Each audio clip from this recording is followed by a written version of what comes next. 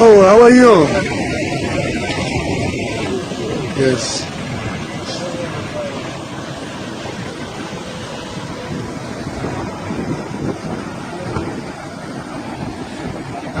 Oh, you're welcome.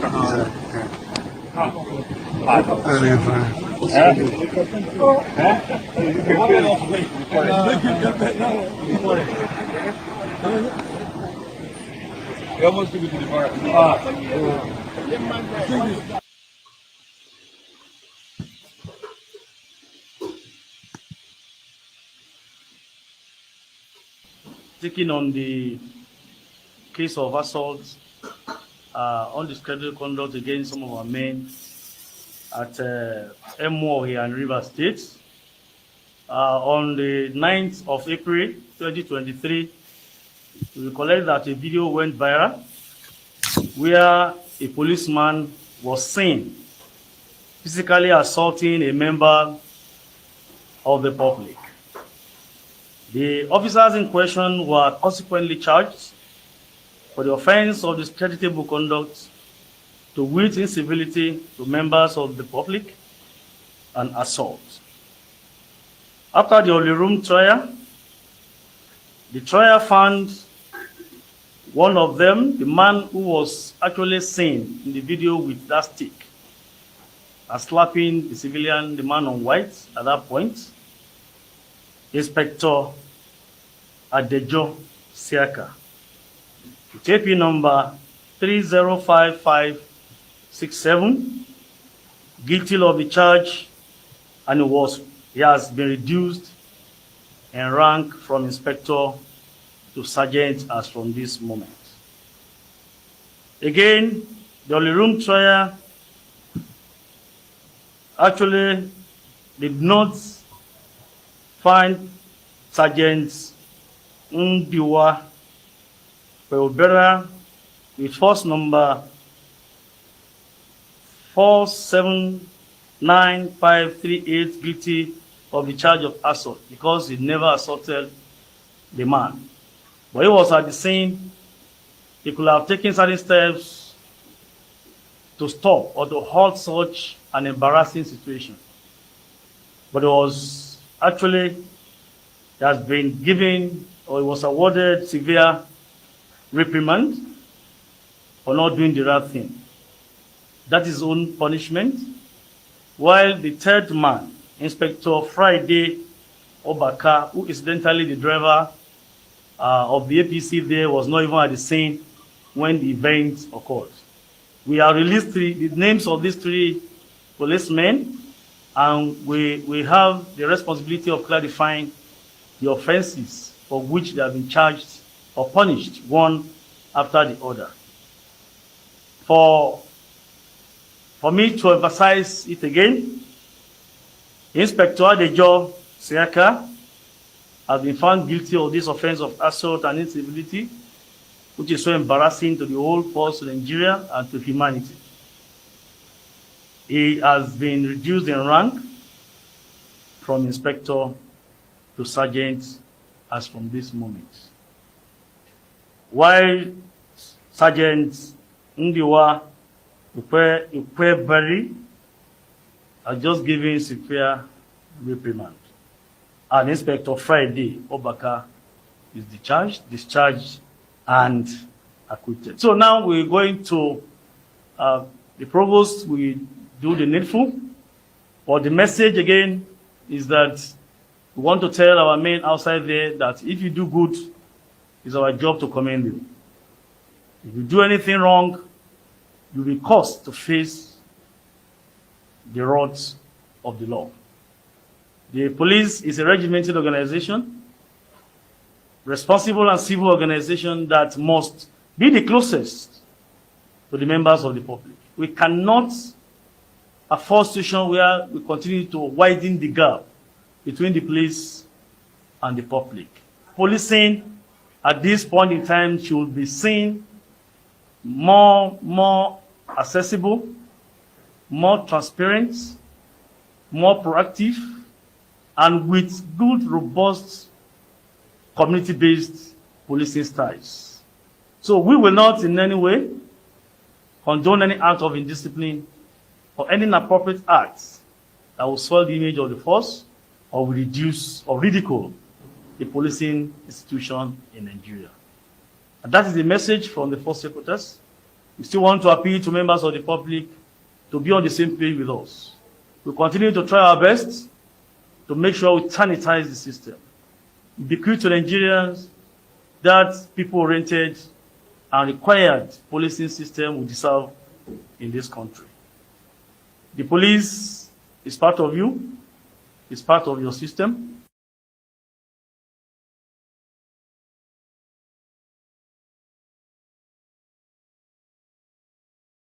We can no longer continue to make policy for ourselves, in our country, in our region, in our continent, on the basis of whatever support the Western world or France or the European Union can give us.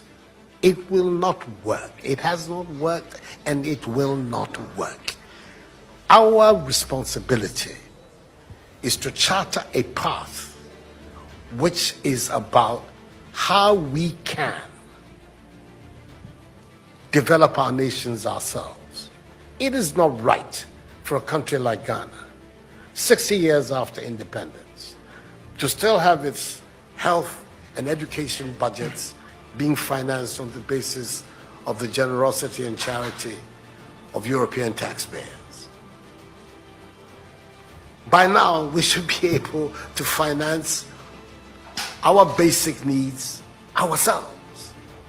And if we are going to look at the next 60 years as a period of transition, a period whereby we can stand on our own feet, our perspective has not to be what the French taxpayer decides to do with whatever surpluses that they have in France.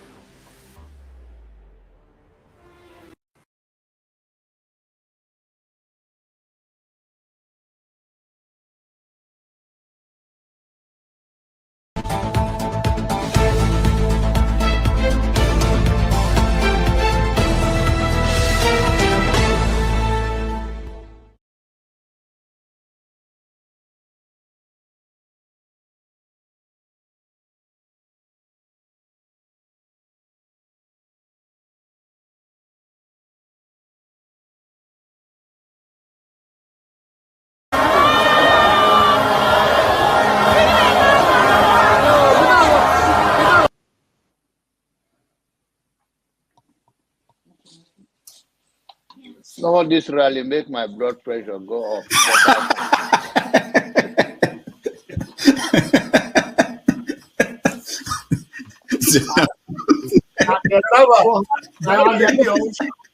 And the people who are on a platform for him, who are supporting him. So you should get a filter sometimes, filter your thoughts before you say. I'll continue to take blood pressure medication until the election is over. Why are you getting high blood pressure, Jonathan? Now, I'm not taking said, medication for myself. I'm taking it for people like Paul and some of you guys that after the January, February something, and then people like Soludo, that is a good spoiler. I thank God for his life. He's working for my godfather.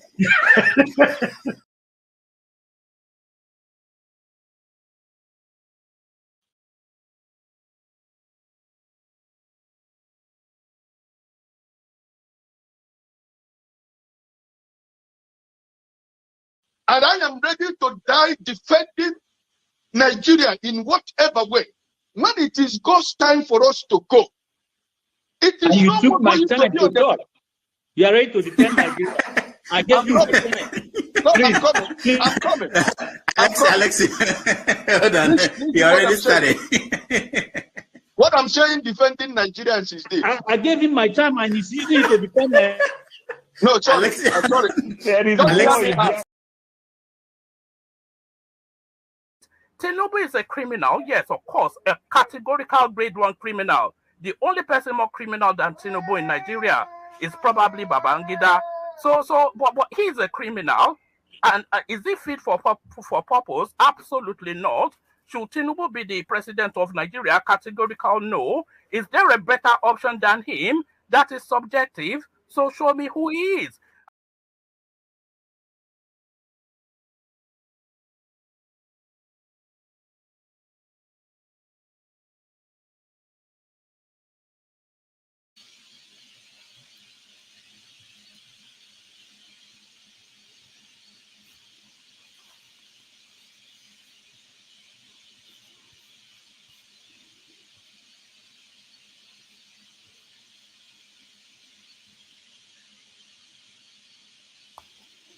All right, welcome to another episode of Have Your Say 247. My name is Rudolph Okonkwo. We are joining you all the way from New York City. I hope it's a good Saturday wherever in the world you are joining us. Welcome to the show. We have a very interesting show for you today. So many things in the news. The top most of the stories of our concern is that President Muhammadu Buhari is apologizing. He's saying that you should forgive him for whatever he did wrong. And he's ready to go back to Daura. And we have 37 days to go. Yes, May 29th is 37 days away from today. And what will happen on that day is still something that we don't know. We don't know where our president-elect is. But there are preparation for his swearing in that will take place on that day. So we want you to join us. We'll have conversations about that and so many other issues going on in Nigeria. So let me welcome our people who are already in the studio. If you want to join us, please turn on your camera. We will let you in. Prince Apache, welcome. Good morning. Good morning. CM, welcome to the show. Ike, welcome to the show. Good morning, Dr. Damages. Good morning. Good morning. If you join us, please turn down your TV and subscribe. Welcome to the show. Good morning. Thank you for having me. Thank you so much. Thank you guys for coming. And quite interesting day. I want us to start from looking at stories. I listed out some stories that I want us to talk about today. There's an interesting story out of Ondo State where the wife of the governor, she's been complaining about the mistress of the governor that is trying to give the governor some concussions. She stays at the gate to prevent that from coming in. So we are going to go from the profound to the to the profane and everything in between. So welcome again to the show. If there is any story I missed out on the list, please let me know. Subscribe. Is there any story you are watching that is of interest to you? Yes. This week, the explosive interview from Elon Musk and Tucker Carlson. I think that that came out with a lot of, as a tech person, so that came out with a lot of things, food for thought on the future of AI. Also, the sniffing of DMs by supposed U.S. law enforcement people, So yeah, that I think that's one of the things that I found interesting this week. What is DM? Oh, DM, direct message. So like your Twitter direct message. So We're talking about the police they found at Chinatowns across the U.S. Chinese police that they discovered in Chinatowns across U.S., which we mentioned on this show about such things happening in some African countries. But anyway, all right, thank you. Prince Akwachi, any story? I guess for me, the interesting stories that I kind of like was very keenly interested in was the interview with Festus Okoye on, I believe it should be on Channels Television, where he continues to kind of like, would I say he's trying to defend INEC, but at the same time he's making a mess of the whole thing. It to boggle your mind to ask, is this man really a lawyer, like they said?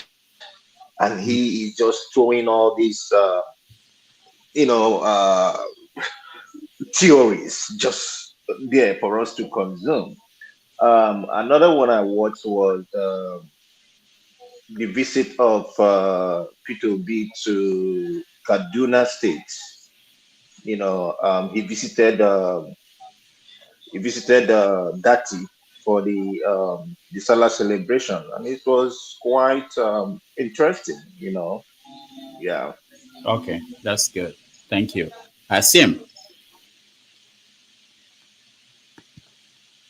Sim.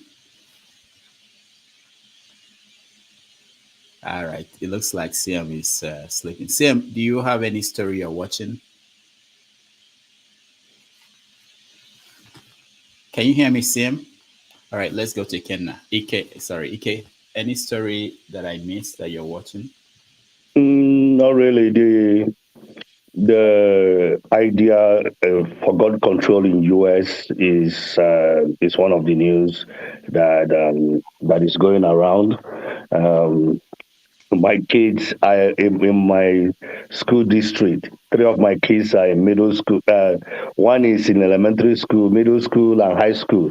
3 of them got gun threat the same day, and the whole school were shut down. So the gun control issue, I don't think America is ever going to be ready for gun control. I think it's a fluke. Somebody get into the system and say, oh, I'm going to change that. But unfortunately, the NIRA have by the political party. They are dictating what is happening. And in Texas, where I am, gun is the biggest thing. I mean, in my neighborhood, a lot of retired majors in the military, if they open their boot, you have 30, 50 guns, different types of guns in their trunk. So, and you ask, are they going to war? What?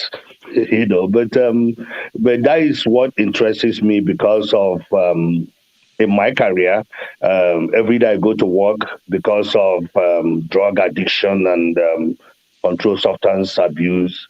You worry about that because DEA have kind of evolved on how we do things.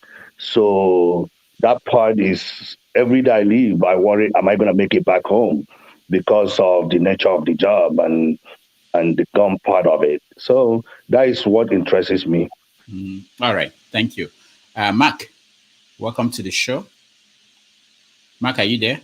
Okay, Mark is... Yes, I'm here. I'm here. Okay, good. All right, I wanted to go. Yeah, okay. So is there any story I did not mention that you're interested in?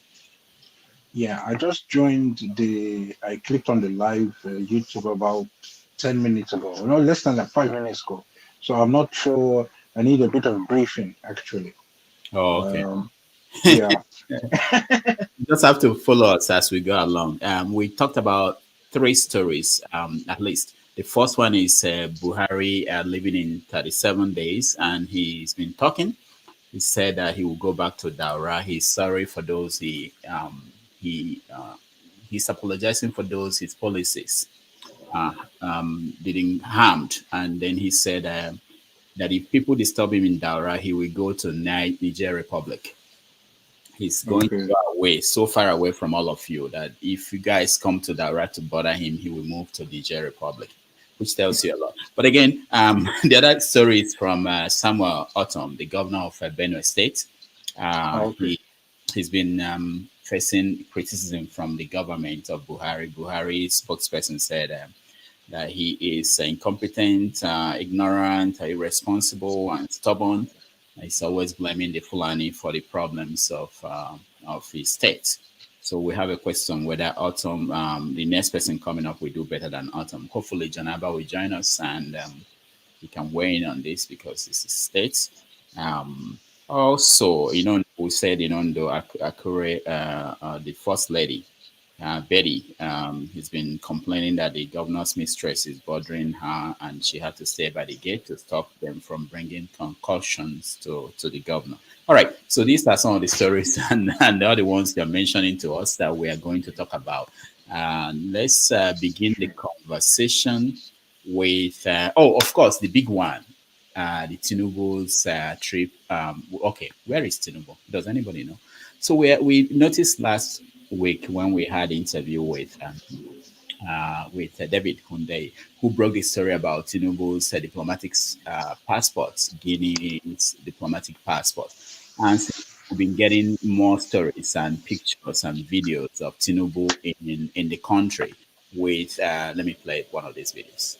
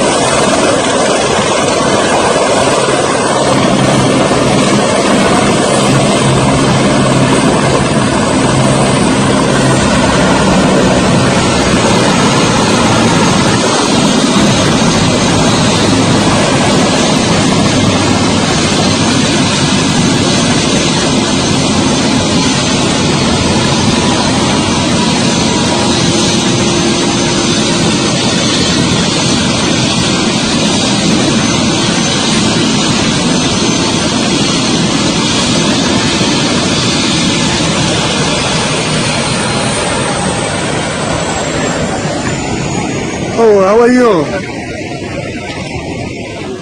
Yes.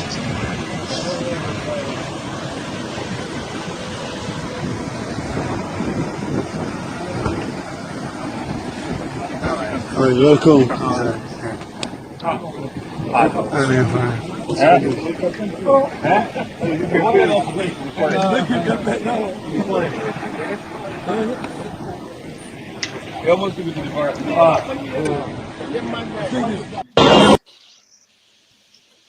All right. That was one of the videos that came out from Tinubu's trip. We don't know the date of that trip.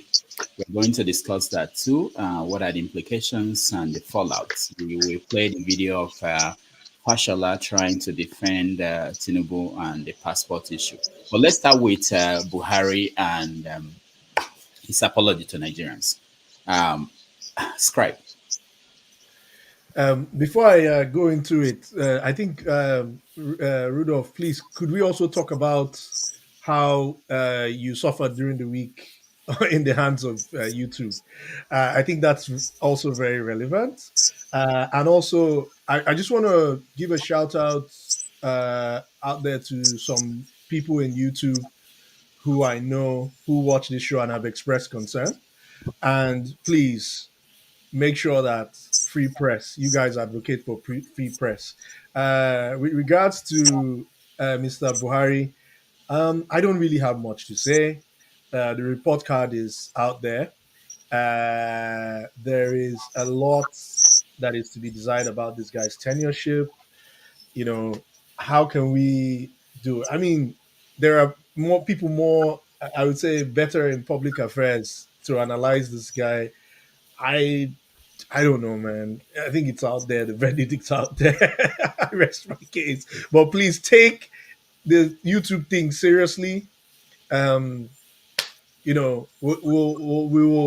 will have to make sure that this kind of free press isn't suppressed, because I don't see anything in that content that, anyways, I'll just pack that one. But at least we should open, please, Rudolph, let's open it up. A lot of people watch this show. A lot of people are not happy, and, let's try and see how we can put pressure so that your video can be released. Thank you. All right.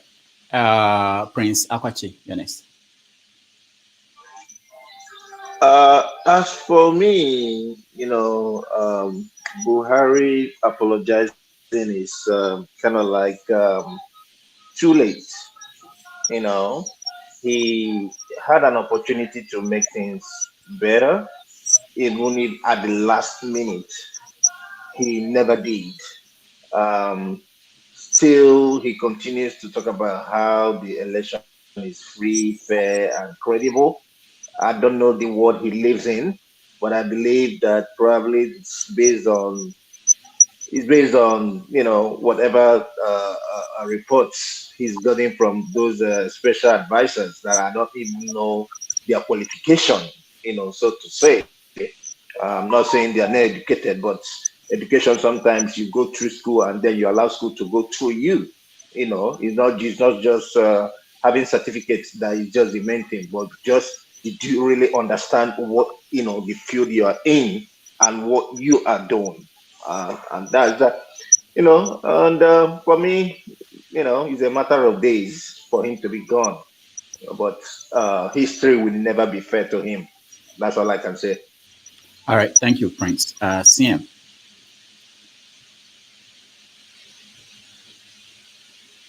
CM, unmute yourself.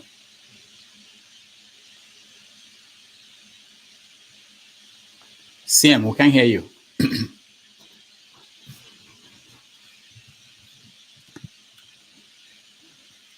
All right.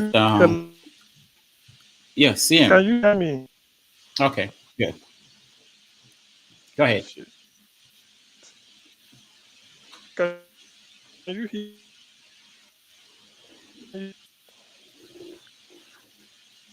CM. I don't know why. Okay, Mr. Scribe, talk to CM. It's like you're not streaming on YouTube today. Why? I'm streaming on YouTube. I hope so. I am. Yeah, he is. He is. I'm seeing it right now. Yeah. Everything's okay. Yeah. Why are you? Why are you? Okay, CM, go ahead. I think you are not.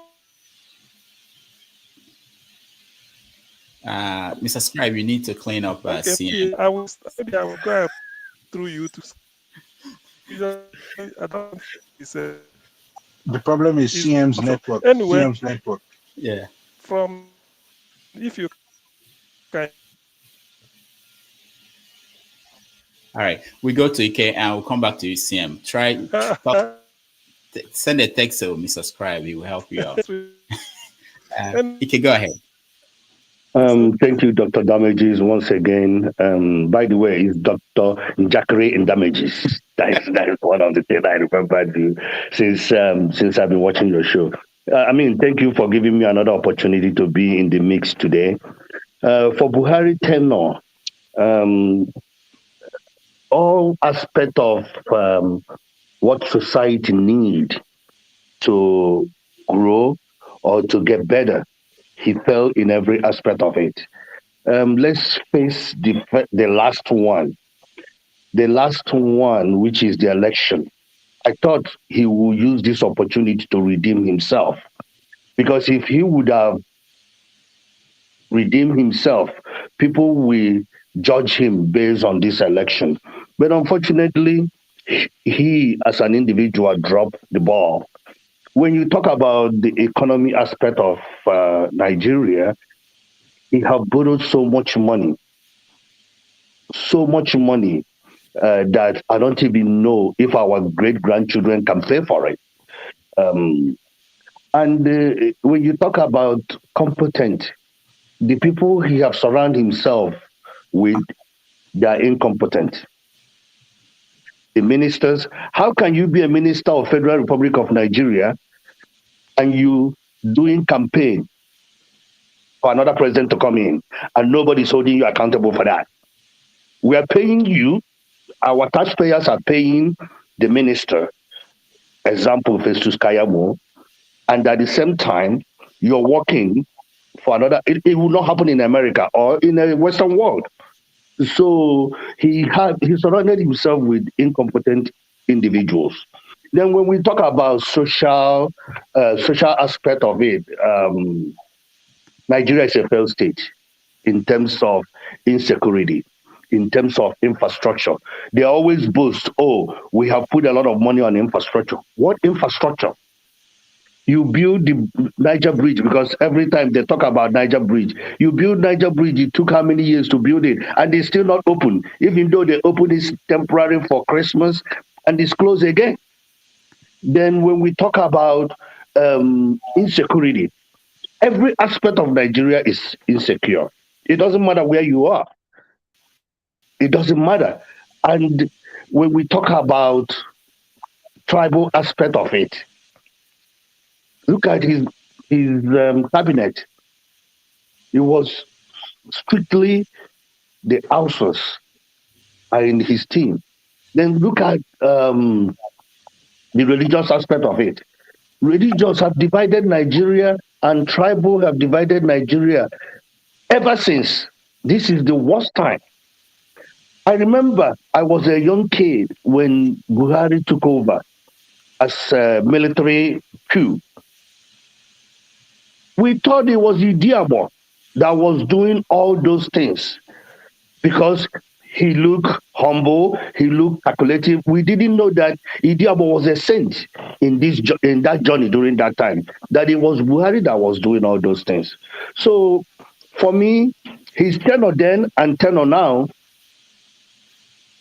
he have shown that he's the worst person that have ever led Nigeria in modern time. So that is my little contribution to that. All right, thank you. I wanted to mention that somebody said something about the election. He said in his statement that the election was the number one achievement, I think, of his presidency, that it was the best election so far. Mark, you're next. Mark, can you hear me? Yes. Okay. So, what do you think about Buhari's one apology and also his general view of how he performed? My strengths are a bit of knowledge about Jagaban, a bit of knowledge about Obi, about the movement, and a strong passion for a new Nigeria. But Buhari. Okay, I don't know what's happening to you. We can hear you very well, but just fix your system also. I don't know. You still can't hear me. Okay. Oh, okay. Is it better, or is still there's a problem with the network? But we can hear you. Go ahead. Yeah. About Buhari, I don't know too much about Buhari. So, if we are not going to be discussing about the current election and so on, that's where my strengths are. I don't know too much about this guy Buhari. To be fair.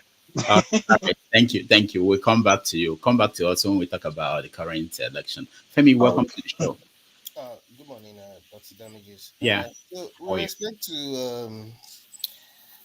Bubu, our favorite Bubu, it's not a surprise that he's mentioning now. Initially what he told us was that it was going to go to Daura, but obviously he had been thinking ahead of us. This guy is pretty calculative in a cynical way. He had been thinking of Niger Republic in the background, because otherwise, how else do you explain? Remember that donation of those vehicles that they made the other time, and of course, when he had the audacity to decide that it was a good thing in addition to being the Minister of Petroleum, to also import petroleum. Remember, I guess we're still doing it now. Petroleum from Niger Republic.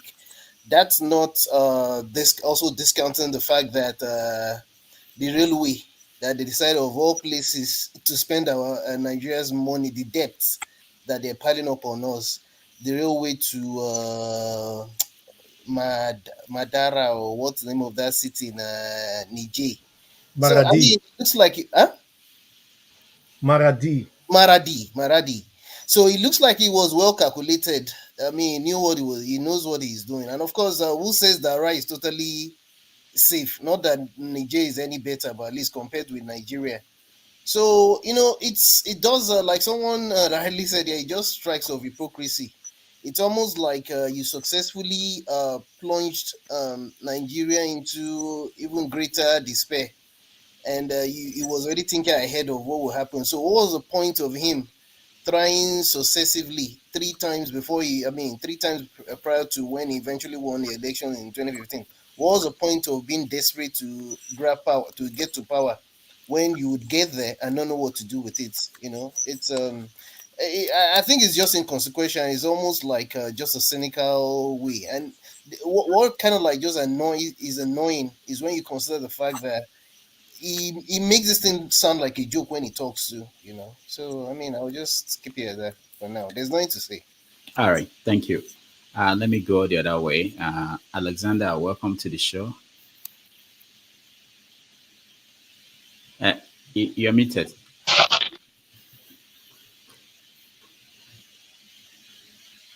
Okay, thank you, fellow Nigerians. Good morning from the United States. Buhari. He turned his legacy will be he turned the greatest black country in the world into a joke of a nation. He practically Fulanized the whole country and made every other person third-class citizens in their ancestral home. He also came across as a tribalist and as a fundamentalist of sorts. I think history will frown at him.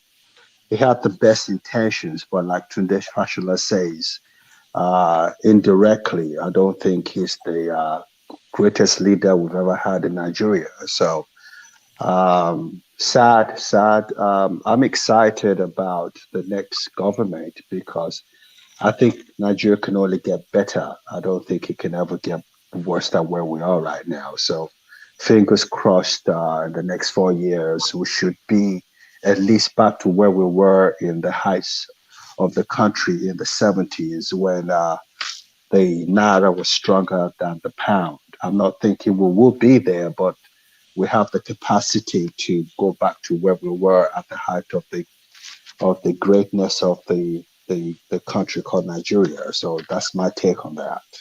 All right, thank you. Let me also add this to you. Is there anything he could do in this what's remaining 30-something days to maybe make things better? Is there anything you think he could There's do? only one thing that he needs to do, and he needs to do it urgently, and I can put my life on it. He would release Nnamdi Kanu. You think he will do that? Yes, he will do that. It's a guarantee. You can quote me on that. Okay. All right. Yeah. Thank you. Dan, welcome to the show. Dan, welcome to the show. Unmute yourself, please. I'm saying greetings to everybody.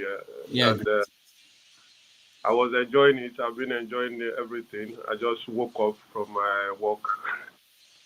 Anyway, let me go straight to the point so I don't take time. And I want to say hello to Mama H.O. I'm a big fan, Mama. So, to the point, Buhari is telling us to forgive. I don't know whether it's forgiveness he's asking for or we should pardon him or what. I don't really get that point. But what I want to say is very short. Is we just want him to leave. I personally, I don't want to see his face again. Because every time people used to put him in a very good position, oh, it's not Buhari, it's people under him. If you understand what I mean, most of the stories, all the accusations they've given APC government, didn't really go to Buhari. It was always, now the people were there around them. Buhari a good man. Sometimes I will imagine, how can they just, I mean, he was the petroleum minister, for God's sake, where that our money is coming from. And our brother, P2B, he said it, when the head is rotten, what do you expect from under? Okay, let me just tell that case for now there, Thank you very much. Sir. All right, thank you. Similarly, Ernest. Hello, Dr. Damages, and hello to all the panelists. I don't really have anything much to say about Buhari. His regime is obviously out there for people to see. He has made history years and years to come. People, the young children or the young people coming along would have many materials to look at about him and then decide whether they accept his apology or not. That's where I rest my case. Thank you. Is there anything you want him to do in the remaining days? Even if I say it, he's not going to do it. Say did he never... did he listen to anyone? I know he could get through to this channel somehow through someone or not, but I don't trust that anything we desire he would honor it. He had the chances to make differences in people's lives and he did not do that, and now he's saying sorry for what? It's too late to say sorry. A lot of people had gone. They are not going to come back to life, so it doesn't matter what he says now to me, to be honest. When people are trying to make heaven, they do things just to make heaven. So you never can tell what he could do. What do you want? Heaven? Where? Which heaven? In Daura? Where is the heaven? The heaven he has prepared for himself. The heaven could have been if he had done what he should have done to the ordinary Nigerians, so that history will be fair to him at least. Not that he should be perfect, but there are things he closed his eyes to and people suffered unnecessarily. Those are unforgettable and irreplaceable, unforgivable to me. But he's governed. He wanted to be the president of Nigeria, or he was dragged into that position, but he had ruled Nigeria the way he wanted. So next, we'll wait for the next and see if there is going to be a better place for people in Nigeria. And we hope for the best. We look forward. All right. Thank you. Okay. Mama Echo. Good morning, everybody. Good morning. Dr. Damage, why you press my body this morning? What did I do? You jump me, go to start the other way. I'm not saying you just won't try me. No. It's not I don't pray to come. No, there are decisions I make sometimes. It may not be. I know now. I sabi now. When I see my fellow doctor, I kind of find. Hey, I'm going to get my doctorate degree. They are busy. I wanted to hear from the doctor before he goes back. I want to go and get my doctorate degree since now the two that they take jump people to this. Yeah. Essential workers, you know what I mean? Go ahead, Mama Icho. So what do you think about Buhari and his... Wonder shall never end. Boo-boo. Now I won't forgive you. Me and my children. Your sin can never be forgiven. Never. From your lineage, your sin will never be forgiven. And this sin, when you come in, your lineage from generation to generation, they will eat the breakfast. Forgive you for waiting. I want to know what you want to forgive you for. Share the people when you go bring them alive. The only condition when me and my children go forgive you. Every people when crocodile people go kill for the east, go and bring them alive. Every people when they kill, bring them alive. Who won't forgive you? Heaven self not go forgive you, boo-boo. Never. Forgive you waiting. When next your Roma they do kabash for this very election, waiting you do. Forgive you waiting. Except you bring up every person when he payment for your 8 years. If you bring them alive, then we will forgive you. But if you cannot bring them alive, forgiveness is out of the way. Then I won't ask. Maybe I won't know whether not true. Now true say, boo boo papa, he come from where he go carry railway go. And I mama, now I come from Casina. And if that is the truth, shame on you Nigerians. Oh, una get time to take talk say my pikin GVR. In mama na Igbo, in papa na this. But boo boo, when he come from reject by his father, una not go after her. No wonder this Guinea man, he won't become takeover. Una secret will go leak everything out. All of una when get skeleton in the una cupboard. All of una. Me and my children go bring every secret out. I be the para from, I don't know say the real para never start. So now Niger person I be our president. No wonder. No wonder. No wonder I become petroleum minister and president at the same time. No wonder. Boo boo, let me tell you. Have you see what happened to Donald Trump? It could happen to you. It could happen to all of you now when you don't become president of Nigeria. What did happen to Donald Trump? We go dig Unanyash out. You know the here? You know now part 1 now David play for now. David play and una come get your audacity. Come tamper with Dr. Damage channel because say David exposed una atrocity. Una just start una start. This drum wanna beat for me and my children. Make una ready for the music because our leg they strong enough to dance this battle with una to the end. So a full-blown Nigeria that are well read. Your papa na Nigeria, your mama na Nigeria. Una no one give the opportunity to rule. Now people when come from Niger now na first give opportunity. No wonder in Mechonu, you don't want to come talk when people they do you. People you can't come from Guinea because Niger don't play their own. You won't come take over. Never. Never boo. Then boo. Before you leave Nnamdi Kanu. Before you leave, give my children mandate to them. If you not do one, if you like run go Niger. Run go Niger, we go find you and your so-called children. And you went there to buy Madam Aisha. My battle with you never finished. You see that my Kano son, when you disgrace publicly, me and you go wear one trouser for that picking. And they come for you, look me very well. You feel get all this stupid connection when you get. But there is one connection you don't have at this time because you don't have any moral justification to get those connections. That is the connection from above. The connection from above and the connection on earth.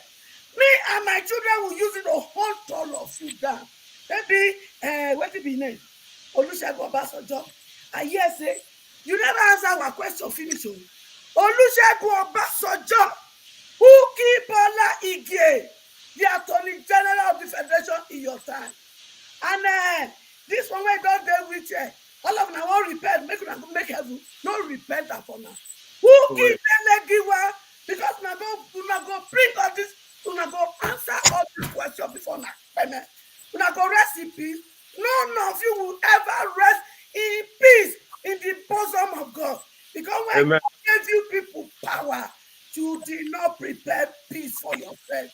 Therefore, there shall be no peace on earth for the wicked. Neither will there be peace for them in heaven. The battle line has been drawn and we shall finish. All right. Thank you. Thank you, Mama Echo.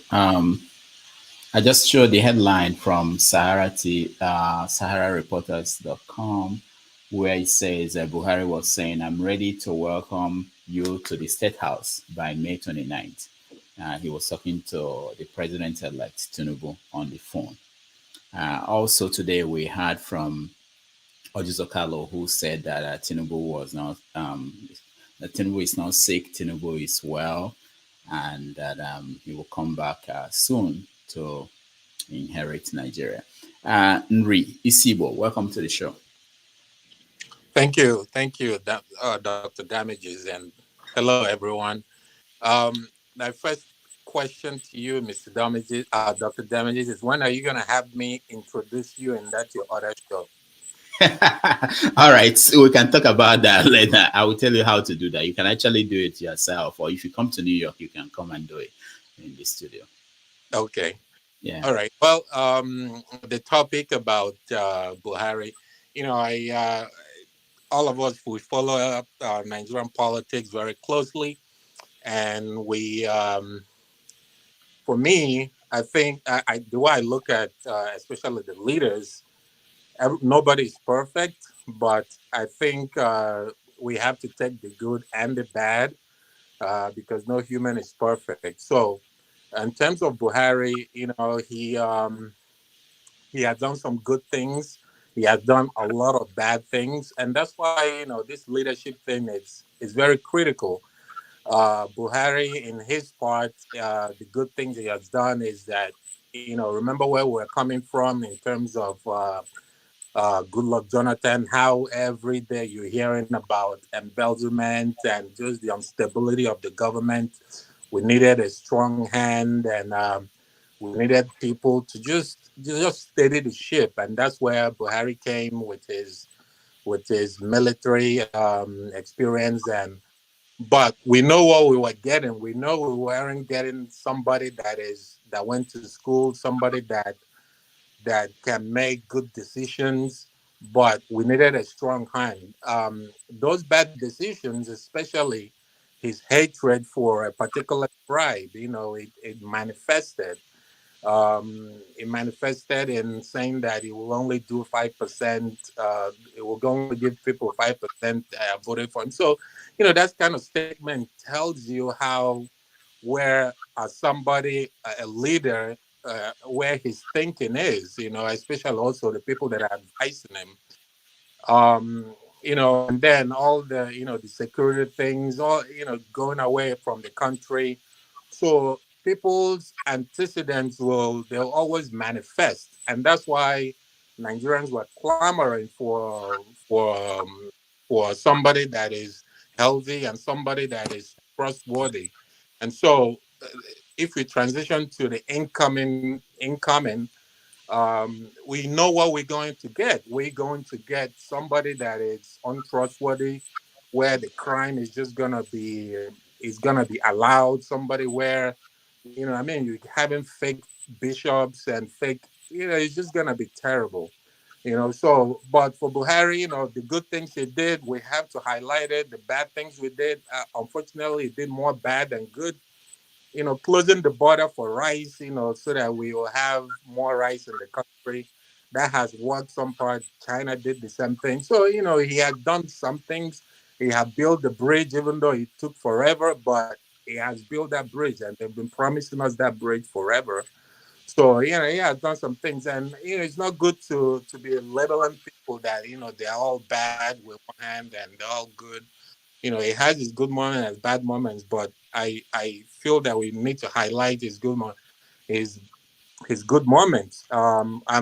asked him what he can do to end. I think he should come out and even though this guy in his party, he should come out and put his foot down that this election was flawed and wait for and make the judiciary give a verdict before the swearing in, so we know where we are.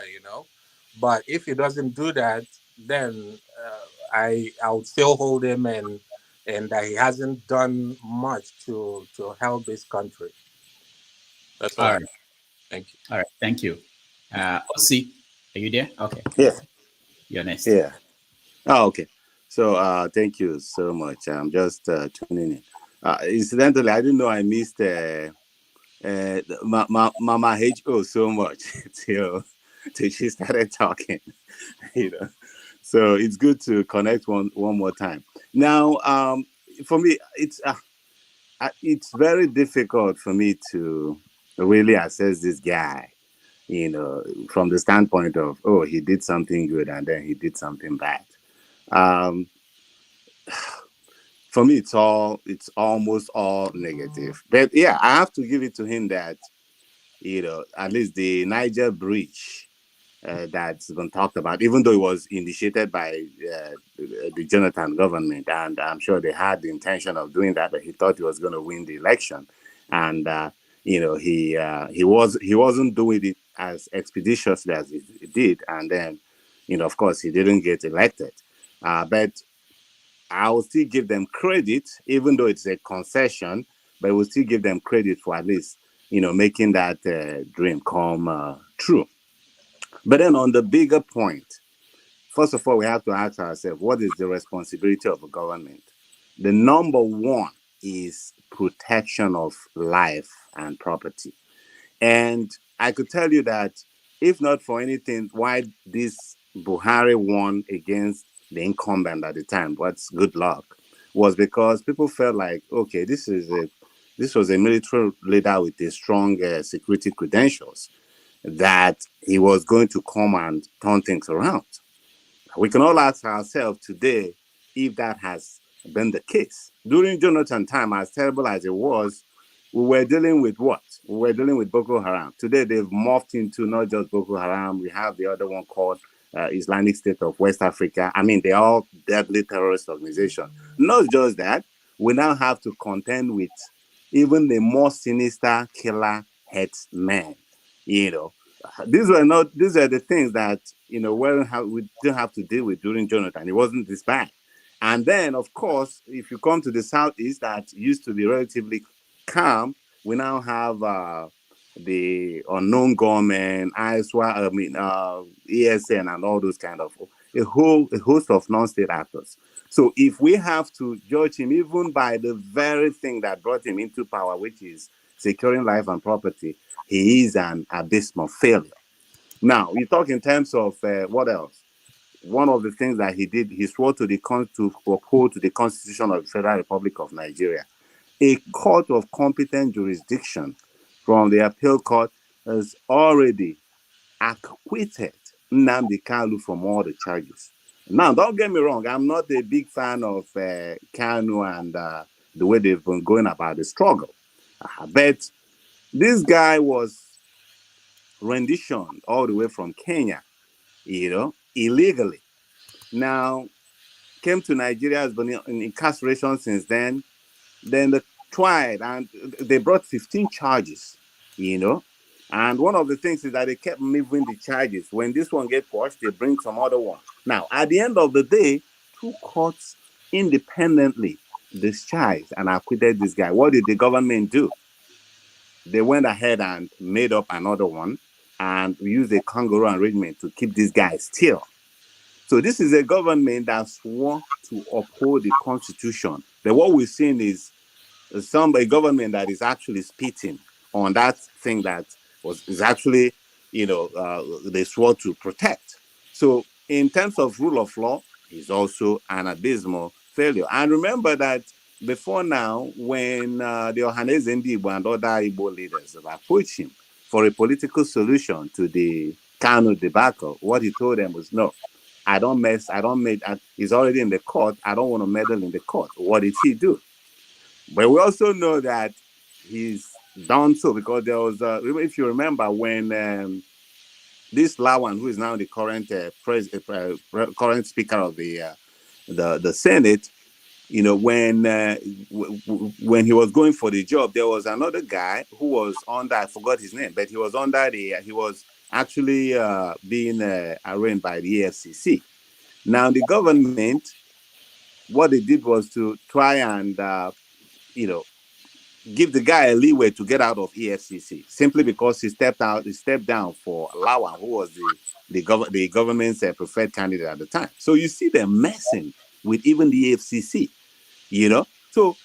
So again, in terms of the rule of law, he's also not doing in that. Now, the economy, before at least as terrible again as Jonathan was, Nigeria was the biggest economy in Africa. Okay. Today, we have the ignominious position of being the country with the biggest number of people living in poverty. So there is just no. Then you want to talk in terms of cohesion, the societal cohesion, how Nigerians identify tribalism, nepotism, and all those things. It's an all-time high. Now, with the passage of the 2022 electoral bill, the amendment, we thought that things will, at least this election will be, if not for anything, this is one legacy that this president is going to leave. And maybe like Jonathan, we will forgive a lot of his sins. But what happened? With the IRF, with the beavers and all those things, we found out that, again, they didn't have an honest intention to give Nigerians at least a credible election. So all we have predetermined outcomes from both the presidency to a lot of the governorship. Of course, we will admit that there are a few positions that at least they were able to give us. But all in all, it was still a very, very terrible election. So in summary, I just don't know how. I think since independence, this will pass as the most inept, even corrupt, and worst government we've had in Nigerian history. That's how I will categorize it. Thank you. Thank you, OC. CM, you're next. Okay, yeah. Thank you, Rudolph. And good afternoon to everybody, wherever you may be listening to us. I think I will just have a marathon take. First, there are a lot of things to say about Buhari's regime. So there's no need for him. Let me just cast the headline. There's no need for him to apologize. He should just be getting ready. He's a well-deserved candidate to International Criminal Court for all that he did. Nigeria would have been better if Buhari hadn't come at all. Nigeria would have been better. Because for any government taking over from Buhari, if they can, within 4 years, restore to Nigeria to the level Nigeria was in 2015, that will be the highest achievement known to anybody. Because Buhari has beaten Nigeria out of shape. There is nothing really to talk about. Let me just quickly, for the sake of time, I will itemize the number one: economy. Inflation. I don't know the percentage of Nigerian inflation today. Nigeria is now the poverty capital of the world. What a shame. An oil-producing country full of oil and gas. Nigeria, according to Professor Batinaji, who should know better, he said Nigeria is more of a gas country than oil. So Nigeria has more gas than crude oil. Yet look at where we are, just because of Buhari and his Fulani irredentism. Number two, politics. Buhari destroyed our politics. He brought nepotism to all-time high. That is open nepotism. There's no apology for that. He makes no apology. If you're thinking that he retired one senior military man somewhere, he replaced with a Fulani. If you think that he want to reorganize any board, people will write out, say, look at the people you are retiring. He will flood them with Fulani. The evidence is there. So he brought nepotism and tribalism to all-time high. It's a shame that a country like that, Nigeria is full of talent, yet all we have is Fulani nation. So this Fulani irredentism sort of empowered the Fulanis to carry on ethnic cleansing of other ethnic groups. If either you are Fulani or you are removed, that is as per federal civil service or maybe in government. So Buhari did all this openly. After all, he came before. If there is any place you will have to play your card very well, is in Washington, D.C., the Oval Office. He went there and said 97 versus 5. Where has it happened before? Where has it happened? Jonathan was stoned during his campaign, yet he did everything for the North, built Almadri schools. That should have helped him. That should have taught him a lesson that Jonathan forgot, left East-West Road Ogoni cleanup, all those things, concentrated in doing it for the Fulani, picking them from the street, wearing the same uniform with them, to pose, to tell them you are part of us. Build schools for them, what Ahmadu Bello never did, what Buhari couldn't do in his first coming. Shagari didn't do it, not even Gowon, not even, what is it, where are they? Babangida, Abacha, Abdul Salam, they didn't do it. But somebody, a German did it for him, yet he came with a Fulani nepotism. It's so bad. Then what about the social policy? There is no more trust in Nigerian politics. Social cohesion has been destroyed beyond recognition. Now you call a people, a major stakeholder in Nigeria, a dot in the circle. Why sitting inside that so rock? What sort of human being are you? Does Ndibo owe him a living? What did Ndibo do to Buhari? They still carrying on with the civil war of 1967 to 70, calling Ndibo dot in the circle. That's a very big shame. Then, when you talk about the public health issue, infant mortality is an all-time high. Maternal mortality is an all-time high. If somebody can Google it, life expectancy in Nigeria has dropped below that of Senegal. This is a very big shame, and all these things are happening under his regime. Now, let me go to the primary role of the primary duty of a government, which is the security of life and property. Insecurity in Nigeria, we all know it now. We can't just join the flight that you are going home. You have to ask where and where you should be. Insecurity, Nigeria is one of the most insecure countries in the world, yet we are not in an open warfare. So that is due to Buhari. He doesn't want to do anything as long as Fulani are having upper hand. Then you talk about under Buhari, Nigeria is now an address, a permanent address for Boko Haram, Niyet Yala. These are the War Terror Index. Islamic State of West Africa, their head office is in Nigeria. Then ISIS, Islamic State of Iran and Syria, they are represented in Nigeria. Are you talking of the judiciary, which is a different arm of government? Somebody mentioned the Nnamdi Kanu. You see, why Buhari is an evil man, I have to say this is this. Ohaneze Ndigbo went to him, but why should you rendition somebody? Why not apply to UK, say we need Nnamdi Kanu the way it should be done? Or you apply to Kenya. You renditioned him extraordinarily, brought him into Nigeria with a blindfolded. Yet, the Ohaneze Ndigbo, Igbo nation went to you, say, release him to us. Mbazwika Amoechi, the first aviation minister in Nigeria, and the last of the Zikist group. He said, release him to him. Release him Nnamdi Kanu to me. We Ohaneze want it. Let us have a political settlement. Buhari said, no, it's now before the court. I have nothing to. I'm not making it up. We all are aware about it. He said, I'm not making it. It's beyond me. Let the rule of law take its course. And that same court tell you that this man should be released. Let him go. And you are holding him. What sort of leader are you? Is he God? Is he God? Imagine Ndigbo begging him. Ohaneze Ndigbo. When you insult Ohaneze Ndigbo, you've insulted the Igbo nation. When you insult Afenifere, you've insulted the Yoruba nation, no matter who you are. Because these are old men, and most of them, they know the Nigerian political history more than you. Yet we begged Buhari, he said, no, the law should take its course. When the law now said leave him, you refuse him to go. But it's that same law you said that have empowered you and authorized you to ban, to label IPOB terror organization. And till today, the IPOB appealed against it. Since how many years?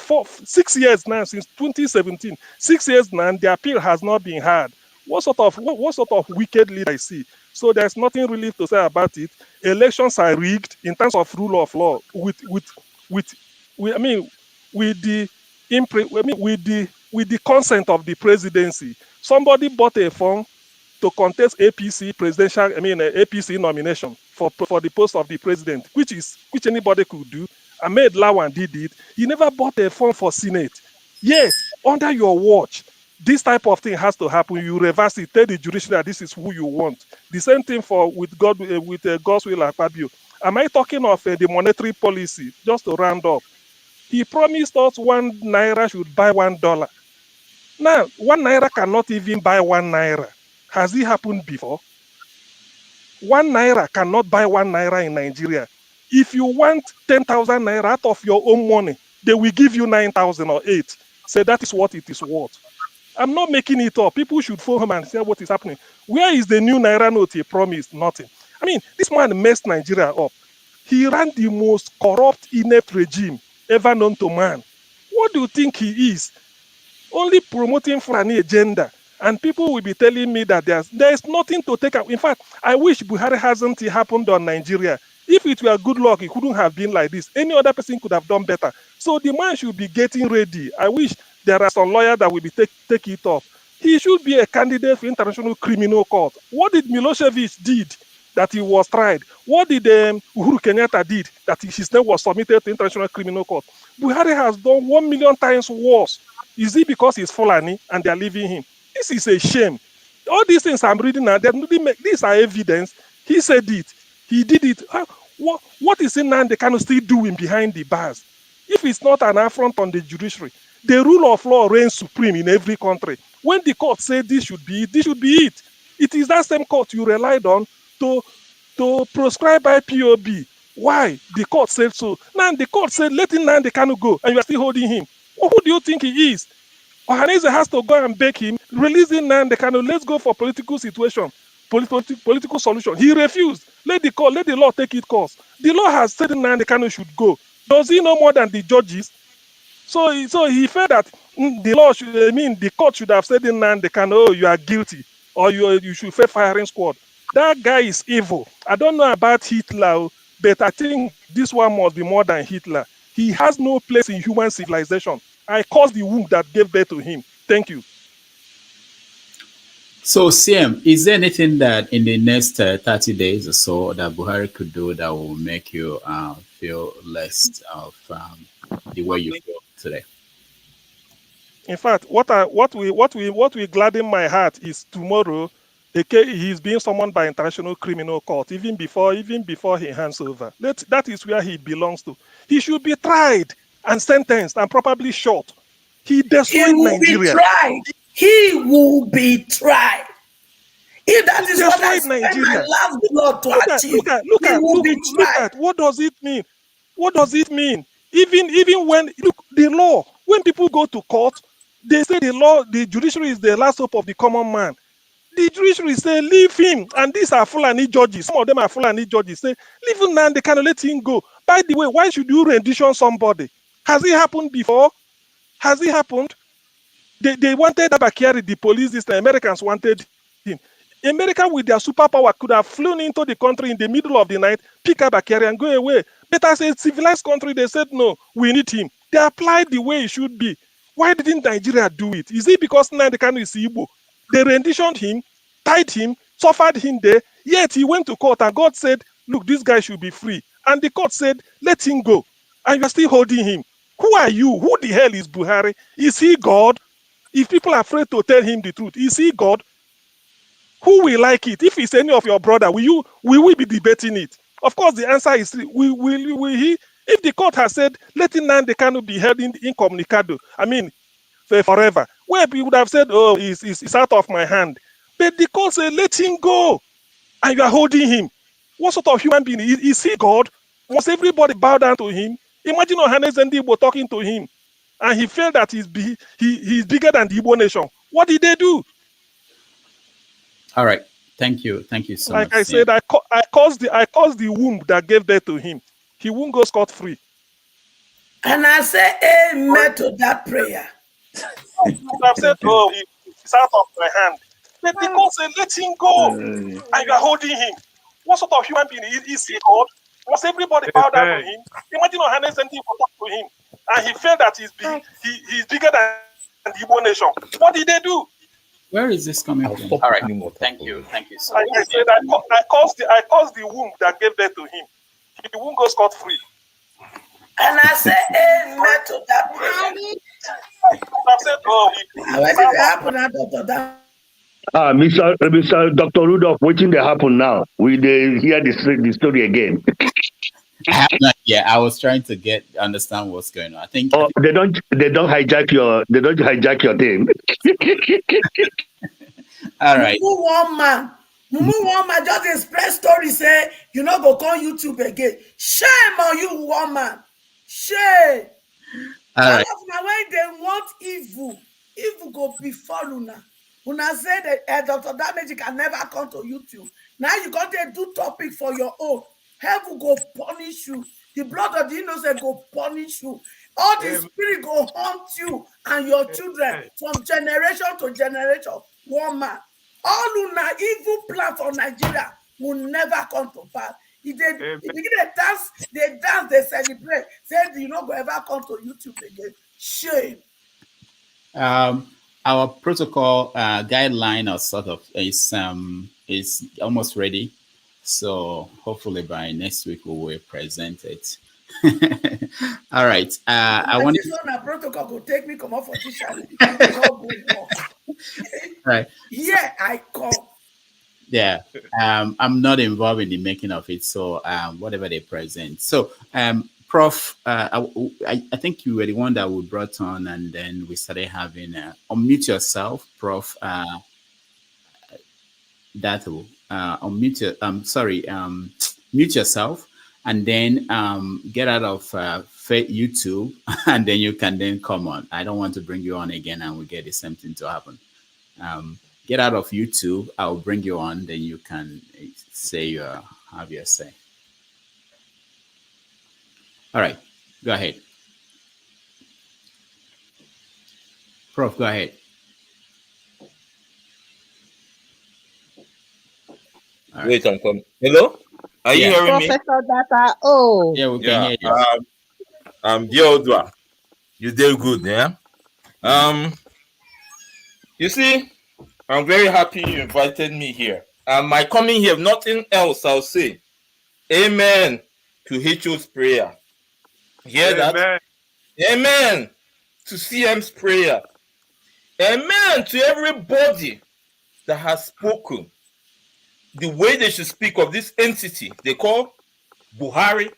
I call him entity, and those that know me know why I say he's an entity. Because that entity is not the person Buhari. I don't care to say it. And as Nnamdi Kanu said, let him come. He will ask him a question to know if he's that entity. I also say, look at my face wherever you are, that entity Buhari. Come!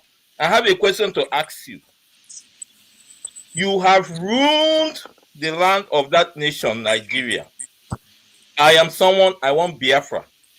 But I say it, why I'm speaking on this level is because what that man, the harm he has done in that nation is beyond repair. Someone that said, I am for everybody and for nobody.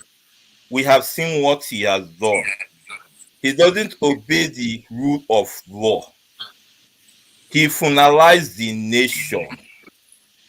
He enthroned what I call qualified quacks into power. This is what somebody that calls himself a general did. I don't blame him because he has no certificate. You understand? It is very, very shameful. I don't think I have to talk long because CM, Madam HO, a lot of people have said my mind. I don't think there's anything that entity can do to please me again. Not only him, his generation, not only him, all those that were involved in that evil menace, including that man they call Lai Mohammed, they have done a lot of damage to that nation. So these are my words. All right, thank you so much. We appreciate your input. Let's hear from James. James, welcome to the show. James, go ahead. Can you hear me, James? Yeah, can you hear me? Yeah, go ahead. No, cannot hear you. You can hear me? Okay. Okay, you have problems. Let's try to reconnect again. Yeah, we can hear you. If you can hear us. No? I thought Gambia is doing well. All right. So, James, try to reconnect again. Let's hear Janaba. Janaba, welcome to you see, the issue of Buhari, no, this have some. Okay. Can you hear me? Yeah, go ahead, James. There's a delay, but we can hear you. Go ahead.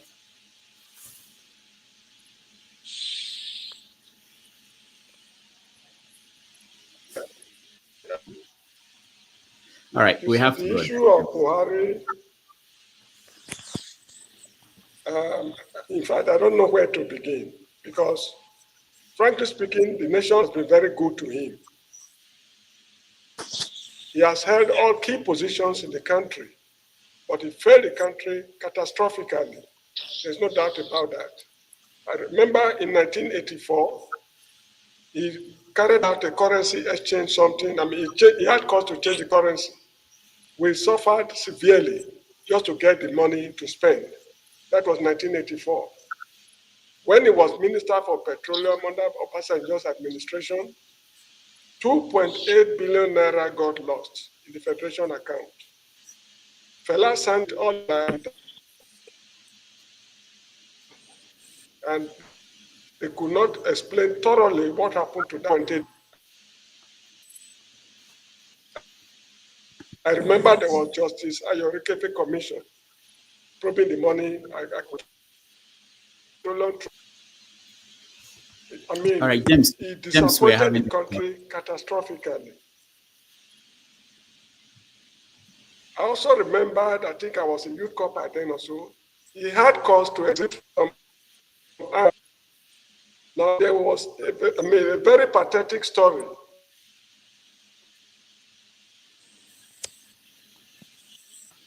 All right. Associated with that act. One of them.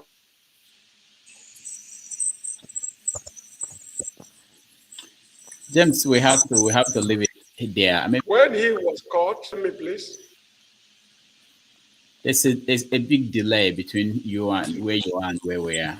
We can't hear you very well, James. Let's I'll say we try to reconnect again and see if it will be better. Message from me on that private chat if you're not clear. Jennifer, welcome to the show. Now, this man promulgated a decree which he backdated the execution of that guy. All countries like Nigeria, laws are not backdated. Whatever offense you commit.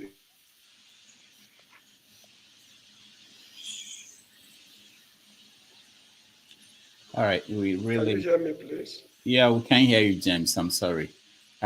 It's coming in and out. Janaba, welcome to the show. Thank you, Dr. Rori, for having me. Yeah, how are you doing? I'm doing well. How are you? Good. And thank you, fellow panelists. Good morning or good afternoon, wherever you are. So, Janaba, we're discussing Buhari and his legacy. He's living in 37 days, and he acknowledged that he did some things wrong, and he's pleading that people should forgive him. So, what do you think about him? And he said also that he's going to go far away from Nigeria if he needed to. He would go to Niger Republic to get away from the people. Why can't he join his wife in Dubai? Why going to Niger? His legacy and one of the honors is that he have his failures just like any other person in leadership. The worst one is the currency, which is the most recent one. In Nigeria, you use money to buy money in your own country, and it's a narrow-minded individual. I don't know. History will judge him for who he is. In Nigeria, it's difficult to be a leader because of the morale of the people. But a leader is to set a standard which they follow, the citizens will see, emulate, and take them to a next level. But he took us backward. I still believe he's not as corrupt as any other president in the past, but history will judge him for who he is. It may be what I know now, but tomorrow may reveal more of his corruption, or that he is a good guy, but he just does. A good guy does not make you a good leader. So, and it's a humble statement to say to Nigerians to forgive him, because Nigerians are really in pain, and nobody is helping. And as a leader, you don't blame followers, or you don't blame anybody when anything wrong. You take a full responsibility. Whether you appoint a minister, you appoint judges, whatever you do, and it does not fall in line with your vision, you have to take a full responsibility. So it's kind of him to say that, but sorry, does this solve a matter? But history will judge him for who he is. But it's painful, it's pitiful. So many people here, when the currency thing happened, I was not in favor of it. People think it's okay. Why should it be okay? You are living in few days or few months. So what is your problem? There are other insecurity problems. There are other infrastructure issues that you do not tackle for the past 7 years plus, almost 8 years now. Why are you tampering with this? Because the CBN clueless guy told whatever he too also is part of him. He does that all the time, changing money. He's a narrow-minded person in that way. But we watch and see. So John, is there anything that he could do in the next 30 days that will make you have a less severe feeling about him and his performance? There is nothing really. What else? People have suffered for the past 7 years, almost 8 years now. I mean, what you do one day can change anything, can go a long way. But I don't think he come from how many years. He have advisors, he have everybody on his side to tell him what to do. He can see Nigeria bleeding. He say everything for the past 7 years, almost 8 years. He was deaf and dumb. So what else is he going to do in the next few days that change anything? I don't see anything like that. But if he does it, we are all here to judge him. All right, thank you. Forefathers, Dennis.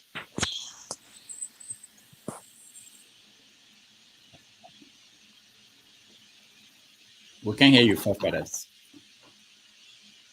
Not yet. We can't hear you. Hear me now? Okay, good. Yeah, greetings, Rudolph, and to the panelists.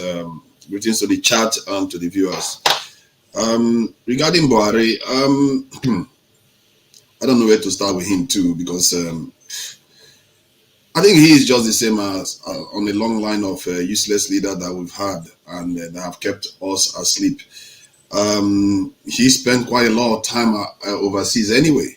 So if there is anything he can do that I will forgive him for, is if he decides to do one or three things, like make Nigeria a extremely transparent country. If he decides to, he makes sure that all the large institutions show their bank transactions in real time to EFCC and all the military headquarters. If he does that, I'll forgive him.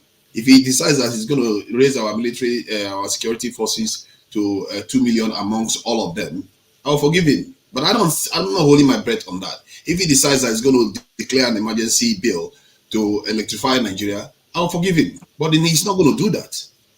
Not to mention our leaders going overseas for treatment. These are useless people that have kept our people asleep for almost 400 years. Useless leaders that don't intend us. These people are lying to us repeatedly, mercilessly. They refuse to tell the people the truth. I'm surprised Nigerians are tolerating these other people, because I don't know why Nigerians don't. You have your mobile phone there. Check other nations. Check North African nations, not even outside Africa. Check North African nations.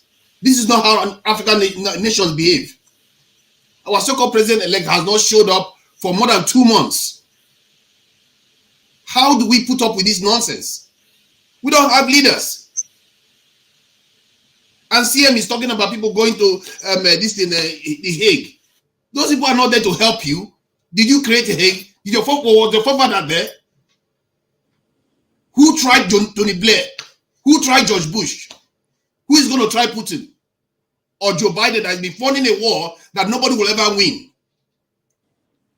And you are advocating that your leaders go and be tried. You people should wake up. You don't have shame? What is wrong with our people? I'm sick of watching people. They will talk as if they are intellectually very sound and say stupid things.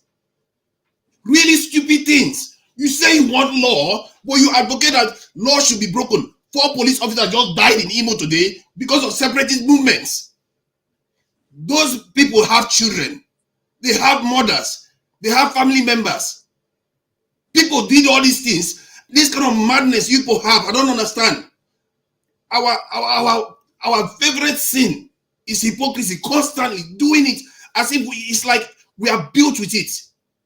I don't understand it, why we do these things. Intelligent people will be advocating that we break the law. We should not uphold the law. Then you want the law to be applied to some other person. How does that even work? You guys don't have any sense of accountability at all. We have lost any sense of honor completely. In other cultures, if they do something wrong, some of them will put sword to their head and put sword to their bottom and end it. But we completely lack. There is a reason why they do those things, because they want rules to remain the same. So it's not always about them. When they break the rules themselves, they fall on their own sword. There's a reason why that term was used. But we completely we've lost any shame of it. All we care is about our own people. Even our own people we don't even care about. Even within those so-called tribes, we don't even care about them. Look at us. We fight each other repeatedly. Even in Sudan this week, they are fighting each other because of our Arabization agenda and all the rest. In Nigeria, they have this Islamization agenda. They have tribalization agenda. All kinds of nonsense that hasn't gotten us anywhere. The whole world is leaving us behind, and we are just fighting ourselves. And what has what's his name, Buhari done for us? He just came back from Mecca, and after 8 days of spending more time overseas again, and he's even talking about, oh, I want to even leave Nigeria even after he leaves the country. Not to guide the people. These people are not leaders. I don't know how we put up with them. Every day we wake up, we keep seeing them more and more and more. I think Pastor Lumumba will be here tomorrow. Lumumba will be here tomorrow. Ask him. He will tell you, these people are waiting for us to be recolonized. These leaders are waiting for us to be recolonized. That's what they are doing. They are here just manning the field for their masters that they visit every day. These people are useless leaders. I've never seen any set of, and black men, you people are really responsible for this. I've never seen a people so useless for 400 years. You people keep your people at like a backwater constantly. What is this? Something I caused it that I was born into this race. I've never seen anything like this. How is it that Nigeria has a life expectancy of 53, 52, when a nation that has been at war for 20 years or more has a higher life expectancy rate? How do we do that? Because of all this nonsense, double-sided speaking.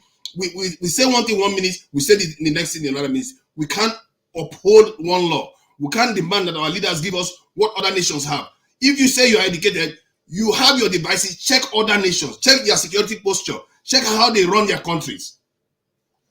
Just look at them and look at how your leaders behave. Look at how the leaders leave their country. How is it that our leaders always go to these specific countries every time? And many of them, and when these countries want to sanction us, they say they want to sanction us with visa. Who cares? Because they want you to come and visit them. I don't care.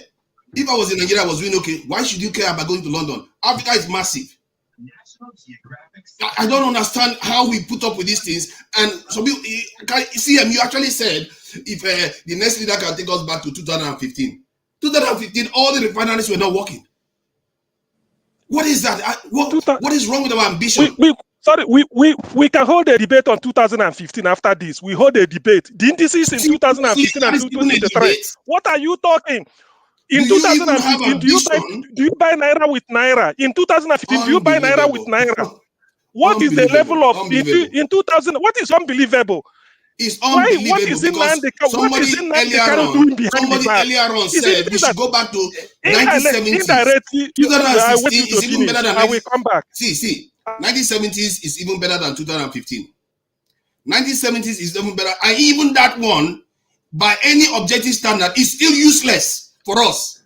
You people don't understand because you don't have any ambition, and you'll be conditioned to accept this nonsense. This is not how other nations behave. This is not how other nations behave. One another, please. Please, let's just give our point positively. Don't attack one another, please. I'm saying this because I've had the reason why I called him out on it, because I've spoken to him about these things before, and for him to still come here and start talking about 2015, seriously, I wouldn't even wish 1970 on Nigerians. You need more than that. If our children are to survive, you need way more than that. And it's not a lot to ask. Oh. Other people are doing it. Oh. Thank you. Men that are 5 foot tall have done it in Asia, in the Philippines, in Singapore, all of them. What is wrong with our 7 foot tall men? What are they doing? They are wishing for us to go back to 1970s, so go and do and waste our lives again. What is the use of that? What is wrong with all our educated people? Go and do your homework. Look at how other nations do it. And CM knows about Lin Kuan Yew so much, and he knows what forged Lin Kuan Yew to what he became. And look at the standard he set for his people. He wasn't being double standard like you are asking for today. Oh, they should go and release somebody that just broke the law. People are dying every day because of all these people, anarchists. People causing anarchy every day, and we keep excusing it, and we keep asking for it even more. If he breaks the law tomorrow, you release him. Tomorrow, some other person is going to break the law. You're going to release them. Then who is going to be? Then we all actually we say Tinubu is a criminal. Milai is a criminal. Wike is a criminal. Then we're all criminals. This is how we end up here, because we keep excusing criminal behavior one after the other. Because when it's your turn, when it's your person, you say it's okay. Sorry, I've gone on too long, and I'm just going to leave it here because some of this is just too many. Too many. Who is the criminal now? People that have committed crimes are criminals. Like Tinubu has broken the law. If you are talking about Kanu too has broken the law. No, the point of correction. You cannot. Fela Ojukwu, no, I've not said hello to you. How do you come in and just start talking? We can't just act as if people didn't break the law. When people break the law, they should answer for it, even if as much as we don't want them to pay for it. That is the whole purpose. Sometimes you can do the right thing and you break the law and you still go to prison. I've seen cases where in the West where somebody goes and saves a life, but by breaking, like you break out of prison to go and save a life, you still go back to prison for breaking out of prison. They're not going to forgive you for breaking out of prison. You still pay for it because the system has to function. But what we do is, let's break the system because we just want to get our way. Short-term thinking is not going to get us anywhere. Just do your paperwork. And I feel sorry for our women that they have to put up with men that keep doing these things. I really feel sorry for our women. What kind of men are these? Our women, you should ask them. You have the numbers. You have the land. What have you done to secure us like other people? Ask them. Ask your men these questions. I'll stop here. All right. Thank you, CM. Forefathers. I know, CM, you are interested in coming on. That's why I have you. Yes, please. Yeah, but before I need to straighten a lot of things. Yeah, before please, you do I need to straighten a lot of things. CM, listen. Let me hear from Fela Ojukwu, then you can come in. So you have time also to gather your thoughts in a way that it won't last too long. Fela Ojukwu, welcome to the show. Unmute yourself, Fela. Am I mute? Yeah, go ahead. Can you hear me? Oh, thank you for having me. Clearly you can tell the brother is angry with all the points he has made. But the reality is still reality. Whose fault is it? Everything is said there still based on there's somebody or a group of people who are responsible for it. Fair enough, you can say Mazi Nnamdi Kanu break the law. But there are people before Mazi Nnamdi Kanu that breaks the law, still walking around the streets of Nigeria today. Even up to the last Lagos State governorship election, where some not everyday Yorubas, I'm not going to generalize everybody, some elites, well recognized, well known among our society, went on social media, ranting, making death threats on Igbos. How come they're not in prison today? How come nobody questioned them? This is the system of a failed nation. When you live in a failed nation, these are the examples of a failed nation, and they don't want to take responsibility of it. Nobody wants to take responsibility, especially our leaders, because they themselves don't have any ambition, any kind of progressive ambition for that country. So what do you expect? Of course, people like Mazi Nnamdi Kanu will come up and say they want to call it today. Look at the answers. I did not see any Biafran flag in the air. But still, look at what happened to that protest. Many of those youths who happen to be the victim of those gunshots and all that, many of them, their fathers, fought for Biafra. And I believe none of our late parents, or many of them are still alive today, who witnessed or be part of that Biafran soldiers. None of them impose hatred on us to hate anybody outside. They want us to move on with our lives. But here we are today. We are protesting. No weapon, no vandalization, no conflict. Look at the results. Many of those youths will go back home and apologize to their parents. And when many of them literally will say, well, we never realized this country was like this. We're talking about Buhari. Buhari is another human being that wants to be the president of a failed nation. There's nothing you can do. Baba Fela warned us about this. Showore warned us about this. Mr. Arab, you warned us about this. Musicians of the 80s and 90s, the Raskimonos, the Holy Williki, they warned us about today. But here we are, acting as if what they are saying makes no sense. So what do you expect? People want to live in a comfortable and secured nation. If it doesn't work, what do you expect them to do? Their mindset will say, hold on, Nigeria was founded in 1914. Why are we still debating with this issue of are we supposed to be one when nothing is happening? Many of our Igbo leaders today, well, before then anyway, before today anyway, many of them don't even care, don't even want to know how come every graduate in Igbo region, whenever they finish their education, they migrate to Lagos. What is chasing them to Lagos? Why are they going to Lagos? Why can't we keep these guys back home and develop our home? The seaport you are seeing in Lagos, can't we have one in Onitsha? Is Onitsha not big enough to have a seaport? But oh, sorry, they built us another second so-called bridge. Here we are rejoicing. Oh, we are above internal business transaction. We are supposed to be doing international ones. We need a seaport in that nation. Another seaport in Onitsha. So, brother, if you are angry with Igbos, don't forget there are so many men of us who are enjoying from that waste country that love to see people die. They don't want nobody to be equal. They don't want it. So they love to see all these conflicts and all this happening. So Mazi Nnamdi Kanu being in jail and the court say release him and the president still holding him, that is a sign of a failed nation. What do you expect? What do you want him to do? To allow him to come out? That's the only person that speaks on behalf of Igbos. Name another person you know that speak on behalf of our people. Name them. Ohanes and Igbo are there. Oh, they have another branch in Lagos actually that saw what Igbos went through. So what do you expect us to do? So the problem is still there. When there's a failed nation, even internal tribes, they still have their own faults. But our own case is that they have our history in the palm of their hands. They know everything about us. They know everything about our history, our development, everything. And believe me, brother, many Igbos are buyable, just like any other person. Many Igbos are buyable. So the reality is this.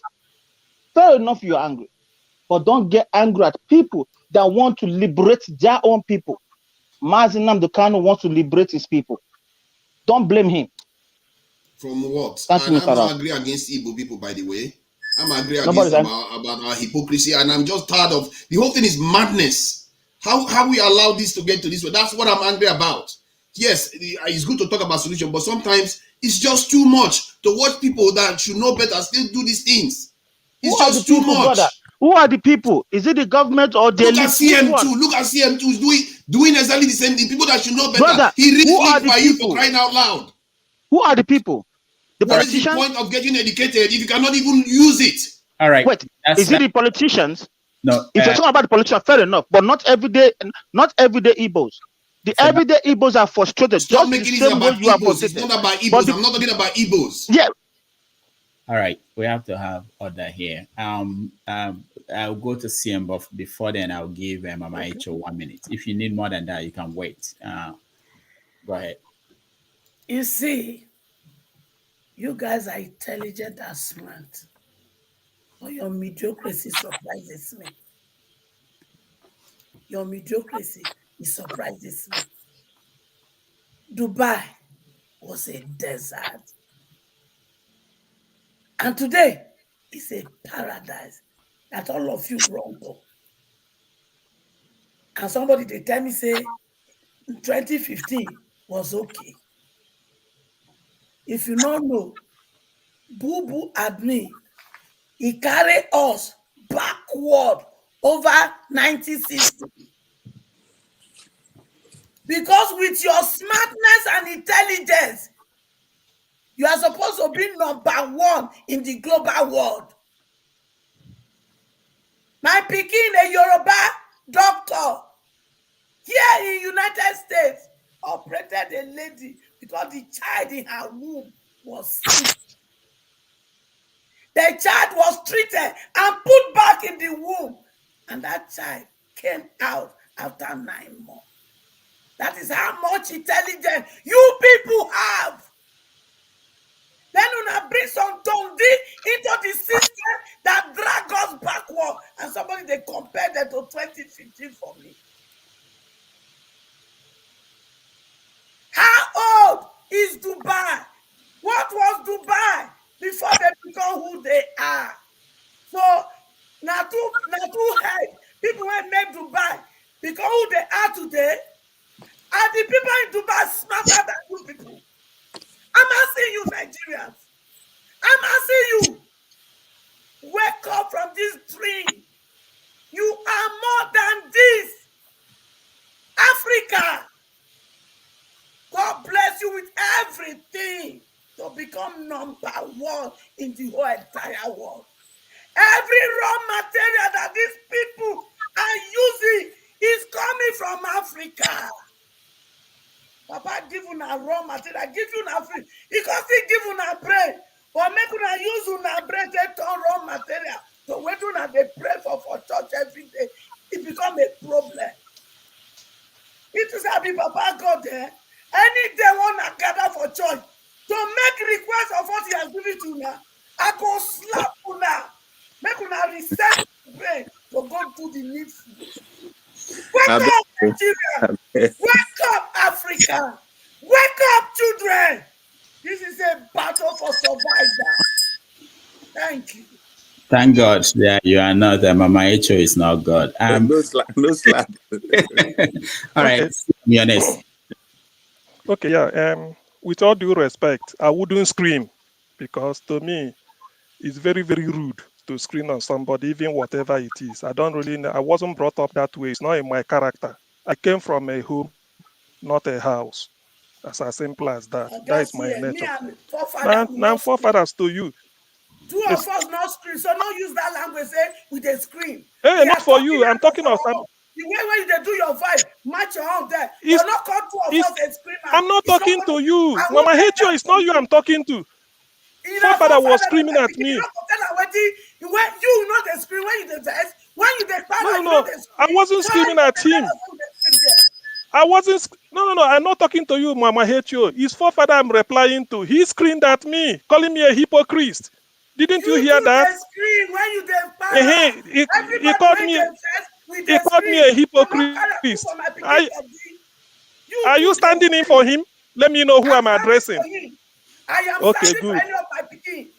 Okay, good. But you had him call me a hypocrite. Now let me take the thing one after the other. One. You never let me take it one. Hypocrites before. No, because let me take it one after. If when you have to sustain it, now let me take it one after the other. Forefather, what you are prescribing is anarchy. To be honest with you, it does not even show somebody who go to a primary school. What is the rule of law? That is what rules a country. Even the military, you keep hammering on. Army is under the constitution. In every civilized world, the military is under the rule of law. The law reigns supreme. The constitution of the country, even the army is under the constitution. The army is not bigger than any society. The army of any country, no matter how powerful, they are not bigger than the rule of law. The law is supreme. That's why it's called rule of law, not rule of man. Nnamdi Kanu committed a crime which Nigerian government deemed to be a crime. You extraordinarily renditioned him. They asked you release him for political settlement. You said no, it's before the court. Now he went through the court and the court set him free. Why is he still holding? When I talk, you say it's hypocrisy. What sort of what? No, I can't. I'm not a chicken. I'm not chicken-hearted. To you, if you have a special dealing within Nnamdi Kanu, you stand to your feet and say so. This is somebody is a prisoner of conscience. What else do you want? The law of the country say, let him go. Is anybody higher than the law? You see, in the society in which you are painting, nobody is higher than the law. If you doubt it, I wish you, wherever you are, let the police arrest you, take you to court, let the court declare you free, and let you be held incommunicado till thy kingdom come. What really are you prescribing? You're calling me hypocrite for saying that the federal government holding in Nnamdi Kanu is out of the question. Is that why you're calling me a hypocrite? Don't you know the economic situation in Nigeria in 2015? By any stretch of imagination, can you compare Jonathan and what we're having now? I can understand that you decided to set a question and start answering me, trying to rope women in. I'm not interested in that. That is your own question. The issue is when I say taking Nigeria back to 2015, I mean the standard of living, the cost of living, the situation in Nigeria in 2015. If any leader, I stand by it. I want somebody I can hold a debate. If anybody who comes in tomorrow or today can bring Nigeria to the level we were 2015, I should celebrate the person, no matter what. Nigeria is in a mess. 2015, we are poverty capital of the world. For God's sake, I'm educated and I have certificate to show for it. I'm not a pushover. If you want, I bring it to you. I'm quite varied. And when I talk, I know where I'm talking. I can hold a debate anyway. So when I say 2015, I know what I'm saying. 2015, ask any Nigerian, the life they were living and now, they will prefer to be there. That is improvement. You don't retrogress. Nigeria has been making progress in the reverse. Ask anybody. Today you are buying naira with naira. Do you think it's a funny and you are papering over things and start building castle in the air? What really is military? Tell me. You don't know the history of military. Tell me any country that we recruit, that we get prisoners of war from another country and put them into their own military. They told us that Nigeria, Boko Haram are from Libya. Boko Haram, people that are left. Buhari said it in Washington. I'm not making it up. When you leave all these things and you start to do name dropping, it makes me puke. Boko Haram are not, they say they are not Nigerians. How come you catch prisoners of war and say they have repented, they are Nigerian citizens? If you go and bring somebody from abroad, say come and become Nigerian citizens, they will give you the procedure to become a citizen. But when you get Boko Haram, you put them in the military and then send them to Onisha. Where on earth have you seen military being on the street collecting money? By the way, which part of Nigeria do you come from? You always fail to tell us. So that let us really know what we are dealing with. Calling me a hypocrite doesn't change anything because I know exactly what I'm saying. So screaming or saying all these things, it makes you, when people listen to what the analysis you make, they'll be wondering what really are you up to? 2015, can you go to Nigeria and tell them people are now buying money with money? Nigeria is the poverty capital of the world, terrorism everywhere. As a leader, you take over to make things better and not to make it worse. If you can't improve a system, you leave it where it is. If you can't improve a system, that's what I was taught in school. Yes, I went to school. I know I'm educated. You can shout that to heaven, and I'm not ashamed. I am. So when you can't improve a system, leave it the way it is. Don't make it worse. Nigeria is worse. Somebody like you, when you even talk, so that you wonder, what really are you talking about? International Criminal Court exists. There must be. If Buhari can't hold himself very well, if you can't, they have to go there and answer questions. The fact that the West didn't do it, and so what? Must everything be politics? Must everything be politics? After all, you enlist the services of the West to come and help you, train your military, build armories for you. Why, if you want to reject the West completely. Let the West go. Then you tell them that you don't need them. You don't have to cherry pick. When you need the West, you say I need the West here. You don't need. Is it not the West that helped you to rendition on Nnamdi Kanu? What did Nnamdi Kanu do? Now the law has said let him go. That same law said Boko Haram, IPOB is a terror group. You hold on to it. They've been proscribed. That same judiciary said leave him now, they can let him go, and you are holding him. See, for the avoidance of doubt, I'm from Ezinifite, Agwata local government, Anambra State. If you can get to your feet and not be ashamed and tell people where you come from, that will help the discussion. All the time, you don't know where you just hide under. Why are you calling me a hypocrite as how? I'm quite genuine. I explain myself where I come from. I'm Igbo by ethnic origin, by genealogy, I'm Igbo. Tell the world, who are you? If you are not ashamed of where you come from, say this is my hometown, this is my local government, this is my state, and then say and say your ethnic group. Then when you come here, you hide under one cover, and then they start to make noise. How dare you call me? How dare you call me a hypocrite? Hypocrite in what? That I'm comparing 2015 with 2023. Go and tell every Nigerian, they will tell you so. So please don't just make a mess of everything. When you talk like this, the small respect people may have for you, it will just diffuse. People will just forget about it. If you are not ashamed, I challenge you. Tell the world where you come from. Tell the world where you come from. It's as simple as that. If you say that, then I can now come and address you properly. Tell the world where you come from. Don't forget my own Ezinifite town, Agwata local government, Anambra State, ethnic origin, Igbo. Tell the world where you come from. If you are not ashamed. All right, thank you, CM. Ismail, you're next. Yeah, go ahead. Okay, this is to some people out there who are thinking that the host is biased.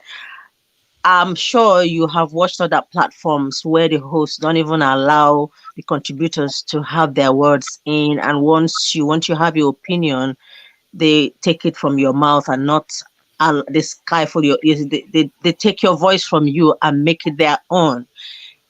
Here, I know that the hosts get to topics that are coming out from Nigeria. He didn't write those topics, and you can see that here people are not controlled like kids. We are allowed freely to express our opinions, our fundamental human rights. This is the way it should be.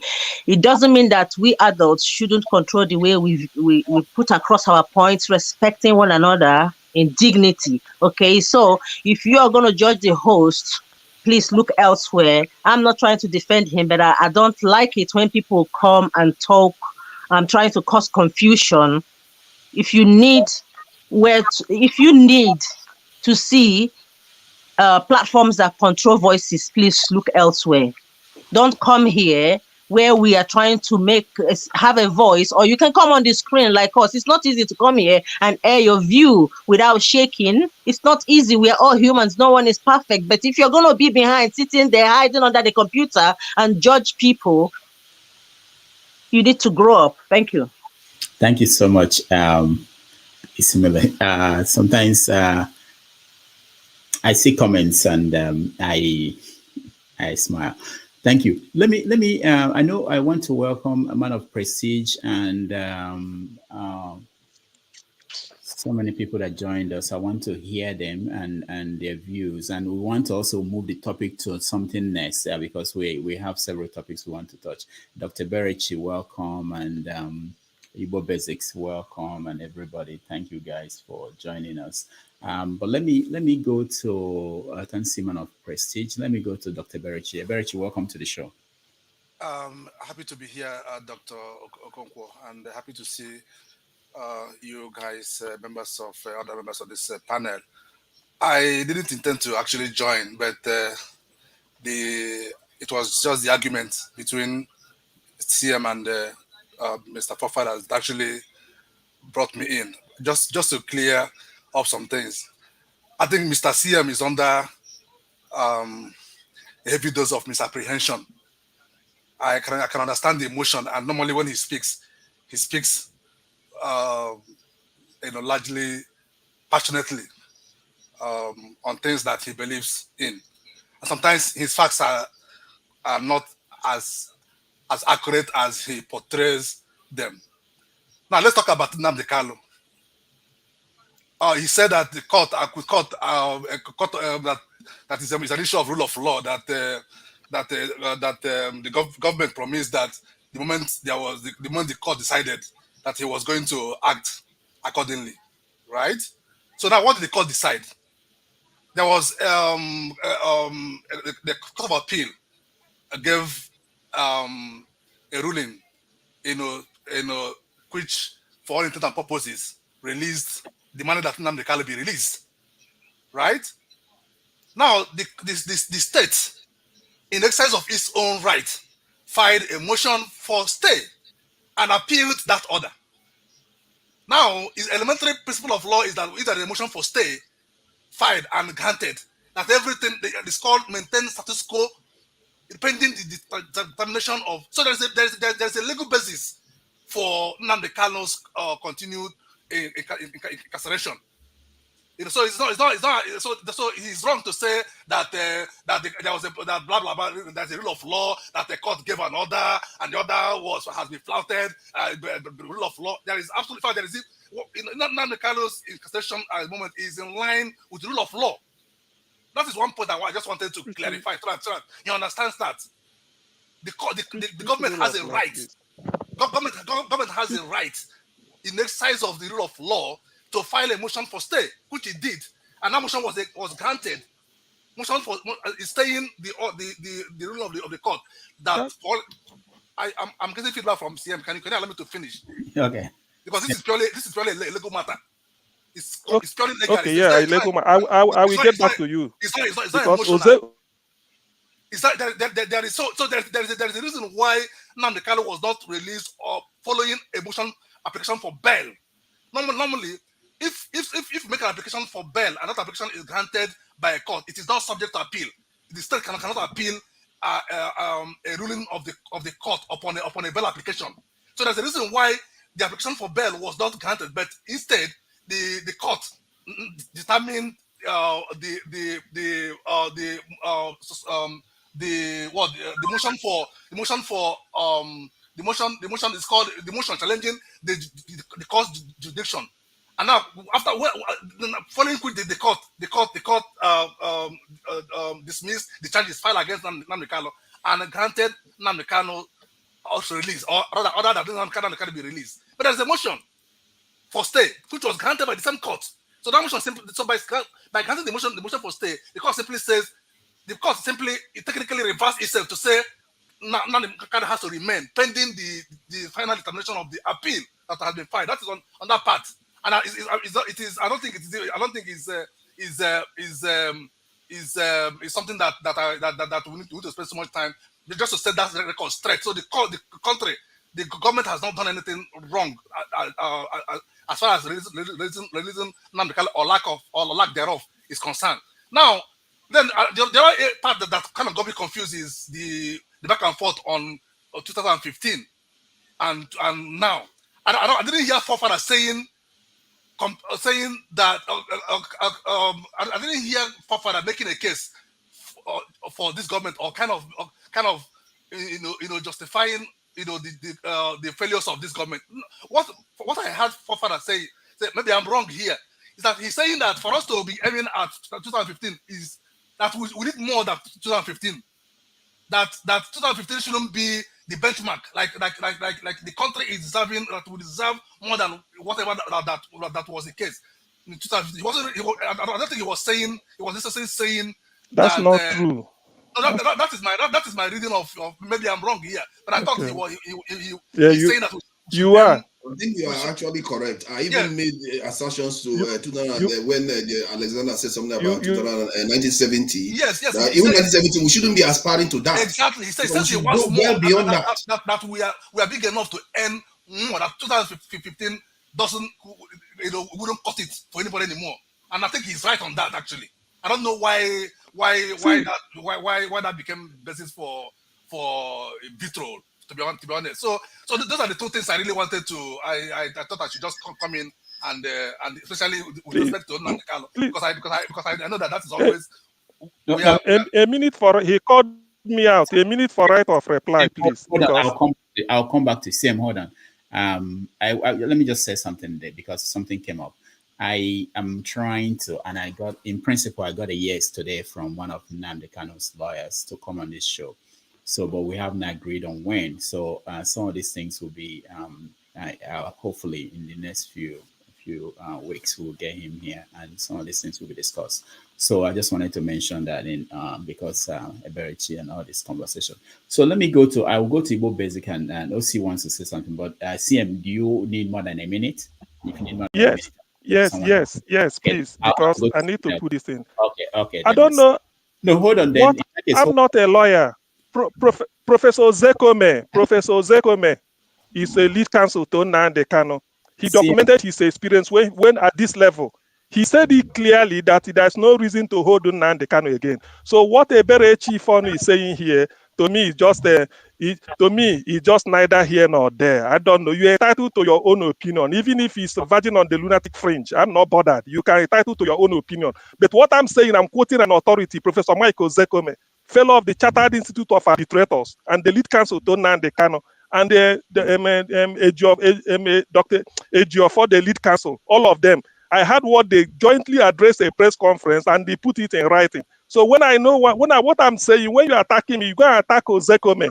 That is the person you should attack. Then secondly, what forefather said, listen, because you didn't listen very well. What forefather said that got me to reply was, I was saying that any leader that can take over and was able to maintain the standard of 2015, cost of living, standard of living of 2015, we commend the leader because Nigeria has gone down the drain. If you can improve a system, don't make it worse. Forefather was attacking me that why should I even be talking of 2015, that I shouldn't be comparing 2015. Am I not entitled to my own opinion? You say you didn't hear very well. Well, I'm not responsible for what you heard. I'm only responsible for what I say. You can hear anything you like. I don't bother. I'm not interested. You can hear whatever. I'm not. It's your ears. If you want to hear, you hear. But I'm entitled. With all due respect, sir, please. With all due respect, sir, Dr. Eberechi Ford. With all due respect, I don't know you. I don't know you. You are entitled to what? You are entitled to hear anything. I'm only responsible for what I say. I don't care what you hear. If you like, don't hear what you can be selective in what you hear. I'm not bothered. I don't take you up on that. But I've cleared the air. And if you go back and listen to this before I spoke, before forefather spoke, you will hear it clearly. That is if you want. But if you do not want, I have no business with you. It's as simple as that. So, but when you come here to call me out, I have a right to reply to you. If you say this is what I said, if you misrepresent me, I'm not bothered. Do you understand? So go back and listen. If you didn't hear it, it's not my business. Did you say my comment verge on lunatic? I said, look, we're entitled to your opinion, whether it verge or not. That's what I'm saying. It may verge, it may not verge on the lunatic fringe, but I'm not interested in that. That's what I'm saying. Listen, CM. Yes, I'm listening to you. Dr. Damages, I think we. Okay, hold on, everybody, hold on. Well, that's why I don't encourage back and forth. One thing, and CM, I just I asked you if you needed 1 minute. You didn't wait for me. You said yes, and I said hold on. I want to hear from somebody else first before this. I don't want it to be between 2 people or 3 people while everybody else is here. So I'm sorry about that. I'm sorry. No, see. I see. All I want to say is that I think we need to actually be very, very careful with our language on this platform. I have not. If I come to this platform, it is just for me to learn and to make contributions, and not to launch personal vitriol on anybody. I mean, anybody. I think you have a responsibility to be very, very respectful, even in our language. I can't imagine how what I my very little. Hold on. CM, please, don't start now. Just don't start. Don't even start. Now, I simply came in to I thought I came in to do a service, right? Even if you don't accept what I said, it is not enough reason for you to say that my comment verge on lunatic. That is. I said whether. I don't know. Yes, I'm only asking. I said, but you are. That is. I mean, that is absolutely that's offensive to say the least. You can't say that. I don't. You can say that to me back. You can say it to me back. You can say, I gave you an option. I said whether it is or not. Whether it's an option. I don't know. I said I gave you. It's an option. I'm not matured. Behave yourself. You're mature. You have a PhD or you are even a medical doctor or PhD. You are well read. That's what I'm saying. All right, guys. We have to leave. Let me welcome to the show, man of prestige. Yeah. Oh, hold on, man of prestige. Hold on, Doctor OC. Go ahead. OC wanted to say something before I come to you. Go ahead, OC. Unmute yourself, OC. Also, you're still muted. Unmute yourself. I'm saying that we've made the point. Everybody here is adult. Okay. And I'll also make bold to say that most of us in this platform has the progress and unity of Nigeria at heart. We may come from a different position. So it's good for you to air your opinion, but it's not nice when you try to impute a motive to what the position somebody else is holding. Now that said, this guy is gone. What is his name? Dr. Ogochukwu. I wanted to chime into about what he said in Nnamdi Kanu case, and the fact that he was right when he said that the federal government filed a motion, for a stay of action on him being discharged and acquitted. But what he also failed to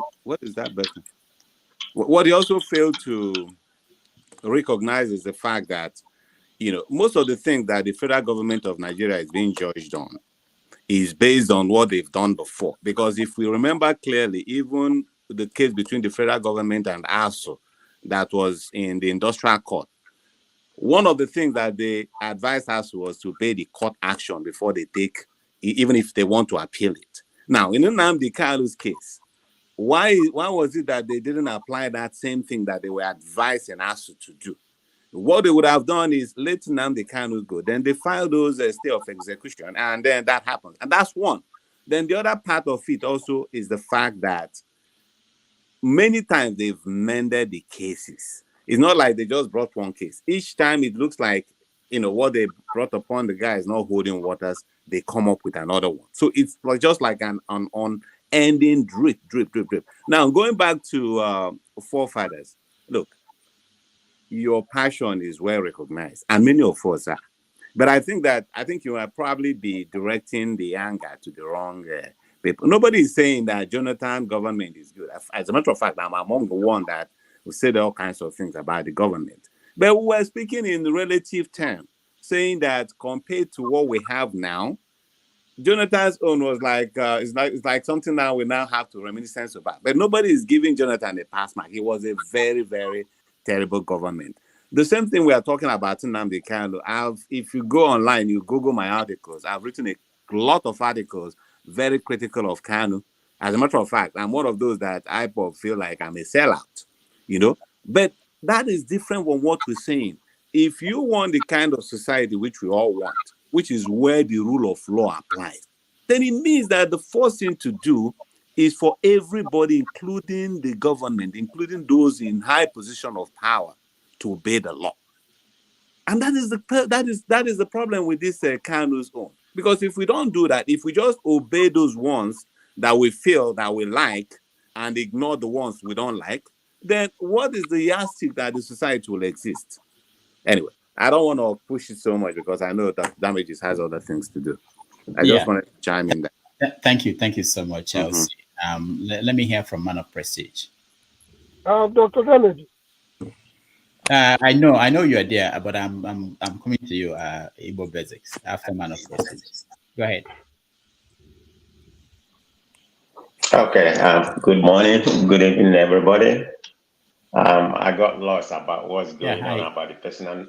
Hello, can you hear me? Yeah. Yeah. I just got lost about the personal narrative. I don't even know what the topic is. But notwithstanding that, I had you read about the topic earlier, so we should go back to the topic. I don't want to get into the personal narrative about.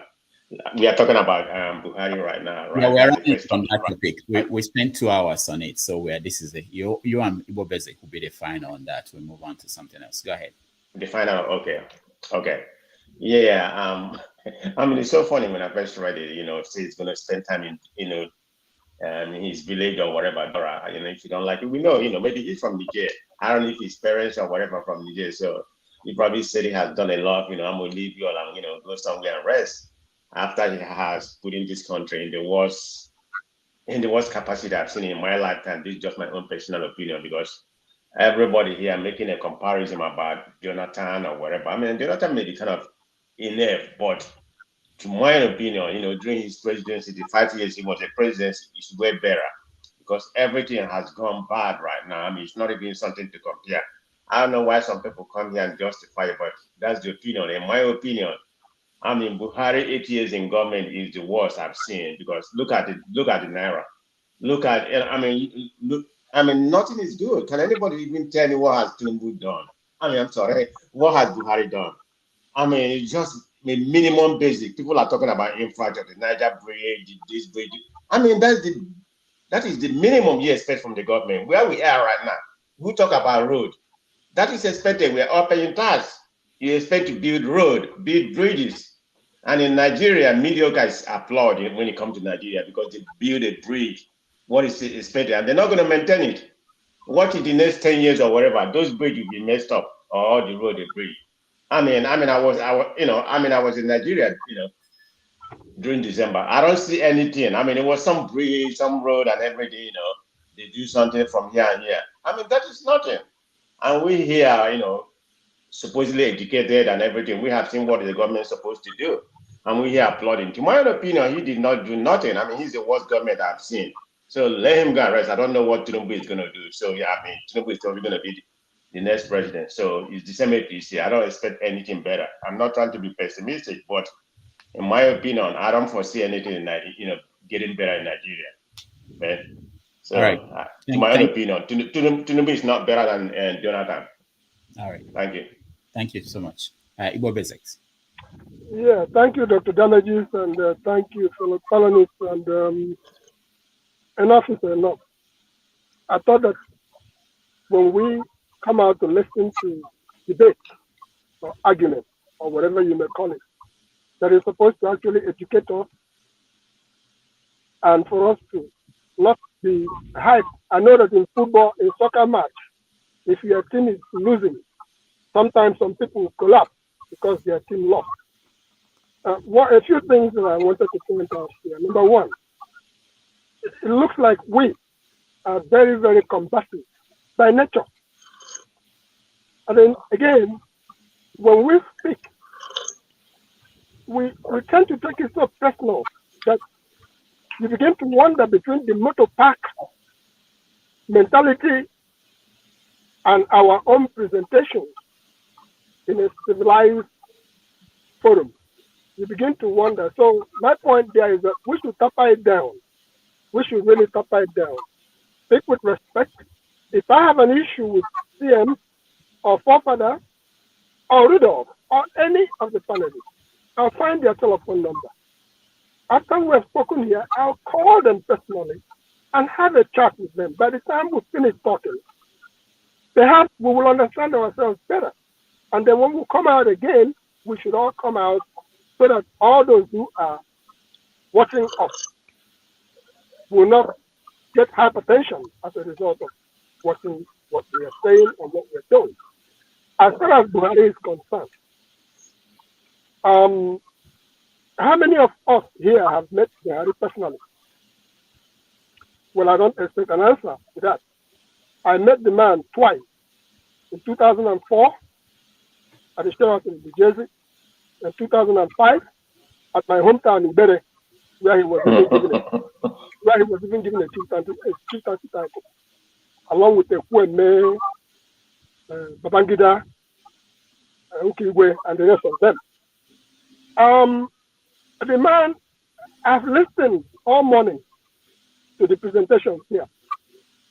One thing I have not heard about was who really made Buhari. I have not heard any of our panelists here, maybe correct me if I'm wrong, talk about General Idiabo. Idiabo was the engine behind that administration called Buhari's administration. And when we were looking to go for something better, and we went back to Buhari thinking that Idiabo was still there. Idiabo was no longer there. So what you had was a ghost of what we had during the Idiabo regime.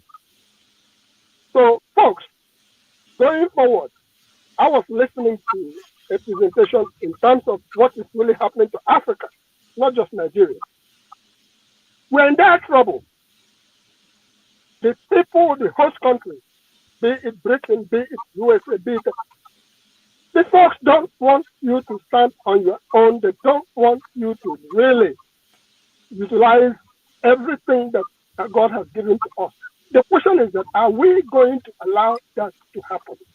The youth of today who have come of age, in fact, we should gradually surrender to the youth so that let them, the cell phone generation, let them utilize all the knowledge that they have to make things better for Nigeria.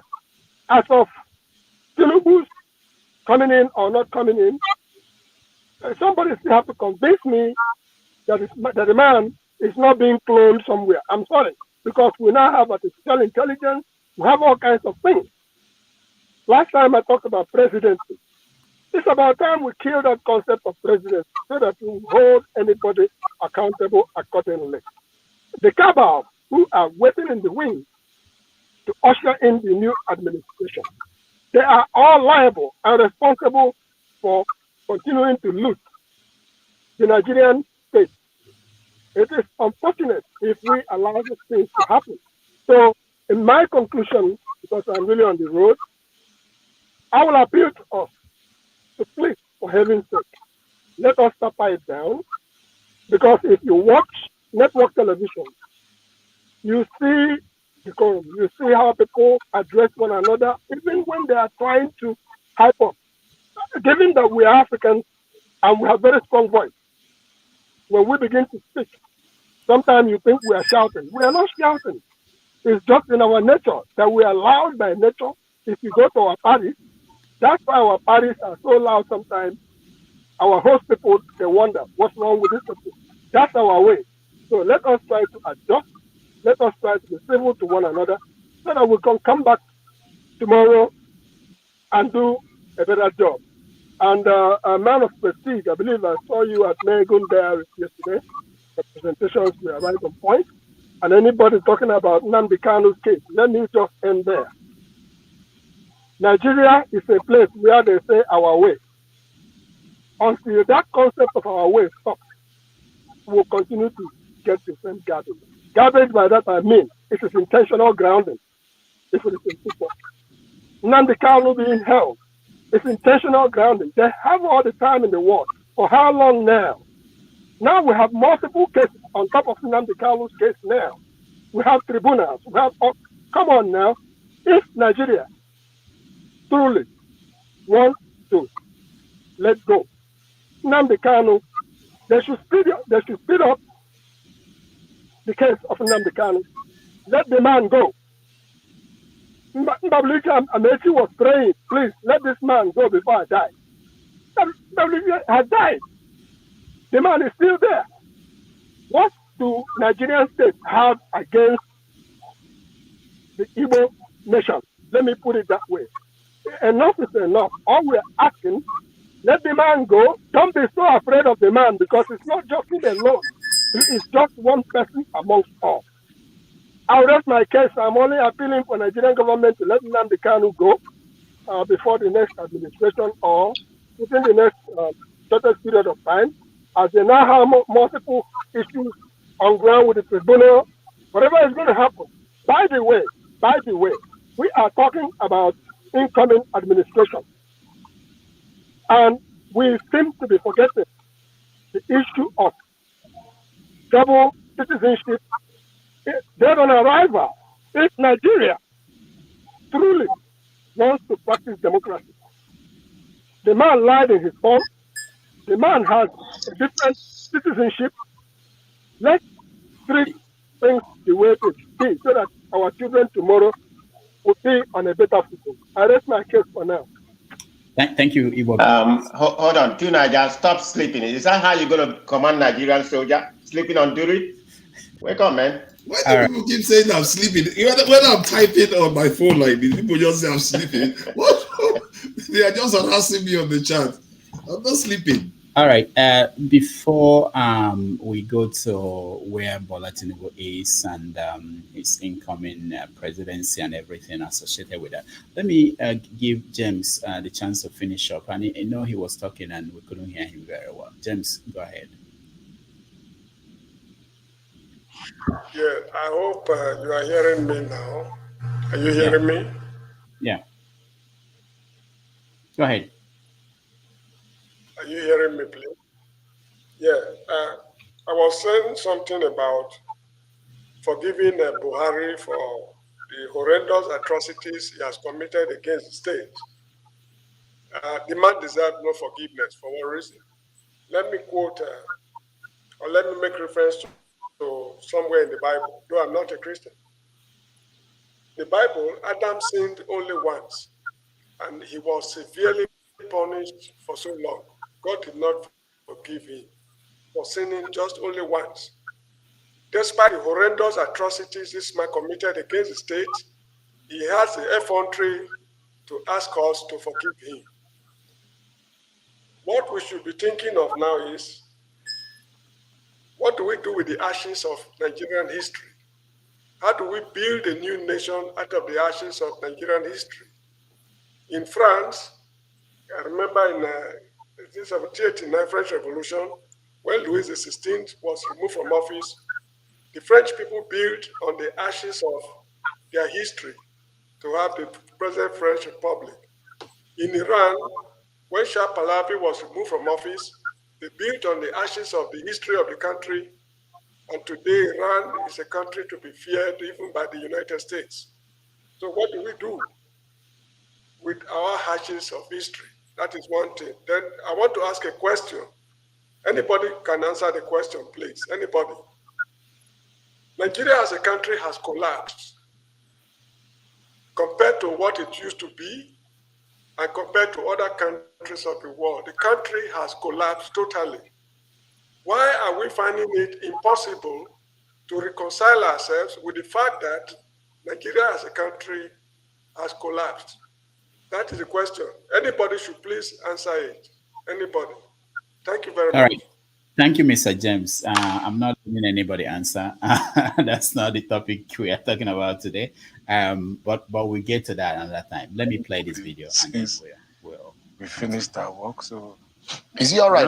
No, I lie. I spoke to him about a week ago. He was in France. Okay. Is he all right? Of course, medically. Of course, he's. Come on. No. I'm asking because these are some of the questions that, I mean, we reflect. So what is happening. Let's go there.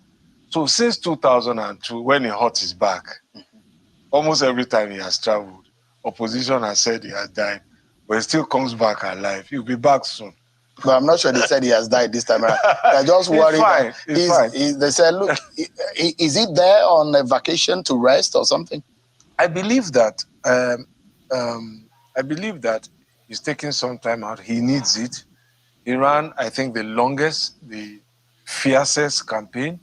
He ran, his primaries was the most contested.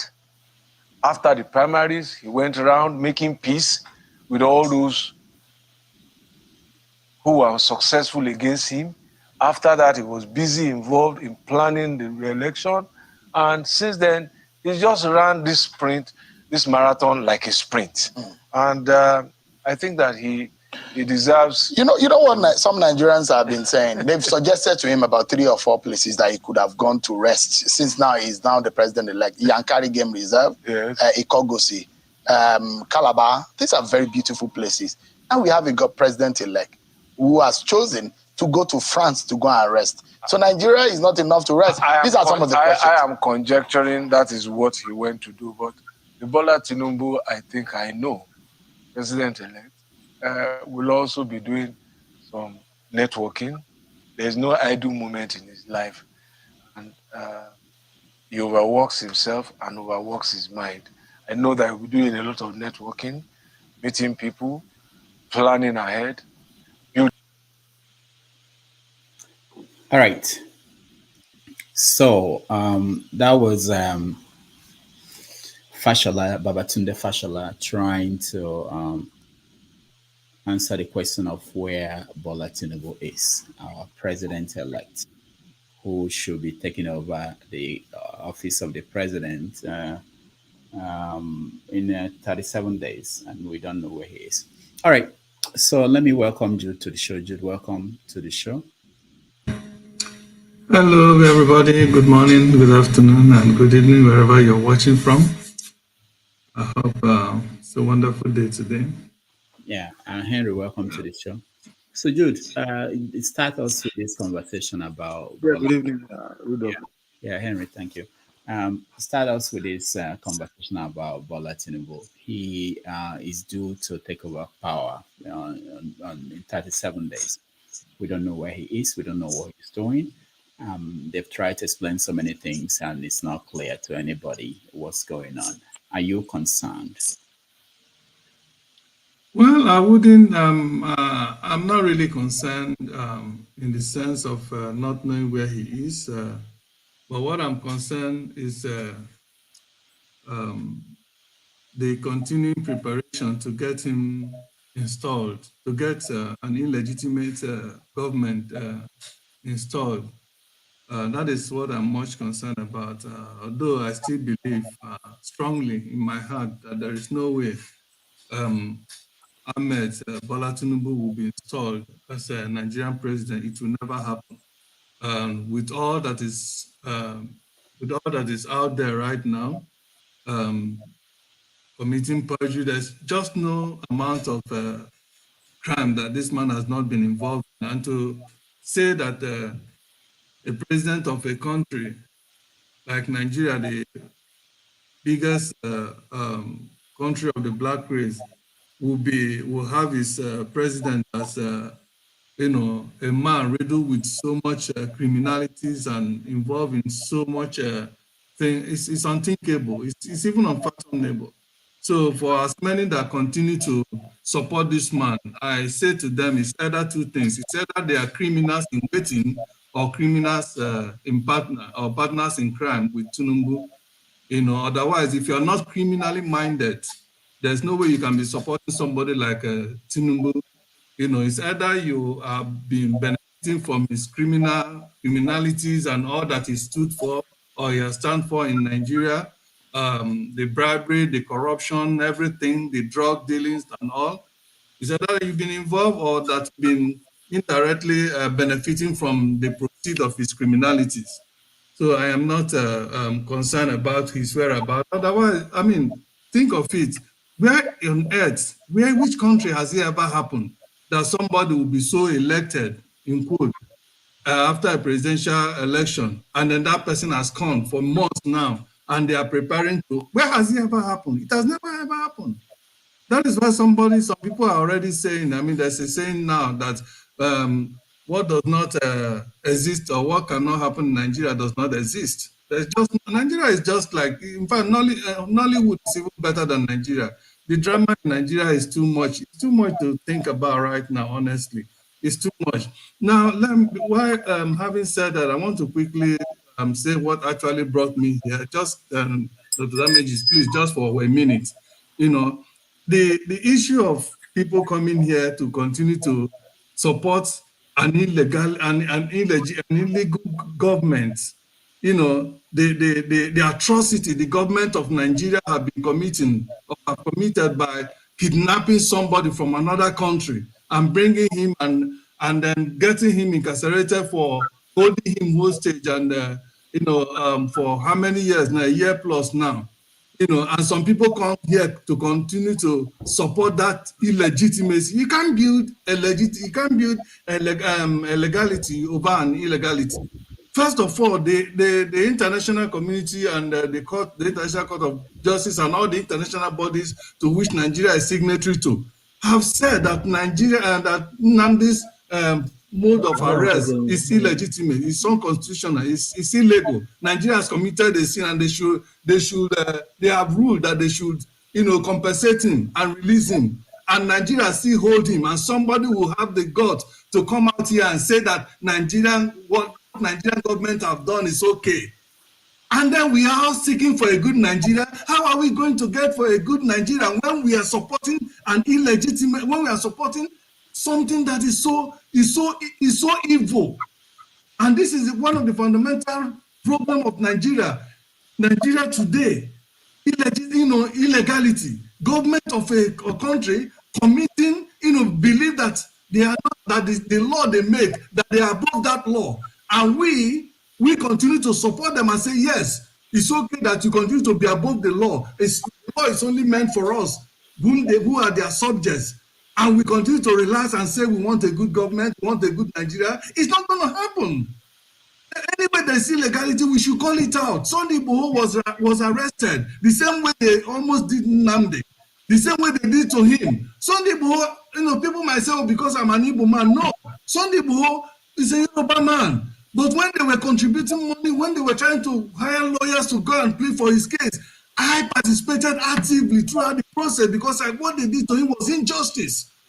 And the people come out here because it didn't affect you. Hopefully one day it will affect you. Hopefully one of your family member or relation will be arrested by Nigerian government and put in dungeon for many years. And even when they go to court, they say they will release him and Nigeria will not release him. Maybe then, you will not have the human mind to say, in fact, what Nigerian government is doing is wrong.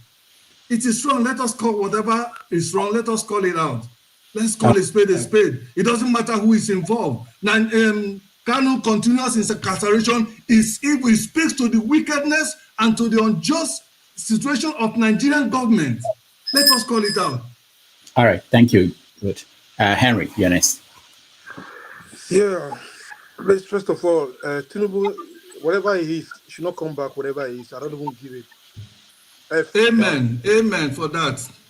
I don't give a F about him. You see, some of those so-called, I don't know where some of our learned people get their certificate from. They call themselves doctor, lawyer. In the country where you stay in abroad, can such things happen? This kind of man will have baggages. Mr. Rudolph, this is a question for you. In the United States of America, you stay. Can this kind of person like Tinubu be a president of that country? No way. So somebody will come here and say he's a lawyer, he's trying to quote. Is he having the degree more than lawyers we have in Nigeria who came to speak about Nnamdi Kanu? May what they did to Nnamdi Kanu come to those who support this satanist government. May what they did to innocent people in Nigeria may happen to you and your generation. Amen. So Amen. I'm ashamed. Amen. I'm ashamed, Mr. Rudolph and the parliament. I'm ashamed when I see some young people who say they are educated coming out to support this evil government. I know why people are doing this, because you are scared to stay because you're going to go to Nigeria, they don't arrest you. I go to Nigeria every year. If they want to do, let them do. I don't give a F about it. So when somebody try to attack CM, whatever, we have a law in that country. The court said they should release him and compensate him. Why does he keep him there? And somebody still have the guts coming here to say the government is right to keep him there. Where do you have? Are we living in banana republic in that country? Are we in that's why Donald Trump call you people you're from zoo. Nigeria is a zoo. And people were complaining, ranting, hey, why you call us a zoo? It's people like you supporting evil. Because people believe in Buhari. Buhari was not the president then when Diabon was alive. Buhari was just a boy there. Diabon was the main man. So since I was born, the worst president in Nigeria is this one now. The military time wasn't better than this either. Buhari was worse, killing everywhere. They are celebrating their Muslim fest, Christian fest. They celebrate this when people are dying. It's supposed to be modern Nigeria. State of emergency to call that country. People are dying every day. They keep in that country, somebody's father, somebody's son. The parents, he lost his parents, both parents, almost the same year. He never killed nobody. They not saw him use the gun to kill nobody. Look at the Boko Haram. These are people who do a lot of atrocity. They catch them, they give them rehabilitation, start paying them your taxpayers' money. They're still paying them. Give them good clothes. And you people are coming here to talk. What kind of school do you attend? What kind of degree do you have? Go and check your brain properly. Any human being cannot even support this government. I stand by it. It's not normal. It's not normal. Rudolph, I'll come back because you not give me time to talk well. Thank you. All right. Let's go to Ndubisi. God bless you, my brother Henry. God bless you. It's good to speak the truth. Good afternoon to everybody here. Nice to see you all again. Well, talking about Buhari's 8 years. Oh, we moved on. We're talking about Tinubu now. I have to make a comment about it because we all suffered from it. It's a big waste. It's a waste. 8 years of waste. He has moved us back maybe 2-3 decades. We are still suffering from it. You can imagine the life Nigerians are living now.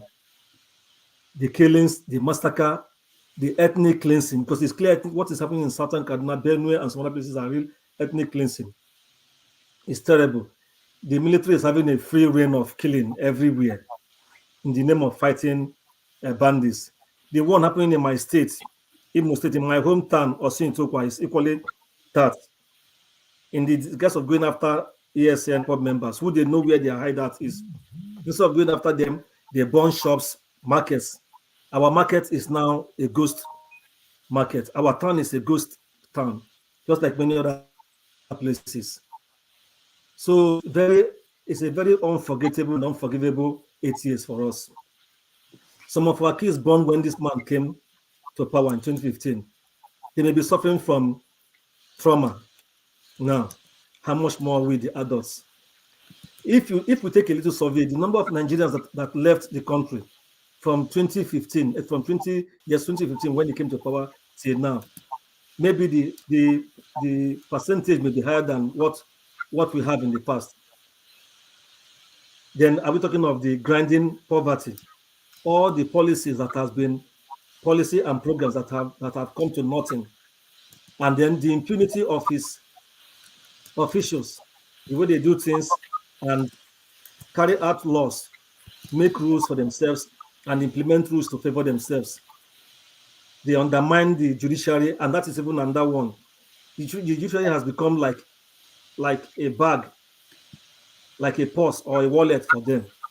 They control the judiciary the way they want, and they do things, they force themselves on people. Look at the elections we just held.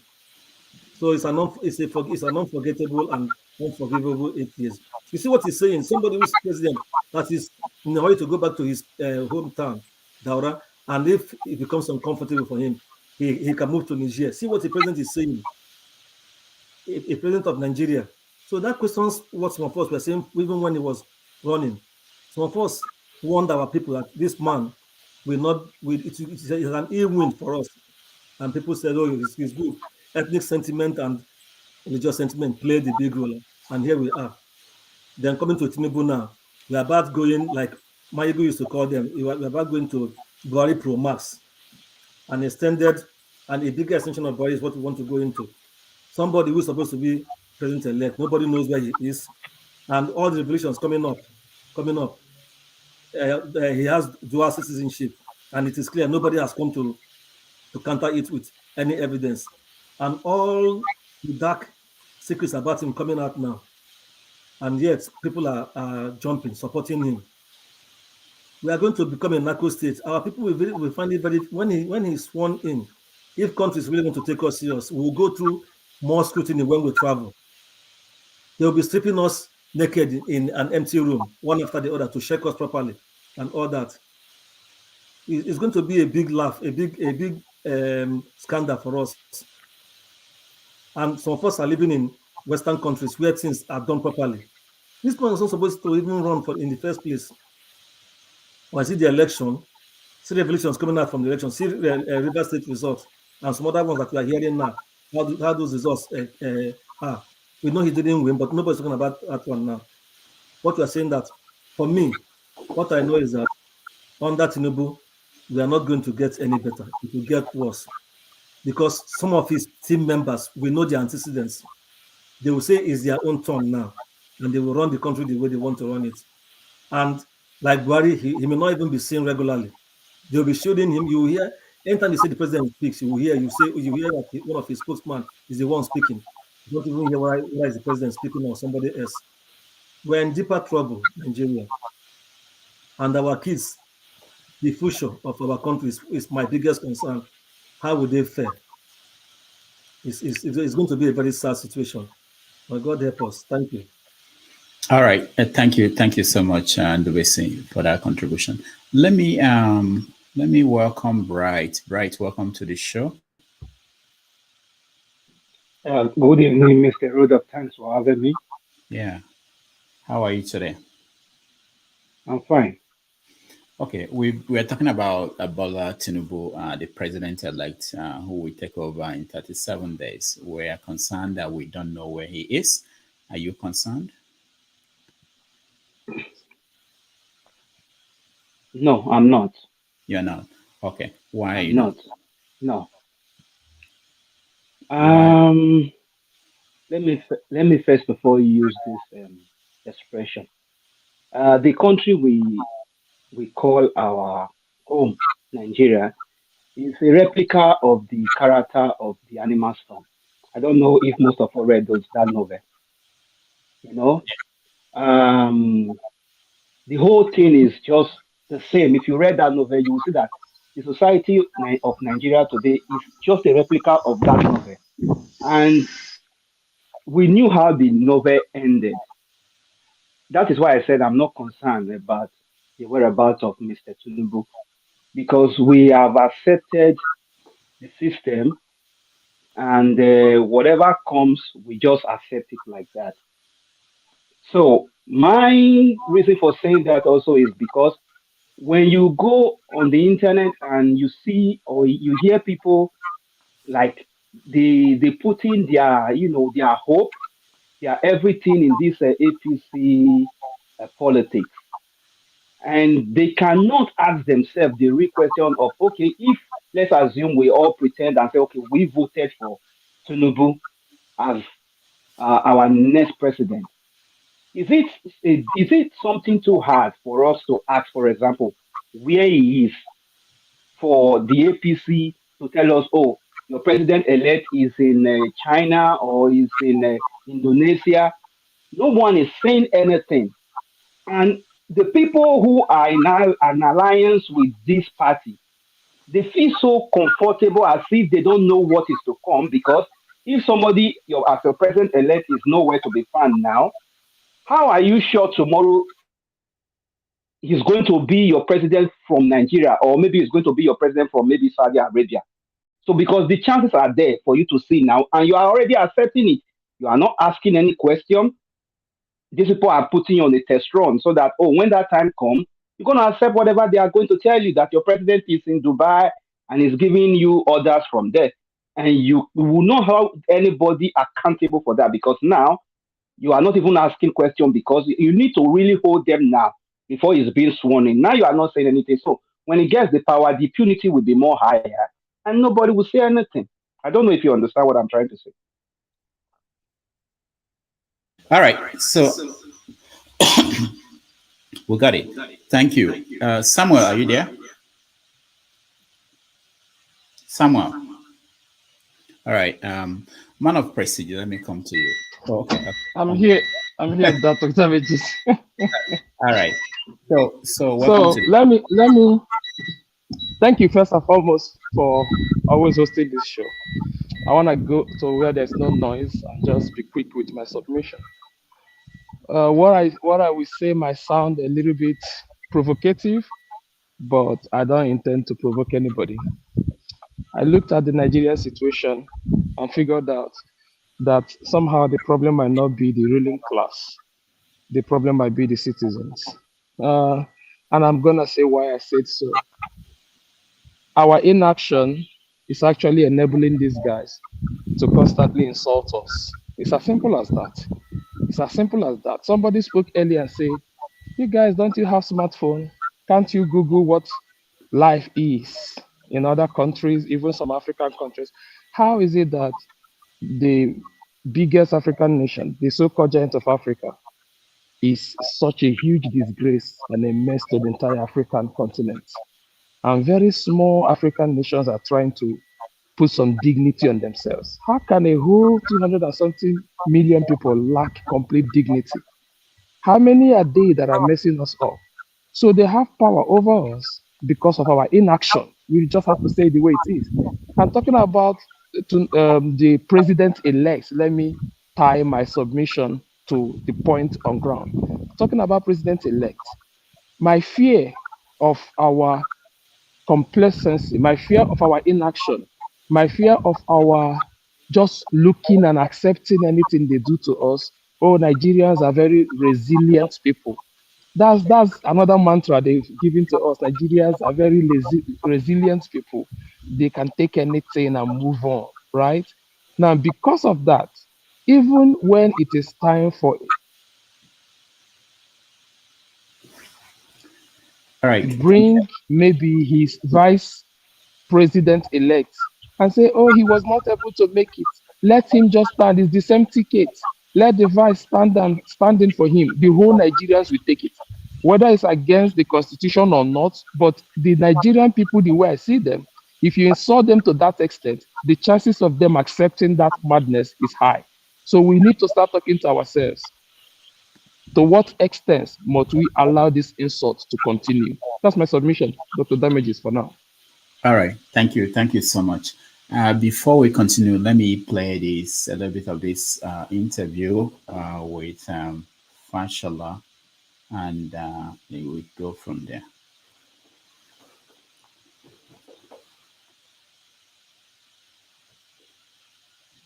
The last time I checked, I think that Nigeria's constitution allowed you to have dual citizenship, doesn't it? As the president,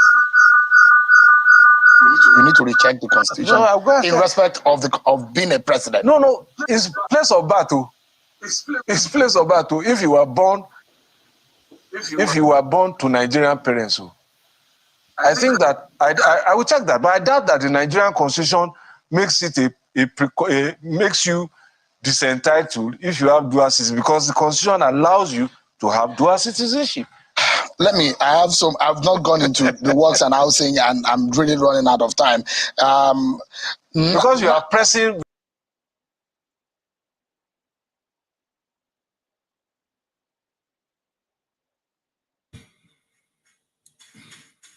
You see the bunch of sound, the corresponding sound, eh? Yeah, I don't know what happened there. I think he was playing some other places. Okay, this is the sound you have in Nigeria, eh? So hold on, guys. So the question is, there was this story that Tinubu had a passport, diplomatic passport of Guinea, and that question was posed to Senior Advocate of Nigeria, Babatunde Fashola, and that was the answer he gave. But the question that people expected Shehu to ask was about what was in Form EC9, where he declared that he had no passport of any other country. And that was under oath, but he didn't ask that question. So let me go around from start from, Jude, I can start from you now. You just spoke a few minutes ago. I like the way people are success. You don't jump me, sister, Dr. Damages. Start from Mama Echo. Mama Echo. Right. You don't do ringing here, no ringing here, no Jude, nah? Yeah, Mama Echo, go ahead. I want to start with all these children when love me well. When they call me different names. Can she hear me? Oh. I'm hearing you. Can't you hear me? No, we can't hear you. Go ahead. Can you guys hear me? Yeah. Yes, we can hear Mama H.O. So all these my lovely children. When we say some of una wife, it don't make life miserable for now during the week. Now come chat boss, come begin the lash on me. I know they look una. Then some people when they look for notice me, and by writing rubbish about Mama H.O. and she go respond, I'm not gonna mention her name today, but una know herself. So if you did the chat boss and your wife make life miserable to you, go back, go and tell her, darling, Queen, I love you. Then she go change the button for you. So now come here, come look for notice me from me, because you not go get her. Then all of you, when they write, they say, may they mute me. May heaven mute your life. May the blood of the innocent, the spirit of the innocent that's been spilled in Nigeria mute your destiny and your generation. And everything that gives you peace and comfort, may they mute it for you. Having said that, children, if you now allow that drug baron to be swarming, me and I go wear one trouser. Me and I go wear one trouser.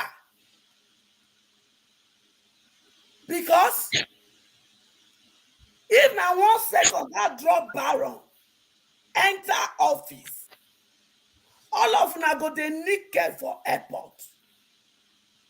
With una PhD degree, that's why not get primary 6 for this assistant. Now go naked you for airport.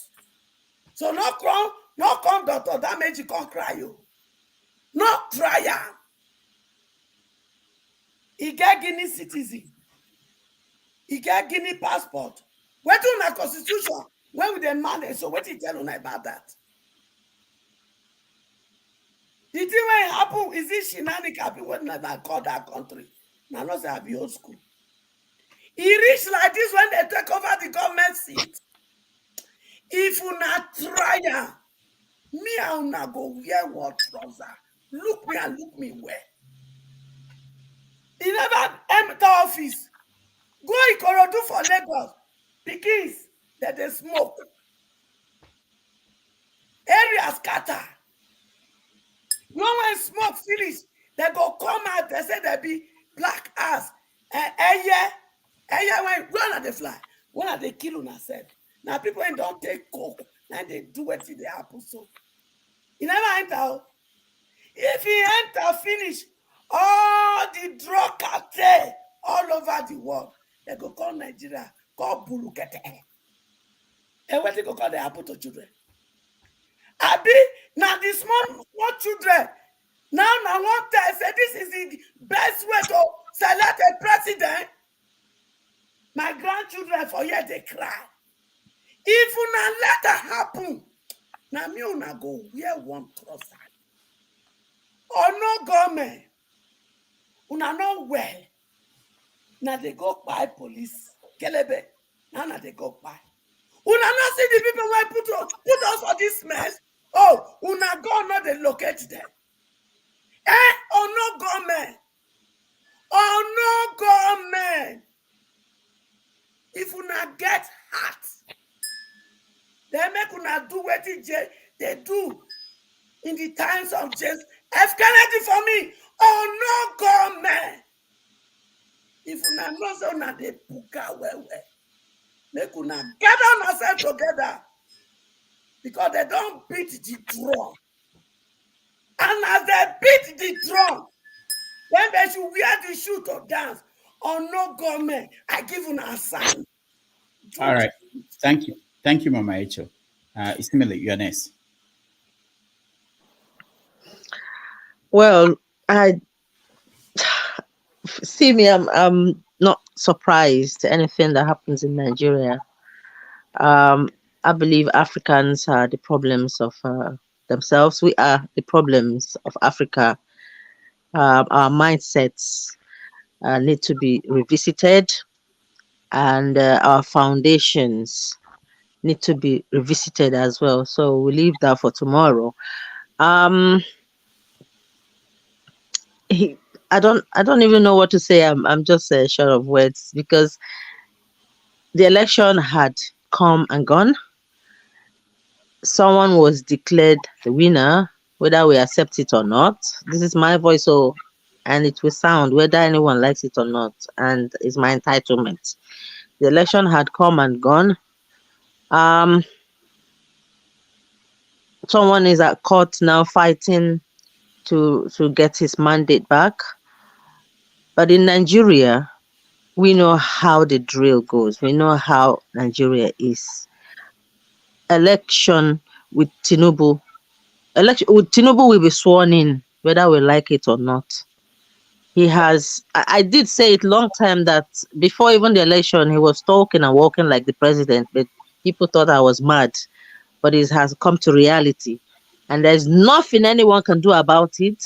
We can scream and shout. We have our voices. We can say it.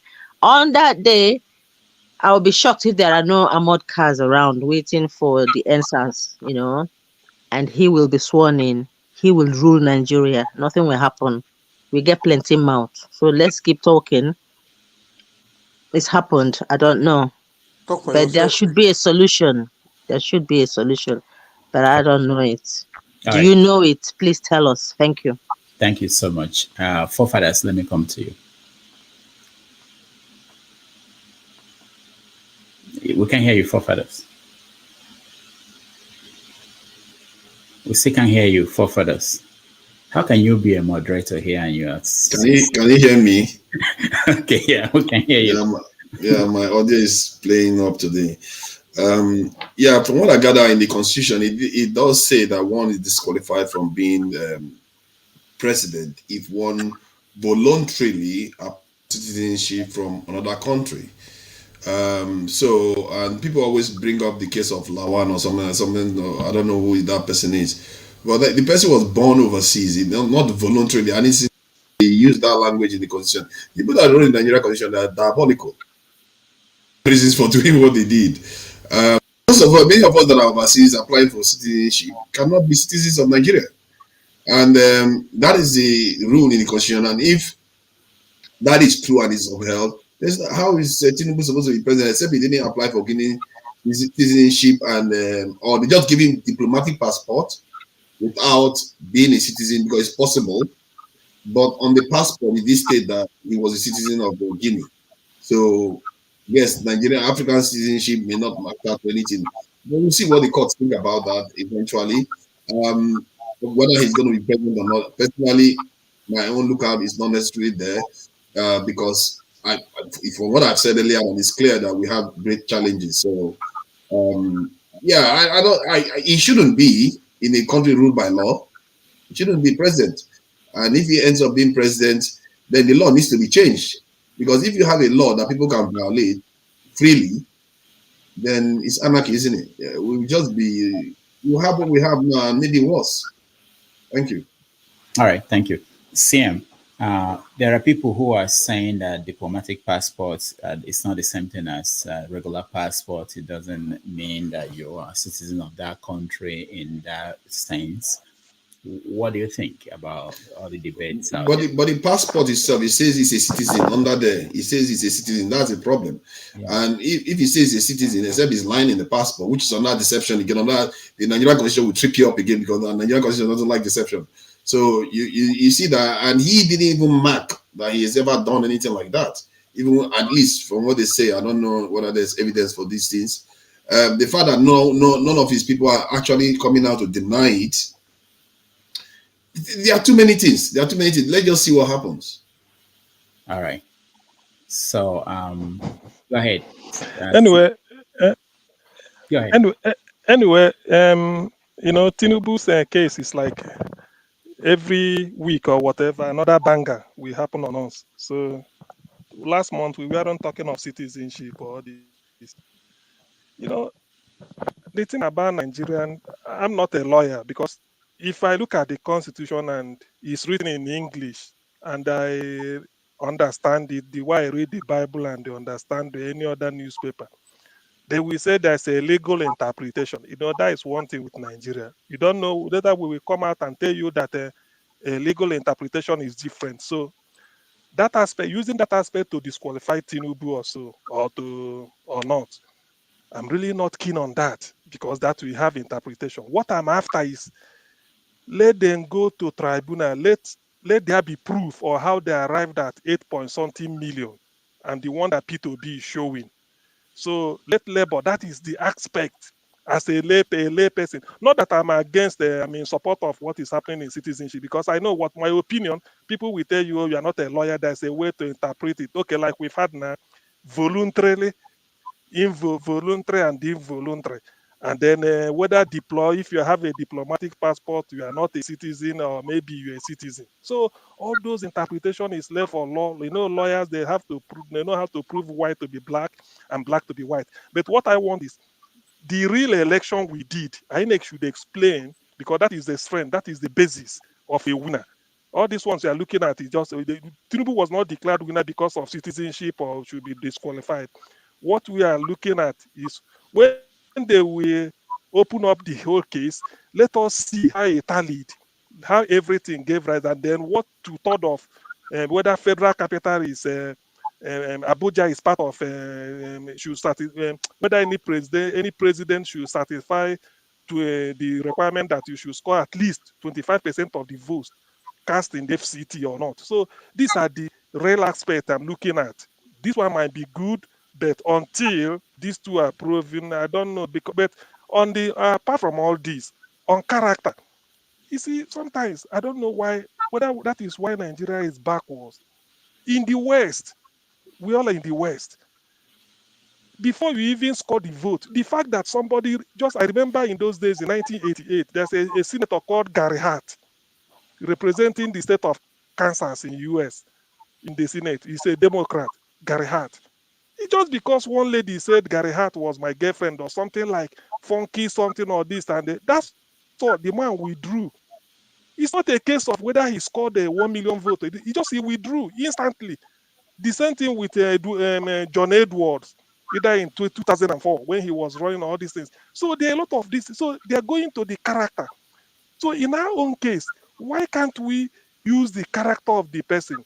Tinubu, your certificate. What did you give to INEC? What affidavit did you give? Let us use all those things and then say, look, based on this, you've perjured. What is your age? You attended so school. What certificate did you give to Chicago State University to make them admit you? My friend Juden is here. If I tell Juden, go to Chicago State University, I will sponsor you. Go and apply to study a bachelor's degree in economics. When he goes there, Chicago State University will ask him, okay, Juden, let us see your high school diploma, probably, or SAT, and something like that. So we're asking Tinubu, what did you give to Chicago State University that made them to admit you? Forget about the degree first. He couldn't provide. And these are the type of things we need in a person. So that you know, but in Nigeria, we don't care about character. All we want is this. You don't know. Maybe if you probe it so much, people will say because they bring ethnicity and religion into it. So Nigeria is a finished country in a way. If Tinubu should get in, somebody whose baggages, the past, you can't vouch for, you can't say anything. It's really risky. Now we are hearing of drugs. Whether he's still in it or since he forfeited $460,000 that he agreed he forfeited, whether he gave up since then and then signed off, we don't know. Tomorrow another thing will come up again. By the way, why is it that as a president-elect, he's not around in the country? By now, he should have been going on thank you tour. That is the way it is done. People will be visiting him, he'll be going around holding, but we don't see him. Whether he's taking treatment in France, we don't know. Whether he's there, I don't know. Or they expect that by 27th or 28th, they smuggle him into the country. 2019, we sing the national anthem and then take a oath. Is that the way it is wrong? If something, you can't put any procedure that is not clean, whatever product you get at the end of it cannot be good. It is that's why America will tell you before you become president, they scrutinize any allegation of infidelity, so many things before they allow you to get in. The same thing with UK everywhere. So why is it that in our own case we don't care? All we want is in the end that he won. We put in and then look at where we are. Buhari did not satisfy school SAT requirement before he contested.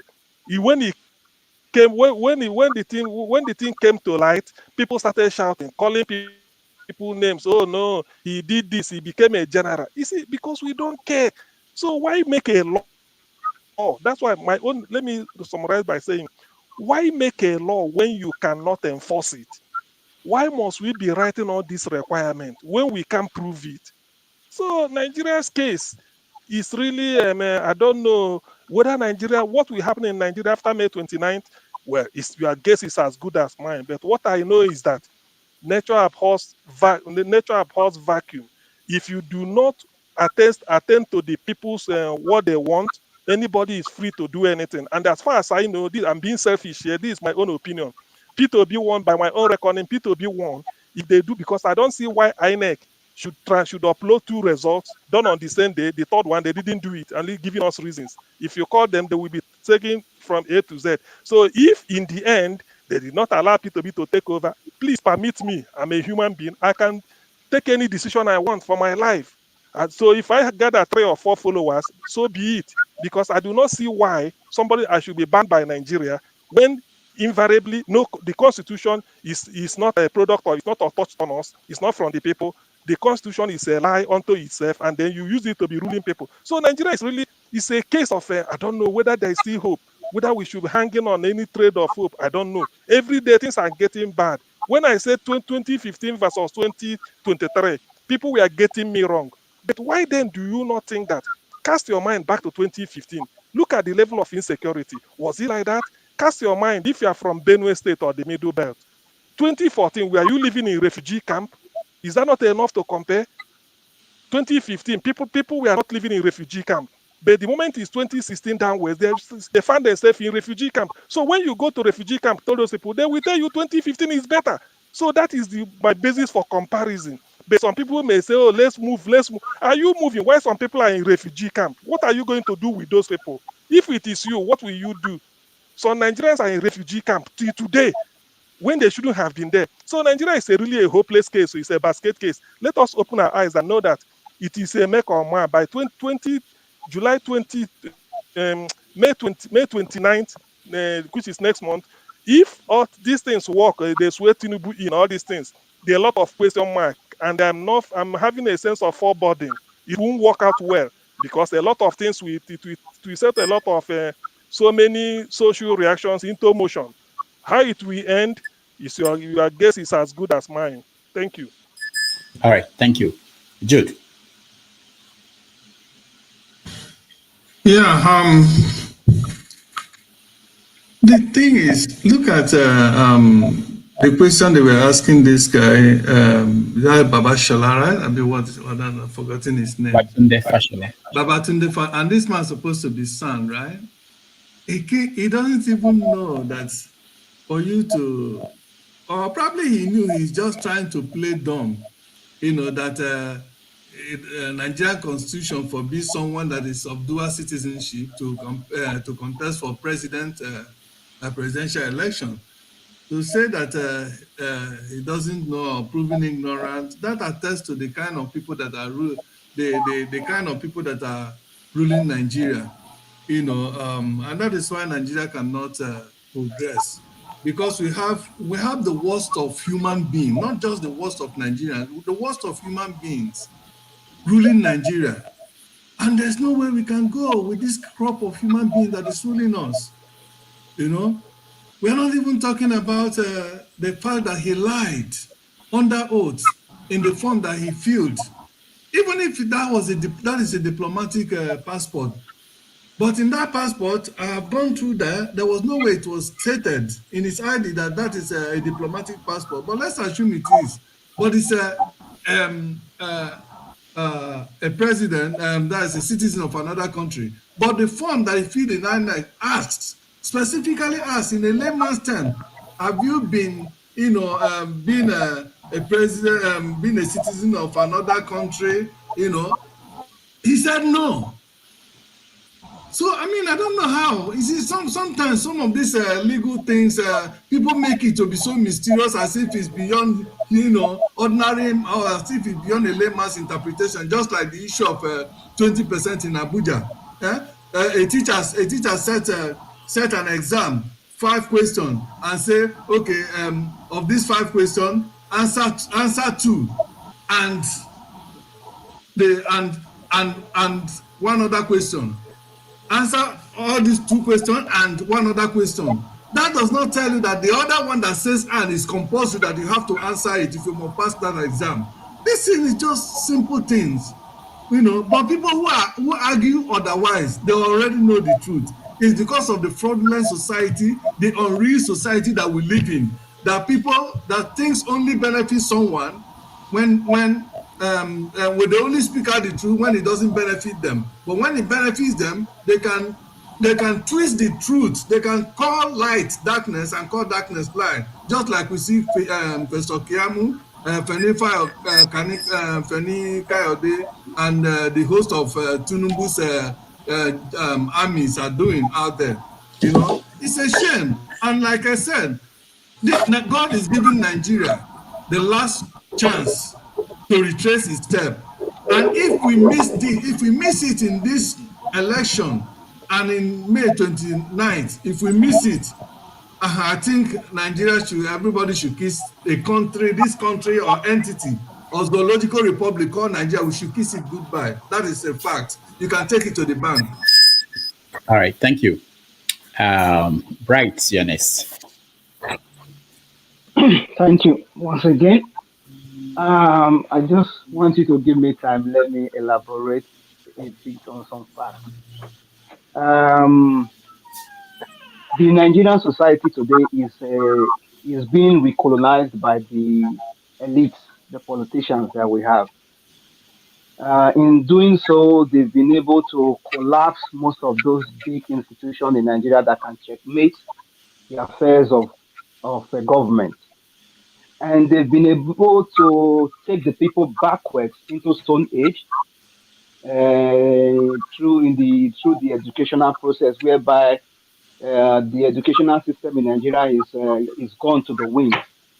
The average Nigerian today is no more seen going to school like something very important in life. And it's a way to make the people to accept whatever they put on their table, because the people don't know what their rights are, because the school does not inform them anymore of those things they are supposed to know on how they are supposed to go about in their society. And the Obi movement, this election, has been able to expose a lot of things. Whether Obi becomes the president of Nigeria today or not, but his action or this movement has been able to put a lot of people to go and do their research, both home and away. A lot of us have not been able to see what the Nigerian constitution looks like. Nobody cares before now. A lot of things have been going on. Today, it's not been that today was this last election was when people started ringing election. It has always been there. We've always accepted it. Let them choose who they want to choose. It's their business. But it comes to a time that, everybody's kind of looking back like, what is really going on? Everybody's not checkmating. Everybody's not interested.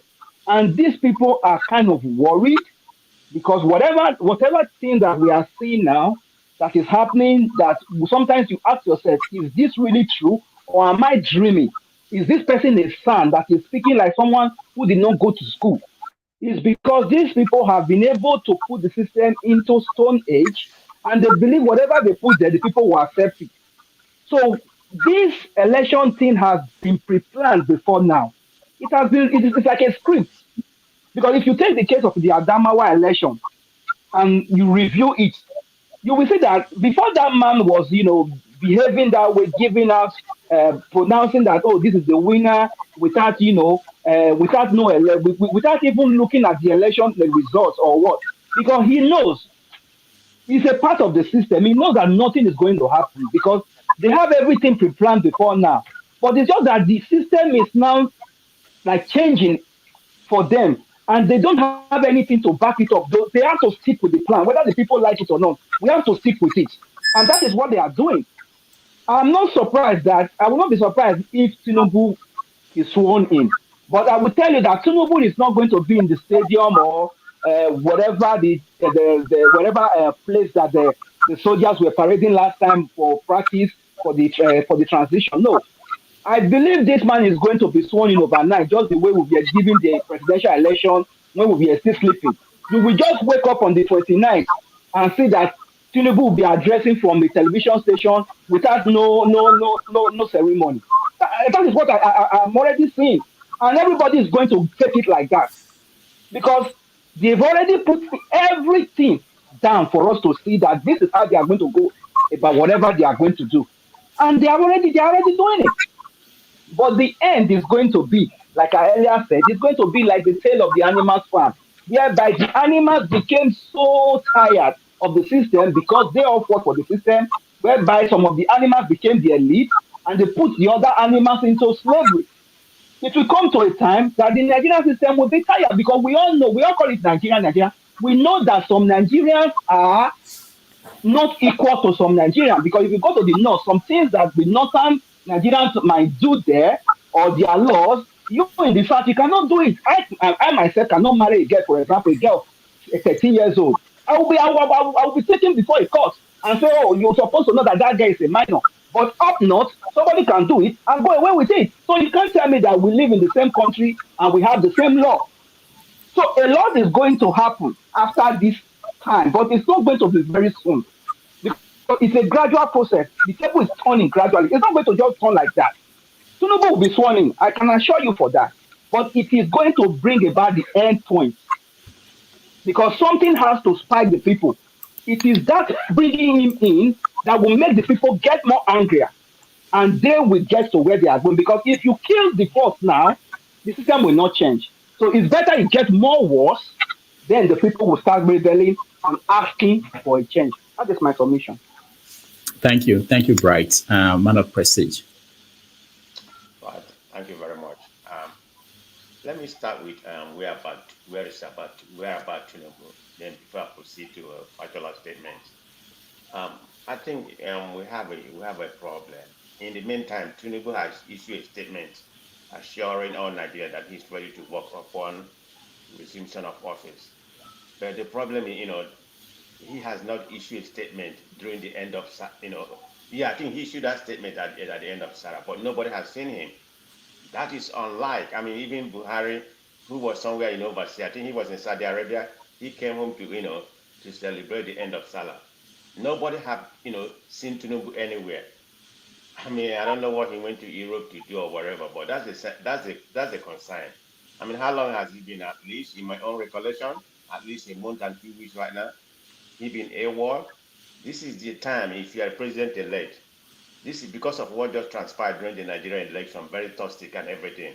He should be going around Nigeria right now, trying to reconcile the country, instead of being AWOL. I don't know where he is. Nobody can even say where he is. If anybody has a picture of him, let them tell me, because if Tinubu, I'm not saying anything has happened to him. Maybe I'm just speculating. Maybe he went there for treatment to get a booster, before he resumed office. It could be anything, but if you ask me that Tinubu is just okay, just enjoying his life, not inaugurating his cabinet in overseas, which is totally nonsense to me anyway, going overseas to do all those things. So it should be a sign of concern. People don't know. And he has gone for this, this far right now. So that's something for you to talk about, to take a look. He might be worse than Buhari. Being gone or whatever. So, but I wish him good luck. So let me go back to what Fashola said. I think Fashola, I think he committed a political suicide there. I don't know his pedigree when it comes to political narrative. I know he was a good governor, as you said, but I don't quite see him a lot, defending Tinubu and everything.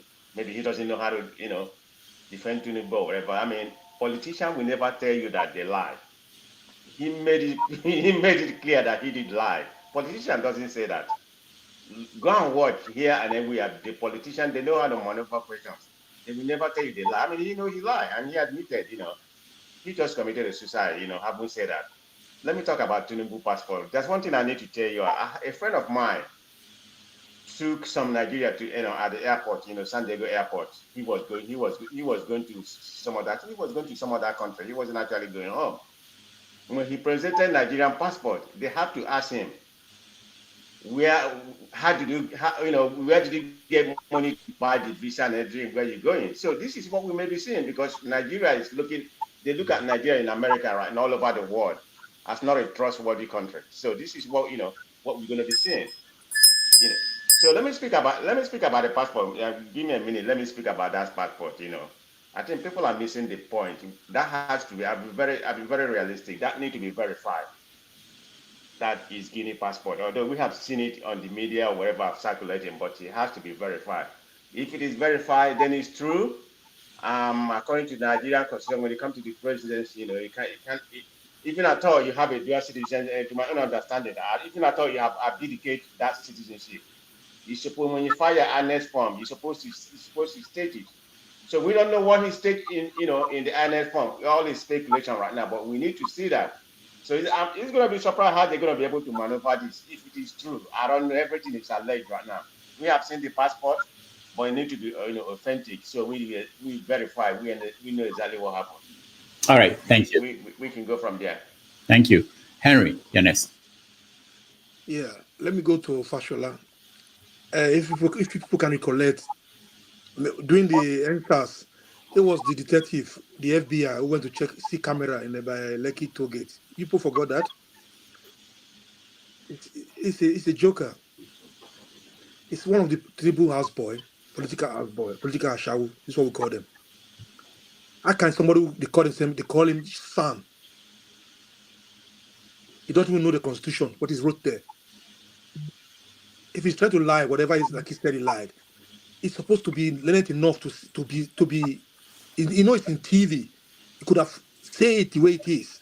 What states in the constitution? If the passport is authentic, I believe it's authentic. If it's not authentic, they could have not blocked this guy's Twitter handle before they release it again. So they knew, and none of these so-called Tinubu political agberus came out to debunk this passport issue, just as fake San Kiyamu on FFK, Food is Ready, FFK. You know, I'm ashamed. I'm ashamed. These so-called learned people we have in our country, they're the one killing that country so bad. You'll be defending criminals. Some call themselves a lawyer, defending criminals. We are living in a comfort zone. It's not your business. There's some Tinubu in, yeah. But are you going? You go to Nigeria one day. It's going to be peaceful place for you to stay. That's the question for you to answer. You don't give a F about it. But you go to Nigeria. Are you going to be safe in that country you're going? Look at Lagos. You cannot move around Lagos freely. You'll be driving your car stops somewhere. You have to thank God they don't come and put a knife on you, take your car from you. Is that the country you want to call your home? Tinubu cannot be a president of that country, if that you like it or not. They're not going to sworn him in that country. He's not going to be my president. All right, thank you. Mr. James. James, can you hold on, okay? Let me go to Kong Kit. He's been trying to join us, I don't know where, for more than an hour now. Comes in an hour. Let me see if we can get him now before he goes away again. Kong Kit, welcome. Can you hear me?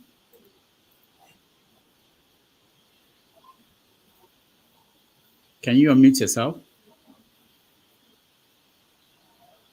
Sorry, we can't hear you. All right, let's go back to James. James, go ahead. Yeah, okay. You see, I'm worried about Tinubu becoming president for a number of reasons. I'll just explain two of these reasons.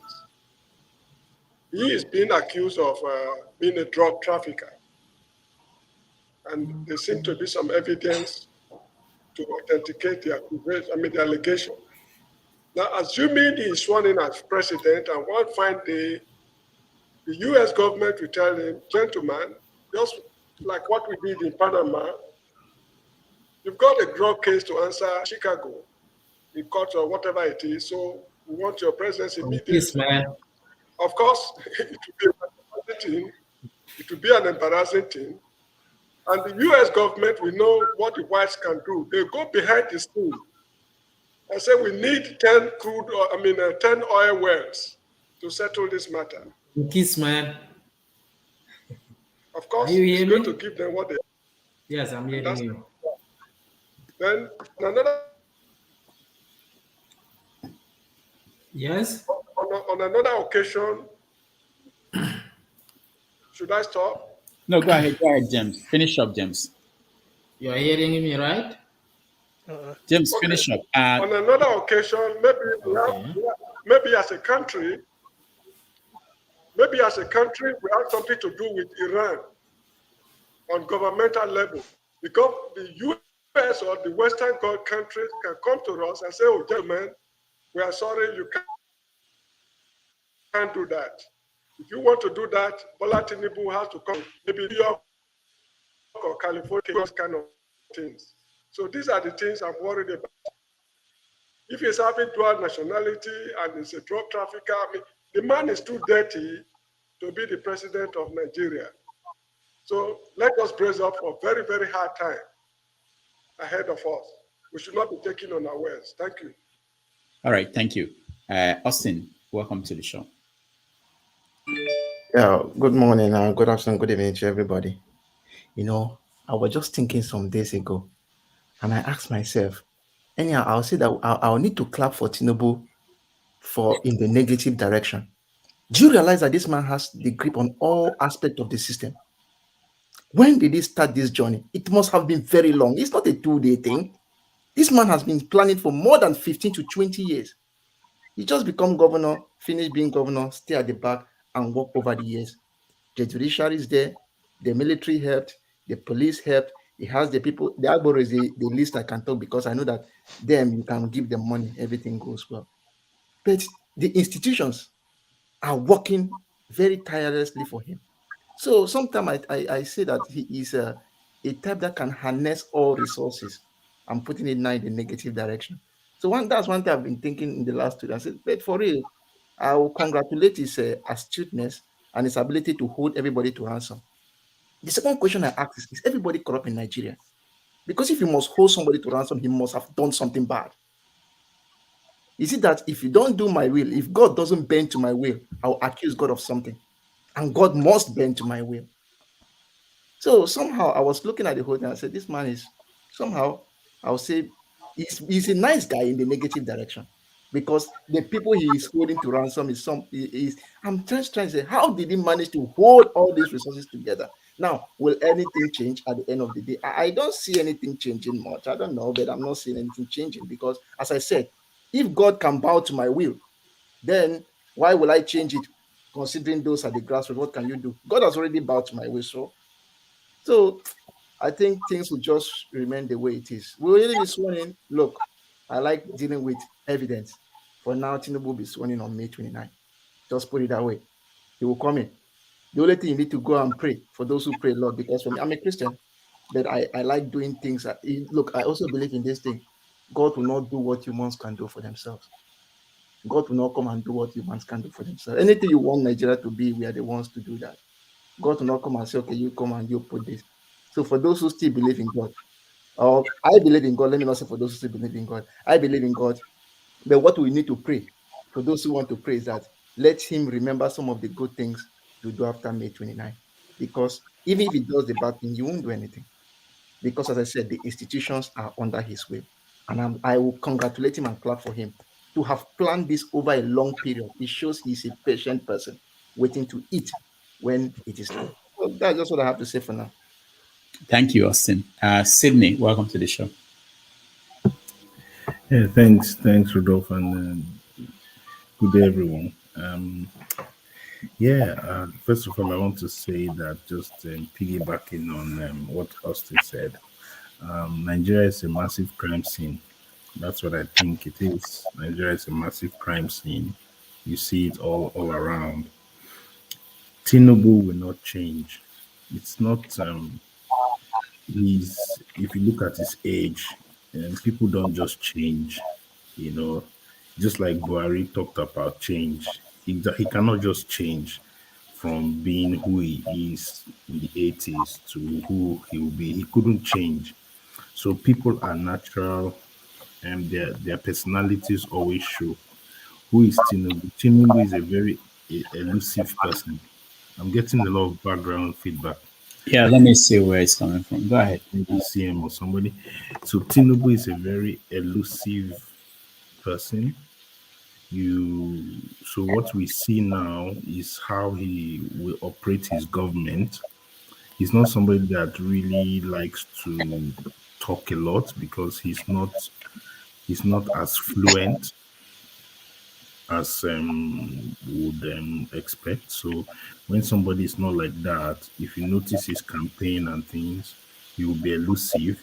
He's somebody that likes to use a lot of pseudos. He likes to use a lot of people to speak for him in different ways. He showed us in Chatham House what his leadership will look like, and he's the master of propaganda, which they have really employed after the election to see how they can turn the narrative of the elections, which has been very difficult for them to do. They've tried to launder the image of Nigeria overseas, which so that he can have a soft landing.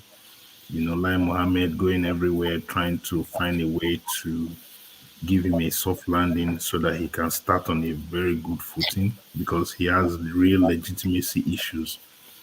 And David Hundeyin is a small rat, as it were, that has not allowed him to sleep, basically.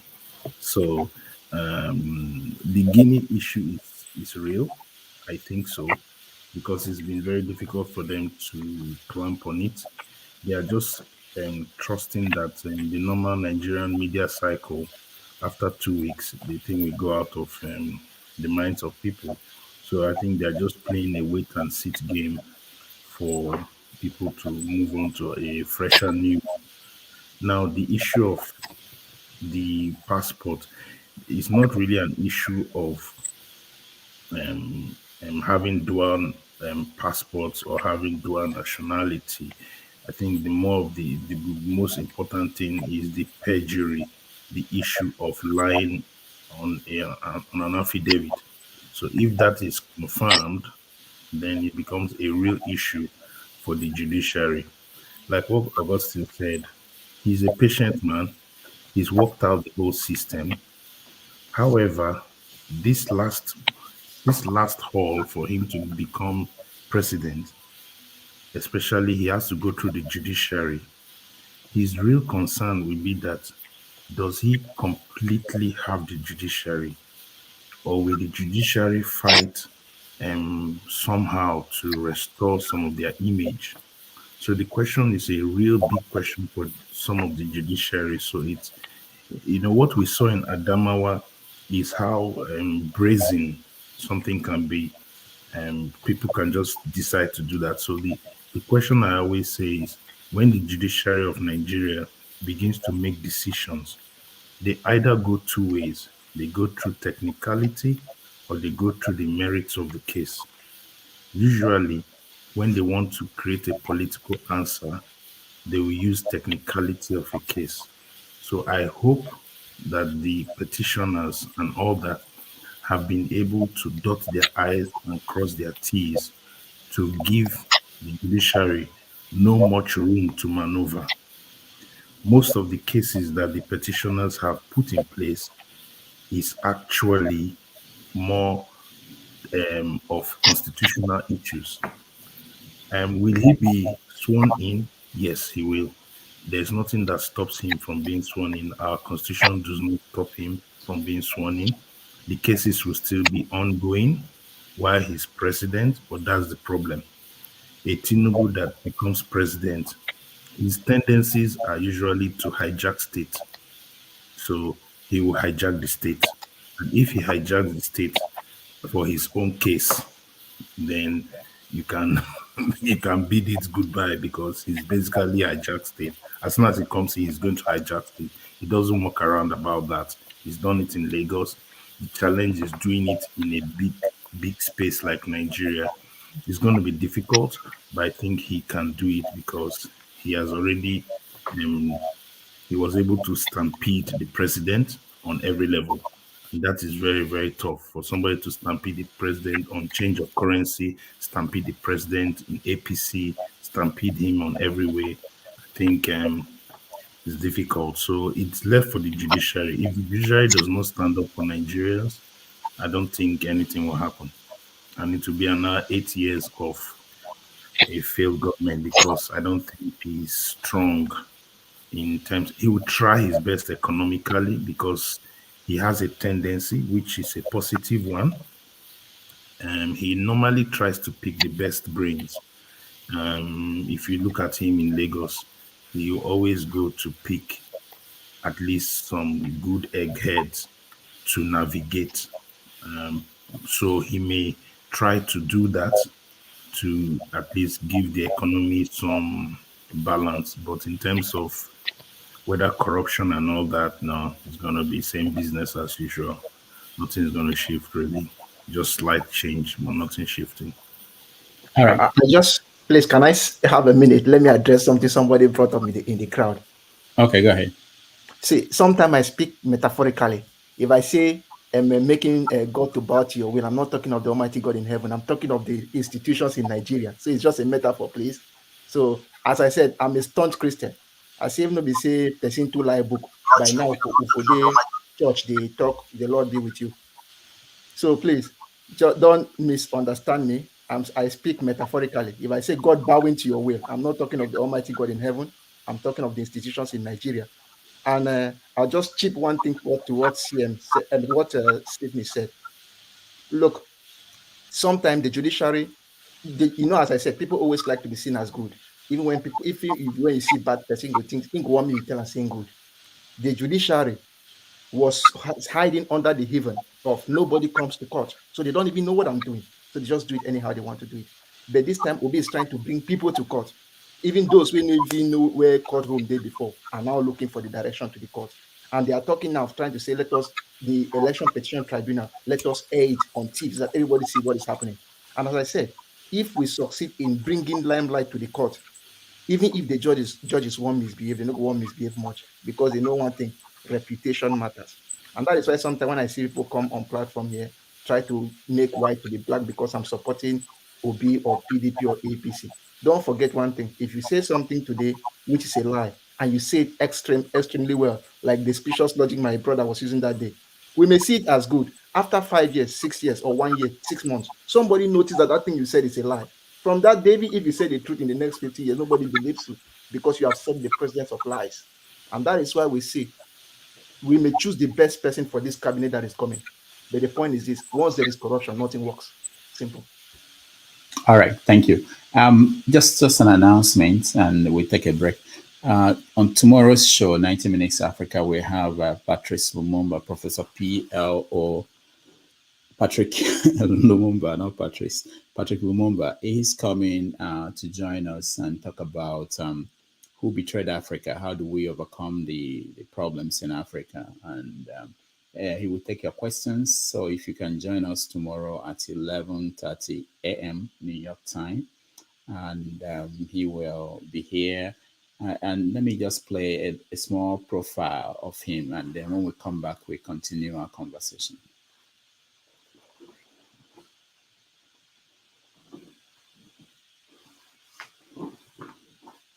He has the oratory skills of Martin Luther King Jr., the revolutionary flavors of Malcolm X, and the Pan-African creeds of the trio of African giants Kwame Nkrumah, Captain Sankara, and Patrice Lumumba.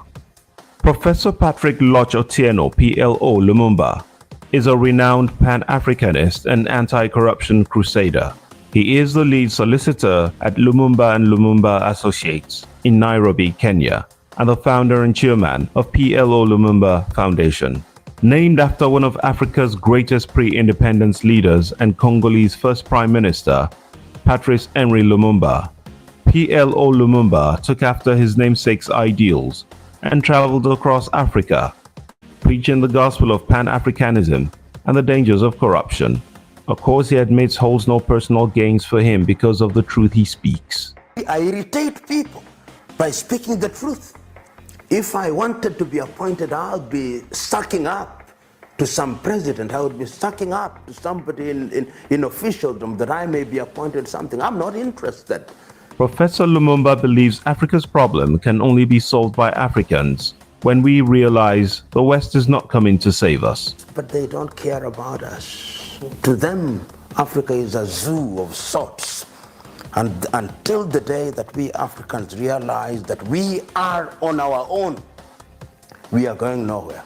He was born on July 17, 1962, in the little village of Usenge in the Lake Victoria area of Kenya. PLO Lumumba obtained his Certificate of Primary Education (CPE) at St. Patrick's Primary School, Kenya in 1973. He obtained O-level certificate in 1975 and Pumwani Secondary School before proceeding to Ambira High School, where he obtained an A-level certificate in 1979. He got his Bachelor of Laws, LLB, and Master of Laws, LLM degrees at the University of Nairobi in 1985 and 1989 respectively. In 2004, he obtained a Doctor of Philosophy, PhD, in Law at the University of Ghent in Belgium. A former director of the Kenya School of Law and Kenya Anti-Corruption Commission, PLO Lumumba has given hundreds of speeches on important topics ranging from anti-corruption fight and African unity to constitutional and judicial reforms. He is a passionate advocate for the urgent need for African leaders to ensure the continent's growth by taking the fight against corruption beyond the realms of rhetoric. He argued while delivering a keynote address before Nigerian lawmakers in the 8th Assembly that the problem of corruption in Africa is not because of lack of legislation, but their quality and implementation. So we who are here must remember that when we are enacting laws regarding procurement, sometimes we do so in a manner that provides an opportunity for bureaucrats to steal. Professor Lumumba's call to African lawmakers to enable the anti-corruption fight by strengthening legislation was indeed observed in reverse in his country Kenya, in a classic case of corruption fighting back. As head of the Kenyan Anti-Corruption Commission, KACC, Lumumba's dogged public pursuit of corrupt politicians upset the country's members of parliament. To undermine the effort of the KACC under Professor Lumumba, the MPs swiftly passed legislation whittling down the powers of the commission and forcing PLO to resign. The mood in the parliament at the time was captured by the statement referring to PLO by one of the MPs, who was being investigated by the KACC during a debate. He said, "If the current person who is sitting as a director of KACC is going to be given prosecution powers, I do not think there would be anybody sitting in this parliament." What followed was total derailment of the anti-corruption drive championed by Professor Lumumba in the Kenyan parliament through the instrumentation of legislation. Men and women elected to serve the people instead chose to serve themselves. Though his anti-corruption drive was derailed, his advocacy for good leadership in Africa has remained firmly on track. Professor Lumumba has received numerous recognitions and commendations for his works, including his 2012 recognition by the East African Association of Anti-Corruption Authorities for his exemplary contribution to the fight against corruption, and his investiture as Chief Tamba-Taylor of Liberia for his Pan-Africanist activities, among others. Professor Lumumba has published several articles in peer-reviewed journals and written books, including An Outline of Criminal Procedure in Kenya, An Outline of Judicial Review in Kenya, Kenya's Long Search for a Constitution, The Postponed Promise, and Judicial Review of Administrative Action in Kenya, among others. PLO Lumumba has lectured at various universities, including the University of Nairobi, United States International University, Nairobi, Widener University, etc., with several thousand speeches across Africa. Lumumba is inarguably one of the most recognized public speakers on the continent. In one of his speeches on African unity, PLO said, "African unity and solidarity are no longer dreams. They must be expressed in decisions. I believe that we have reached a stage in the economic development of Africa where moving forward is perilous, moving backwards is cowardice, and standing still is suicidal." Standing on the shoulders of African giants of yesteryears like Patrice Emery Lumumba, Kwame Nkrumah, and Thomas Sankara, Professor Lumumba has continued to point the way for political leaders in Africa to march the continent into progress. In his spare time, PLO is known to practice martial arts and is working to create his own version of the art called Ubuntu. PLO insists that for a continent as diverse as Africa, true nationalism can only be achieved when we do away with the tribe. He has continued to uphold and protect the legacies and visions of that African giant and his peers, including Kwame Nkrumah and Thomas Sankara.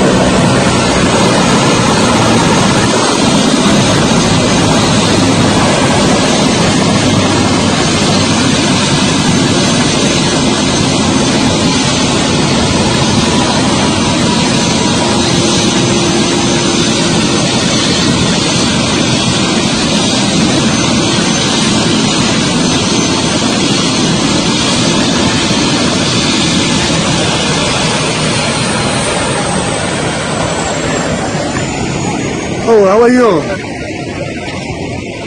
Yes.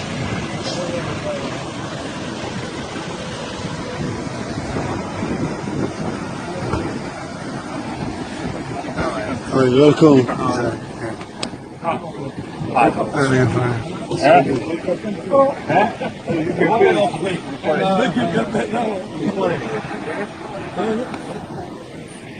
You almost took it to the bar.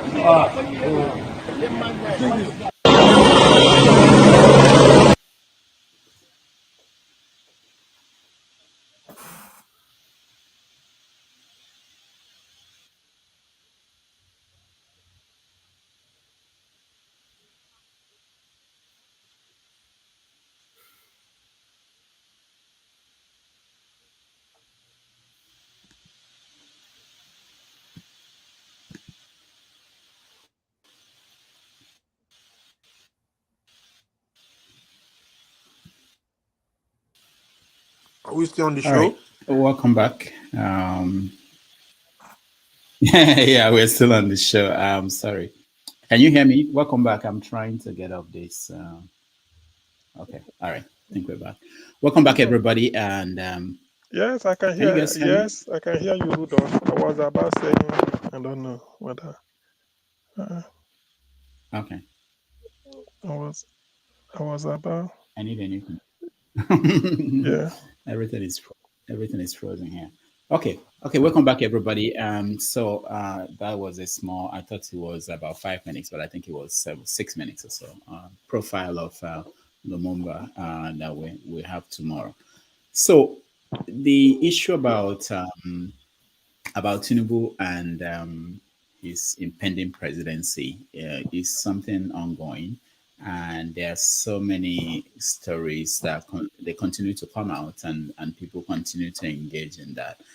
There's a question about how, starting from May 29th, they will become the government in power, and if they are going to change the approach to governance from what we've seen from the election to the campaign to the election and after the election, because you can't run a country. That's my opinion.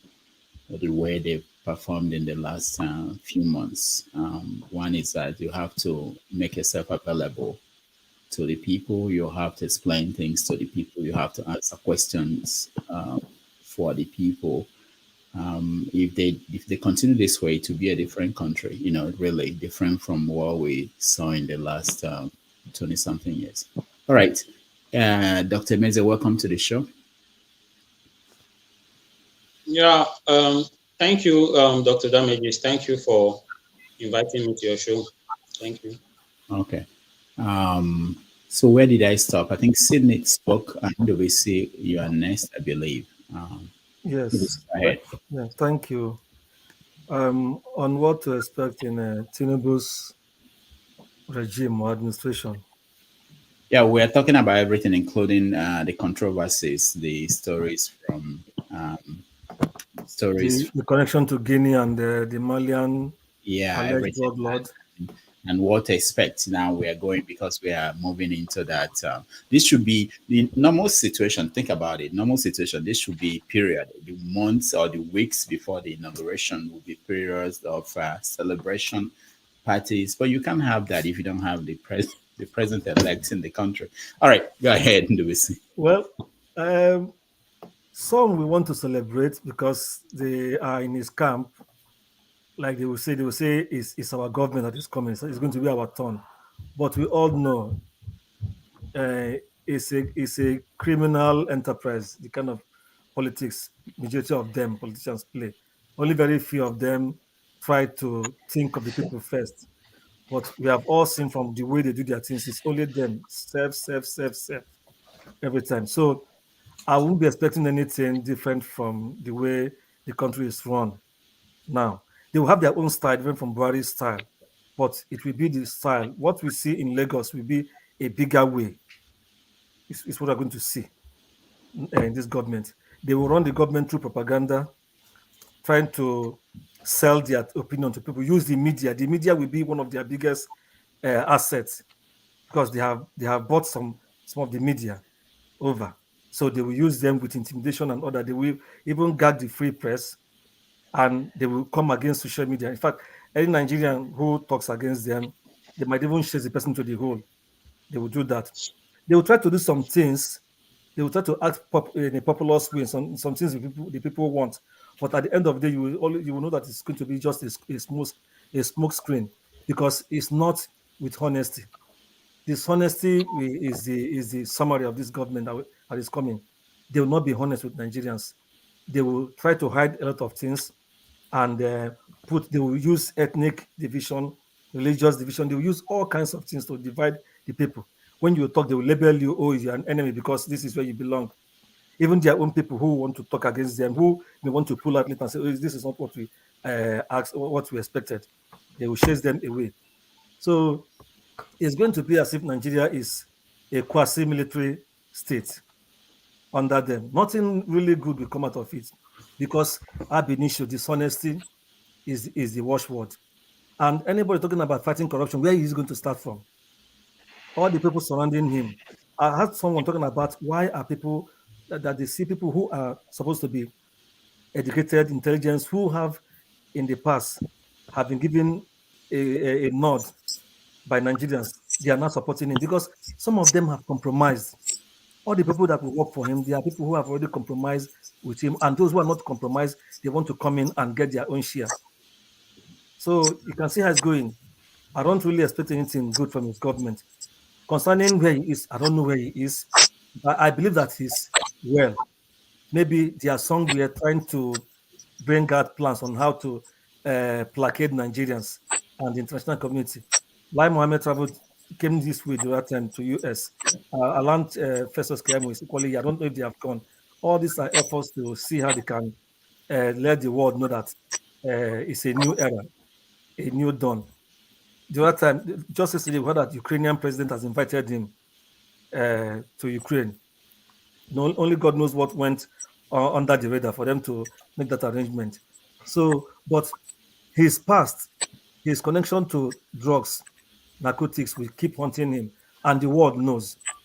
It might even be a source of blackmail by some big countries on him if they choose to do. They might ignore it and allow it play out. But above all else, the world will be watching Nigerians, how ordinary Nigerians will react. If Nigerians are calm with it and say, okay, let's go ahead, nothing will happen. Things will just roll, 4 years will come and the election will come. It will continue that way. But if Nigerians say, no, we can't allow this, that is where the world will now focus more and say, oh, the people don't want you, or there's crisis, and they may want to say one or two things. Concerning the kind of cabinet he's going to bring in, yes, he might bring in some people who know the job, but the corruption that is around them, that they have known all, that everybody knows about, will not make people who are good to do their work very well. So, but above all else, the judiciary is now, Nigerians have put all their faith on the judiciary to do the right thing. The judiciary will make or mar Nigeria in terms of not necessarily the country collapsing. The country may not collapse, but whether we are going to have sanity after May 29 is left on the hands of the judiciary. Thank you. All right. Thank you. Thank you so much. Let's go to Carino. Carino, how are you? Hey, I'm fine. How are you? Good, good. Welcome to the show. Thank you very much, Doctor. So, Tinubu will be sworn in. Let's not deceive ourselves. Tinubu will do his best probably in 2 years, to make the Nigerians think he has the best interest for the country. But after 1 or 2 years, everything will be coming down. So I feel we are not talking about the big picture yet. Buhari is compromised. Buhari knew what is going on. Buhari knows that Tinubu will be elected president. All these are planned. We are not talking about they already know what they were doing. Tinubu sponsored Buhari into power. So Buhari is paying him back. So nothing is going to change. The judiciary is compromised. Let's be honest with ourselves. probably end up having some friction in Nigeria, but Tinubu will be president, and I don't think anything can change that. The US is already inside with Tinubu. US always go to places where they have interest.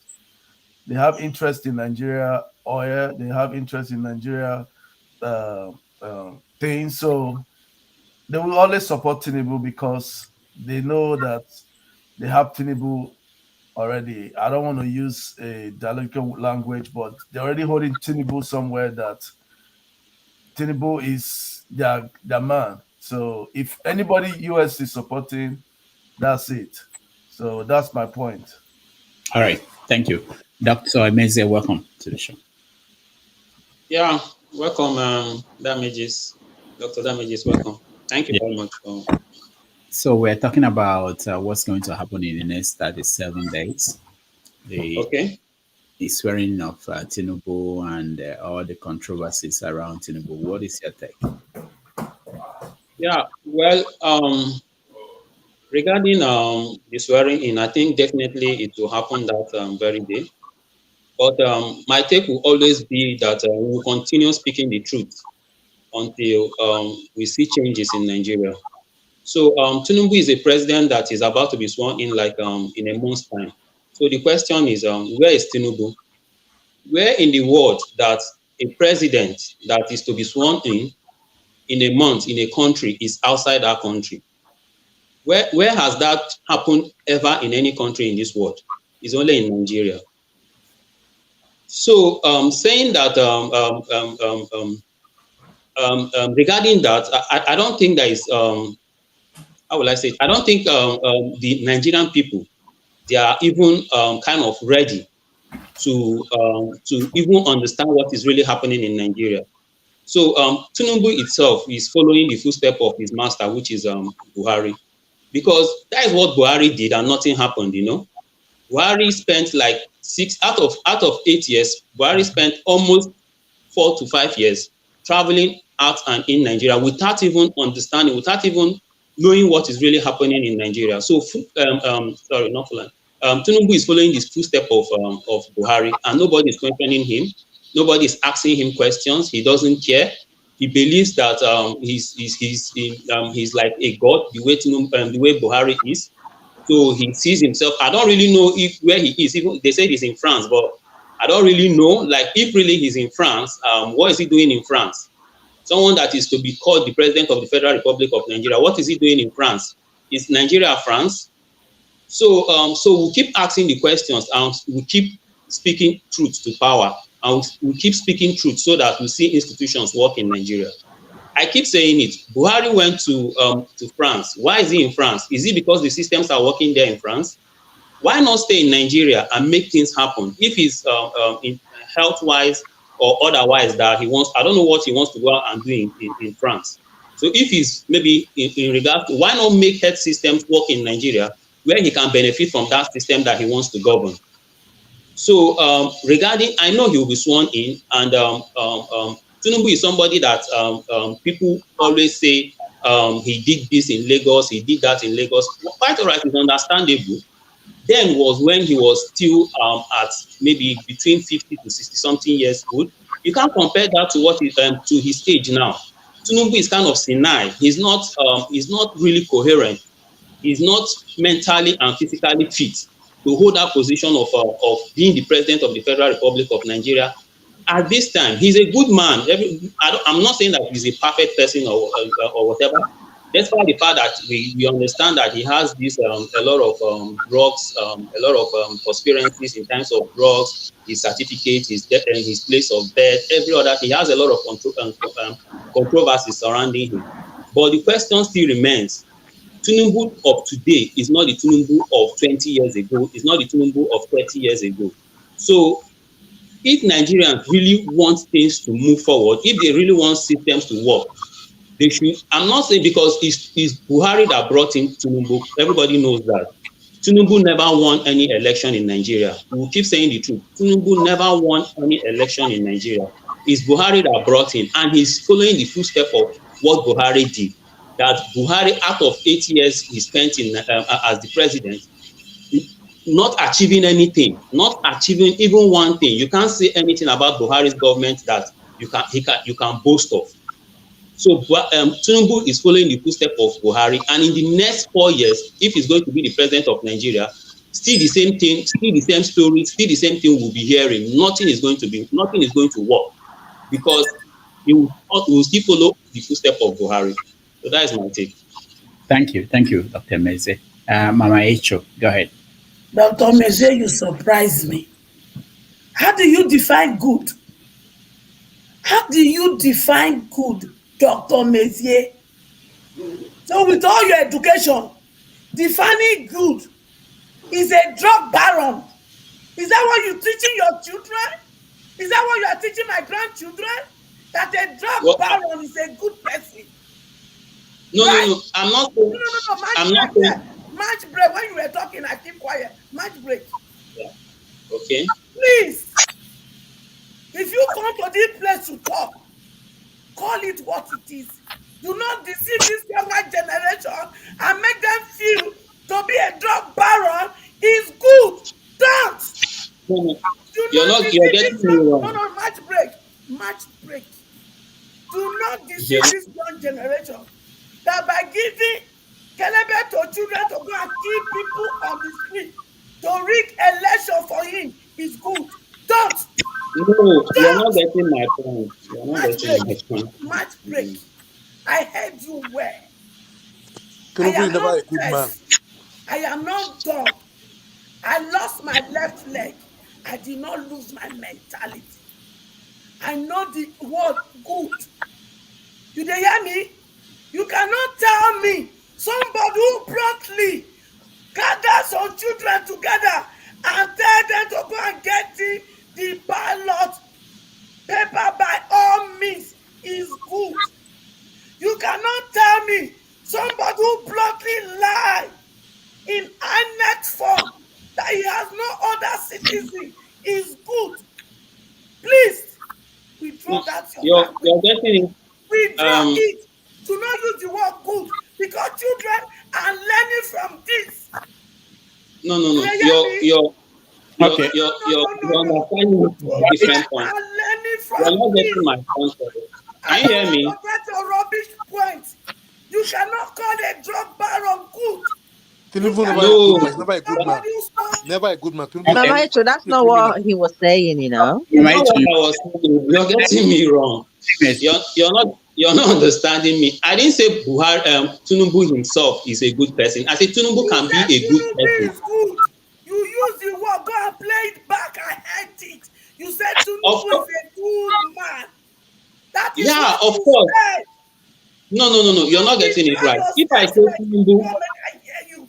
Because you are educating my children. Mama Hecho, you know English is not our first language. Sometimes we may misunderstand some phrases. Yeah, you misunderstand the good I'm talking about. I'm not saying, even on this platform, you remember the last time I criticized him based on, even when they put him as one of the 100 most influential person. I criticized him like, is he the kind of person, what will we emulate from him? He's a drug baron, he does with narcotics, he has been indicted in terms of what is it called, substance abuse. What I'm saying is, no. Try to understand. Learning from this discussion. Mama, you're getting this wrong. No, you have to be logical. Tinubu himself can be a good man. I don't know if you understand. Him himself can be a good man because why do I say this? He has ruled in Lagos. We have people that, how many of course, years of his life has he used to destroy us? He's quartered to the grave. All his years, he has been a bad man. Tinubu, you are a bad influence. Tinubu, you are a bad man. I will never use the word good for people of your type. Tinubu never once a good man. Never. So why are you coming here or put in my face and the face of my children that somebody who has this? Someone cannot be 100% bad now. There has to be some cannot be 100% bad. You I understand? know no one is perfect, but condemning someone 100% bad, man. Come on now. It's The not whole like that. Lagos You're not ransom. getting You people don't understand. Do you no. understand what this is all about? Do you Even people? even okay, Mama Hecho, let me make you understand something. Wait, let me let you understand something. Wait, don't let me In life, understand one thing. no, let me because Wait, you're I have to move people now. If people are just Moicho, just have to hold on. You have to when you speak. allow me to explain something to you. You understand? You can say somebody is 100% bad. Even you yourself, you're not 100% good, you're not 100% bad. Do you understand? But the thing is that when you look at people, those are doing some detriment things are, that are are you different are you ready generation. to? Come on. Are you willing to allow me talk? Nobody is 100% good in this life, and nobody is 100% bad. But the thing is that when you compare and contrast people's behavior, their actions, then I told you that Tinubu may be a good man because of what he has done in Lagos. Do you understand? So, but in other aspect, he's a bad person in times of maybe he has indulged in things that has to do with illegality, like maybe maybe like dealing with things that has to do with narcotics, or maybe substance abuse, drugs. So those things are the bad part of him.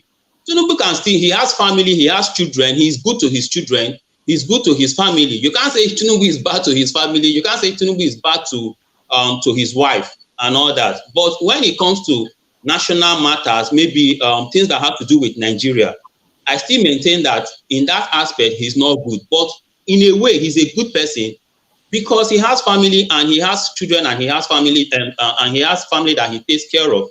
So in that aspect, he's a good person.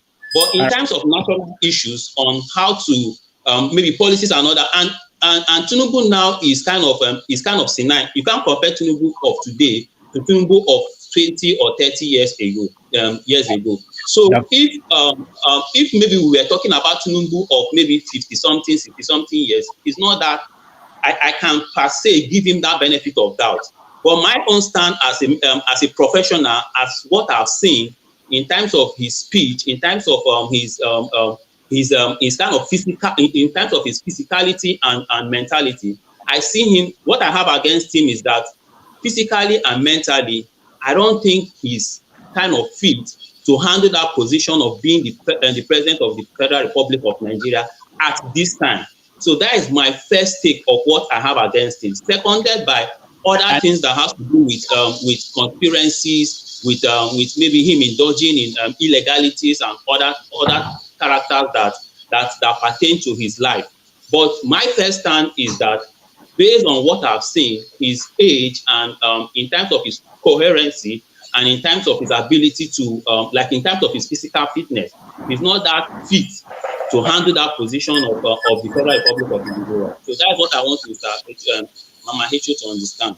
Okay, thank you, Dr. Emeze. That's enough on that. Henry, we're not going back to this unless you have something else to say.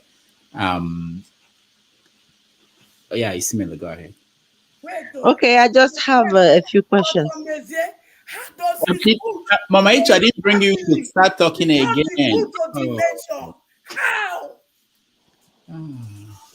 Okay. Go ahead. Sorry about that. I just have a few questions for Tinubu, his aides, or anyone that knows him to possibly let him watch this show to hear some of our views because we are part of Nigeria, regardless. And my questions are: how will the media be treated, both from Nigeria and the social media? Who will he empower the most, and who may be disenfranchised during his reign? How would his governing cabinet be like? As in, will he only appoint more from his ethnicity like Buhari? Would he only be the president of his supporters and voters? Or would he surprise some people and strike a balance of ethnicities in his cabinet? What will happen to businesses? I'll be fast. Sorry, sir. What will happen to businesses and business owners in Lagos who did not vote for him, would he look into the issues of what happened in Lagos properly and settle it once and for all? What possible positions will he bestow onto MC Oluomo during his administration? Who are those that will benefit most from his presidency? Will his benefactors, because of Tinubu, abuse their power and be nasty to other tribes in Nigeria? All these, I want answers from Tinubu. And I hope this opportunity given to him, he would use it well. Tinubu, I'm speaking to you directly now, fearlessly. Whether you're going to hang me or not, I don't care. But now you wanted to be a president for all those times. Now you have that opportunity.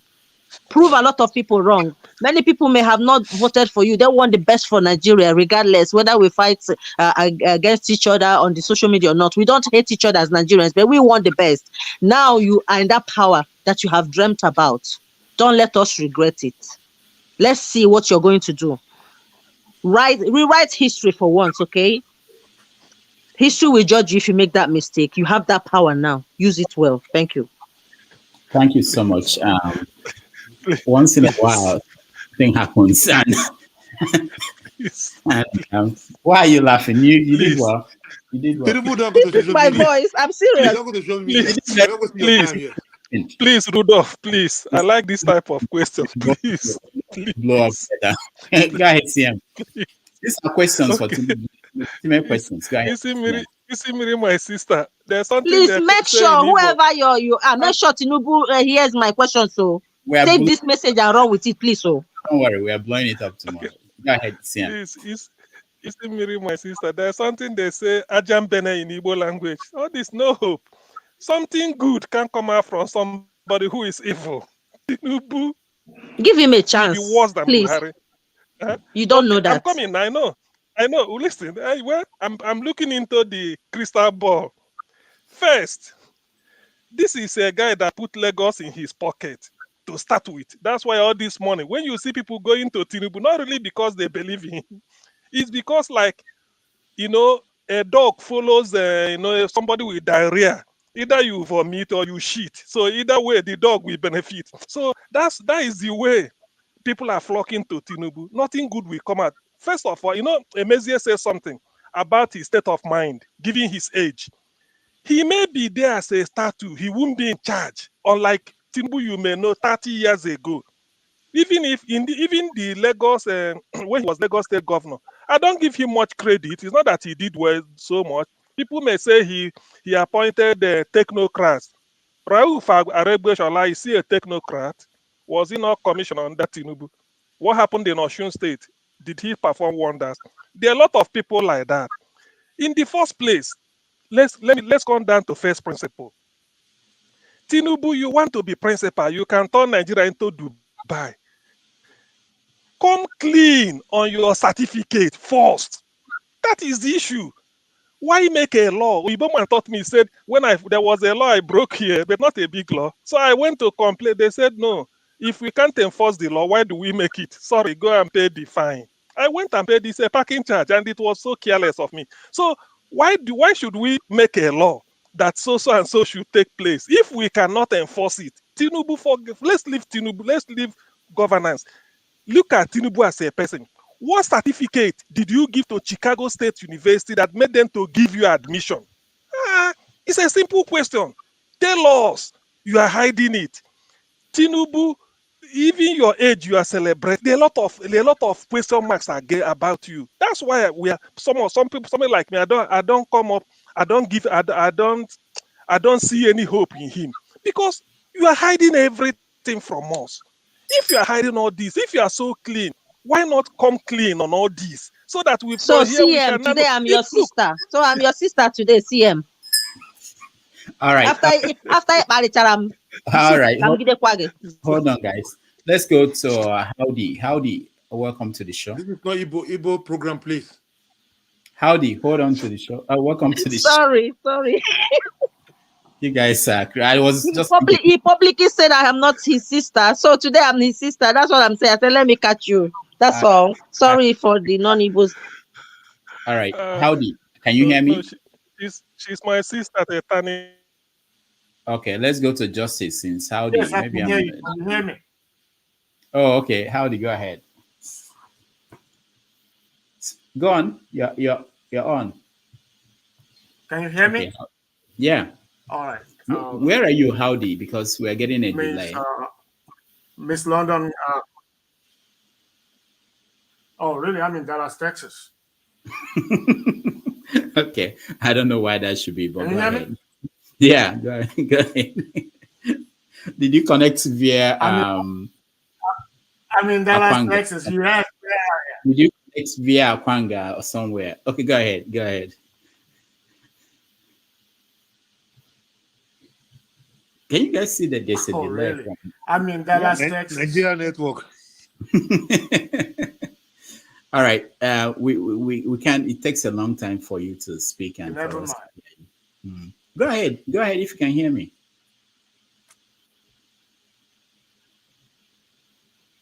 I'm speaking, but I'm in Dallas, Texas. Howdy. We'll come back to you. Let's go to Justice. Never I'm mind. sure Never Justice. mind. Yeah. No, just come back again. Maybe that will make clear the system. Justice, go ahead. Yeah, thank you, Dr. Rudolph. Nigerians are complaining about about Tinubu, but snake can never have a dog as a baby. That's the point. Nigeria can only produce what they can afford. So when people come here and begin to cry about Tinubu presidency, I don't know what they want to get. Do they want to get Jesus Christ? Or do they want to get Jamaica as their president? Because the truth of the matter is, Nigeria breeds people like Tinubu. That's what Nigeria produced. Since Nigeria was found in a faulty foundation. And how can a house, the foundation is wrong, you want to build a mansion in it. Don't you see the house that collapsed in Banana Island? Did the house stand up because he's in Banana Island? So he's going to stand.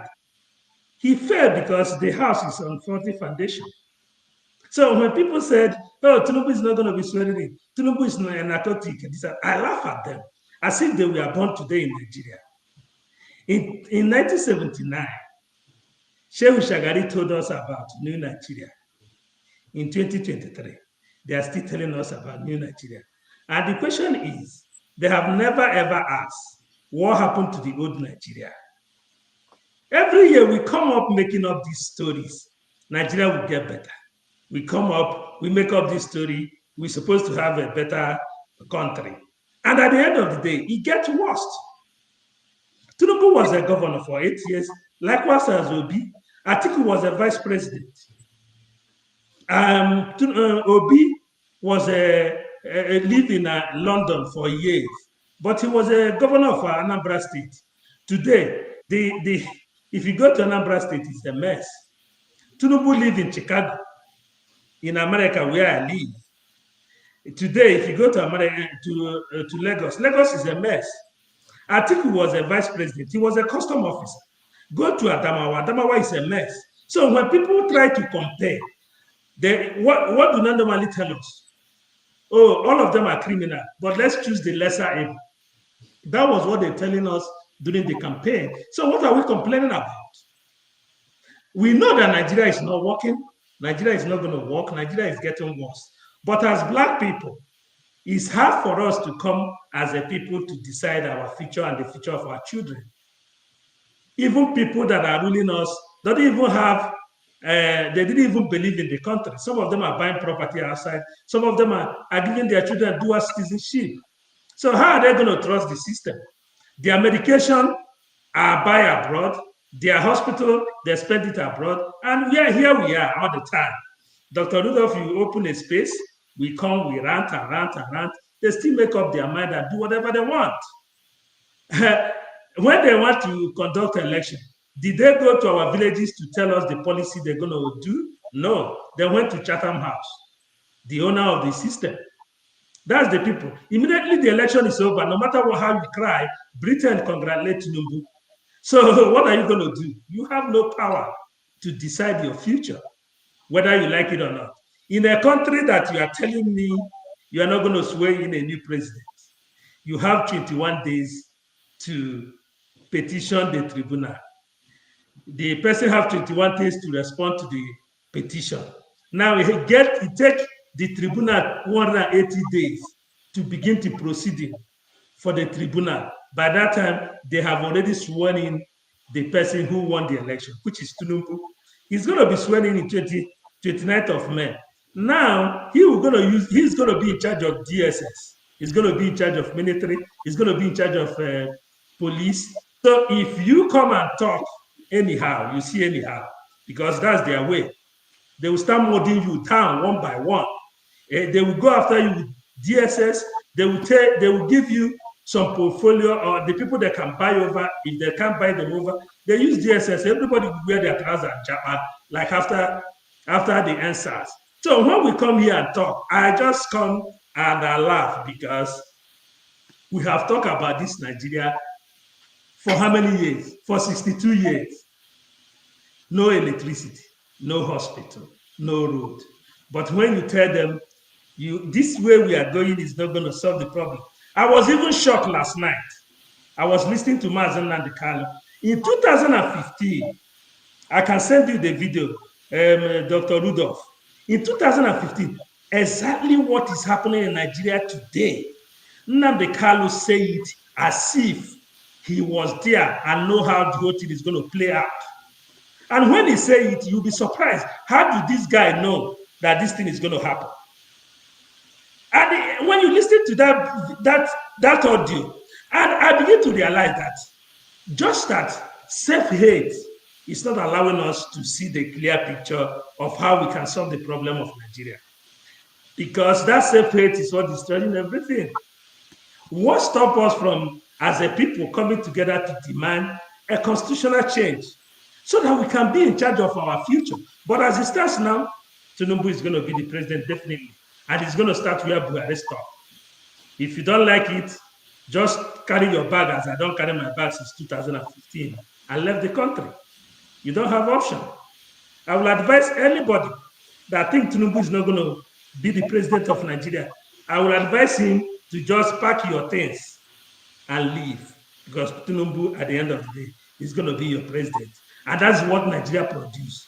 You can't be snake cannot give birth to a rat. Nigeria brings criminals. Thank you. All right. Can I ask a question? Austin, go ahead. Look, as I said, I'm happy that I loved your constructive criticism towards the end, because I saw you talking a lot of the negativity and everything is good. That's true. You mentioned some things, the Constitution, and you mentioned some other things. So I just want to tell me, maybe just give me 2 or 3 things you think, if I point 1, 2, 3, and it's done very well, everything goes into place. One thing we have to do, we have to call for elections. Election is not going to solve our problem. One thing can solve our problem: national dialogue. You must call that national dialogue for us to put down that constitution and let people decide if they want this country to continue or they don't want. There's nothing else you can do. The constitution is fraud. The Nigeria creation is fraud. The only way we can be able to make a move is to call a national dialogue, let people decide their future. Okay, now we call the national dialogue and pull down the constitution.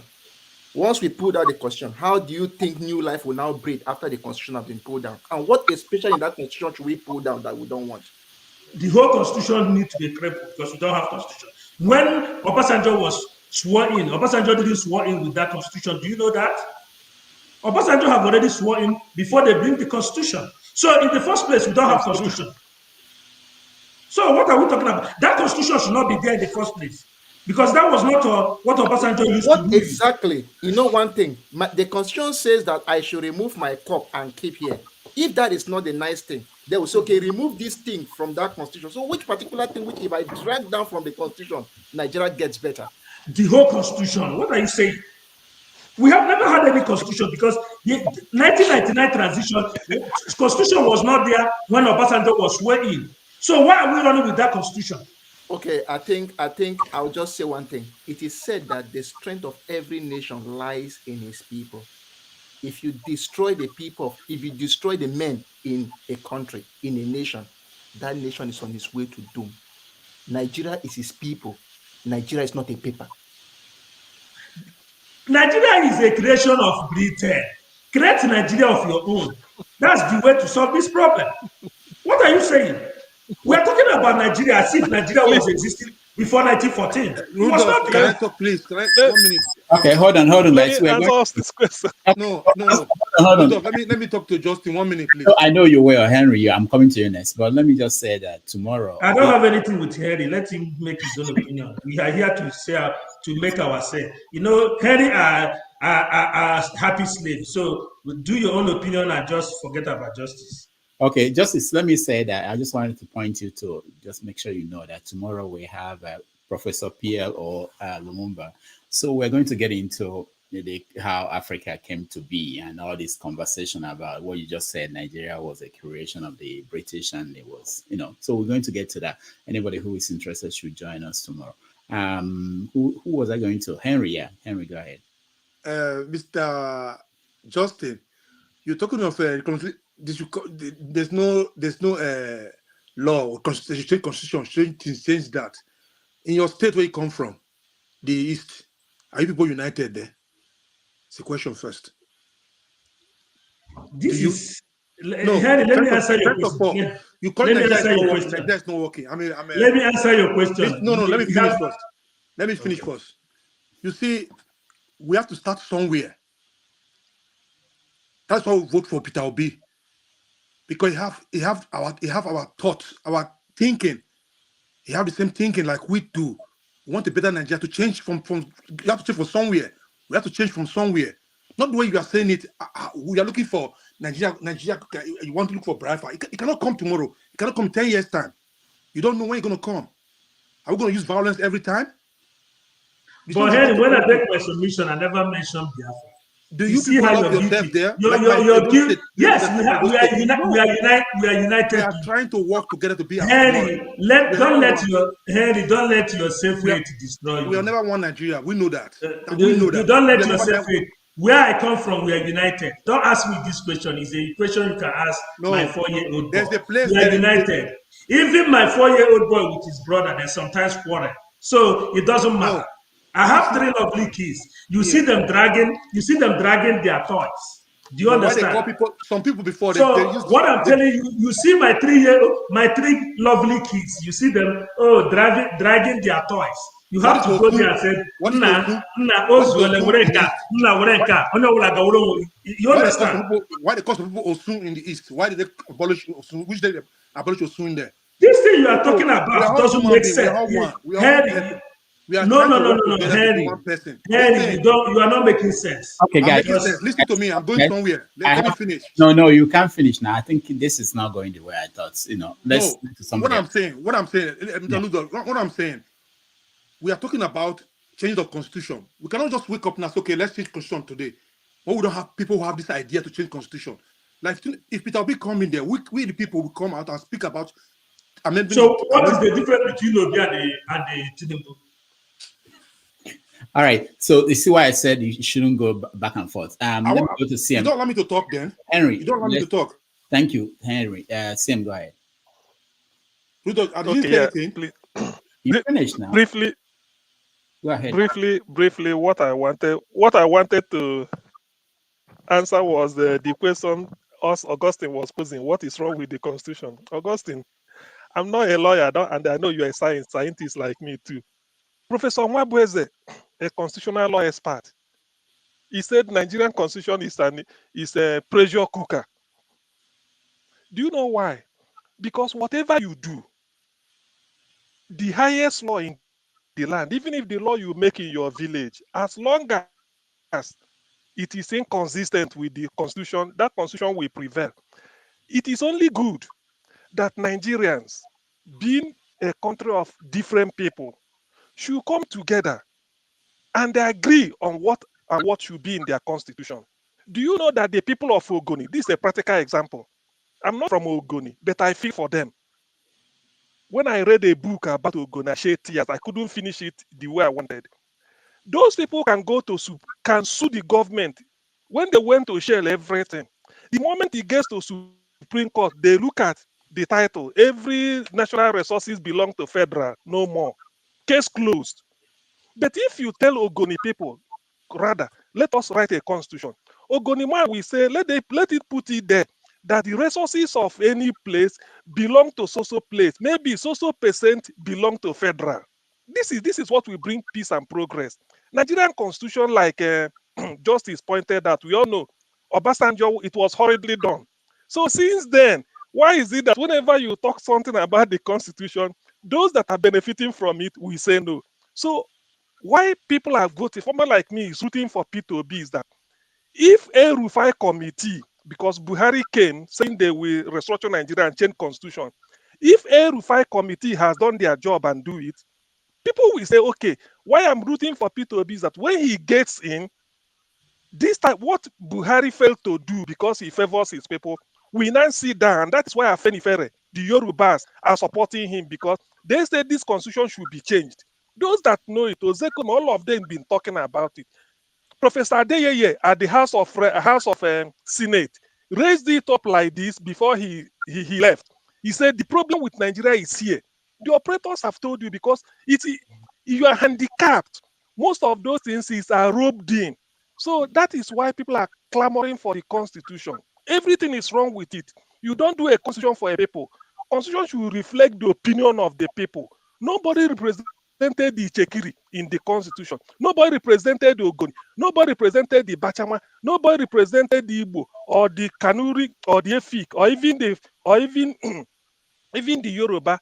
They didn't call a meeting, and so that is the first thing we should have done as a people. It doesn't mean I'm not afraid that some people may say let's go together. It might turn out that when we do the constitution, everybody will be happy. Then we become a united, what they call a united people, and we progress. But when one set of people decide to write a constitution, and it's the military, that's why they are changing it. It's the military. When you panabit it every time, change the constitution, nothing is happening. Is it not better we sit down, write a constitution that will accommodate us? Ijoman, what do you want? Ogonima and Efik, what do you want? Bring a representative on equal par. Then we do it as brothers. It's done in every Simple country. question. Even Ethiopia What put do their you own want? secession. Even Ethiopia put in their own secession. That was Mengistu Haile 1986. He said they put secession. If you don't want, you can decide to go your own way. So Nigeria, this is exactly the problem we have. This is a problem of nationhood. I'm not original, don't quote me. Quote Bola Ige, who asked the question. He said during Nadeko time, they interviewed him. I remember then on BBC. He said, "But why are you looking for all this thing? Why can't?" He said, "No, I may be alive then or I may not be. But Nigeria must answer two questions. Do we really want to be together as a country? If it's yes, under what terms? That what terms means constitution. It's as simple as that. Not that when somebody calls for constitution, it's like the person wants to this. No. Ichekiri is there, Urobo is there. More is it because Igbo man, the population of Igbo is bigger than that of Urobo? Then I will lord it over Urobo man and lord it over Ichekiri man or Ogoni. I will think that I'm making progress. It's not. We are the same. I mean, if we want to be the same people, we must be the same people. It's the constitution that will bind us. Constitution will bind, because if you go to Supreme Court, anything is not in the constitution, Supreme Court will never grant it. He says it's unconstitutional because it's not in the constitution. So if that constitution should guide us, everybody should make an input. Thank you. All right. Thank you. I wanted us to, hold on, let me see. I wanted us to do something. There are some stories that came out in the last 24 hours. One was this. I want to share it with you guys and see your reaction. I'll get your reaction. I don't think most people are paying attention to some of these stories. So the National Assembly, the 10th National Assembly that will take the sworn in a few days. This is the composition. They are saying that the opposition parties may have majority in the House of Rep, which is something that hasn't happened in Nigeria since we started with our democratic experiment from presidential system from 1979. So if this should happen, the Speaker of the House may be someone that will come from one of the opposition parties.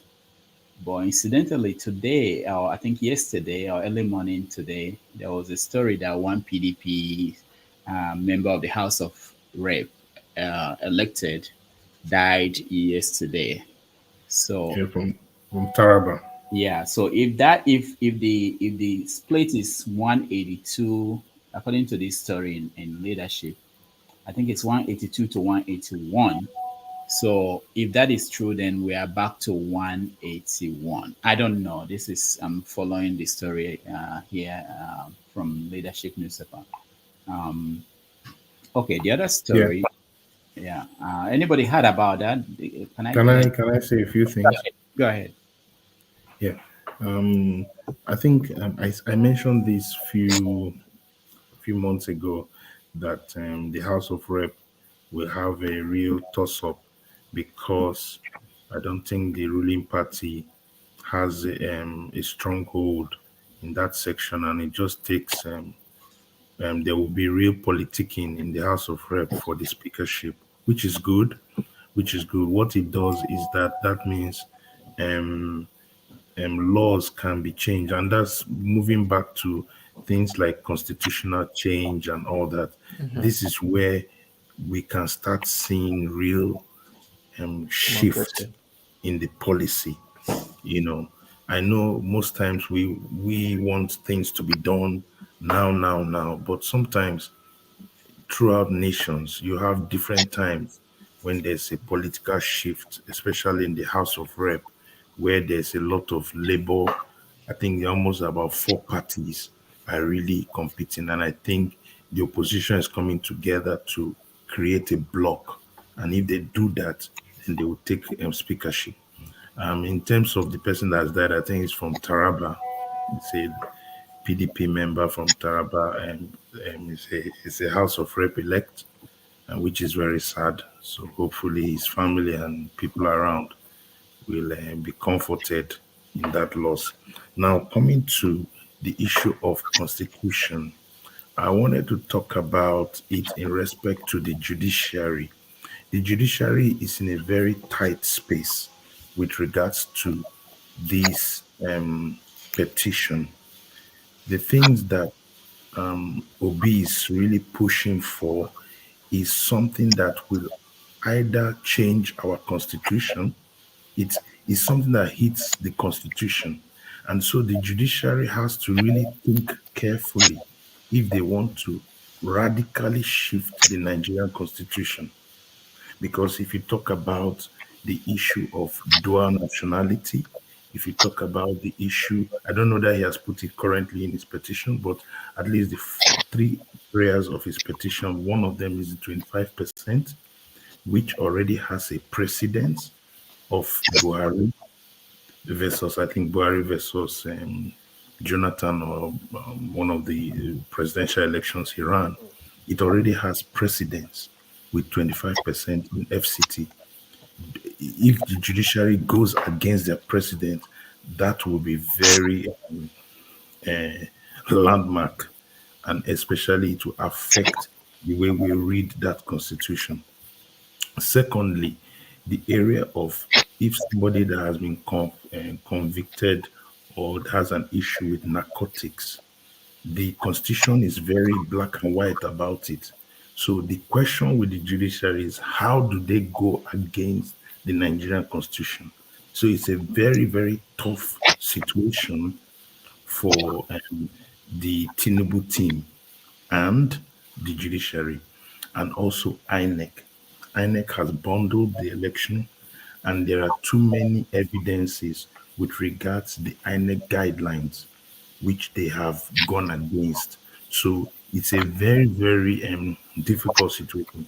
So the only thing that we think that should be happening, which can create a pause, I feel that there's a drama yet to happen with regards to the tribunals, and May 29th. I feel there's something that is cooking that we don't yet know.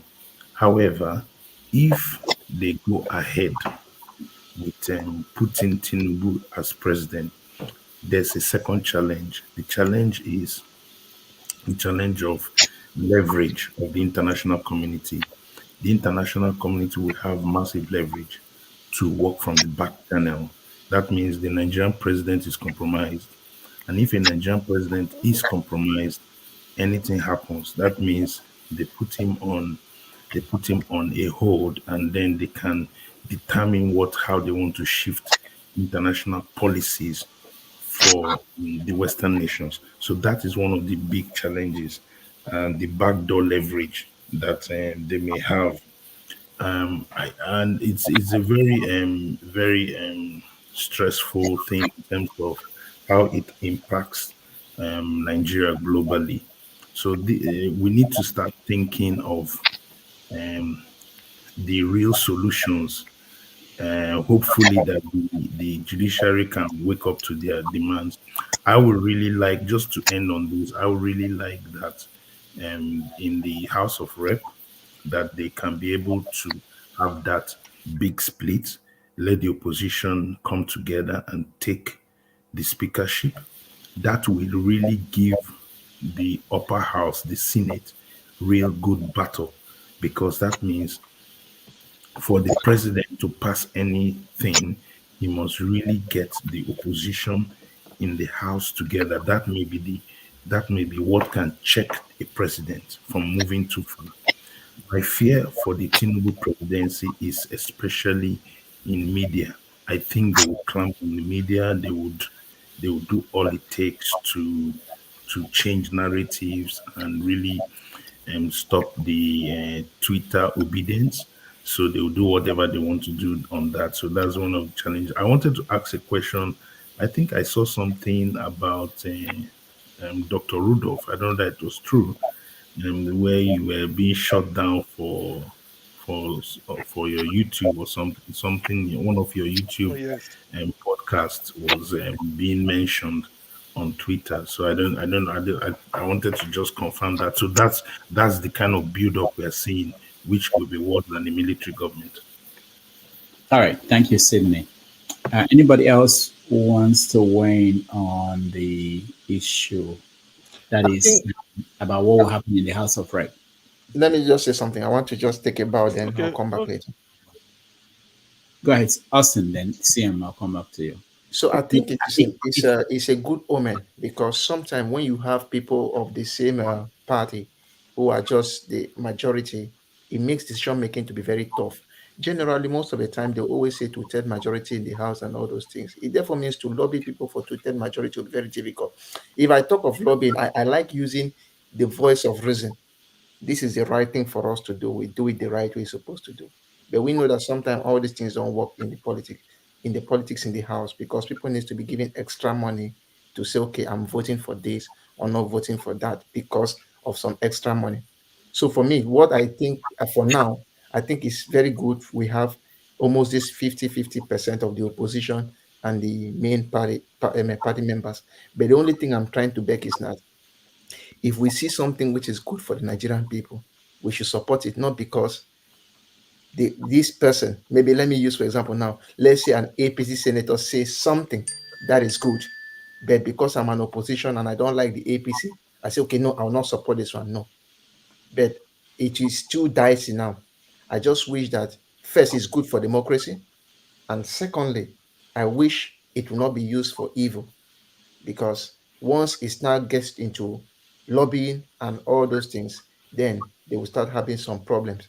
So it's good omen. At the same time, I will say that I hope the opposition will do its duty as checkmating. But on a normal day, I'll just call it that good. I'm happy with it up to about 70%, that you have different combination in the house. It will help in good deliberation, and I hope Nigerian people come out best.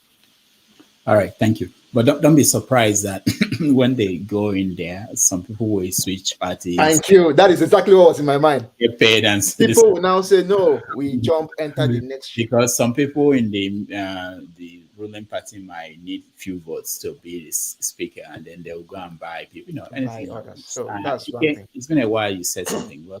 Welcome back. Yeah, Ike, I'm coming to you. Unmute yourself, please. I can't hear you. Ike. Okay. You can use sign language if you can. We can hear you. Okay, see, Rudolph, what I wanted to say about that House of Rep issue is this. You see, on balance, to me, is good. No, I mean, nobody can, because it calls for a healthy debate.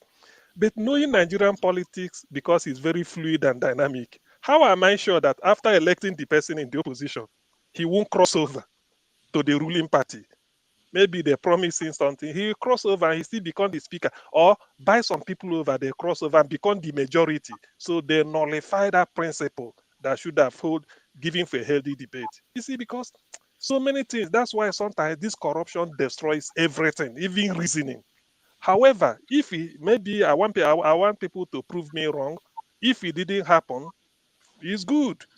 When the opposition it's like the real healthy debate will take place. I want it to happen that way, but you just have to you should not lose sight of the fact that the other side can also say, look, let's buy him over and with some people get the majority now, because all it takes to become APC, you may be PDP, they may elect you as a PDP, you end up being a APC member of House. You can cross over the next day, and then there it is.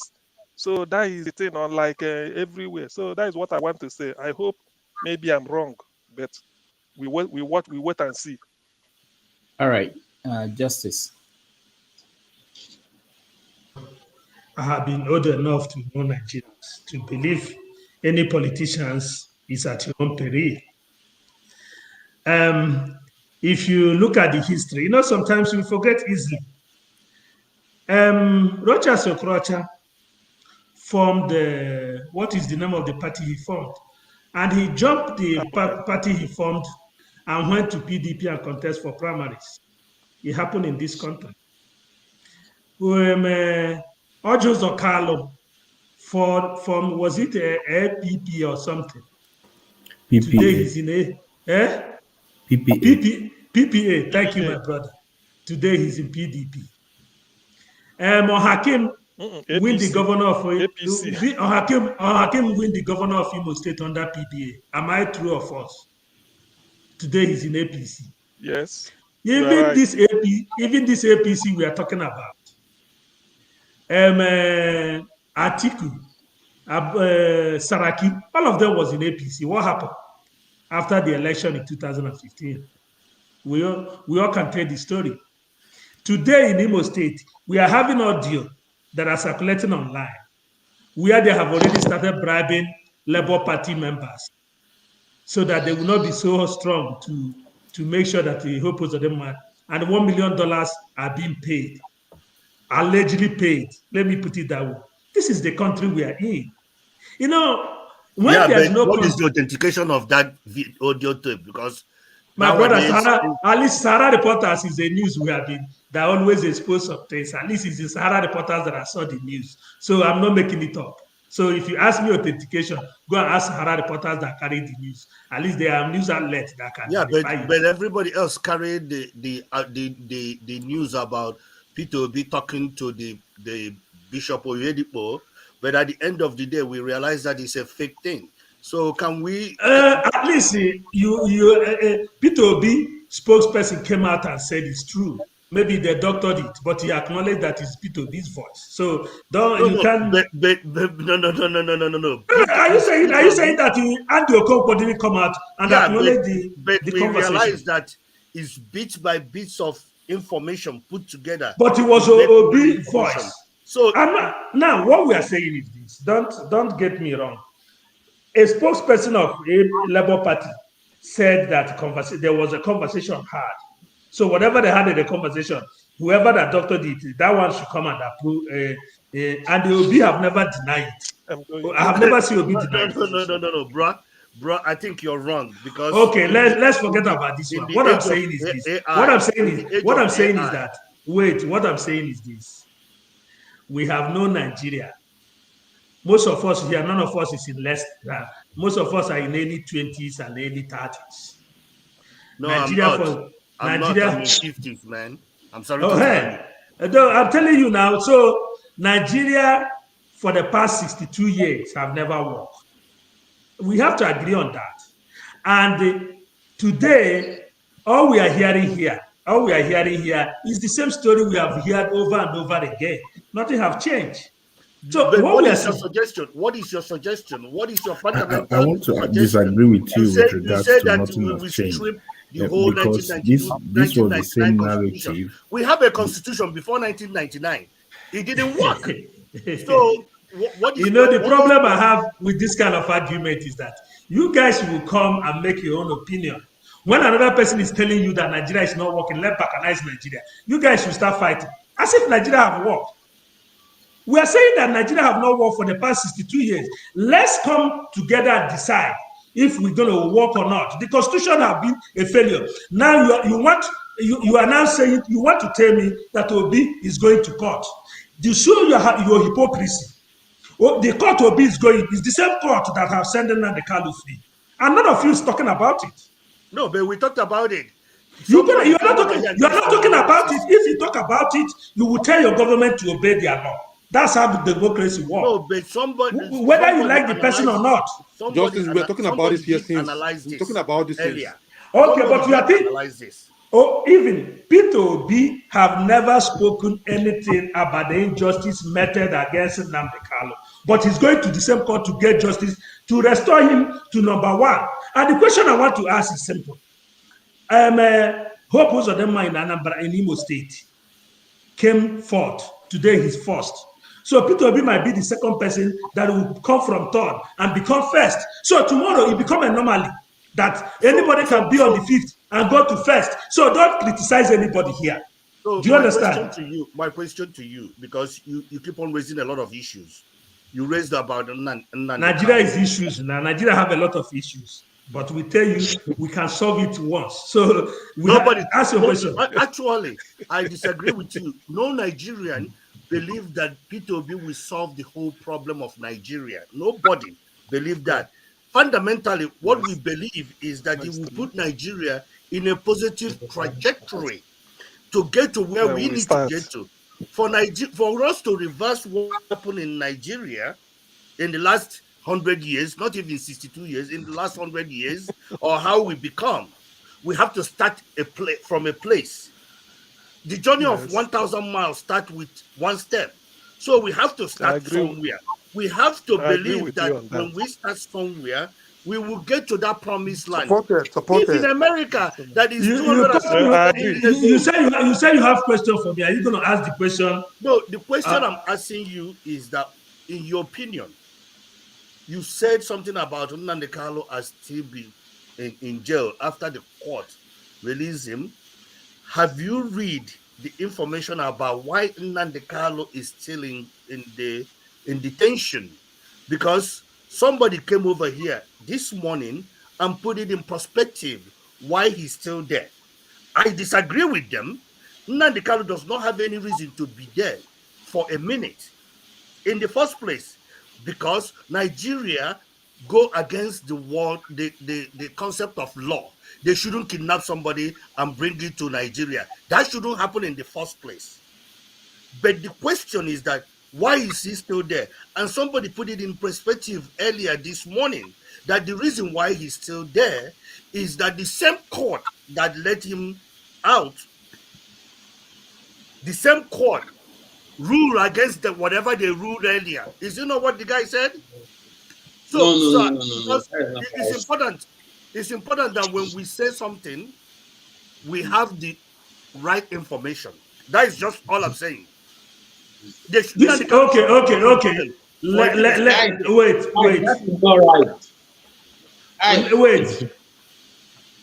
Wait. Let me. Ikenna. You see the problem. You are confusing yourself. You knows that Nigeria for the international law. So you are waiting for somebody to convince you that Nigeria go against international law. No. And their own court. Wait. And their own court have agreed that Nigeria go against international law. And somebody who is not a lawyer come here to tell you otherwise. Actually, the guy was a lawyer. Actually, even though he's a lawyer, he was not in the court of appeal.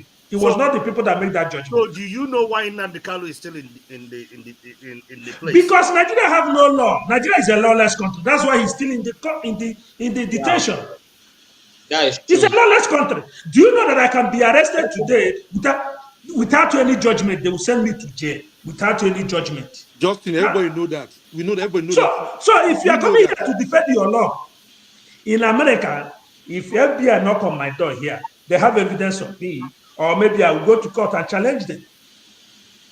It doesn't matter. But in Nigeria, do you know how many people they are holding without even going to court? What do you think is the remedy? Case. What do you think is the remedy? What do you think is the remedy? Because Nnamdi Kanu is in jail. Who can bring Nnamdi Kanu out of jail ASAP?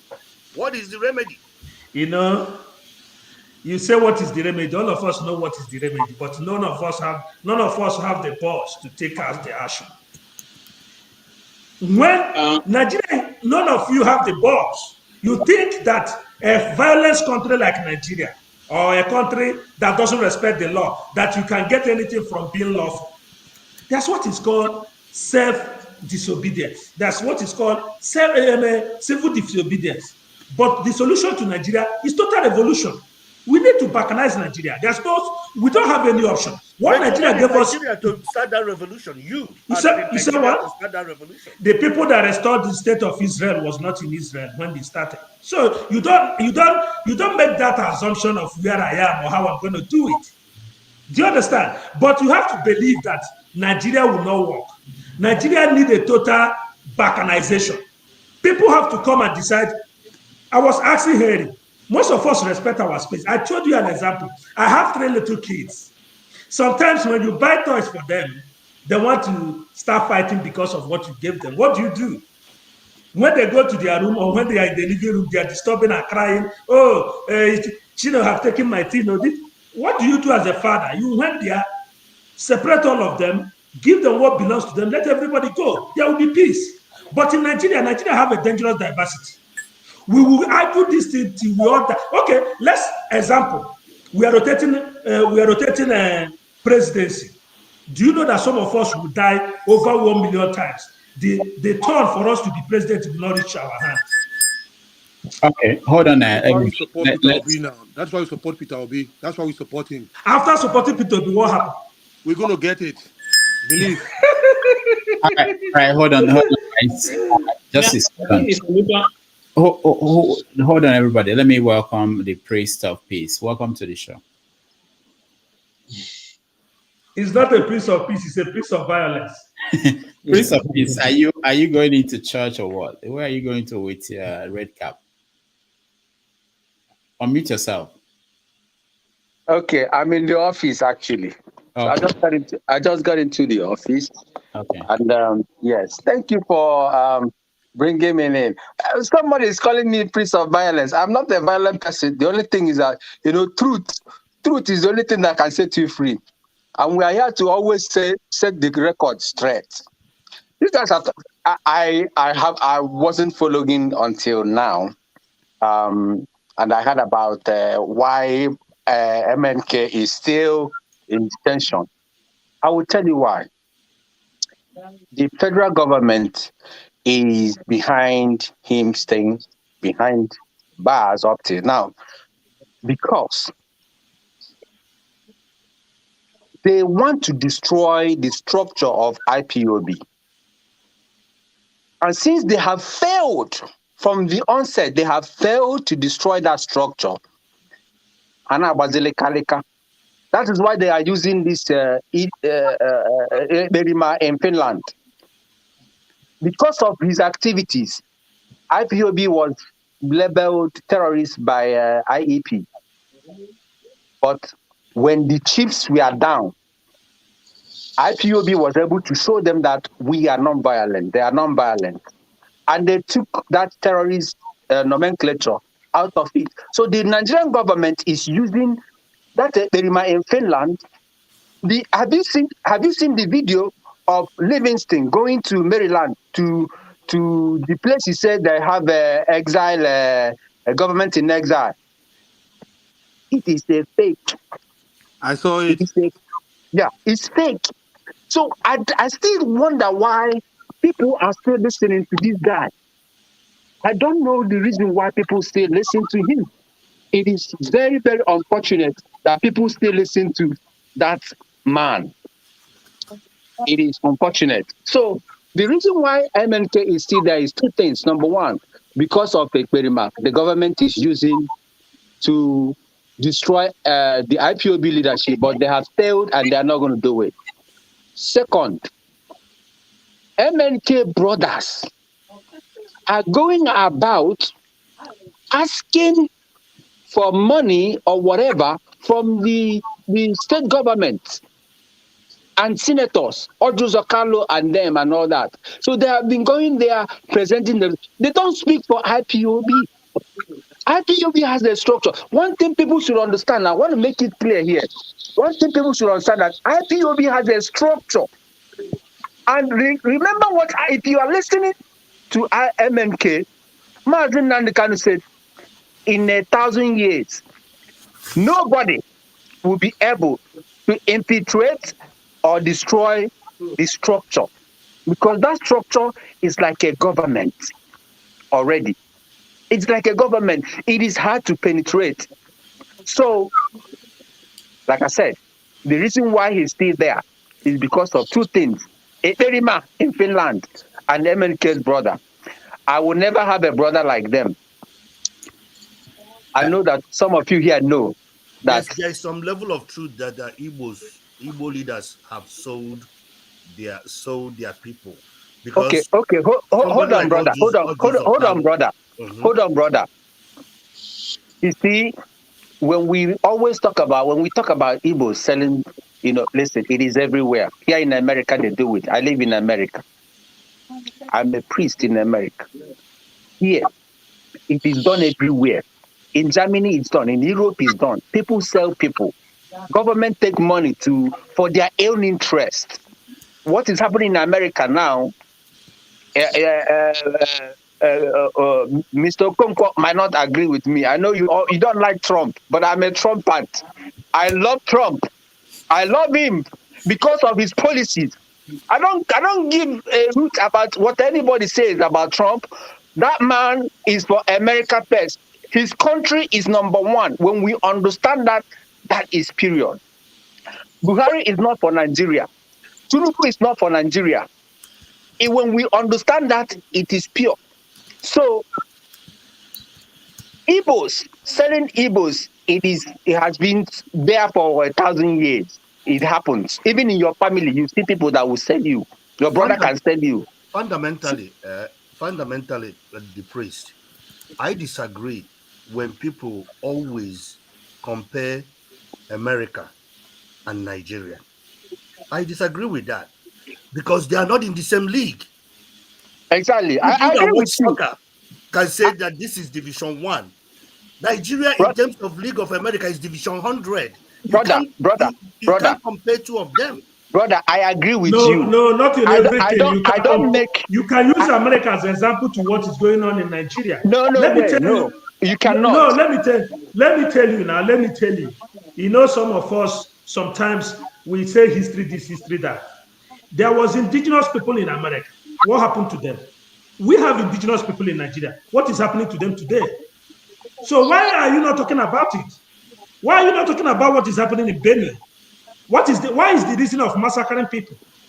So when you say you can't compare, you have to take example what is happening in indigenous people of America and bring it back to what is happening indigenous in Nigeria.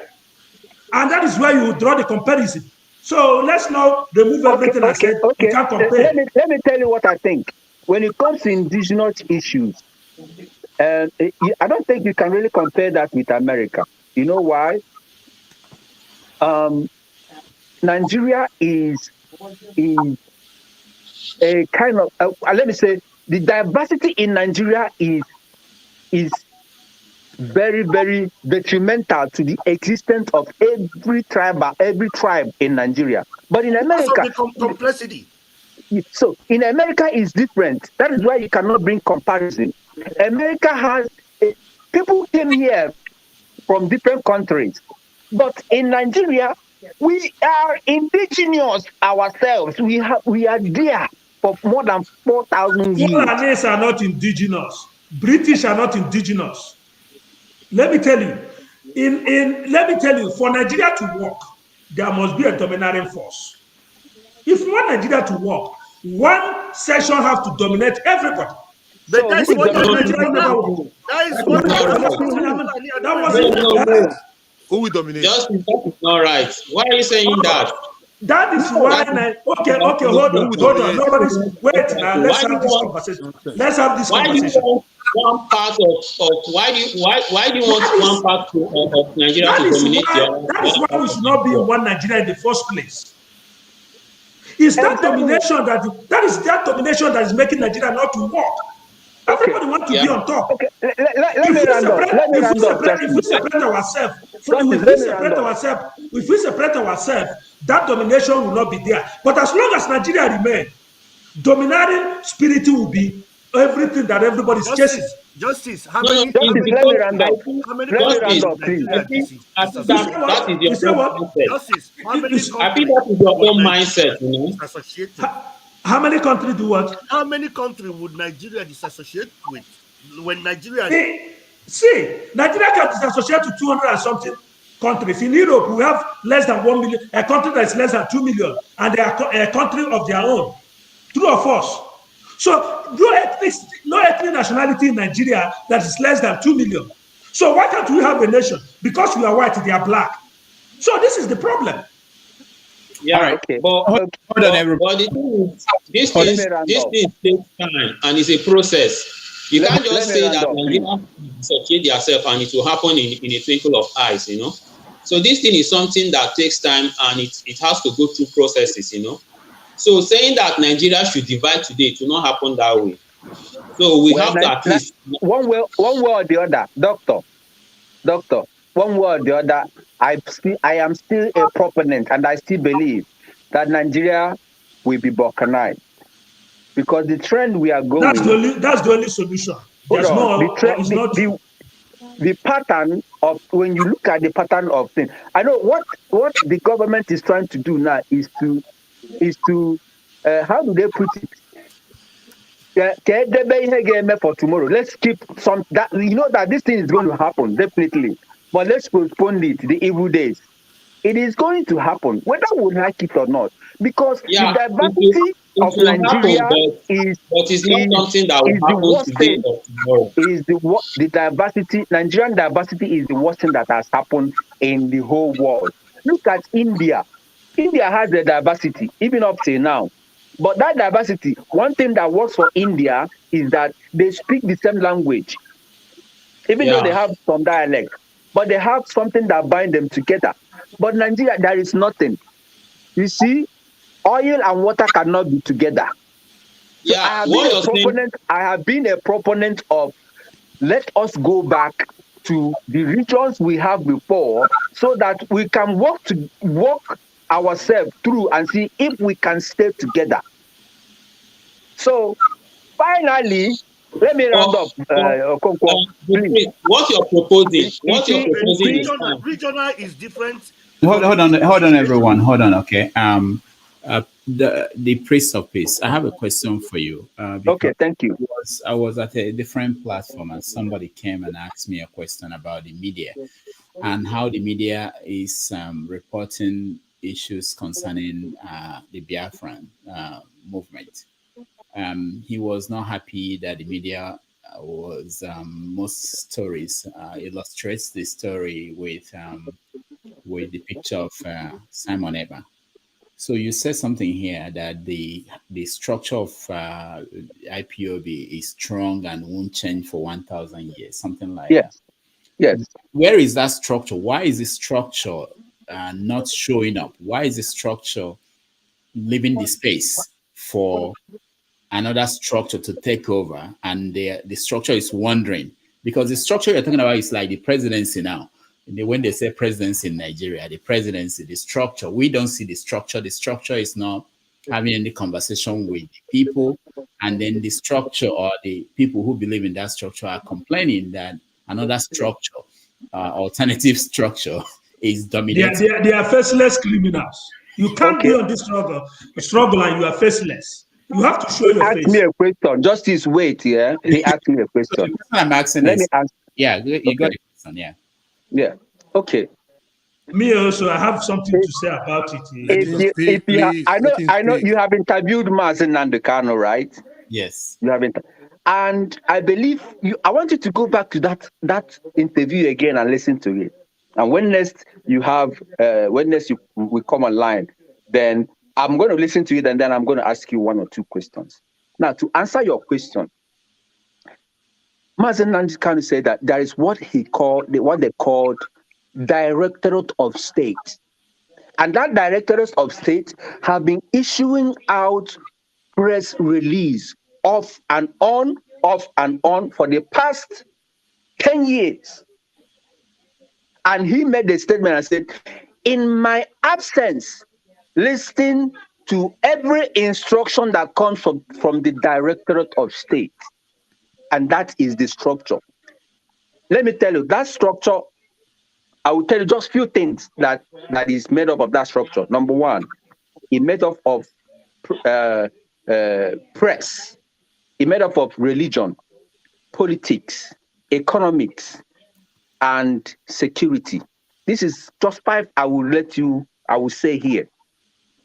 Now, somebody came out because Mazi said, I want to take you to a memory line. Mazi said, this guy is saying something good, listen to him. And now, like I said earlier, that Mazi Nandekano's brothers wanted to hijack because they were not in that structure. They are not part of that structure, but they are within the higher ground or higher body of IPOB. So they wanted to, mess up the whole system by bringing in. If you are not in IPOB, you will not understand what I'm saying. But I want to make it very simple. So they wanted to disrupt the whole process of how IPOB operates. And now they introduced this guy. And instead of him to go through the right channel, when he was asked to sign an undertaking that he will be loyal to this structure, he refused to sign that stuff. Mind you, he was never a member of IPOB. Never, ever, ever. The only thing he was able to do was to interview Mazen Nandekano. And after that, he said he is now a disciple. I remember Hold on, let me finish. Hold on. You will ask me, I will say whatever. Let me land. I'm answering his question. And he said he's a disciple by who, for whom, and for what. And now he's saying he's a prime minister of Biafra. Now he is carefully disassociating himself from IPOB because IPOB have said it is due now or never. Because you have kept so much quiet that you are our brother, we cannot throw you and the dirty water away, but you have persistently working with the government of Nigeria to inflict injuries on our people. How can you kill your people when you are saying you are defending them? You cannot kill them. That is not what Mazen Nandekano stands for. The priest, first of all, don't accuse people. Don't accuse people falsely. No, okay. it is there. You cannot. If you are not there, you are not there. So, what's happening now is the fact that this guy has been working. If you remember, let me give you a hint. Umahi said there is going to be a parallel IPOB. They tried and they failed. There was no parallel IPOB. DSS have tried to do that. There was no parallel IPOB. Now, they have tried every way they have, anything they can. They have failed to do that. And the media is still associating this guy with IPOB that is non-violent, that is protecting their own people, fending off all terrorist activities in our bushes. But this guy is always bringing people from Ebonyi State to come to Imo State. If you know, every mayhem that is happening in Imo State is caused by that guy in Finland. Every problem that is happening in Anambra State is so. Why is Ebonyi State calm? Why is Enugu State calm? But where you see mayhem is Anambra and Imo. Why? Have you asked that question? You see, Rudolph. You know what? I think we have deviated. Hold on. Let me tell you something. I am telling you as an insider. If you don't want to listen, I will just keep quiet. No, hold on. I think at this time you need. No, you don't. Unless Rudolph wants to say something else, you don't have to tell him to keep quiet. All right, guys. Hold on. Let me just let's hear the priest finish up and then we move. Okay, let me round up. Just 3 minutes. So, how many minutes? 3 minutes. 2. Okay. Whatever that is happening in Southeast is the orchestration of Dave Umahi, whether you like it or not, Hope Uzodinma, whether you like it or not, and with in collaboration with Simon Ekpa, I called him Ekperima. I said I will never call his name, and I told you when Mazi Nnamdi Kanu was threatened, I interviewed Tony Nadi, and I gave him a tape of what Tony Nadi said about Mazi Nnamdi Kanu. He doctored it. When I came on his platform, he shut me out and said, I'm talking rubbish. I have it. I think I sent that thing to Rudolph. I don't know if I sent it to you. Did you see that, Rudolph? If you have, okay, I haven't. Okay, I'm going to send it to you. I'm going to send it to you so that you will listen. And whatever that has happened to Mazi Nnamdi Kanu, I am not saying in all. I don't have the whole data, but I am saying Ekperima has a hand in it, whether we like it or not. See, the Directorate of State has said they are going. Time, you see, time is everything. Timing is everything. When the time comes, the DOS is going to bring out the people that are involved in Mazi Nnamdi Kanu's predicament. So whether we like it or not, he's going to come out, and he's going to come out stronger than ever. And I want to tell you, Nigeria will be balkanized. We will have our peace, and we will live as friends. Whether you're Duduwa, whether you are Fanifere, whatever thing you are, we will be good neighbors. And that is what we want. Thank you so much. All right, thank you. I want us to move away from this. But the Rudolph, I want to say something to you. Okay, it's so disappointing that we have a topic here and you want to turn this place to IPOB issue. You started and this Justin. it's a disappointing that you bring the priest here and you are talking about IPOB and you want to debate when he lied. He asked a question. No, can you wait? Let me tell you something. You call yourself a priest and you are lying against people without a proof. That is wrong. And I don't want to make this thing IPOB something. One, you are not a member of IPOB. I put it to you, you are not a member of IPOB. I am. Okay. And I'm an oath member for that matter. So when you want to say, liar. If you want, I tell you who is my coordinator. Oh, yeah, tell me who is your coordinator. What's his name? No, say it here. Can we Rudolph, I don't want to make this. I don't want to make this. You would have said it. You have said it without saying anything. Get out of this conversation. You are a liar. So shut up. All right. So everybody, that's okay. I just wanted to illustrate something because when I go out there on other platforms and people talk to me, they blame me for everything the media is trying to do. And this is a good example where I presented it back to you guys, and you guys are confused about what do you expect the media to do when you guys are fighting each other this way and talking this way. What do you expect the media? You want the media to now be the one that will clean it up for you and present a viewpoint that is straight in your eyes. So what I told that guy that came on that program, I said, you guys should go and fix your house. Stop blaming the media. The media is not working for anybody. It's not working for you. And we're not talking about this anymore. Let me tell you this. I mentioned this before on this show. I got a lawyer from Nnamdi Kanu to agree to come on this show. We've not agreed on the time or the day. So be looking out for that. He will come and we can talk about this in details. All right. Ngozika, welcome to the show. Thank you, Good evening. So, Exosia, welcome to the show. People should answer names I can call. You know, some names are difficult for me, please. But welcome to the show. Welcome to the show. So we've gone so far away from the topic that some people may not know. We've actually talked about Tinubu taking over in the next in 37 days. We talked about Buhari expressing regrets and feeling sorry for people he probably his policies didn't work out well for. And the next thing we have on our topic is we're going to talk about what's happening in Benue State. You know, there was this encounter where Shehu Garba, I don't remember, took on Governor Samuel Ortom about the situation in Benue State. So that's another topic we wanted to talk about. And then we go to Ondo State, where I'm interested in what the first lady there is fighting for. But before then, let me hear from Ngozika. Ngozika, what's going on in Enugu? Evening, everybody. I've been watching from YouTube and I've been reading comments and having fun on the comment section. Guys, people should thumbs up now. It's such a crying shame that you have more than 600 people watching and less than 200 have liked the video. Please like and share. Well, NB is fine today. NB is okay. Things are getting, let me use Gen Z slogan. The pressure is getting worse.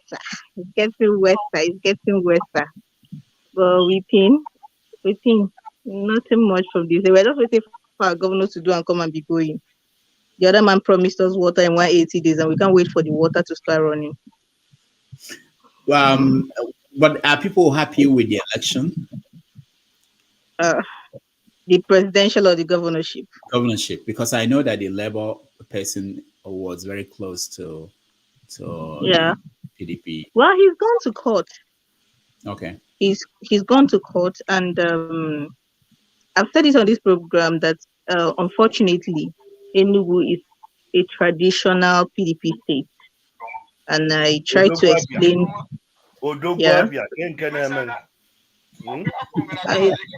I love this. That's why we can't put this on TV yet until we prepare people and say, imagine people are watching NT and then all of a sudden Wabia will be heard of. Go ahead, I don't mind. So he's gone to court. There were lots of INEC manipulations. But from what I hear on the streets, nobody really expects much to come out of it. That's just the truth. People are not really so eager about it. Everybody seems to have moved on from the governorship. Actually, what people seem to have more interest in is the presidential. A lot of people are still lamenting and hoping that what they call their stolen mandate to be restored. But the governorship, a lot of people, and when I say a lot, I mean a lot, have moved on, even though they are dissatisfied with the results. They have. Okay. So what about people preparing to go to Abuja for the swearing in of the new president? If you come out inside Ogbet and say this kind of thing, they feel beat you. People are angry. Don't say it even as a joke. Don't say it even as a joke. People are legit angry. Why? You know the thing with this election, Dr. Damage, is a lot of people that have lost hope in the electoral process for the first time decided to give it a chance. A lot of people. I have met people during the elections, after the presidential elections, during the governorship elections. I saw people come up to my table where I worked as an ad hoc staff and told me categorically that they would never vote again. Never vote again. That was the words they used. So it's personal for a lot of people. So when you come and tell them, and Enugu voted for P2B, that is just the truth. Majority of people in Enugu voted for P2B. So when you come and tell them, they are swearing in another person that is not P2B or the state, they are looking for trouble. Do it, but don't rub it in their faces, like adding salt to injury. They just don't want to hear it. But like I've always said, Ndi Igbo will be fine. I can beat my chest and say it. We will always be fine. I don't know about the rest, but we'll be fine. We will. All right. Thank you. Exo Asia, are you there? Ngozik, I wanted to ask you a question. Go ahead. My question to you is this. Before the election, when you people said a lot of people came out to vote, it was on record that INEC registered 90 million people and 70 million collected their PVC. In Enugu, how many voters registered? How many people were registered? How many collected? And how many voted? So we can be able to know the turnout. I think you have the fact already. So let me just help you. I know where you're going, so let me just help you. You're trying to be funny with your question, knowing fully well what happened on the election. No, it's not about funny. A lot of people were disenfranchised. I'm answering your question. I'm not an ad hoc committee. I was an INEC ad hoc staff, specifically for the elections, and the elections are over. So I'm going to answer your question for the elections, and that is what I'm going to answer your question. So you're going to do yourself a favor and get the fact, and this is what I'm going to explain the fact to you. So while you get the fact for yourself, I'm going to explain it to you. You have 90 million people registered. You have a slightly higher amount than usual collect their PVC. But you know what happened on that day? I'll tell you. My own polling units, we got there after 10. And because our hosts, the people in the community where we worked were quite understanding, they didn't make much of an issue. We got there around 10. And we had to allocate extra time because my polling unit was close to the rack center. So we had to give them extra time to vote till practically nobody else was coming forward.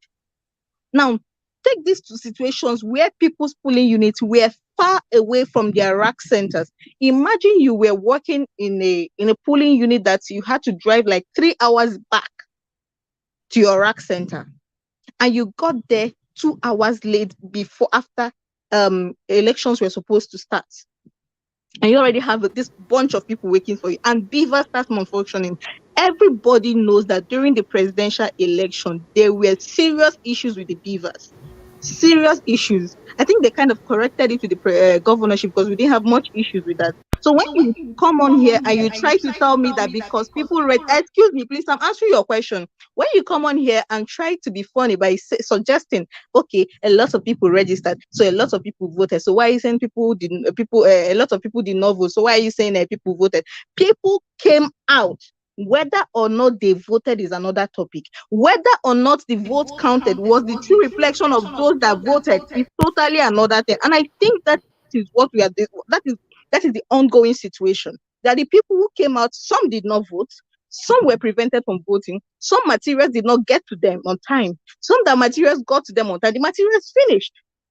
But did they come out to vote? The answer is yes. And the ones that managed to vote, what did INEC do with the numbers? They manipulated it. So until this whole thing was your polling unit read?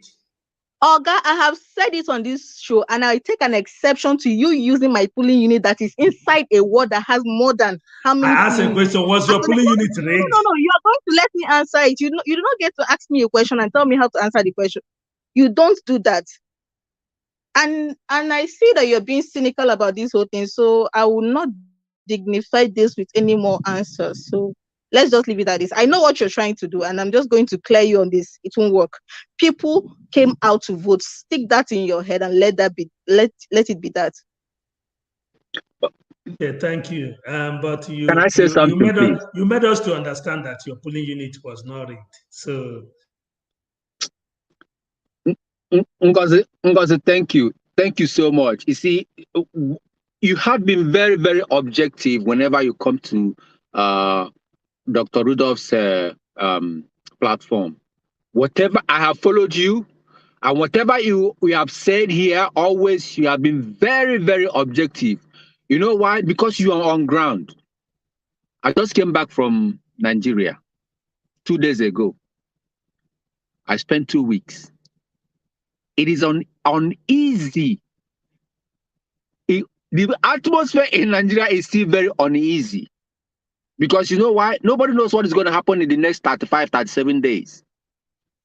But Mr. Justice, you are being very, very unfair, and you are not logical at all when you begin to say things. Don't just say it because you want to say it. Say it because sorry, you he knows are exactly saying what facts. he's doing. Mr. Justice knows exactly what he's doing, and Forget it's about annoying. justice. He knows what You he's left doing, and Nigeria. you When know was the why he's last time paying you went me. to Nigeria? Sorry, Justice. let me just say this, Forget Dr. about Damages. Let me make this clear. I know what Mr. Justice is doing. I'm just a bit sad that I indulged him a bit. Mr. Justice, Yeah. let me put it to you. What you think is funny, you think you make me, you're going to stress me out, you're going to, oh, let me get her to talk, let me let her talk, she's going to talk, let me ask her. That is what you're doing. And I feel you, and I pity you. I feel sad for you. You think it's a joke? It's not. You think it's a fucking joke? It's a joke to you? You're laughing about it? You think it's funny? Okay, Oh, let me draw her out. Let her come and speak. It's not a joke. And let me say this to you. If this is how you treat serious issues, then I'm concerned about the people close to you. Really, I'm really concerned about them. And this is not me going personal. This is not me going personal because I do not see You're already how personal. any. I take it in good faith, but I'm gonna check. I'm I gonna do respond not to see you. how we can be talking about something so Hello, delicate. how? Something so delicate, and all you care about is, oh, let me draw her Hello, out. how? Let me draw her out. Okay, I already know this is how it is, but let me let her talk. Let me let her talk so that I can laugh about it. Oh no. It's unfortunate what you're doing, and it's not funny. Wipe the smirk off your face. It's not funny. Thank you. You know, Mr. Rodolph, please, I want to go back to the priest. Can you allow me to speak now? No, you are not making sense at all. Let me talk to. I want to ask Rodolph about You something. that your sense Hold is used to on build. now. Before Wait. you talk, let me talk. Listen, I'm a I was 50 the years one old that. man. No, look, forget this small body. I am 50 years old. Let me tell you the truth. So I am not a small pekin. I'm not a child. I want to ask Dr. Rodolph about something. The media. You see, it pains me that the issue you brought about the media doing justice to the issues that concerns Nigeria and her citizens. It pains me because the media is not doing the right thing. The media is woke. If I say you are woke, don't get annoyed with me, because sometimes the things that I love, you don't love. The things that I like, you don't like. I love Donald Trump. You are making fun of my idol. I love him because of his policies. That being said, that is aside. What is being woke? Because people throw that word around. I don't even know. What is woke is being when you do not agree with me, you want to censor me. Oh, okay. If you do not agree with me, you want to shut me out. You want to shut me down because we don't agree on the same thing. But if we see, I love ecumenism. Ecumenism is something that we disagree to agree. So when it comes to media, the media should be objective, and not only being objective in their reportage, they have to do investigative journalism. They don't do it. They don't do investigative journalism anymore. That is why Nigeria is rotting right now. Because all the media are compromised in Nigeria. All of them They are all compromised. So I don't blame people that call them brown envelope, because listen, I went home and they give me a chieftaincy title, even though I'm a priest. Yes, you see, it's my tradition. Listen, I cannot wish it away. They gave me like 3 different caps, and it can't give home. They gave it to me because I always want peace to reign wherever I am. So that being said, the media need to be objective. You don't make fun of issues. Like what Ngozi is saying, I took it wholeheartedly because she is on ground. I just came back and I know what is going on. The atmosphere there is uneasy. But our prayers will always be that if there is going to be a problem, Let it be just small, so that everybody will be safe. But as it looks like, this government that is APC government does not want us I'm anything concerned. good for us. Priest, I'm concerned that you live in double life. You said that you like Donald Trump, but you talk Yes. against APC. APC and Donald Trump, they are the same people. Can you tell me what Donald Trump did that you don't like? Yes, tell me. He's a cheap propagandist. He's a cheap propagandist. No, please. Let's not talk about that.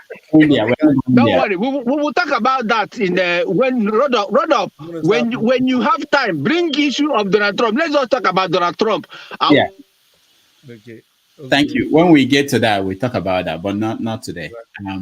Rudolph, can you bring up the topics? The topic we have deviated from the topic. I know, far away from way far away from that. The issue was that I was looking for someone to I was distracted in a way.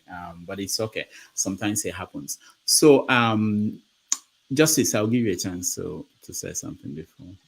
What I want to say, Ngozi, my sister, I'm not being unserious on what you're saying. Mr. Justice, I'm not your sister. I know my brothers and my brothers know me. I'm not your sister. Thank you. Okay, let's take it that way. Any way you take it, okay. But I'm just showing you what Nigeria is, because from you made us to understand that you're pulling unit, because it was in this platform that somebody asked you as advert worker, was your pulling unit raid? Let me help you. No. Wait, I didn't. The results for my polling units were uploaded, and I confirmed on this show that what was. I didn't interject you, but Rudolph, when I interjected, you pull me down. Now, why are you not doing the same? So it was on this platform that somebody asked you, was your polling unit rigged? And you went and checked your result and checked what was uploaded on the IRF of INEC. It was the same thing you have that was in their system. That means your unit was not rigged. That's what the question I asked. I don't know how you see it, as if I'm not serious. I just want to show you, because when you want to make a case, you have to have your facts in your hand. If you want to say, I'm an advocate, I'm an advocate worker, this election is rigged. As an advocate worker, my polling unit was rigged. I can show you proof. But you don't have that proof, so don't make that argument. That's what I want to prove to you. You don't make up argument from what people tell you. That's one thing I want people to understand. You don't make argument from what people tell you. And for Ikenna, you asked me when last I was in Nigeria. This is the first time you are seeing me on this platform, and you're asking me that question.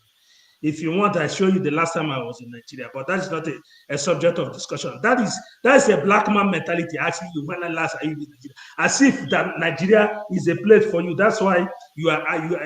I don't know why you are not there. Then for the priest, first of all, you claim you are a priest, but what you say doesn't go along with. It's unfortunate that we have this conversation on this platform, because that was not the reason why I came into this platform in the first place. But Rudolph, the advice I want to give you, whenever you want to discuss IPOB issue, make it as a topic. People like press, they are lying. If you have any proof against people as a priest, let him bring it. Let's discuss it. But you cannot be living on assumption, and you are telling people what they suppose you want them to hear without any single proof. I think next time when you want to bring a topic, let it go on the line of topic we are discussing. Because all this your IPOB argument is not going to work in this platform. Because for people like the priest, he's a liar. He makes himself as if he's a member of IPOB, which is not. So let him stop these lies that he's peddling all the time.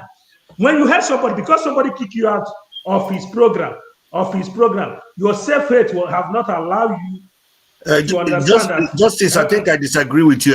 Every woman is IPOP, because what is the meaning of IPOP? No. I understand that part you are talking about. But so I understand very, very well. But what priest is doing, I want you to tell him to stop what he's doing, because we have no facts. Okay. Okay.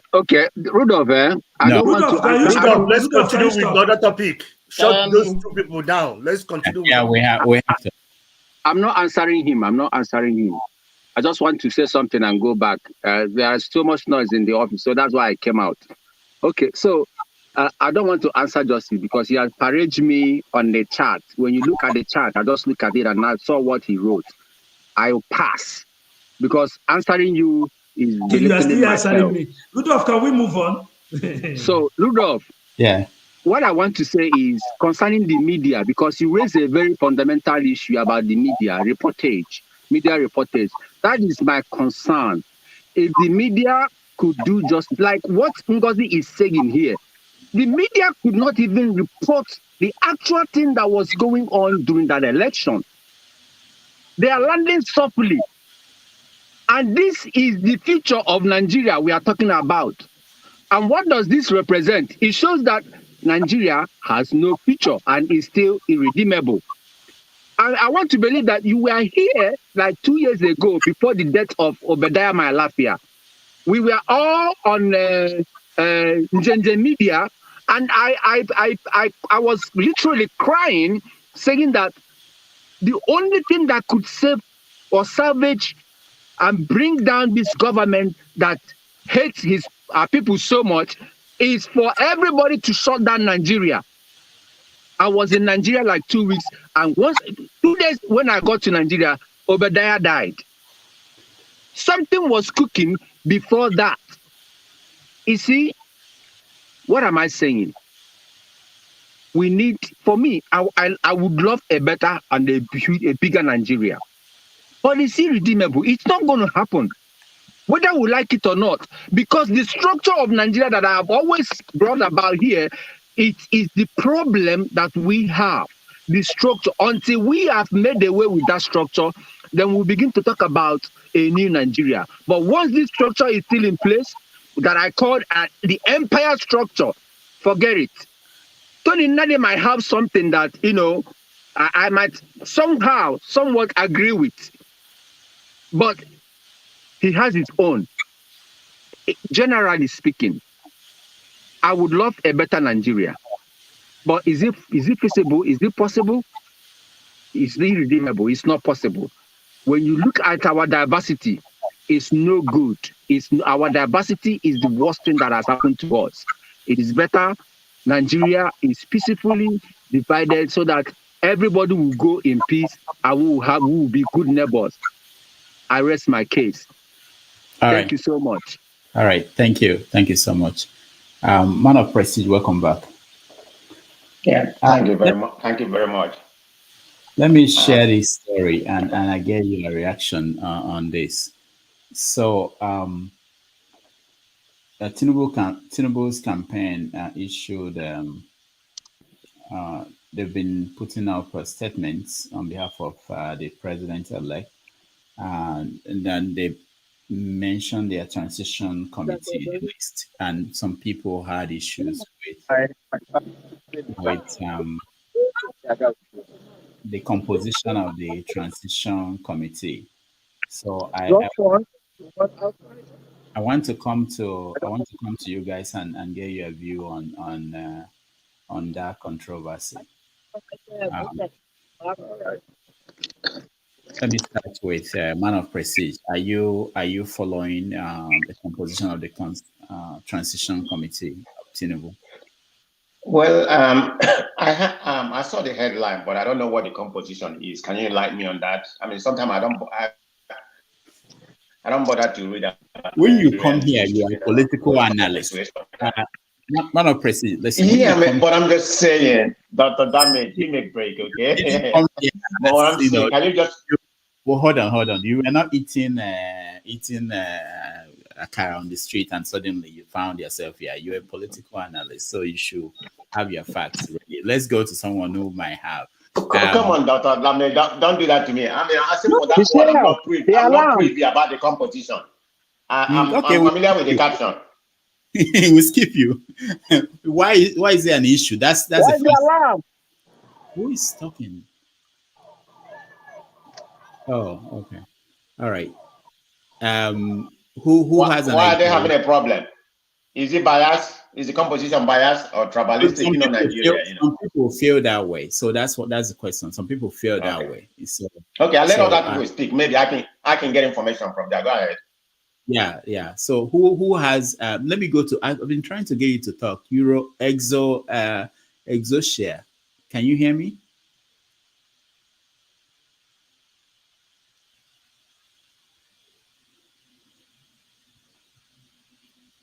Can you unmute yourself? Yeah. Okay, good. Finally. Thank you. Nice to have you. And would I say good day to you from US as well? Oh, you're in America. Okay. I've been listening and I've been trying to join you for a very long while, but thank God today I was able to do that. Thank you. Thank you for listening. So what have you been hearing? What is of interest to you? To the ears and eyes of many that is deaf and dumb. Even people who cannot speak, they will speak through you. You know, I joined here when they were talking about the Constitution and whatever. Hello, can everybody hear me? We can hear you, but it's a delay, but we are managing. Okay. So I joined into the program when they were talking about the Constitution. And somebody here asked, what is wrong with the Constitution? Everything about the Constitution is wrong. Because when a Constitution do not give you a say, that means it's wrong. Nobody, none of the citizens of Nigeria will tell you that the Constitution gave him a say, that he or she has a say in the Constitution of the country. The reason why we're suffering today in Nigeria is because the Constitution, which is the foundation, the bedrock. Take, for example, what happened in America during the Trump era. God knows, everybody knows it, that he doesn't want to leave the presidency. And I remember there is a particular interview that the sitting president had.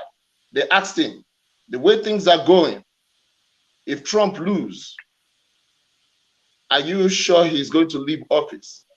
And he looked at the reporter eye to eye, and he smiled, and he said, he's going to leave. The reason he's going to leave is because the institutions that makes up the government and the Constitution, they are at work. But in Nigeria, we don't have such. So that aside, the Constitution is not working. And nobody, if that Constitution remains, if you bring Barack Obama and Bill Clinton put together as president and vice president to run Nigeria, it's never going to work. That aside. Now, in the case of the little this thing that we've been having here, I'm sorry to say, to make mention, one of the reasons I don't take people serious, this thing we talk about here, we spend our time, it's not because we want to appear on the faces of the social media or whatever. If we're not concerned, we're not going to be here. It's a serious issue. And most of the times when I see people discussing it and they are laughing, they are smiling. That is one of the major reasons I look at this person. I just say, this person, you're not serious with whatever you're talking about. It has to come from the inside with passion. That is the reason. My own. I'm not talking about another person, any other person. That is the reason Simon Ekpa is somebody I don't put up with, because you can't be talking about things that are serious and you're laughing and you're making jest. This is a very serious issue. This issue is beyond us. It is a fight that we are fighting even for our own children. I was listening to a podcast yesterday, and one of the presenters there, I mean, one of the speakers there, he said that we have been reaped because the people in power right now, I'm in my mid-40s, and the people that are in power right now are our own fathers. If you look at their age, they are our own fathers. They've ripped us off and they want to rip our own children. Are we going to allow these people to rip our own children? They've ripped us, but are we going to allow them to rip our own children is the question. And that question is something that needs to be addressed. Even if you are Yoruba, you are Igbo, you are Hausa, you are Ibibo, you are Epic, all of us are suffering the same thing. And that is the reason I don't even like it, because as you are watching this program, that is the way they are watching this program as well. They are watching it. The more we quarrel over issues here, the more they know that they are dividing us and they are helping themselves, because we are actually helping them as well. So let us call a spade a spade. Actually, I was not for the election. If you give me the opportunity, Nigeria has only two options. It's either we return back to the regional system of government, which is resource control, or we break it off because it's not working. That is my take. Thank you very much. Thank you so much. Adewale, welcome to the show. Thank you, Dr. Rudolph. I'm making register today. I will be here in a while. Yeah, I know. And I listened to you at the I've been on the comment section, though. I saw that. And I also listened to you at the other place. So I do. Oh, you do? I know you hang around. I see you around. Yeah. All right. So I'm about to hand it over to Mr. Scribe. I'm not feeling very well, even though I'm smiling. But oh, sorry about that. Yeah, I have to. But I want to hear what you have to say about some of the topics we discussed today. Oh well, I heard about the Guinea passport and the Tinubu's transition composition and which other topic you talked about? What is the issue with the composition of this transition team? What are people having issues with? I know that there was an issue about Marwa's daughter being in there. I don't know what that is about. Tell me what's going on. I think the really bone of contention is the Bayo Nanuga inclusion on the list. Some media, especially Arise News, already have the objection against him. Be part. As cautious as he is, they have an objection to his inclusion on the list. That someone controversial like him shouldn't be, part of the transition. But my take is that transition committee is not to be seen, but it's not to be heard. But they're probably working on the ground, liaising with the current or the incumbents to make sure there's a smooth transfer of power and other administrative activities are handed over to the appropriate quarters. So, but everything we do in Nigeria has to reflect that quarters and through what do you call it, quota system, where you have representative from different ethnics or region. But I think the major thing that especially when I went online to read comments and to see what media is saying, is that your non-legal shouldn't be included.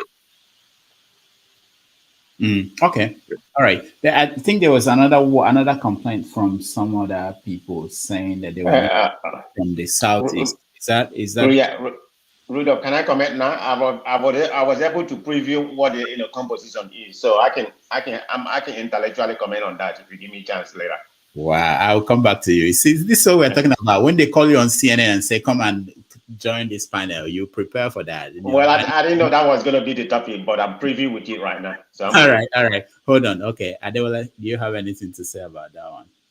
Yeah, I was sending a comment when they were talking about the disappearance of Tinubu. I know on this show, a lot of pundits, I call us armchair pundits. We are not a trained professional when it comes to journalism, but we just give our own, views, and there's nothing wrong. That's the beauty of freedom of speech. However, under our current constitution in Nigeria, there's nothing that gives any role to president-elect as of now until that inauguration. So whatever we say now, it has no validity. But you're, as a Nigeria, after May 29, if your president disappear and you have a right to sue to request because you're a Nigerian. But as it is right now, you can't have two captains in the ship. So his disappearance has nothing to do with us. And the constitution is clear. If anything happens to him before the inauguration, then the INEC, the Federal Executive Council, will make their decision, and they will, whoever is the next will be, sworn in. But as far as the law is concerned, his disappearance has nothing to do with us for now until after May 29. And then is go ahead, Dr. Dami. No, I wanted to say that it's not really about an issue of law. That I don't think that's what most people who are talking about that they are referring to. But this issue of the norm, what should be the norm, or what should be acceptable to a society. For instance, when we talk about Trump, for instance, I like that connection. Trump, most times, it's not about breaking laws. It's just about the norms and establishing precedents that eventually the next people may decide to choose. For instance, the issue of showing us his taxes. Trump didn't do that, which has been tradition. It wasn't law. And if you look at what happened in Nigeria, debates, I think it was either Jonathan that was the first that refused to appear, or Obasanjo maybe appear for a debate. And we thought it was a joke. And subsequent presidents all decided, we don't care. And there's nothing you can do if you allow that. So I think the concern for me, and I think for most people, is about if we have an elected president, just disappear. And the next one can do the same thing. And I don't think, we have to, at a point, say this is what we want as a country, and we should try to make sure that, anyway, that's my take. And I think that's You're right. Every society, create their own norms and ethics and, what's way that shape that society. Like the debate is not part of our electioneering, but we brought in him so that we'll be able to get to know the candidate better. But of course, the electorate want a platform that will bring that gap between the candidate and the electorate. So, but you're right. Sometimes when people break that norms, are not following the tradition. It's something that calls for question. But at the same time, if something is not actually entrenched in the law that has to be followed to the letter, to the details, sometimes they don't need to question it. I know some people asking the question from a moral ground that why should, of course, now that we have President elect, why should he, disappear on Nigeria? But to them, it's valid, but at the same time, it's nothing that says you have to hold that person accountable. He's still a private citizen, as far as I know. Mm. Yeah. And speaking of the passport that suffers online, I've heard a lot of debate, and I went online to ask. I'm an American / Nigeria, so I have dual nationality, right? So if tomorrow comes and I want to contest for Nigerian presidency, I can't because the Constitution allowed that, right? The fact that I acquired American citizenship, not by birth, but Nigerian citizenship by birth, qualify me to be able to vie for that seat. Now, the bone of contention now is the form that you feel to have contravened the law, so allegedly by the surfacing of that picture online. But that picture itself, the reason why I believe it's not admissible in court is that, let's say, as a private citizen, I want to sue him for perjury, right? If I present that picture in the court, the issuing government has to corroborate my submission that is officially issued to Bola Tinubu. If not, it will just be a photocopy, an ordinary piece of paper. So I understand that, of course, everything that has to do with Tinubu is always bringing controversy. But there are some things that we have to establish. And that is why when the topic was brought up at the Arise News, You know what? I watched Dr. Abati. He quickly pushed the topic away because he knew him being a lawyer, there's no way he can argue that in a court. And diplomatic passport is not issued to ordinary person. Sometimes people that are issued to it's a privilege granted by the legislative of the issuing country, and the president also facilitates that. But there are some people. Let me put it this way: that serve the interests of countries on behalf of the country or represent our country. Just like when you are serving as a military officer in the United States, they issue you official passport, not like a regular passport, for you to serve the interests of that country, probably maybe abroad. Now, when you are in that position, the government, in the government of that country can also grant you that privilege for that period of time. I heard a forefather, was a forefather, pointing to where it says nationality, Guinea. Yes, they cannot put Nigeria there. You know why? Because it's probably at that moment, I'm just, making things up now, not necessarily what happens. It might be that, the passport not necessarily the diplomatic or regular passport. But then, if it's serving the interests of Guinea at that moment, then that means automatically it becomes Guinea. There was a lot of stories online that shows that the former president of Guinea, Alpha Conde, and Tinubu were very close tight friends to the point that he helped him during the his election actually. So, and it is possible through that means that passport was issued to Tinubu. But then, if anybody is taking the case to court on the basis of perjury and what's being filled out in the form, I can tell you that there's no court in Nigeria as of today that is going to grant, allow, or admit that evidence because it's just, except Guinea government also become part of, or called as a witness. And I don't think Guinea, whether military or civilian government in Guinea, will be want to involve in a Nigerian domestic issue at all. All right, thank you. Can I speak? Let me say something. Okay, go ahead. Yeah, thank you very much. I and Adawale, I think we have the same philosophy when it comes to American politics. I'm just saying how things go, but when it comes to Nigerian politics, we're a little bit different in that regard, We are very much progressive because I've analyzed some American politics with him on the occasion, even on a different platform. But when it comes to Nigerian politics, from his analysis that I have followed, even in other platforms, this is just my personal opinion. I think you support us, so there's nothing wrong with it. So what am I trying to say?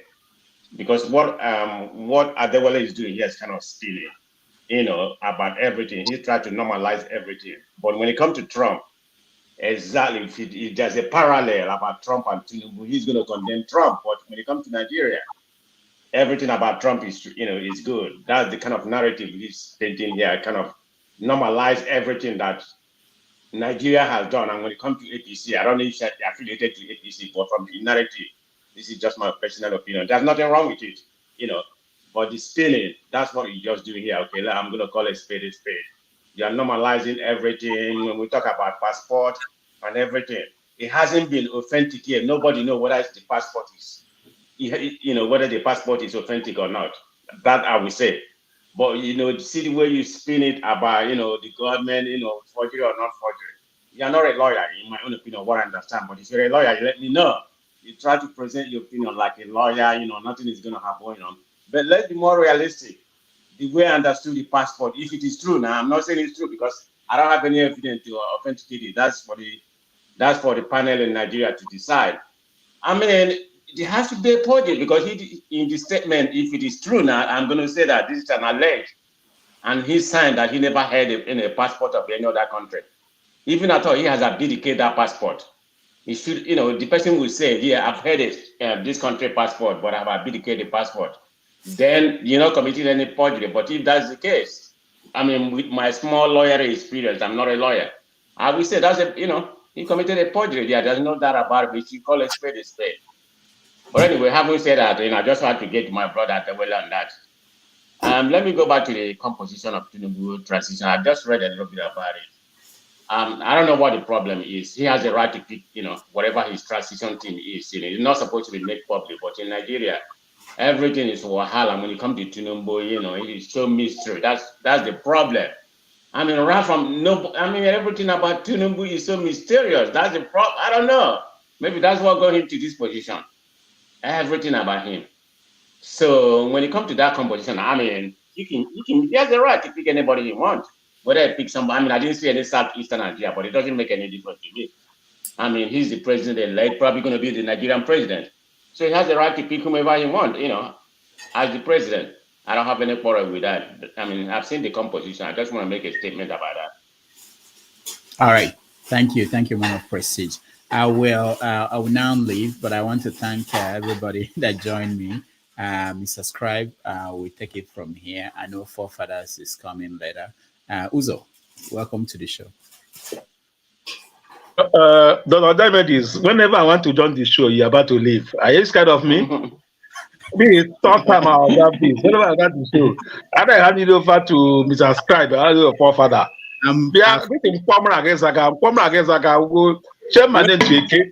When I see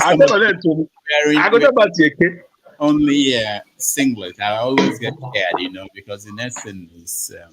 Anyway, I'm sorry, it's not intentional. If you come early, that would be good. But anyway, thank you guys. I'll see you tomorrow. Tomorrow is very important. Professor Mumba is joining us, so if you can make it. Thank you, everybody. And Mr. Okay. Papu Doka. See you. See you. Thank you. Okay. I don't know if you want to continue with the topic. Okay. Or do we want to? Let me continue. I call my name on the next one. I'm next in line to say something. My problem with the justice in just about also. Prince of Peace. The two guys are here. You don't got Prince of Peace. He can't get here, man. Be very, very careful. He can't get here, man. I'm not working. He can go to one Texas. So he put now. So my problem is this. Let me start from our two Prince of Peace and Justice, though. I've been listening to you guys from the background. I've listened to Justice before. He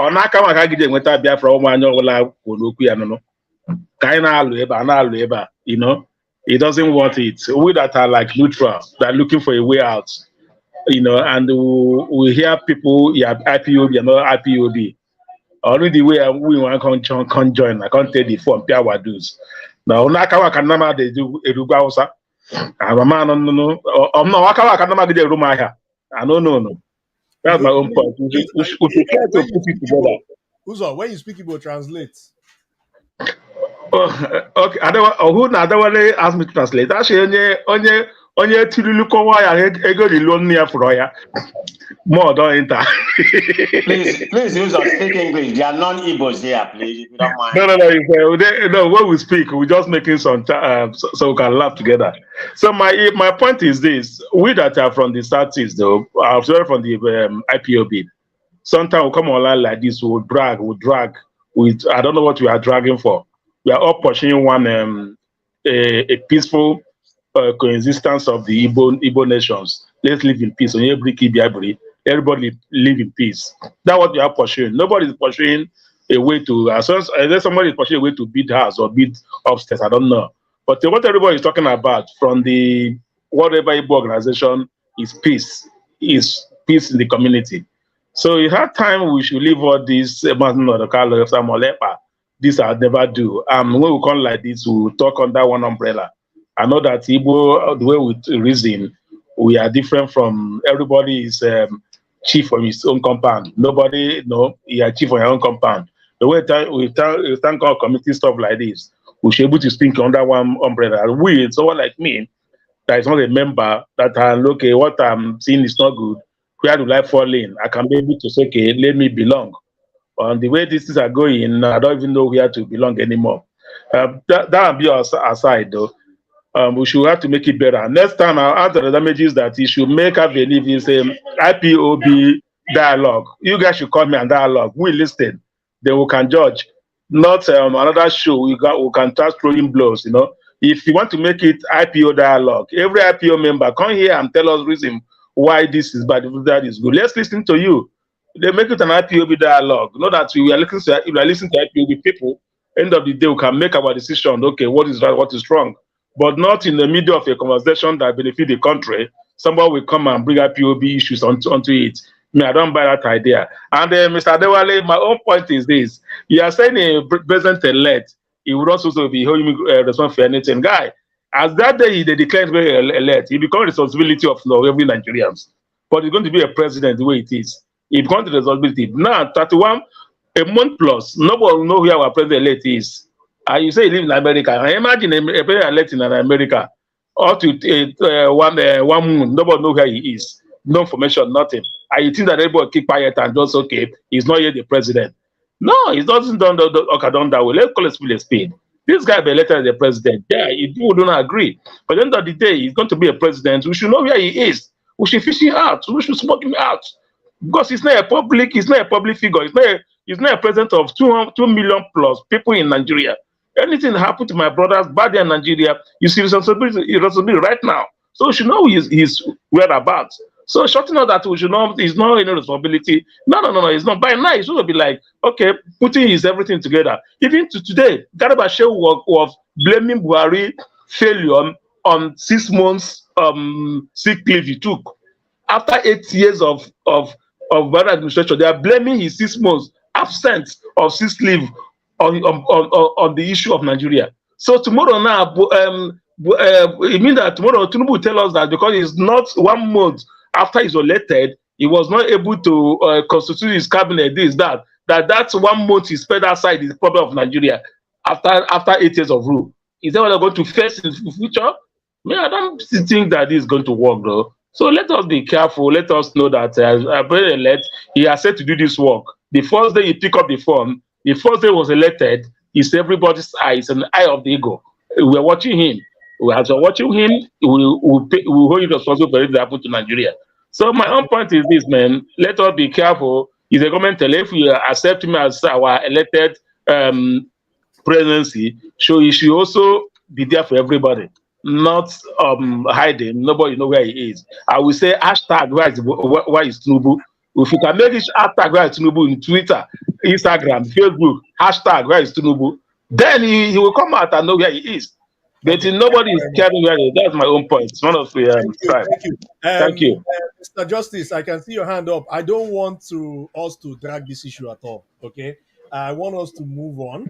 I crave your indulgence because I don't want us to go into this IPOB issue. I shared my screen. I just wanted to see what your opinions are about this thing that is making the rounds in social media. It appears to be the cut sheet of Festus Keyamu's house, and it's a really nice house. To be very honest, it's a really nice house. It's making the rounds now, and I believe this is the beautiful house. But that's an old neighborhood. Now. It's an old neighborhood. That house is okay, yeah, you live in Texas. So yeah, I live there. It's an old neighborhood. This house is less than that. So let's not to do it. It's an old neighborhood. It's an old neighborhood. It's an old neighborhood. Okay. So it's an old neighborhood. How do you guys see what do you guys that live in the US? What do you see this? It's all this information has been made public. What's your perception? Mr. Scribe, how this place is. That house is nothing. Even a bartender will buy that house. Here. Are you serious? A bartender that work in the bar will buy that house. Come on now, Ozo. Are you serious? We all know it. A stripper will buy that house. Also, what are you saying? If you are working in America, you can say that the house is 313,000. You can't tell me that a bartender will qualify for to tell you. The house is 313,000. A bartender make 1,000 every day. They will buy that house. You know it. A bartender that is not true. That is not true. Sir, that is not true. I've been in the real estate industry before. That is not true, sir. Wait. Scribe, let's take this thing one by one. Also, you have been talking. Also, this thing you are saying is a Yeah, very wrong it's true. It's true. If you are making $1,000 every week, you can buy that house. It's mortgage. But If you have in a good credit, if you America, have a good credit, you That's a will good buy credit. that house and it'll be much more. It's all about your but credit Kiamo is score. not living. Kiamo is not living. Kiamo is I not living in disagree with America. you. Four But Kiamo thousand is not living. $4,000 a No, month. we are talking at least a big $4,000 deal. a month. Kiamo does not have a good $4,000 credit. a month cannot get you a $313,000 home in It's a America. mortgage, my brother. If you Yes, if it's a mortgage, but it's listen, not going to get you. Okay, That person does not qualify hold on, with a one at good a time. credit. Wait. One at a time. Ike na San Antonio, you have the floor. Yeah, my thing is that what he said, I disagree. $4,000 a month will not get you a $313,000 home in But America what if the with interest rate? credit, with Sorry, good sir. credit or bad credit. Okay, what if the interest rate is lower?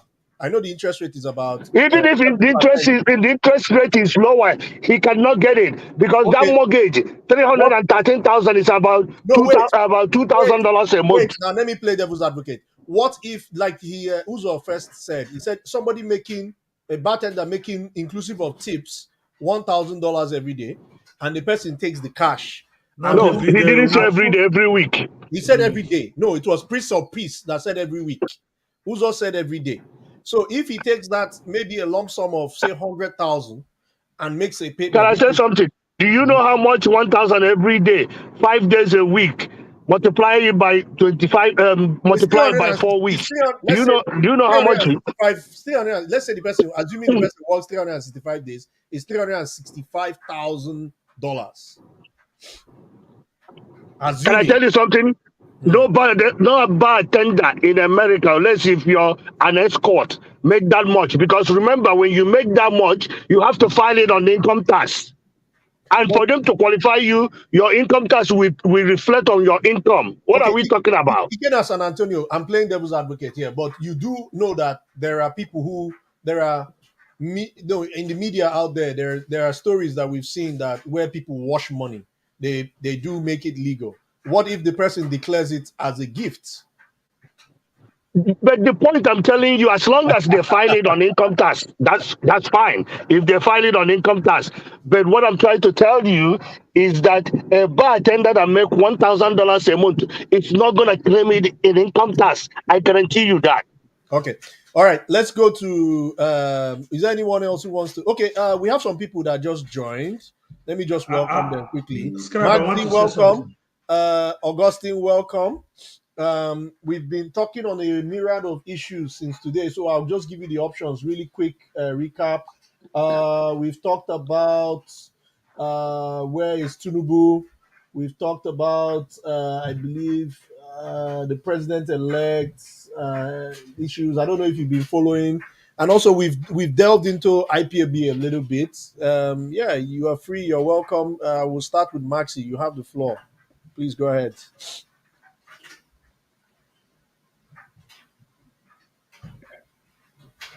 Maxi, we can't hear you. Can you unmute yourself, please? Can you hear me now? Excellent. Welcome. Thank you so much, sir. I have not seen Dr. Damages. I came in late. I don't know, maybe he has gone. He's not feeling well today, unfortunately. I wish him a speedy recovery.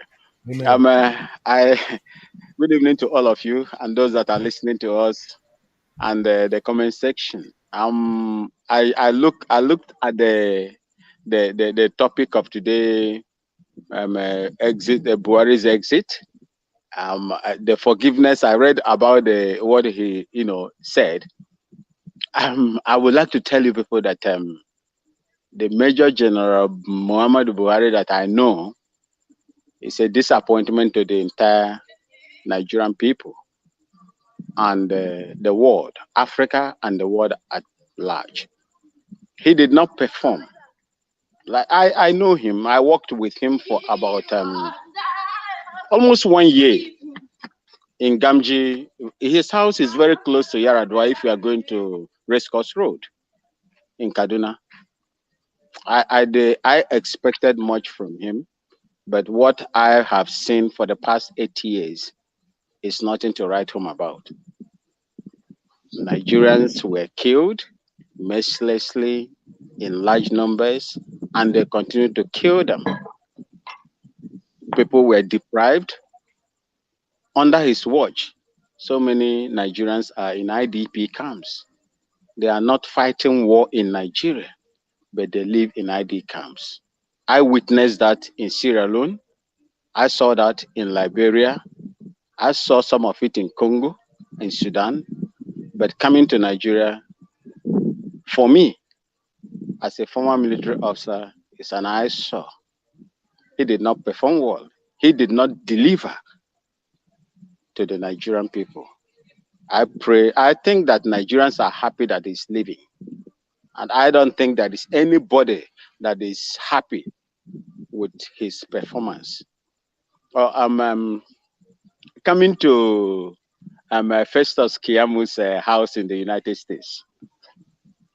$1,000 a day cannot buy you a house of $360-something thousand. It can't. You will pay taxes. You will feed yourself out of that $1,000 a week, a day.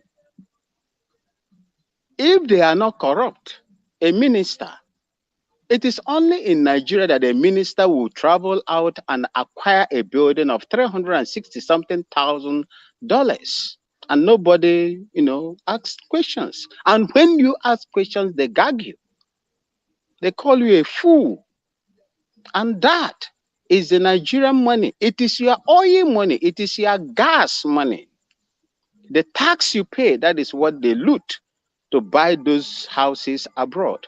Why can't they buy the same house in Nigeria? Why can't they build the same houses in Nigeria? But nobody talks. When you talk, they will call you an agitator. They will call you an enemy and someone who is trying to disrupt the democratic process in Nigeria. That is very, very horrible. And I stand here to tell you people that Nigerians, your destiny is in your hand. No matter how long it will take us to sit on the social media to speak about the ills of the democratic principles in Nigeria, it won't help Nigerians. The poor people in Nigeria, every now and I'm in Ghana. My father is a Ghanaian. My mom is an Igbo woman. People calls, irrespective of how bad our economy is in Ghana, people call you to ask for money. It is not good. Nigeria is a country that is sufficiently endowed. Nigeria, if the resources and the human resources in Nigeria is properly managed, I don't think anybody will engage in japaism. People from Europe will come to Nigeria. It happened before. In the 70s and in the 80s, it happened. People were coming to Nigeria to study, to live, because of the democracy that you people were enjoying us at that time. What happens today? Why are we not asking questions? Why all these things are happening today? That Nigerians are now running through Agadez to cross the Mediterranean Sea in order to look for greener pastures abroad. Why? People set a plane at Murtala International Airport today. Half of Nigeria will vanish from that country because the leaders we have in Nigeria, people that have no vision, people that cannot deliver, people that will loot and always ask you to call them masters. We suffered from imperialist government in the past. Today, the same bureaucratic imperialist system is what these people are using, some of our politicians, to do to our people. They are ruling us. These imperialists are ruling us by proxy, using our people. Your destiny lies in your hand. I was here when they were campaigning for PVCs. Today, where is the PVC? Is the PVC now, the PVCs, are they now, have they given you succor? solace? Have you found solace in PVC? These people will continue to do what they want to do and what they know how to do best, as long as you give them the opportunity to do that. I enjoy. Look at me. I am in my farm. This is bush. This is bush. This place is bush. If you look around, there is light everywhere. Ghana has, irrespective of how bad our economy is, we have 24 power supply on daily basis, 247. That cannot happen in Nigeria. My mom, a citizen of the United States, came to Nigeria, Abia State. She couldn't stay there because it took them about 200 and something thousand to power a gen set that she's supposed to use. What the government's supposed to provide for the people is not there. We cannot refine petroleum products, crude oil that is found on our ground with 4 refineries. We cannot. You take your raw materials, you send them abroad, you refine them, you pay shipment, you pay everything. You bring it back and you sell it to the people at higher rate. If there is any country in the world that's supposed to benefit from what God has given to you, those people are Nigerians. And that is why I cannot vouch for the continuation of that country. Thank you so much. Thank you very much, God Maxi. continue to bless you people for what you are doing. Thank you for your service as well. You remain one of those people who unsung heroes of defending Nigeria. So we don't take that lightly. Thank you so much. Augustine, welcome to the show. You know, we've talked about Buhari apologizing. I think I was here. I also gave you were okay. Maybe I didn't see you. So you have the floor, sir. Go ahead. So I just came online. I was doing something. I just came online to talk about Festus Keyamo's house. Really, I don't know. The most important thing is, when was the house bought? That's the first thing. Because let's try this way. Festus Keyamo earns $15,000 without, let's make it $15,000 without tax. Let's say there's no tax. So therefore means in 1 year he'll be 150,000. Sorry, in 10 months it's 150,000. In 1 year it's 180,000. If you need to multiply it by 3 years or by 4 years, we know how much it should be without tax. But we know that there will be taxes for everything. But let's just assume that this was in Naira, $50,000 in Naira without tax. So the point now is, when did he buy the house? And there's one point we forget that. I'll speak from two sides first. We forget that politicians, they are workers, they are employed, so they pay them. Maybe they pay the ministers, pay the president. The president is being paid. He's a civil servant, so they can make money. But they don't tell us what they don't tell us how their money keeps on accumulating. I came with 100 Naira. In the next 10 months, this is what I have. This is what I have, and it keeps on going. And according to, I don't know, I have not looked at that document very closely. Some school of thought says that this house was bought approximately 1.5 years to 2 years after he became minister. If that is the case, then there is cause for concern. There is a cause for concern.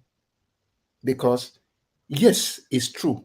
Somebody is astute, somebody is assiduous in his work, can buy that house. $350,000 is large money. But some people can work here and buy the house, even with cash, pay everything up front.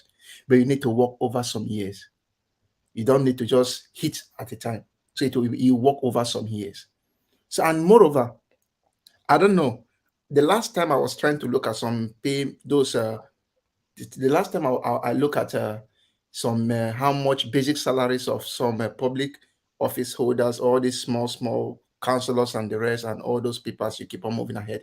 The truth is that if you want to look at the basic salary of politicians based on the constitution, it's not that much. It's not like extremely beautiful and extremely big. It is just those corruption that makes it not extremely large. So if you want to go with their basic salary, it may not even be up to $15,000 a month.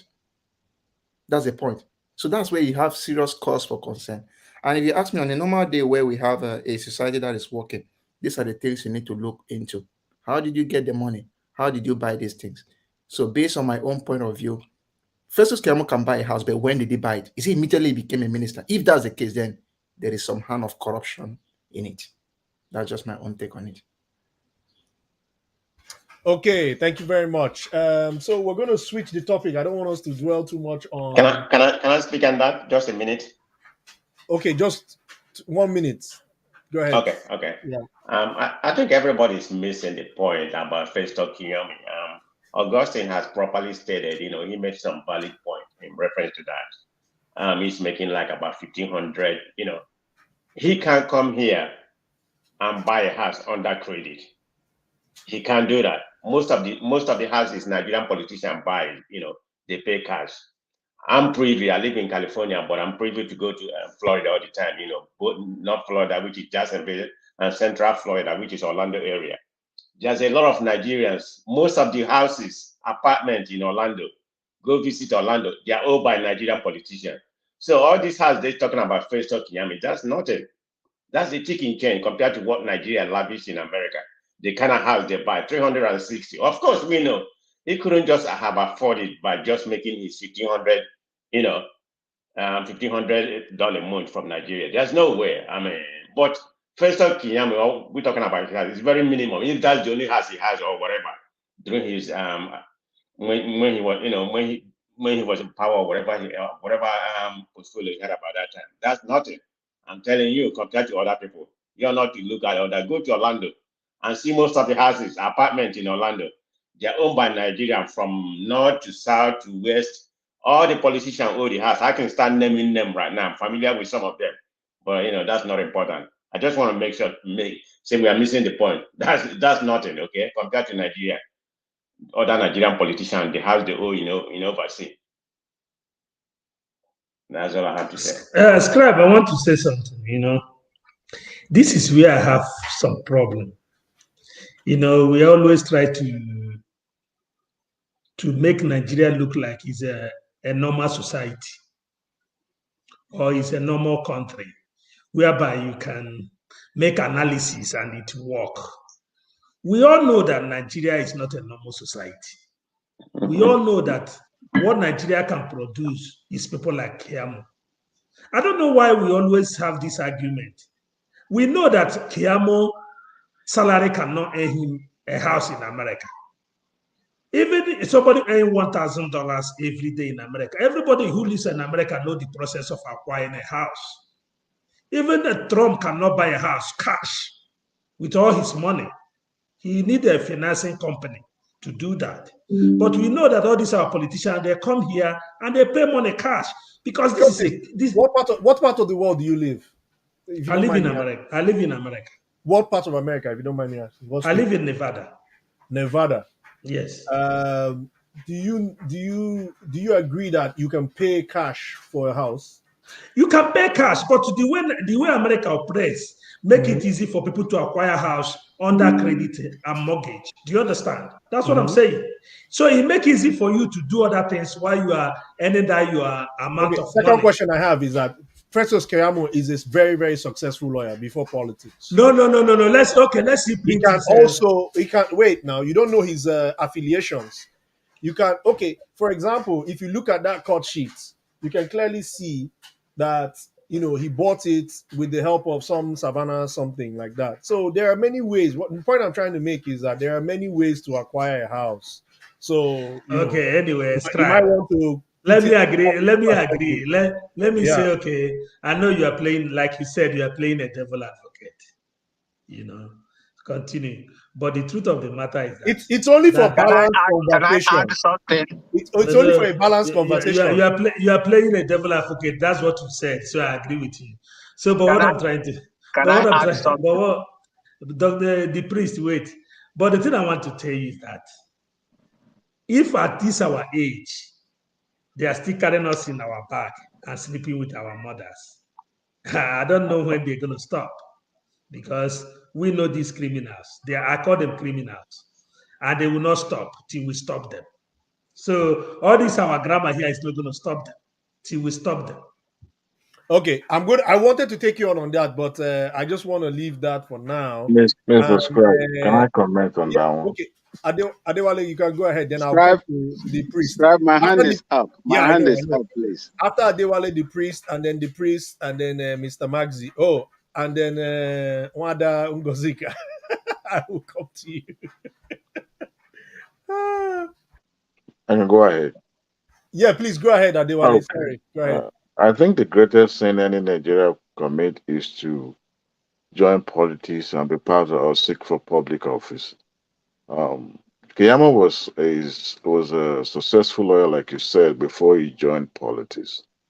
And for those who argue that there's no way his salary as a minister could afford any housing outside Nigeria, I want to tell you guys, a lot of Nigerians that own houses in America and they are paying monthly.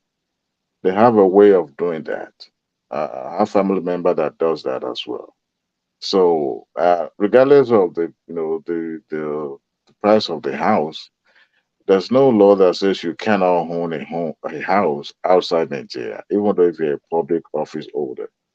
But you just have to declare, that you own this property. But politicians are susceptible to corruption, right? Because nobody trusts anybody in Nigeria. But that is private. If you own a house, of course, it's no longer private now, it's in the public domain for us to be able to know that you own a house in America. But anyone can own a house in America, regardless of the status, whether you're a public office holder or you're a private person. But some of these lawyers, especially Kiyama, was once a lawyer to the entire agency. That's to tell you, and these people don't charge, chicken change. They are rich. They are worthy. I mean, for you to have even involved at the national level in politics, that means you have something to dole out. So we shouldn't. Well, the fact that he's a politician already made him successful too. That's why these questions are arising. But nevertheless, he can afford it. I can bet you on that one. Yeah, I think he can. Exactly. I think it's not. Well, he's a public of the main reason we're flogging this horse is because he has taken up public office. So, Priest of Peace, if you have something to say, please, you have 1 minute. Okay. First of all, the area that I'm living in Ohio, you see that kind of house, you can buy that kind of house, $100 and something thousand. Yes. And anybody that is earning a good living, $1,000 every week with a good credit can pay a mortgage on that house and pay it off if he wants to pay it off. Sorry, for a house what? Sorry to cut you. For a house what of 313,000? I said that kind of house that I see there is about. What is the value of the house? Scrap. Can you put the picture back on again? That's what I'm saying. The value of that house that I'm seeing, that I saw. Okay, no, what is the official value? But wait 1 second. We're going to go to realtor school now. So those who know about real estate, come out. Put the picture back on. Let's see the value of the house. That's where this thing is going. Hold But on.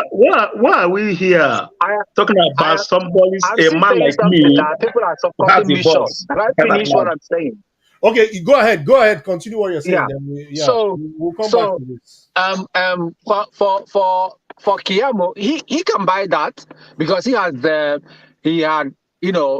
taken some high profile cases with EFCC and all that. The ones he won and the one he couldn't win in the court of law. So he was paid well. So for me, he could buy that house cash, or he could also buy that house, maybe with mortgage or something. He will be paying, according. Oh no. Okay. I think you are changing cell tower right now. So anyway, let's just quickly this house. He bought these houses, while he entered into politics. Then there will be a question mark. I can't really see the whole stuff, but it's okay. I'm trying to see. So go ahead. Yeah. So that's $350 something thousand. No, that's the wait. This is the assessed value. So the property taxes, this is the value at which the property taxes will be calculated. If you look at, that's the value, the assessed value with the municipality or the government, right? Everything. So that's the assessed value. But what the papers say that he bought it or it's alleged that it was bought for 320. So this section here is just only trying to tell us what the assessed value with the municipality is. So please go ahead. So I'm just trying Yeah. to. So what I'm saying in essence that the probability for him to buy that house is 100%. Yeah, he can buy it. Regardless. But That is coming busy. for an average person who is doing a legitimate job, earning an income of $1,000 every week, can save money for 5 years and put something down, 10,000, 20,000. If he can save that money, I put down $10,000, $20,000 down, he can buy that house. 300,000 plus house, he can buy it. So where I live, okay, where all right. I live, Guys,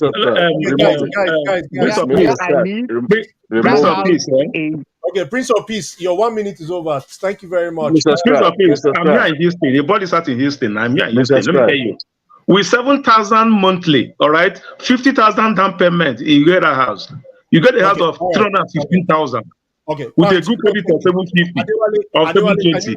Can you wrap I've up? seen it. Can you take it down? I think I think we are not violating any rules here. It's public. As far as I know, I'm not violating any. No, we don't want the field to be flagged because it contains the address. His address is feasible on that paper, and we don't want to get the most information. Come on, man. This thing is downloaded. It's public information. It's downloaded. There's nothing wrong about that. This is public information. I deal with real estate. It's a public information. There's no public information. It's on the MLS. The county, so the county did sharing the information. It's just to be guided. That's the reason why I call for that. But I think the county, the county where that house is located is beginning to blossom. It's beginning to not like yes. So the value of that house itself is kind of like mind blowing at $399. With $1,000 depends on your down payment. Your down payment will have to be huge. Compared to the interest rate now. I think the interest rate is still at a 6-point-something%. So they give 5.99 right now. It's about 6 points. So that rate, there's no way, and God knows about your APR. There's no way your mortgage will be $1,000 every month. You're talking about $3,000. Thank you, guys. I want to wrap up. Come on. Maxi, talk to us. Where are you in this matter? Thank you so much, Mr. Scribe. You see, aren't we forgetting something here? Where is the morality here? Where is the morality here? Can't Nigerian politicians develop Nigeria in such a way that Americans will come and buy a house in your space? Why will you go to a developed nation? The people toil with their blood to develop the place the way it is. Yeah. They made it the way it is that people can come over there to buy houses. Why is it that Nigerians, is it an abomination that Nigerians cannot develop their place and make it enabling for people to come in and buy houses in your places, my people? So that the annual rate I saw on a publication online, the annual rate, what we call a property rate yearly, is about $8,000+. That is what Kiamu is paying to the American government. Do you know how much that 8,000 plus what it would do in Nigerian economy on yearly basis? But he's paying it to the United States, and we are here flogging this issue. Immorality is immorality. Corruption is corruption. As a minister, the time he became a minister, Mr. Scribe, did he declare his assets? Did he declare his assets so that you will know how much this man is making on daily basis and how we can charge him for any property that is going to acquire in the process of becoming a minister or after his ministerial appointment. I know in the UK, if a parliamentarian in the United Kingdom, where I stayed for a while, buys a Range Rover of about 65 to 70,000 pounds, he will be queried. He will be queried in the United Kingdom. And these are the people. The United Kingdom gave us in the democracy. They support what is going on in Nigeria. People are flagrantly abusing the processes in that country, and we are here, moralizing it. I don't buy that, my people. Okay. Nigeria can never be better if we continue to do this to our people. I suffered for Nigeria. If I tell you how much they pay me as pension, you will weep. I fought 5 different wars in that country for Nigeria. If I tell you how much they pay me on monthly basis as pension, you will weep. But that is a country where a national security advisor will embezzle $2.something billion. And nobody. Till today, for more than 5 years, the case is again in the court. That is a country where $16.something billion was invested, allegedly was invested in power, but you have no power. I would have loved that we will speak on whether Kiamu declared his asset and what he had before he became a minister. Then we will know how to do about these things. Thank you, my people. Thank you very much, Maxi. Ngozika, you have the floor. So, 2 things quickly. I went up when the topic about the presidential transition committee was up, and I wanted to say something quickly. I want to say 2 things about that. The person that is nominating people for the transition committee, where is he? That's number 1. It's been overflowed by seeing that. Then number 2, the thing with propaganda is if left unchecked, it becomes to a large extent the truth many people hold to be true. I find it funny and really disconcerting that the same party that flew a Muslim ticket suddenly, in the space of weeks, turned the issue on its head and is accusing another candidate that has a balanced ticket of ethnic of reason of religious division and bigotry. And you see that play out in the transition committee nominee list. The same people that are constantly saying Obi is playing the tribal card, even when he is not. The man has publicly said it several times. Don't vote me because I'm Igbo. Vote for me because I'm competent. Yet whenever he says that, they just put a hand in their ear and go, la la la la la la, you can't talk to us. And only remove their hand from their ears when he's done talking. They won't say that one. The man is a Christian, his VP is a Muslim. But somehow these people with their loud mouth have managed to convince themselves and some other people that it is the people who have a Christian Muslim ticket that are the ones that are trying to divide us along religious lines. The same people who now made up a committee that are mostly, every single one on that committee, I did not see a single Igbo name. I did not see a single Igbo name on the list of that nominee.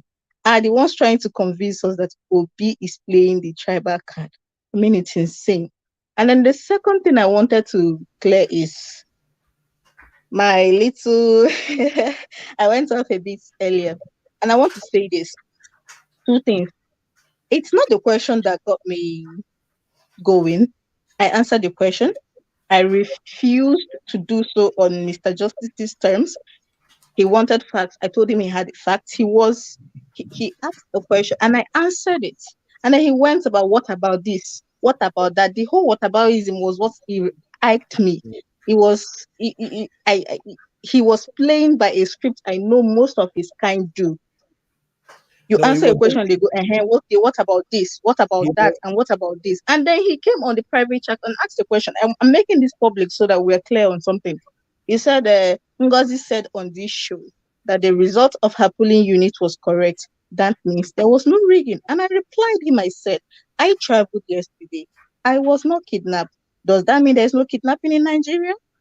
Can you go to Benue State and tell them, oh, because somebody in the because he traveled yesterday and she was not kidnapped? That means all the things you people are saying here about kidnapping is wrong. And I made that clear in the comment section. And coming back to Mr. Keyamo's house or no house, I like Mr. Vince's submission, even though I think somebody already clarified that he declared that before he became minister. If he did, that is one issue aside. That means it's not hidden. About whether or not he could afford it, that is an entirely different topic. But what I stand with, which Mr. Vince said, is the morality of it all. The divide between the rich and the poor in Nigeria is so gaping. And you have people that claim to have public interest at heart, buying luxury homes that they do not even live in. You have somebody living and working in Nigeria, owning a home in the US, and we see nothing wrong with it. It's just normal rhetoric. Is his money, is his money. There's nothing wrong with it. A public officer, sir. He's a public officer. I'm just playing. But the guy is not a jobless man. We all know him. He's a legal prosecutor. He's not a jobless man like every other priest. He's a he's not a jobless man. We don't know that. We all know this. We hate him now because he's working for APC. When he was not working for APC, he was a good guy. He persecutes everybody. But now we hate him because of APC. He was a successful man. So let's call it PSP. Please round up. Sorry. I just wanted to make that small point that it's not, in my opinion, it's just because he's a public officer. That's what makes it. That puts a question mark on it. That is the crux of the matter now. Wait. Even as a public officer. Even as a public officer, as long as he can justify that he came from, means that are not connected to his influence or anything like that, it's fine. There's nothing wrong with it. And that is exactly, we are saying the same thing, Mr. Housing is a basic. He's not going to justify anything. There is no accountability in this country. He's not going to justify anything. And if you say anything about that house, you're a hater. You cannot even ask questions. You're a hater, straight up. You're a hater. You hate him. You're the bad guys. You are tricking eyes in his money. Why are you tricking eyes in his money? He's not a human being. Just by asking questions. I keep saying it. You see, Nigeria, we claim we work. We want a society that works. But if Nigeria starts to work, people they go prison. Like say they go shit come out. Okay. You're not ready. Okay. All right. Ngozika, I've learned something being on this platform that people, your Gen Z people, your generation, we don't have to mess with people. We have to respect you people. So, no, who generation are you? Which generation are you? Which generation? Which generation are you? Which generation are you? Look at our generation. We're here now. I am not Gen Z. I'm millennial. Gen Z is 2000. I'm not Gen Z. I'm millennial. Okay, don't lump no me in with those people. I beg. Their head is not correct. Don't lump me in with them. I don't know. I made a mistake. I apologize. Okay, Gen Z is from 2000. Oh, thank you, thank you, Mr. Scribe. So, Mr. Scribe. Wait. Thank you. Let me welcome Mr. Oti. Mr. Oti, welcome. Mr. Oti came before you, or is it you that came? No, I came before him. Okay. Hello. Good evening, everyone. I apologize, Mr. Oti. Okay. Paul, go ahead. Go ahead, please. Paul, please. I'm quite happy still listening. Paul, you have the floor. Thank you. Okay. So, my take is that I see when previously I'm on duty, hiding here and there, keep listening here and there. So I see when people keep talking about Buhari, father come from Niger, and it hurts me when people say things like that. Even some of them that said it even said his mother is in Nigeria. A good percentage of us, if not 90% of us in this platform, We all live in diaspora. A good percentage of us also have our kids in the diaspora. Are you telling us now that our kids don't have anything? Many of us also have our kids in the diaspora in Nigeria. I'm getting the feedback. I don't know where it's coming from. Go ahead. I'm working on it. Yeah, go ahead. Okay. Are you telling us that our kids can't go back to Nigeria and have anything because we have our kids here, even when the Constitution spell it clear? Their parents is from Nigeria. Can't they have anything as in Nigeria? I think it's wrong. No matter how we want to demonize Buhari, that aspect of it, I don't think it works very well. That is wrong. Then also talking about Kiamu and the house. Truth be told, very many of us here, every one of us, if I'm not making assertion to that, knows very clearly that Kiamu is a successful lawyer. That house, to somebody who live in Nigeria, probably may see that house to some extent like a luxury home. That house is what man of prestige will tell you very well. It's called single family home. That is the house I'm living here right now. This house that I'm talking to you. So if you guys want me to do video around, I'll turn the video. You guys will see. That is the house I'm living. See this my face. This my face will look like native fowl. Now the house where they live. My brother, that house is not luxury house. It's normal house. It's not anywhere near luxury home. It's not anywhere. If you are talking about luxury home, you are talking within the tune of close to $1 million or $1 million plus. That house is very, very cheap. That's in Yoruba call Okpo. Old neighborhood for that matter. It's not anywhere. You people can go and check the price of a house anywhere around. That house is very, very cheap for that price and every other thing. And Texas on its own again, property in Texas again, is also very cheap. Cheap, you yeah. understand? We are not talking places like New York. In California, that house will have California, or my city, Phoenix, Arizona, the 5th largest city in America. We are not talking that kind of city, talking about Uzonovers. I don't the Texas, they bring you down, say you did Texas. So please, let's leave that part. It doesn't really, the house thing is not so much of a big deal. Let's bring Kiamu down when he make mistake. But talking about our house, we are distracting ourselves. The type of salary that Kiamu earn as a salary earner, it's enough for him to even pay the mortgage. It's enough as a salary earner. It's enough for him to pay the mortgage. Yeah, I know guys who about real estate. Just let me finish my own. I know guys who live. I know guys who live in Nigeria. I know guys who live in Nigeria who have good jobs and everything. They buy property here. Maybe some of us don't know. Ngozika, you can buy property here. You can buy property, but the clause that you buy the property for the purpose of business as a foreigner. Simply mean you rent the property if you are not paying cash, because that's how you convince the mortgage company to pay your mortgage. You understand? If you are not, but if you are to live there, you can buy the property. But if you also want to do mortgage, like we do, buy for 30 years, 20 years, 15 years, you, Ngozika, you can buy. Or the only thing that is expected from you is that you going to rent it, so that's how you convince them that you can be able to pay the mortgage. So we don't even know whether he's doing mortgage or pay cash. But before now, every one of us know Kiamu is not one way to go push and start. I bet they call her charge and pay lawyer. Paul, Yeah. one second there. Let's look at this video real quick. And also on the cut sheets, there isn't any thing to suggest that there's a lien or there's a people of interest. So I want to say that there appears not to be any mortgage on that house. It looks like he paid for it cash from the cut sheet. Okay. I said both parts.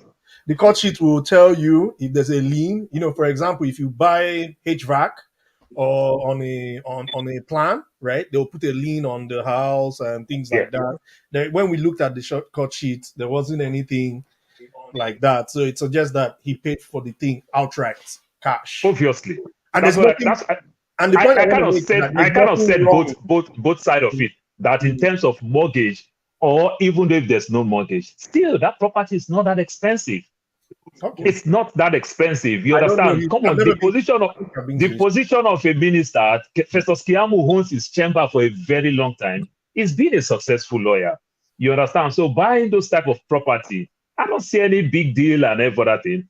And you remember, these guys are smart. Festus Keyamo might want to buy a property here and there and sell one of his property or two properties in Nigeria and use like a proof, because of also why they're also investigating you as a foreigners. I've done those type of things with so many people in Nigeria. You understand? They contact me in terms of buying properties and everything. So you want to show good proof, like if you are in Nigeria, you are making 200,000 naira, 300,000, 500,000. How do you show proof that you can pay this money? Okay. So people make all those type of proof that I sold my property in Nigeria. Paul, let me ask you. Go ahead. Let me ask you a question. Don't you think that, like in America, they have what they call living trust, family trusts, or you can buy a house in a company? Don't you think it was a little, for somebody of that level of intelligence, like Festus Keyamo, don't you think he was ill-advised, or maybe he never thought through it that, you know, if let's say he bought this in a living trust, since he paid cash, if I was advising him, I would say, yeah, buy it in a living trust. That way you don't technically own the property, you only control it as a trustee. Or if you could have done it through creating a company in America, which foreigners can create companies, as I know in the state of Nevada, and then you can use that and buy the property. What do you think? Isn't that Mr. Scribe, another aspect, Mr. Scribe, another aspect of it that you haven't even said. Remember, they are trying to change it now, but it's still there. The old way is still there. With $500,000 as an investment, that can give you green card. You can give you green card, yeah, true. I hope you know that. Please? So people do different things. You understand, to get paper and everything. But for Keyamo to be living there, I don't really know. Okay. Sir, you can go ahead. All right. Sir, before Chief Oti, you have the floor. Go ahead.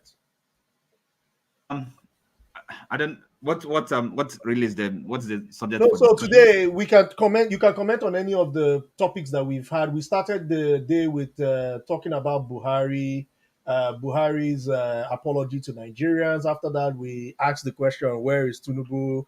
Talked a little bit about some other things, insecurity in, I think, Benue State. And then we dabbled a little bit on the IPOB situation. I believe if you were following, I think this has been a summary of today. So you can pick any of them of your interest at this point. I think I would rather maybe allow Chief Okoro to carry on, and when okay, that's fine. Chief Okoro, you have kind of make a contribution at some points. Okay, that's fine. That's totally fine. Yeah, Chief Okoro, you have the floor. Yeah, just wanted to mention about the real estate. You can live in Nigeria and own a house in the United States. Yeah. Chief Okoro, I'm going to have to mute you because you have YouTube in the background and it's echoing. Could you please turn off your TV set or your other computer? And so that way it's not echoing. Thank you, sir.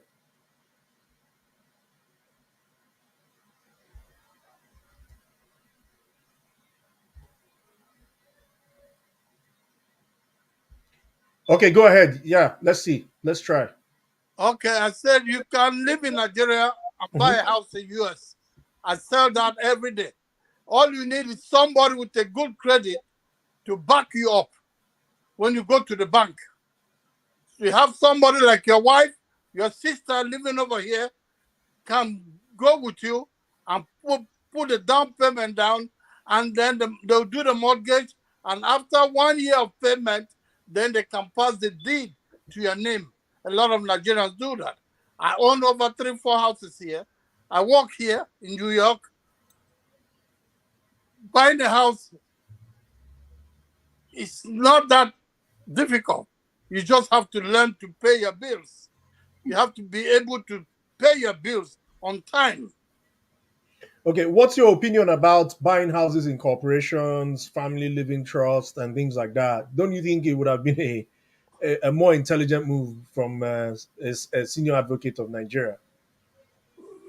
When people talk about living trust and family listing, you have to understand that you have to know how much you have and what the mortgage company is willing to deal with you. Everything depends on the No, mortgage. sorry, sir. He paid cash. That's the context within which I am entering into that. Everybody said he paid cash. I don't think he paid cash. It appears there is no from the cut sheets, from the property cut sheets. There isn't any cash. There isn't any mortgagor or whatever the language is that has put a lien on that property. But you get to put a lien only when you don't pay. When you owe, that's when they put a lien. No. Okay, maybe I'm looking at sorry. If I may come in, actually, please educate me. Right. Maybe I'm using the wrong term. Please educate me. Please go ahead. Once you get a mortgage, there is no lien. The lien is there when you don't pay. No, sorry. Sorry, sir. Well, what you call lien, maybe in America, but it's actually a mortgage or a charge. Okay. Yes. So you buy a property on a mortgage. In other words, the bank or the mortgage company will put a charge on it. So it's not when you don't pay. In other words, you've borrowed money. So that is the then the company that lent you the money has to put a charge on it. As a security for the money they're giving to you. So nothing to do. I mean, not paying is something different. So the moment you buy a property on a mortgage, you keep on paying. You pay them. You pay the company, so a regular payment until you come to the end term of the loan. Exactly. Yes. So you would know when you see of course the conveyance, if or the title deed, and then of course the mortgage. So the whole thing happens when you buy the property. Okay. So because the title deed. Mm-hmm. When you're dealing with the title deed does not have anything to do with the mortgage. No. Sorry. Does not have anything to do with the mortgage. No, but listen. Sorry, excuse me, sir. I do this, okay? I do this for a living. Hold on, listen to me. I do this for a living. Why are you dragging on somebody else's property, though? I think everybody's saying the same thing. Wait, Dikoru, please. I'm going to have to mute. Okay, Oti, you have the floor, please. Sorry, I'm in the UK, and I'm a solicitor, so I deal with properties, okay? Excellent. So, title deed, we call it a transfer. Well, title deed, and then of course you register it. So the process of registration, the charge has to be there. Are you with me? So that somebody buy that property, we see that there's actually a charge, and you have to discharge the charge if you're selling it on. Release it.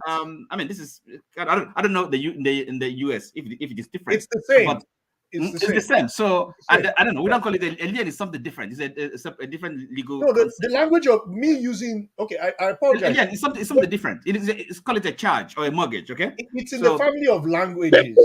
They put it in your house. They say it's a charge. What they put it in your house? Know what that means?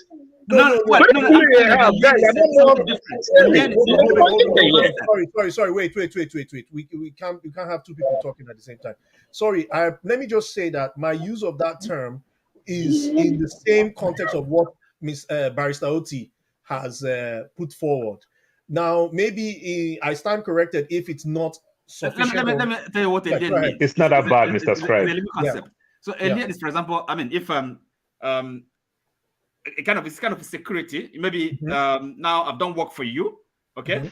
So for a solicitor, for example, may have done some, acted for you, right? And then the papers, right, which belong to the client, and but because the client is it hasn't paid the solicitor, and then the solicitor would keep those papers, okay, as a kind of a lien until his bill is paid.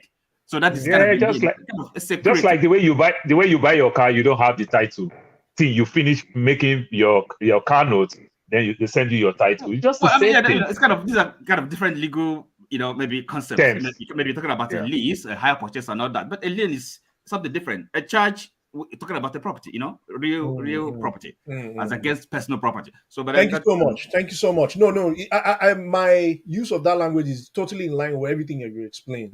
So I maybe if I used it and then in the UK or in America it's something different, I apologize. Sorry, if I may allow me, see, maybe I'm not gonna take time, But this thing, whole discussion about, Kelmo buying a property and all that, I'm just, what is the relevance? When you consider what's going on in our country, and then we're talking about this transition, maybe swearing the president that has done everything against the constitution of the country. I'm talking about the process of him coming to or being pronounced the win of election. This is a kind of really serious. The country is facing serious situation, a possible constitutional crisis, and then the discussion about a minister buying a property in the US. To me, it's really it's that's what I would consider distraction. It's, the energy invested in having this kind of discussion. I don't anyway, but yes, to me, this whether he buys it cash or what does it matter? When you consider the amount of money that is stolen by people in power in Nigeria, what is that? What is the significance? No, the only thing is, on this platform we try to discuss matters arising. This is one of the matters that came up. Okay, sure. So the way the discussion then goes, sometimes I must confess it can extend, and we don't want to infringe on people's right to express how they see things. So sometimes someone starts something. In this case, it was me, and then people then interpret it in their own way, and it takes time. So it's not at all. This is how they say. So it's in the nature of this kind of show that kind of a side show. Exactly. Okay, I get it. I get it. But okay, look, there's something Paul said, and I wanted to kind of respond to that, and that was when he was somebody about Buhari. Okay, he was Paul expressed some kind of surprise, disappointment that Nigerians, this question that Buhari, the father coming from Niger and the mother from I think what you missed there is maybe the context of that discussion, because I've been here at the background listening. So I think people that raise that as a concern, our now soon to be ex-president coming from Niger, the father, maybe in a border from there's nothing wrong with that, but the thing is this: the issue for me is this: this guy elected president of Nigeria, okay, and what business has he, maybe kind of spending taxpayers' money, okay, in Nigeria? Nigeria is different from Nigeria, okay, so it doesn't have, it doesn't earn any, as far as his office is concerned. It shouldn't show any kind of, is it generosity or extend largesse, spend Nigerian money in Nigeria? What is the basis for that? What's the constitutional authority for that? So I think people should be will be justified to feel aggrieved, that such a thing will be happening. And again, when you think about it in broader terms, why? How? Is there anything about like accountability, a budget? Can a president, a governor, just decide to do something, spend money? I don't know. Checks and balances. Checks and balances. The budget. Mm-hmm. Okay, so now what this has happened in Nigeria. Sometimes I don't. Okay, I'm a president, and therefore I can decide to build something. Spend billions, buy vehicles for whoever. How is that provided for? If you recall, all these things were I think the train tracks went through the National Assembly and they approved it. So how about the vehicles? How about Mr. Scribe, you have to let me clear this part a little bit. Paul, you can go ahead, please. But quickly, 1 minute. Wait. I'll just give, because we have some new people that come in. I'm going to give this 2 minutes. Let's just try, and then we'll keep it there. Yeah, go ahead, please.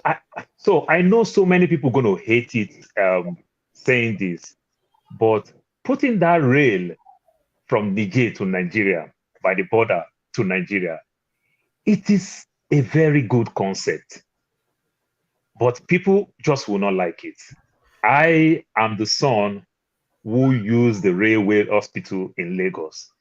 My father worked in Nigeria Post Authority, NPA. I understand the way the wharf work very well because my mother got a contract, sell food in the port for many years, give us a lot of money. The rail was connected from Apapa Wharf and Tinkan all the way to Port Harcourt to Kano, connected because it is meant to carry goods and services. That is the same thing. Now, in Niger, they had their own refinery.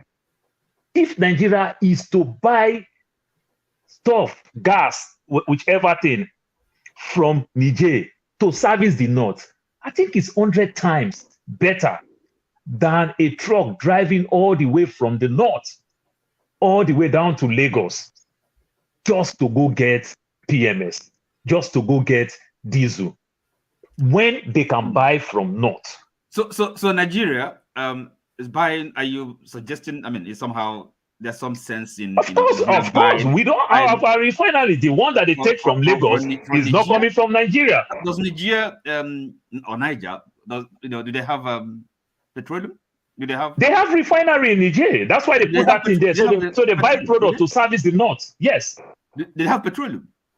Yes, they have a refinery. No, I'm not talking about a refinery. Do they have petroleum? Petroleum? What is it doing in the refinery?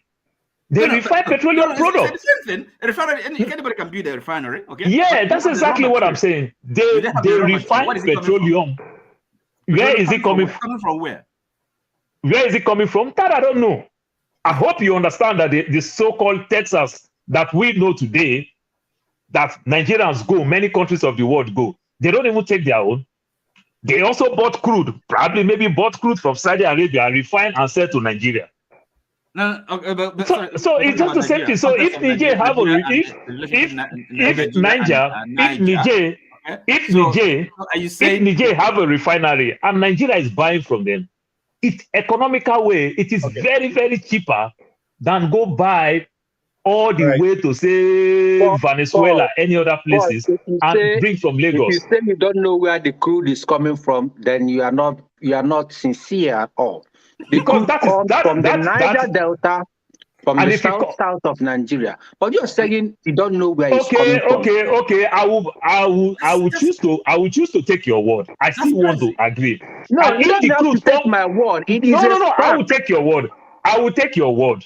No, you say it comes from Niger Delta. How did they ship it to Niger?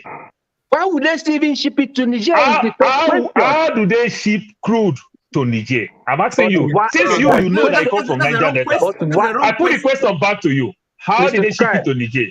Okay, I'm answering you. Why would they send it to Niger in the first place? We have refineries here.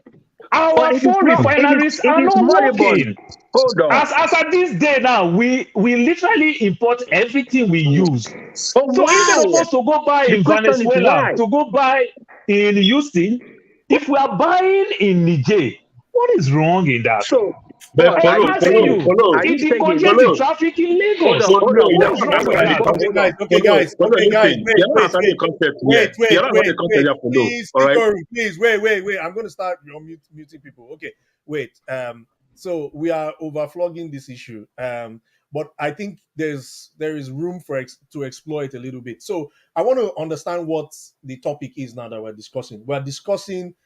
First, it was Barrister Oti that came up with the line questioning, seemingly trying to build the case. What does that real taxpayers' money? How was it ratified, and how we got there, and why is that real there? Then, Paul, you are now saying that that it's a good thing, but then Niger has some kind of refinery and it's coming down, and then the priest now is now saying that this is possibly coming from the south.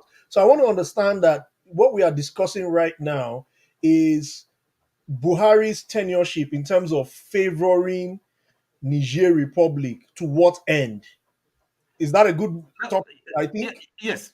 Please, if I may clarify. I didn't mention any project. Just because we know. Sorry about that. I didn't mention rail or anything, but just we know also there's this question of buying vehicles. I don't know how much was spent to buy vehicles. Toyota Land Cruisers. So I mean that's kind of overall relationship. This kind of generosity. This. I'm asking. So what's the justification for that? Is it because he has cousins there? Is that what governance office of a president should be about? No, that's fine. That's true. So, does anybody else have anything to add to it? The priest has left. I would like to. Yeah, go ahead and add. It. Yeah, I would like to add to that. You see, when that Land Cruiser thing comes from, every year that we read our budget, we talk our budget and every other thing. Have you ever heard in the budget how much America funds Nigeria in terms of security? And every other thing. Have you ever heard how much America funds? Things like this, they don't I ask him. Yeah, no, yes. You know why? Things like this they don't say. Because the way the country is being run right now, things are so tense that. No, listen. Okay, you go ahead. Again, maybe the parallel we're trying to draw is not quite. I mean, it's a wrong analogy because. Think about America, and Nigeria, developing country, poorest. I mean, the what is it again? I mean, the poverty capital of the year. So, I mean, if America is spending, I don't know, for a reason, for a purpose, for their national interest. So, and then if you want to kind of justify Nigeria expense, or generosity to Nigeria, what is again? You have to understand what is Nigerian. National interest in that, and who decides that? Who makes that decision? Is it just one person, one man? We call him the president. I would mean. So national interest is not something that is determined by one man. Nations have policy, right? Yeah, Mr. Oti, I understand you that you're going to say things like that. I hope you also understand that in America too. This is how Americans also complain when the US pumping all this money in Ukraine. They complain because they have a lot of problem going on. In America, people are languishing in poverty. You understand? And America is pumping all this money at the debt of 33 trillion, 31 trillion. So what I'm saying is that these things. So again, So hold on. Nigeria has been doing this thing for a very long time. It is security issues. But as at this time now, the way the country is now, they play politics with literally everything. If you go dig deep, you will discover that every government has been doing this thing. Okay, sorry. We are Big Brother Africa. Paul. Yeah, we are Big Brother Africa. They've been doing these things. Okay, good. You mentioned security, okay? National interest. So tell me. So with the relationship with Nigeria, how has it helped with the security situation in Nigeria? Now I'll put it back to you. Our government has failed us in all ramifications. Our government has failed us. And therefore, I'm not disputing that part. So our government has failed us. You're trying to justify, the president spending money in a foreign country, but I mean that's what it is. No, I'm not justifying it. What I'm telling you is that these are things that has been going on for a very long time. Does that make it right? I hope it might be right. And it may be wrong. No, it's not because doing it as at this time, when the country is going through their own tough time, may not be the right time. At the time of COVID, you understand, government is donating this type of money. It's just don't work well because we are not making money. I quite agree with you. Sorry to interject, and I'm not sure I deal with my tongue, but with the Niger issue, sorry, just something that might help the conversation.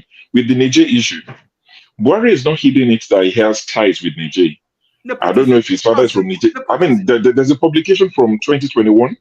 If you touch it, he said it. He said when people said, "Why is he spending $1.9 billion or so to go to create a rail to Niger?" They said he's not going to cut his family off. He said his first cousins are in Niger. He said I have family in Niger. They live in Niger. So Buhari has ties to Niger. So his supporting Niger might be of personal interest, which makes it questionable. Does it benefit Nigeria? Wait. I've not supported it. I'm just saying this to clarify. 95% of the vote. Pardon? Did they give him 95% of his vote? That's see, I'm not here to support what Buhari's done. I'm just saying that what if you know this, the man said, I've got family there, my first cousins, my family, my cousins, my all of this. You know, he said I've got my parents' family or something. Just Google Buhari. I read the article. No, I agree. Exactly. He said it clearly. He's a the man presidential owned media up chat. that I have family in Niger, and he's now said, if you disturb me, in Daura, he said it. When I pack up on the 29th of May, if you disturb me too much in Daura, I'll go to Niger. So it's not hiding it. He's made it clear. I've got family in Niger. I probably have family ties. I have ties to Niger. So he will do everything possible to help Niger, which does not make it right. It even makes it questionable because that's like conflict of interest. You understand? So it's really not a big issue because most of the people in Chad region, people in Maduguri, they have their backyard. If you see the way the boundaries configure around that line, they have their backyard in Niger and Chad. They are very close. You know, even some people in Borno, you can't even, when you get there, you can't even tell whether you are in Nigeria or you are in Niger because the extension of a particular word will lead you to Niger or Chad. Okay. Thank you very much. On the issue of Nigeria spending on Niger, there's what we call LBC, which is called Nigeria Lake Chad Basin Commission. Mm-hmm. So once you belong to that kind of a regional organization, you can't say because you are poor, you won't remit your subvention to that organization. You can't say because you are poor, you won't remit your subvention to United Nations or ECOWAS. Okay. So that's the way that. Okay. Thank you very much. Of peace mentioned. Chad has like 100 barrels of oil per day, which that is not sufficient for Nigeria. The kind of refinery they have there is an integrated feed refinery, whereby the kind of oil they have is the kind of oil they are discovering in Nasarawa, Benue Trough Basin. That's the kind of stuff that they will develop a kind of integrated feed refinery. That's not huge enough. Okay. That cannot meet our own supply. Okay. All right. Thank you very much. I've jumped protocol. Nelly, welcome. Baba Show, welcome. NDBC, welcome. Body, welcome. Kene, welcome. I will get to you shortly.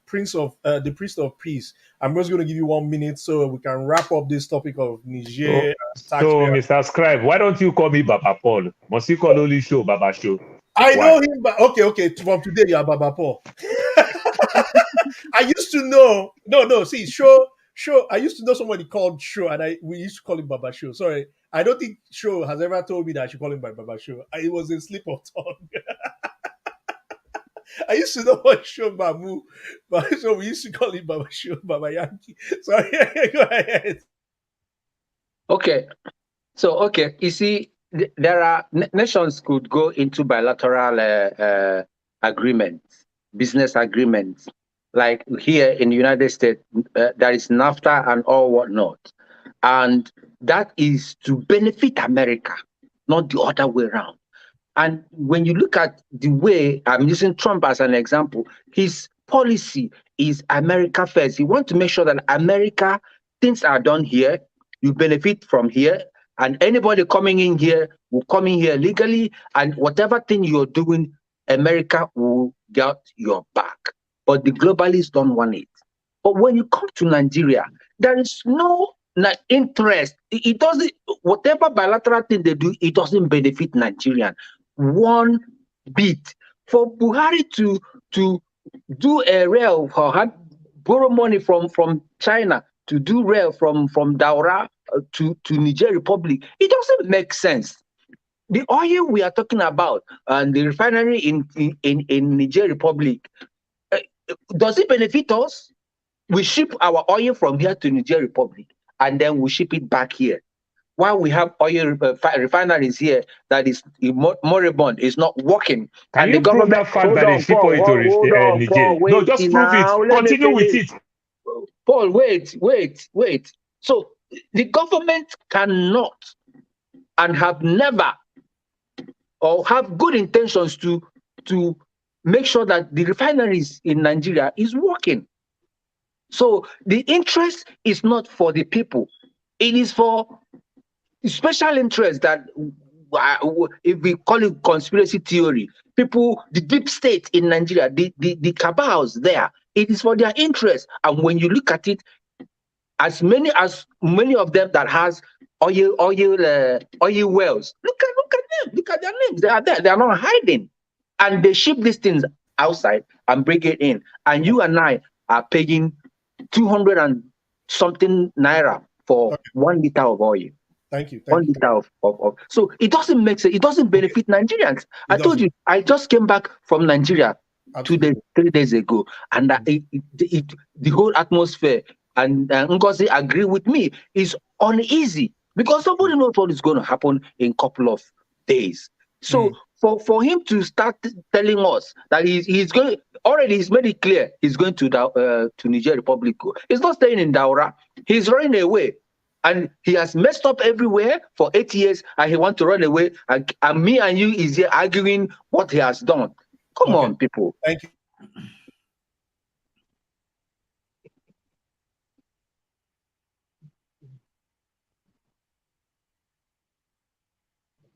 Paul, you had a rebuttal. No, all I'm saying, I just say you should add to it by saying that the Nigerians, and even if Nigeria ship crude to Niger, we are selling our product. It's a product. We are selling it. So if we don't have refinery, we sell crude to Niger, and Niger in turn sell refined products to us. What is wrong with that? You understand that when you talk, sometimes when we talk this America thing, you talk about the NAFTA. Remember, there's also AGOA for Africa and everything. Do you know only in Phoenix border, the border in Tucson, one border in Tucson to America, from Mexico, 2,500 semi-truck come to America every day. How do you say you favor America? If you favor America, is it not favor in Mexico? I am asking you.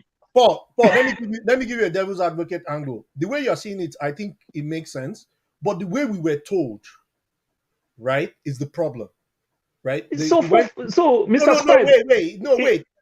A president of Nigeria seemingly rigged up a narrative of bias, clearly saying, "Oh, he has cousins over there," and and then at that time, the South was begging for projects, which is the economic nerve center, or Lagos is the economic nerve center. All across the South, we have a lot of economic hubs or business centers, right? But those areas are starving for infrastructure. But then you take it to Niger. If we were to create, I'm putting this question to you, Mr. Paul, Baba Paul. If we were to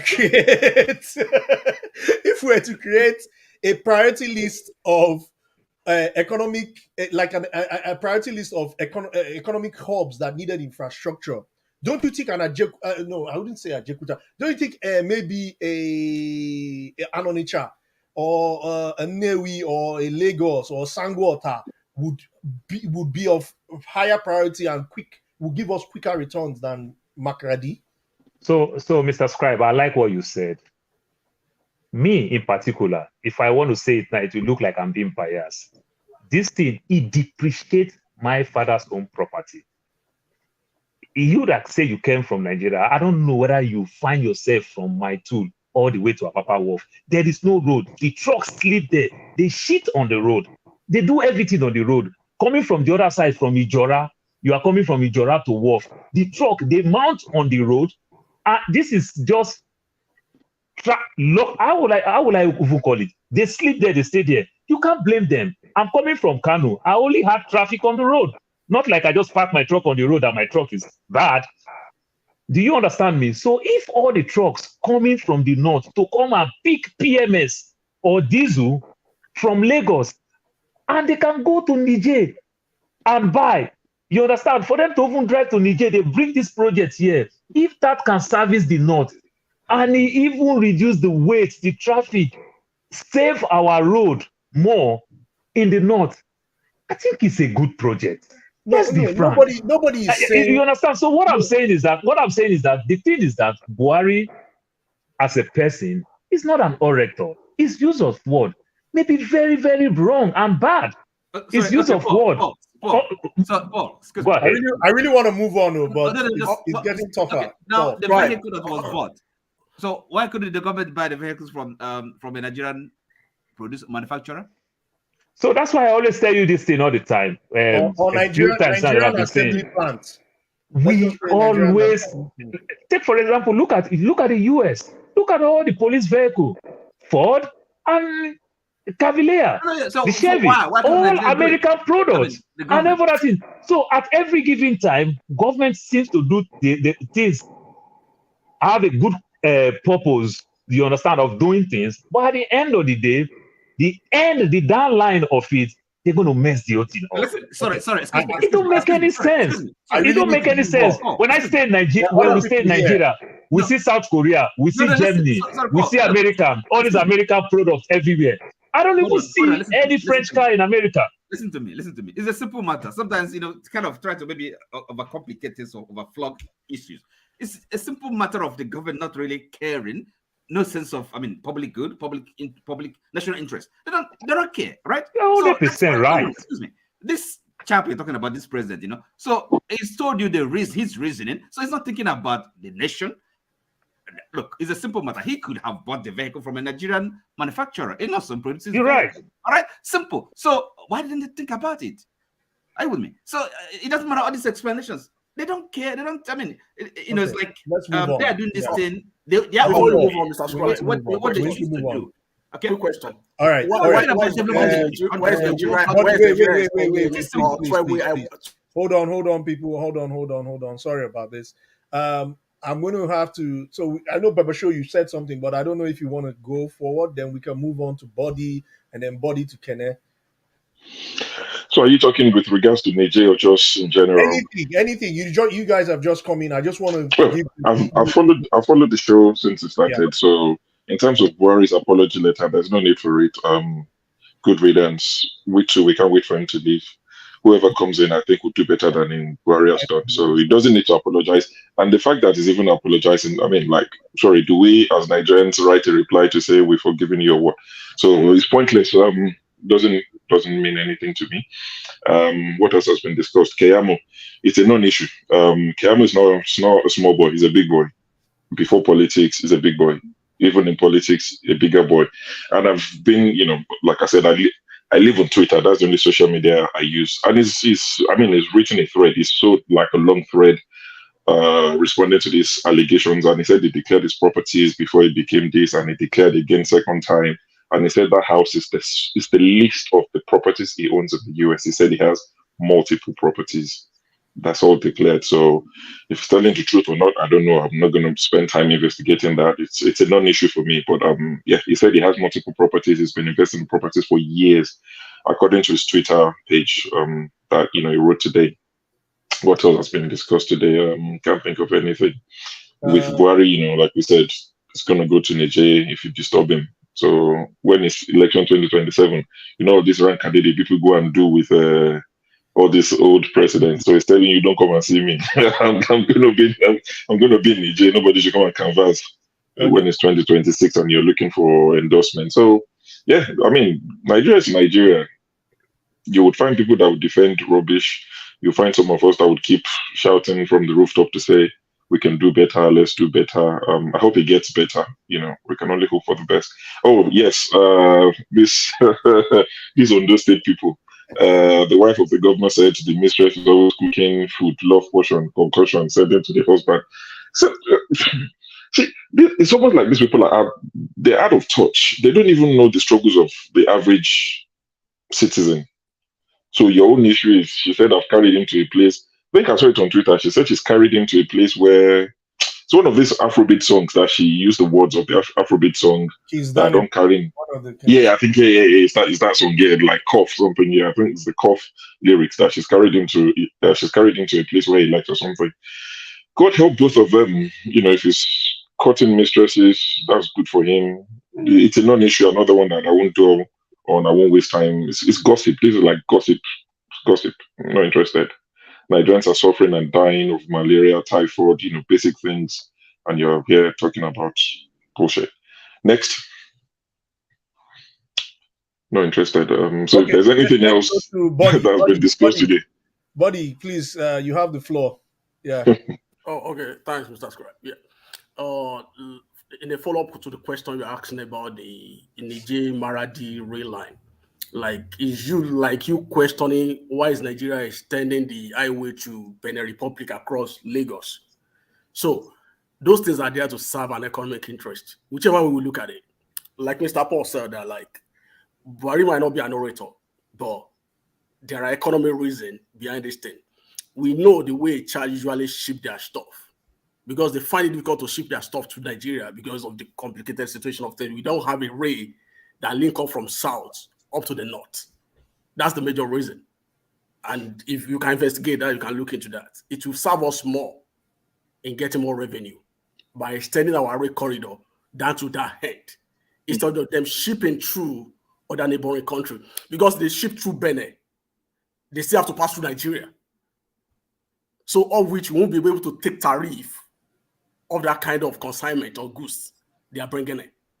So it's better they ship through our ports and then have a rail that take it up from the south up north down to Maradi in Chad. So on the issue of oil in Chad, the oil in Chad is not that much. They only have like 100,000 barrels a day. And then they have what they call integrated oil field. Like the kind of what they are planning for a oil they discover in Nasarawa. It's not huge. But Nigeria been strategic long time ago. That's one of the reasons they created the refinery in Kaduna to be refining every crude from Chad and Niger. But it's not functional today due to bad leadership. But if the economy is rejigged, like Mr. Paul is saying, like we will benefit more instead of people in the up north coming down to the south to fetch oil, to take oil. So that will serve them up there, and it will like give longevity to our roads. So another question that we need to ask, like, if it's not for economic purpose, why are we extending our corridor? Why are we building highway from Lagos down to Benin Republic? The same reason. My brother, God go bless you for that word. The same reason. But we look, whatever it comes from the north, we become rejected, which is so bad. But because of the history of the nation, people have their reasons. Because the corruption is so prevalent, trust is not there. So a lot of things. So those are the things we have to look at. On the issue of not buying car from Inozone, you can't just give any car to any country. Not kind of European car can work in Nigeria. You can't bring a kind of a car that they are using in South Carolina and take it to where Mr. Paul is living in Arizona. So there are reasons for it. If you go to Chad, the kind of automobile that are very prevalent there are Toyota, and not kind of a regular Toyota that we are using. If you look at their military truck, it's mainly Toyota, and not the kind of Toyota that we are using in Nigeria. So if you want to give people a gift, you have to look at their peculiarity. But people don't look into that because of the way we see things from the lens that we are looking at things. So there might be like, Buhari might have some kind of love for Chad. That aside, but you can't say because you're a member of a regional organization, you don't have money and you are not paying your obligatory fee. You have to, like United Nations, like ECOWAS. So there are benefits from it.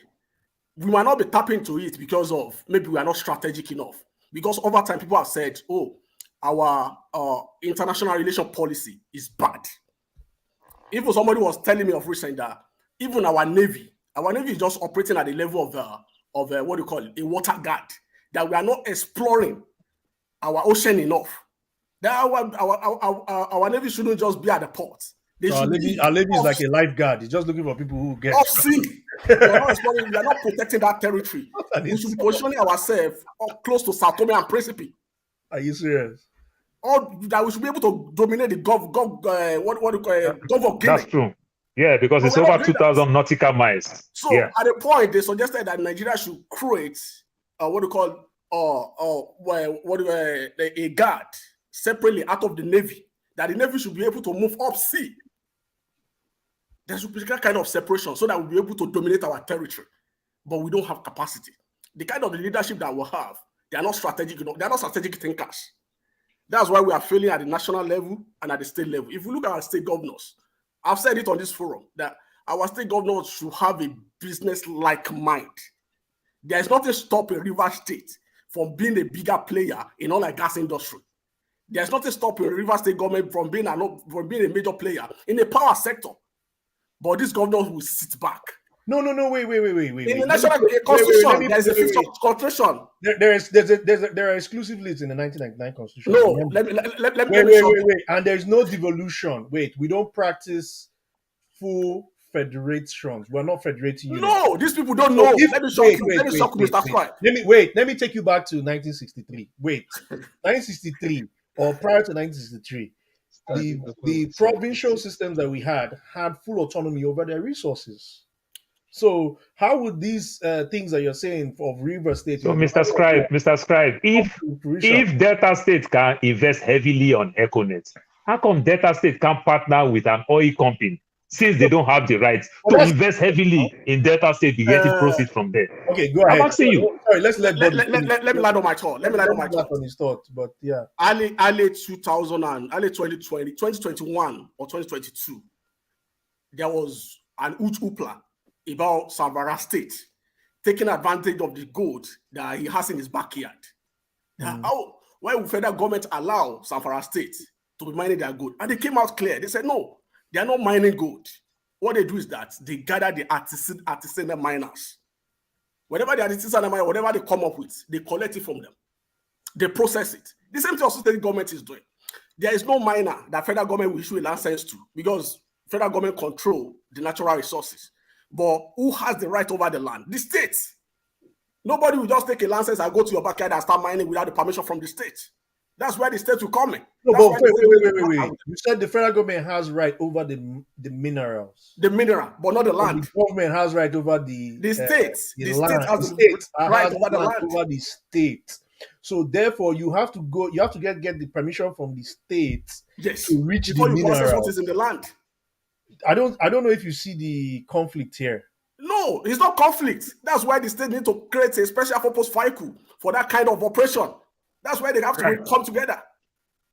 I don't agree with you. Wait, it's working in Osun State. Where I don't. There are templates. It's working in Osun State. Why is Lagos? Let me quickly ask you a question. Why is Lagos State not collecting 30% derivative from oil, from the oil they discover in Lagos? Why are they not taking it?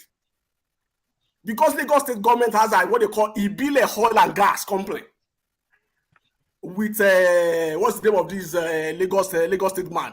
I forgot the name. The indigenous company that is prospecting oil in Lagos. They said because Lagos State is already getting more from that partnership. Federal government said they won't give them that 30% derivative. What stop other states from having that kind of partnership? Sorry, investigate. But you said the mineral, okay? Anything under the earth belongs to the federal government, right? Yes. So, and then, but the land belongs to the state. So how can the state then have control over the minerals? Exactly. I'm not saying you have control over the mineral. Sorry? If you go to the federal government, so which means if the multinationals are working, they still need to work with the state as well. They need to work with the state. Nobody comes to the state after listen, working with them. Look, the question is the mineral. Who owns it? It's ownership. That's what we're talking about. And you don't talk about the ownership without talking about the land. You cannot. Which means there's a partnership. Which means state is getting something from it. Yes, as the question. They all together. They all tied together. So you cannot. You can't talk about the land without talking about the mineral. You can't say because federal government gives you a mining permit, you come to Osun State to come and mine. No, they won't permit you. They won't allow you. Even for MTN alone, to have the right of way. Okay, that's fine. Then the state will grant license, permission, but who owns the mineral? Okay, that is under the That's what we're saying. So state is benefiting from it, which means there's a project working. That's not a question. It's not in dispute. It's ownership, control, right? And why are we so concerned with control? If I'm getting 18% of this proceeds, is it not a plus to my state? The state can still benefit. I set an example of Lagos State. Oil was discovered in Lagos State during Ambode's regime. They found the oil. Lagos State government partnered with that company. They create an energy company called Ibile Oil and Gas by Lagos State government. And Lagos State government is not collecting 30% derivative today because of their partnership with that company. The federal government told them because they've been earning enough, more than 30% derivative through their partnership in that company. If the states realize that, if other states realize that, why can't they have a kind of partnership?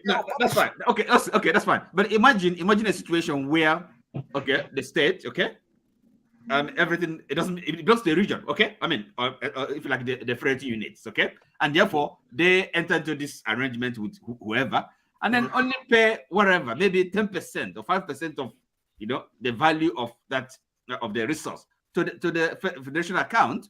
So wouldn't the states or the region or the federating unit, whatever then it is called, benefit more?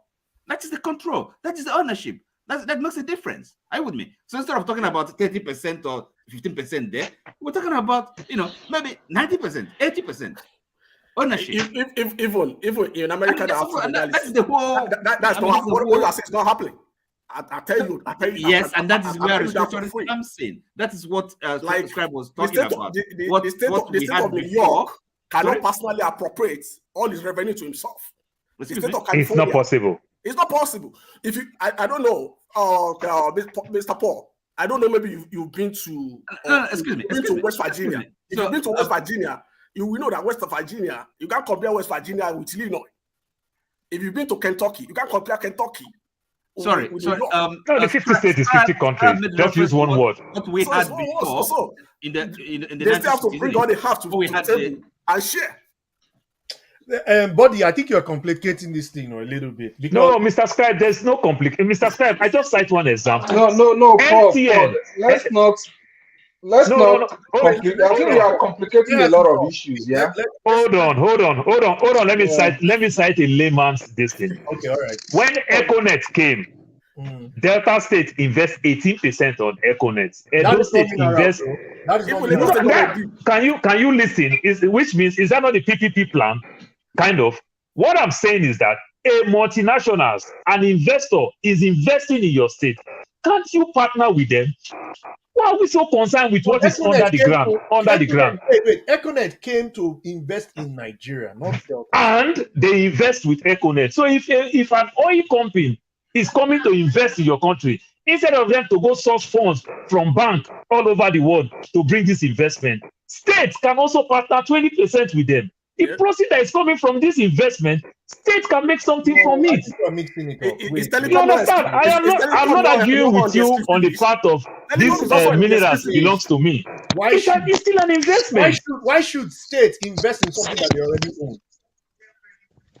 Because the state don't own it. By your own word, Mr. Scribe, it belongs to federal government. I'm telling you, it belongs to federal government by your own word. It belongs to federal government. The state owns land. We are saying that this situation is for the resources to belong to, to the place. To the originally, that's how it's supposed to be. Okay, look, I'll cite another example. In the US today, 49 states in the US, the national grid. The national grid in the US. Hold on. Let me tell you. In the US today, the power plant today in the US, 49 states is working with the federal government. Only the state of Texas, they have their own national grid, their own state grid. They run their own power themselves. They do everything themselves. In Texas, there is no state tax, but they tax you heavily on property tax. So every state have their own strategy, how to draw investors. They use this type of thing. Oh, you come to Texas, you don't pay no state tax, you don't pay no city tax, you don't pay nothing, only federal tax you pay. But they charge you heavily on property tax, but they make the property itself very cheap. So every state have their own strategy. States cannot just sit down and be waiting, praying which day federal government will hand over these things under the ground to me so that I will reach. It doesn't work like that. And even though when you said so in Delta State, there's something called Umpadek. You still get money. Host communities still get money from the multinationals, apart from 30%. What are they doing with this money? Our king are extremely rich. Are you saying there's no issue with what we talk about everybody? It's in the public. It would have made more sense if states own this. Nigeria having a long exclusive list. Okay, in other words, the areas that the federal government has control. All right. Are you saying there's no problem? There's no problem with that. There is a problem, but why we've not solved that? Yes. There are other ways that we can still do things, make things work. I am asking you if the man from Benue State can own an oil well in Niger Delta. If Folorunso Alakija can own, and states cannot own, and states cannot even partner with Folorunso Alakija, then they are docile. That's what I'm telling you. Then they are docile. There is nothing stopping for a state. There doesn't stopping a state in the Nigerian constitution from bidding for OPL. But hold on. Not to stop states. I don't understand. Excuse me. The basic question: how an individual, I don't know from somewhere, nothing stop states. Sorry, not to stop states. We're talking about what bidding for OPL. What obtains presently? An individual, okay, maybe from somewhere in the north, or owning an oil well. So how do you justify that? How do you explain that? What kind of arrangement is that? Who is it benefiting? Okay, it's not benefiting anything. And the state is watching an individual can do this kind of thing. You cannot force this individual to buy some shares from this individual. No. I'm just saying now, in a more layman's way. Come on now. The first question is how do we have such an arrangement? How is it possible? You're talking about state. State is this is a government, government that come in and then stay for a term, maybe two terms, okay, and then another. So and remember, if you listen when Obi was doing his campaign, talking about stopping the sharing, okay, sharing formula, right? So this is the problem we have. And then are you saying these states they don't know what they're doing? It's just the arrangement that we have. I hope you understand. I hope you understand that this sharing for this concurrent list that we are talking about, you understand, was enacted by the military because they want to be in charge, because they want to be in control. The exclusive list and the concurrent list, the military basically designed all these things. But what we are saying, it's just like you from the southeast now fighting that you want to have your own 6 states. I wonder when you want to get that. But there are other things you can do to grow your state. That is the most important thing, to grow your region. Okay. That is the most important thing. Fighting that all I'm after is just give me a state because of Southwest has 6 states. I must have 6 states. You understand? What about the store? What about the item? Not the exclusive. Body and Papa Paul, thank you so much. Let's go to Kene. Kene has been patiently waiting. At least say something, because I really like this debate, but at the core of this debate, I think Mr. Scribe is a good debate, and I think both are right.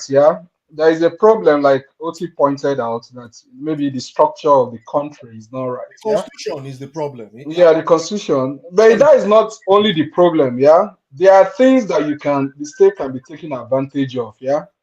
Currently, just the current way we have it. Like you said, even Obi, if you listen to me when he was campaigning, he was saying there are some things, that you can start doing even with this current constitution without restructuring yet. Do you understand? And some of those things that Body is saying are the things that the state can be doing.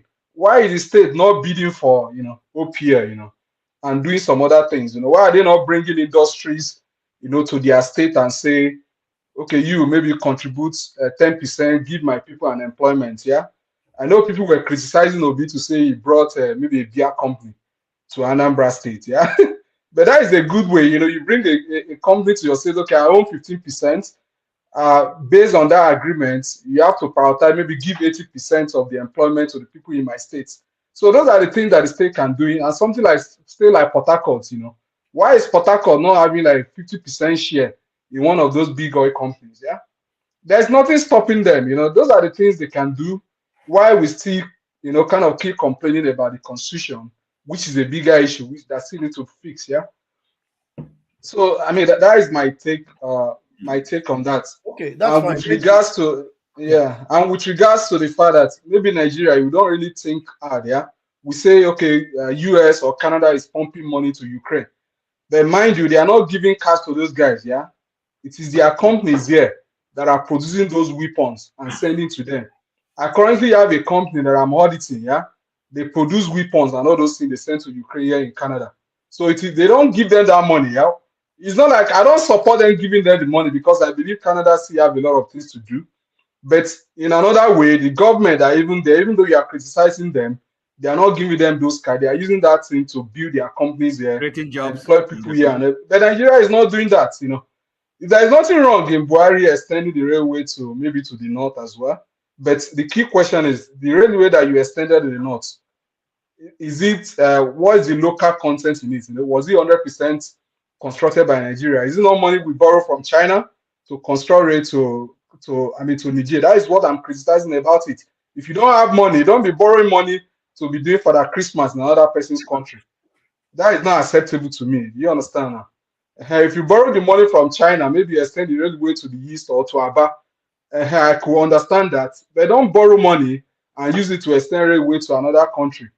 That even maybe China got all the 100% of the profit and everything in there. Yeah. So that is my own criticism about that. Yeah. Okay, thank you very much. NDBC is not around, so I'm going to go back to Paul because Paul Paul has a lot to say on this topic. So, Baba Paul, you have the floor.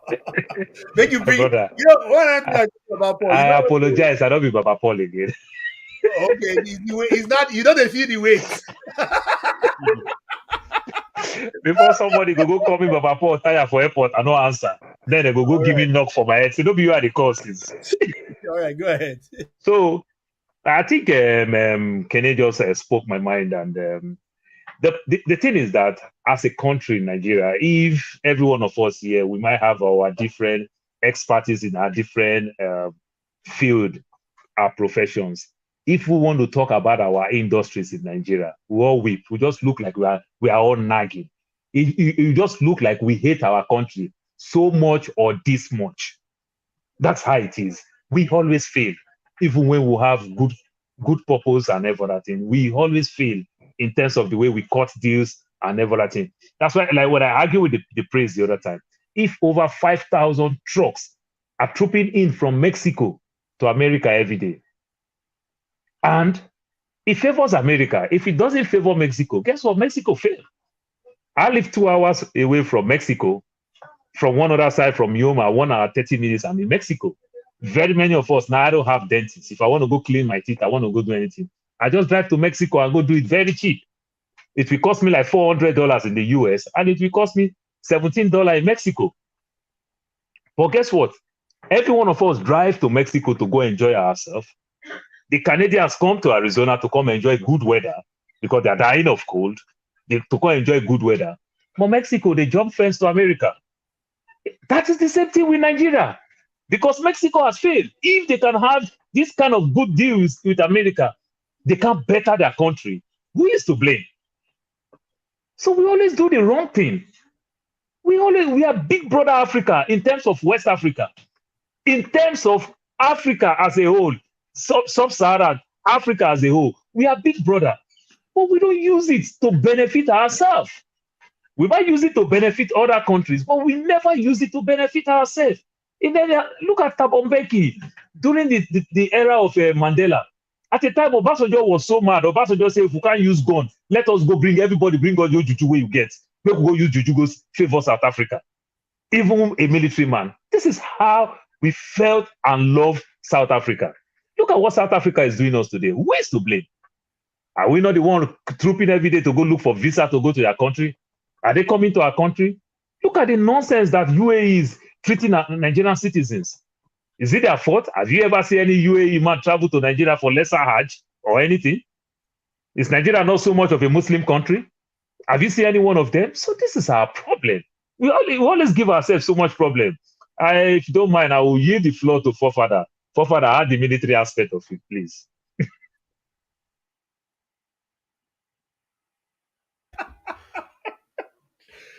Forefather, you're muted. You're muted. Oh, you're not muted. I think my audio is a bit messed up today. I don't want to restart the machine. Yeah, thanks for having me. Greetings to everyone on the panel, in the chat and the viewers. I think I like what Paul said just now. Some of all these things we do it to ourselves. And recently, I was having a discussion with someone about the fighting in Sudan. And part of it is because of this Arabization agenda they have somewhere in the north of Africa, because they are looking to spread it down south. The same way you hear this Islamization agenda trying to spread further south of even Nigeria.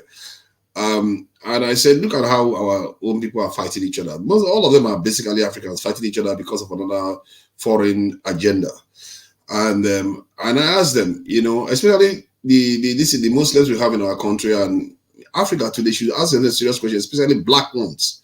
I said, when you go to North Africa, do these people not put down their Islam and attack you as a black man?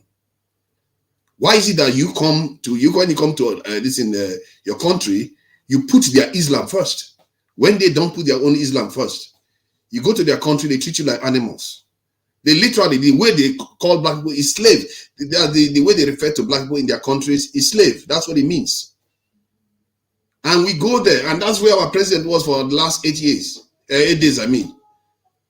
He was there enjoying himself while these people treat us like animals, his own citizens like animals when they go there. Look at how even Somalis, you will say Somalis are somewhat Arabic in a way. Look at how they treat Somalis. Yemenis that are even dark, a little bit darker. Look at how they treat Yemenis. And Yemenis are supposed to be deep Arab too. The darker you want to treat. If you allow me, let me ask you. So, what I think is well, it is the kind of problems we have, okay. But what is the solution? So the solution, the solution is like when you are dealing with like northern Muslims, is to ask them serious question, because I think it's easier to educate or get the southern ones to see this disparity, the way Europeans treat us. But the Muslim one is harder to question them, because they will say, oh, it's Islam, we believe in Islam. Then I would ask you then, why is it that when you go to North Africa, they don't put Islam first? Okay. Can I let me help you if you don't mind? See, because this I mean this discussion we have here sometimes really, and these problems and solutions to them are not really they're known. I mean, it's not as if they're we need kind of new discoveries. Now, for example, countries and the people and the citizens, it's all about leadership. Those who, control, handle our affairs. Okay, I mean, political leaders, because that's their job. That's the purpose. Okay, people that either whether elected or selected by by whatever means. So, if they are doing their job, okay, of governance, controlling the affairs of the people, the country, the nation, and actually, first of all, having a love, okay, taking their responsibility serious. That's the only way this can change. Yeah, but the problem is that I think what we see is that we see the final results. I was talking when you interrupted me, remember? Respect from anybody, okay? It doesn't matter where we go. Hold on, let me finish my point. I was the one talking when you took over. You have to remember that we always see the end result when we see the leader, but we don't see the part where the people have to change too. If the people change and start having a specific mindset. I don't agree with you. Okay, now listen. Is what comes first is leadership, right? Okay, people follow their leaders. Okay, if we don't have no, that's the mistake you're making. Let me explain where I'm coming from. See, it's a feedback loop. It's not one way. Leadership, people feed into the leadership, and leadership feeds into the people. It's a feedback loop. The point is that the system that generates a leader is also part of the problem. It's not only one side. Like if Lin Kuan Yew appeared in Nigeria, they would destroy him. No, sorry. We have because the people. Let me finish my point now. Jesus Christ! If a fish that belongs in fresh water emerges in salt water, that fish will suffocate and die. You have to understand that it's a feedback loop. It's not just only one side. The leader is going to be Christ, just show up from nowhere. If you show up in the wrong place, you're not going to succeed. Now, give me your reasoning for saying it's wrong. Okay, you see, it's a simple thing. Okay, I'm not inventing anything. Okay, look, there's a reason why they say fish spoils from his head. Leadership, yes, I understand. Okay, feedback. Let me first deal with that fish analogy. That fish that spoils from his head is a dead one.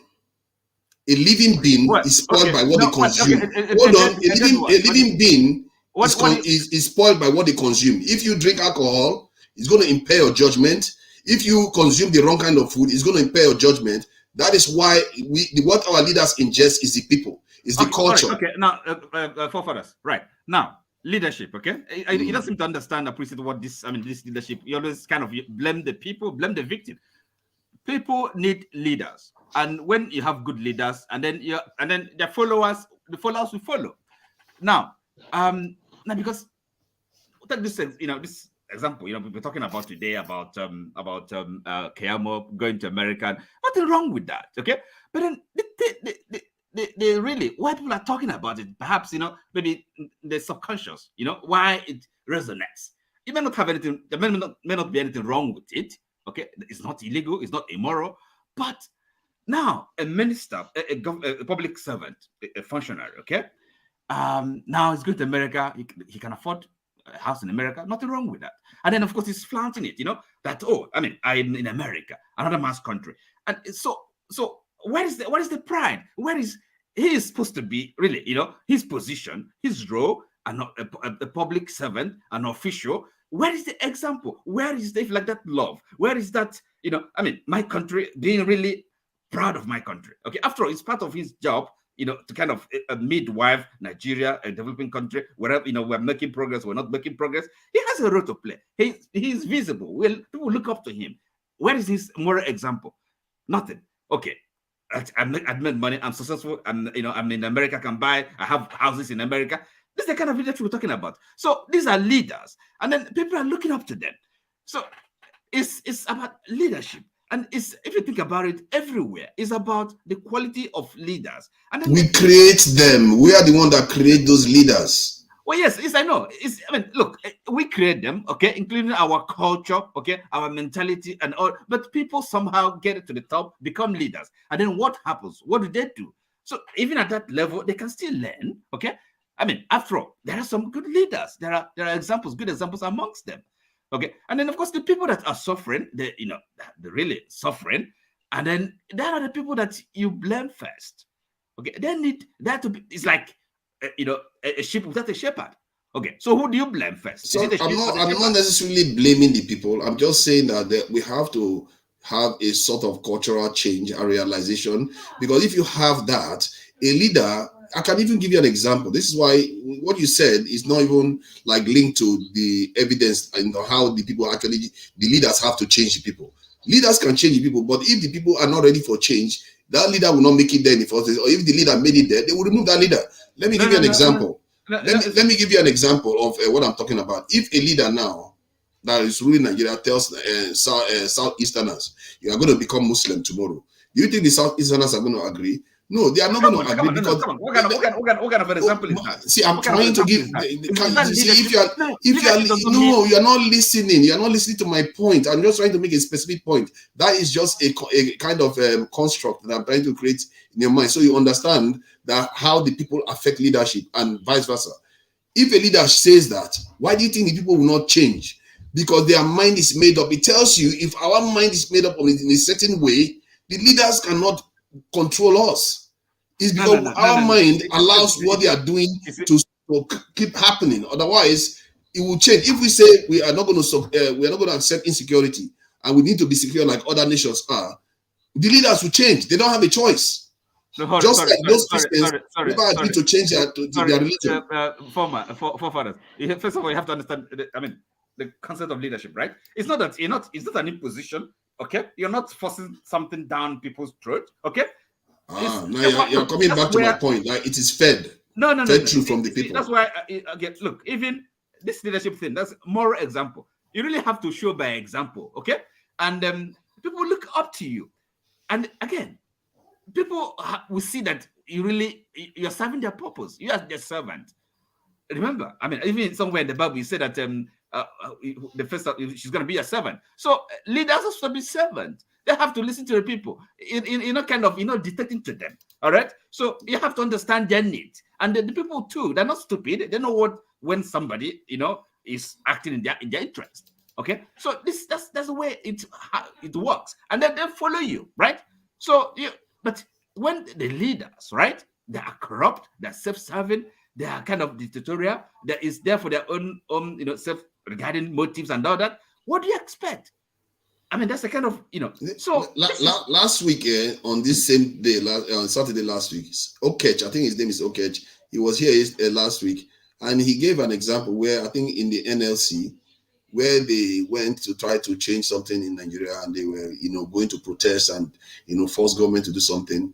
Only for people that were working with him, they called him and said they are carrying money bags to the car.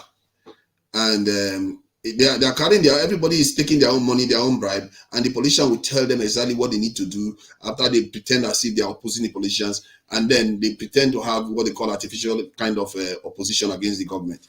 This is the same people that are feeding through to the leaders. It tells you, and when I asked him that out of 10 people, out of 10 Nigerians, how many would take that money? He said 8.5%. 8.5, this is 8.5 of them will take the money. That is telling you that, and that is without threat. That is just money alone. They will compromise the country. So why are you surprised the ones that feed through to the top are already totally compromised? Okay. Too bad. Okay, let me. We not see what happened with the election in Abia State, all right? Okay, because you've given me this kind of a depressing example. Okay, let me give you one that is encouraging. The guy was the one that said it. No, so what do you think happened? With this courageous woman, right? More example, what she demonstrated, and then what the reaction, the reception. Okay, Professor, Oti, right? Oti, Professor Oti. So what do you think? What do you think is going on there? And you see the kind of reception. So the leadership she demonstrated, and if she, for example, okay, at least within her domain there as a VC, okay. So why do you think? I mean, she has such, groundswell of appreciation, followership. You think if she comes out to tell the students to do something, follow this path, do this, they wouldn't comply. They wouldn't, take her lead. They wouldn't follow her. Are you with me? So that is leadership. Okay, it's courage. That's what it takes. Let me say that on that same woman. Let me set an example on that same woman. The reason why they will not follow her. If you could remember vividly, at the point whereby Patani was given a professorial chair. Professorship, yeah. At that same school. Okay. With this same woman as a chairman of the council. I'm talking about this. I don't know about that. I'm talking about No. You have to balance it. You have to take everything together. Look, you don't take it in isolation. Okay, where she demonstrated leadership. I'm not saying that she's a saint, okay, or that anybody, but at least leadership. We can see an example of it, and we see what the one thing about people. No, I think there are still some leaders, because for instance, I can remember when I was when you are doing the right at a particular point in time, whatever you are doing at a particular point in time. Once you are aligned with the masses, with the majority, they celebrate you. Whatever you at any point that you have a kind of divergence view, maybe your view is even valid and right. Sorry, sir. You see, as a leader, you do the right thing, even when right thing. Okay, do the right thing. That's the key. When the majority for the moment don't agree with you, that's leadership. But they don't. I just gave you an example to show you that they don't do it. I just gave you an example to show you that they don't do it. They sell out. As a leader, you have idea. You have a clear picture of where your people should be, but your people at that point in time might not see it. So it's incumbent on you as a leader. The onus is on you as a leader to carry them. Correct. Persevere. Vision. That's it. Yes. Show it to them that this is where we're supposed to be. This is where we are going. That's correct. They might not like it at that point in time. Yes. But try and convince. And then when they get it, when you do that, that your persistence, they will come because awareness. That's what we're lacking our system. Can be at the same place in a very long time. That's what leads to mistrust. Buddy, that's why I said that the diaspora has a lot of power in this. Because if you are in Nigeria, you try to do some of all these things, you may not survive it. Nigerians don't have the security level. There's no power. They still have leaders. Because I could remember when I was in University of Ado, maybe Ekiti State University, we have Professor Oyebode also. Professor Oyebode, Vice Chancellor. Oyebode. So he came to the school, I think a year after I joined, and said, all these admission whereby if you don't know one person or this person or that, he put a stop to it. He put a cutoff mark for JAMB. And he kept it. Do you understand now? Yeah. The number of classes were maybe accounting that used to have 1,000 became 50 or 100, People were shouting, they were sending obas to him and everything. He just told the obas that they brought gifts and everything to them. He didn't take any of the gifts. He told them that the cutoff mark has been set, and that is the cutoff mark. And that was how, when you were in the school and the guy was there, that was how he set the standard and everything moved. Do you understand now? So there are still some of those leaders there that that don't compromise. That is just one example that just came to my mind there. Just for you to stand for what is right. Yeah. The point is that those are leaders those need to be abnormal supported. people. Those are those are abnormal.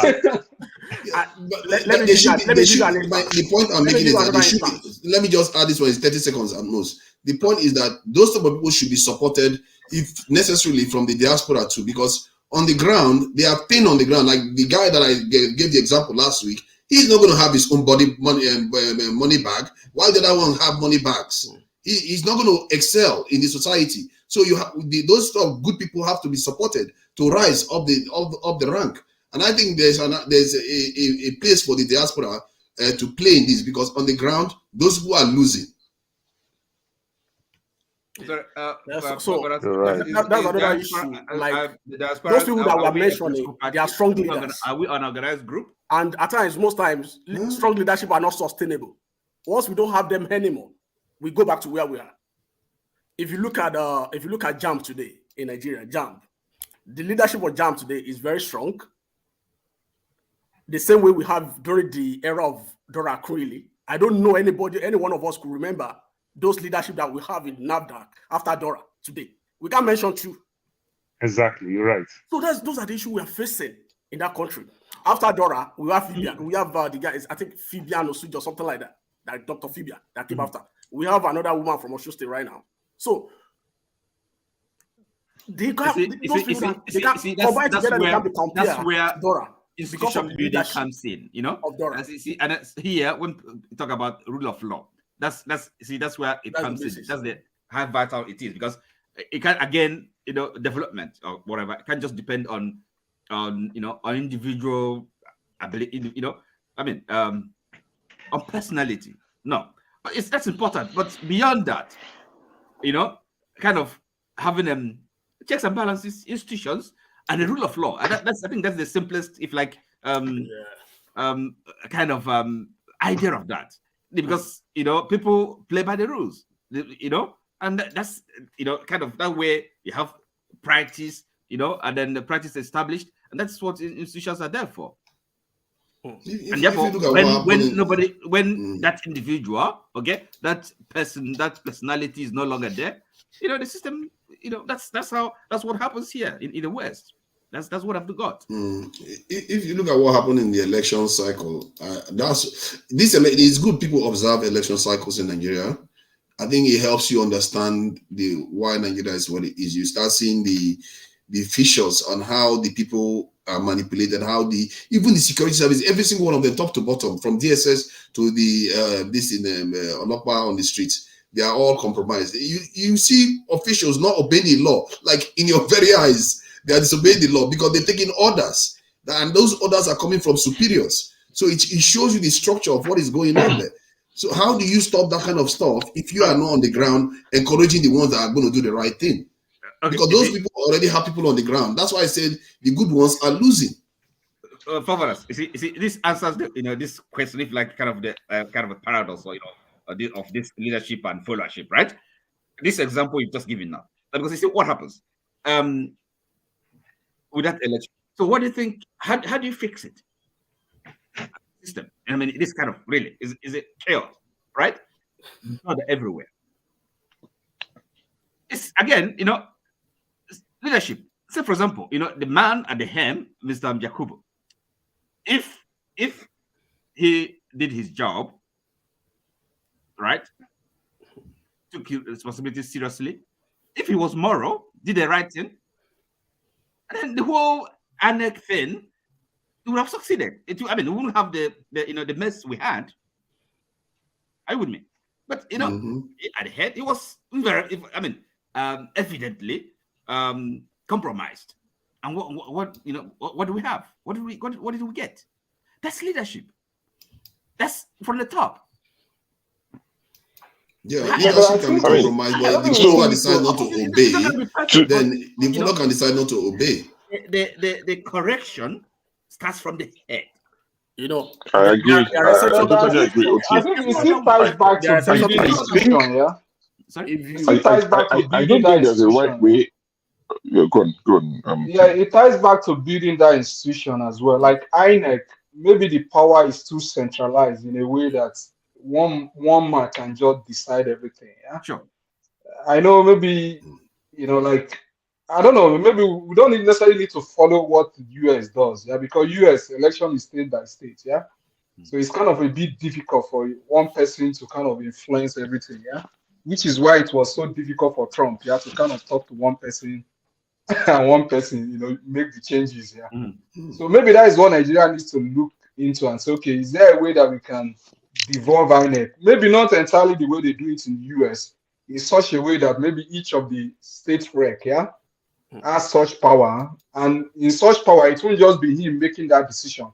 Maybe I was going to say, don't give rec power. You saw what happened in Adamawa. Yeah, that's what I'm saying. Yeah, maybe it has to be like 5 people, like 5 committee or 7 committee that need to sit together to make, to vote and get to an agreement. Yeah, and the way you appointed them as well. Maybe it's not the presidency that should be appointing them. Should it be maybe the judiciary that should be, or the NBA? Yeah, that should be pointing out. Judicial council.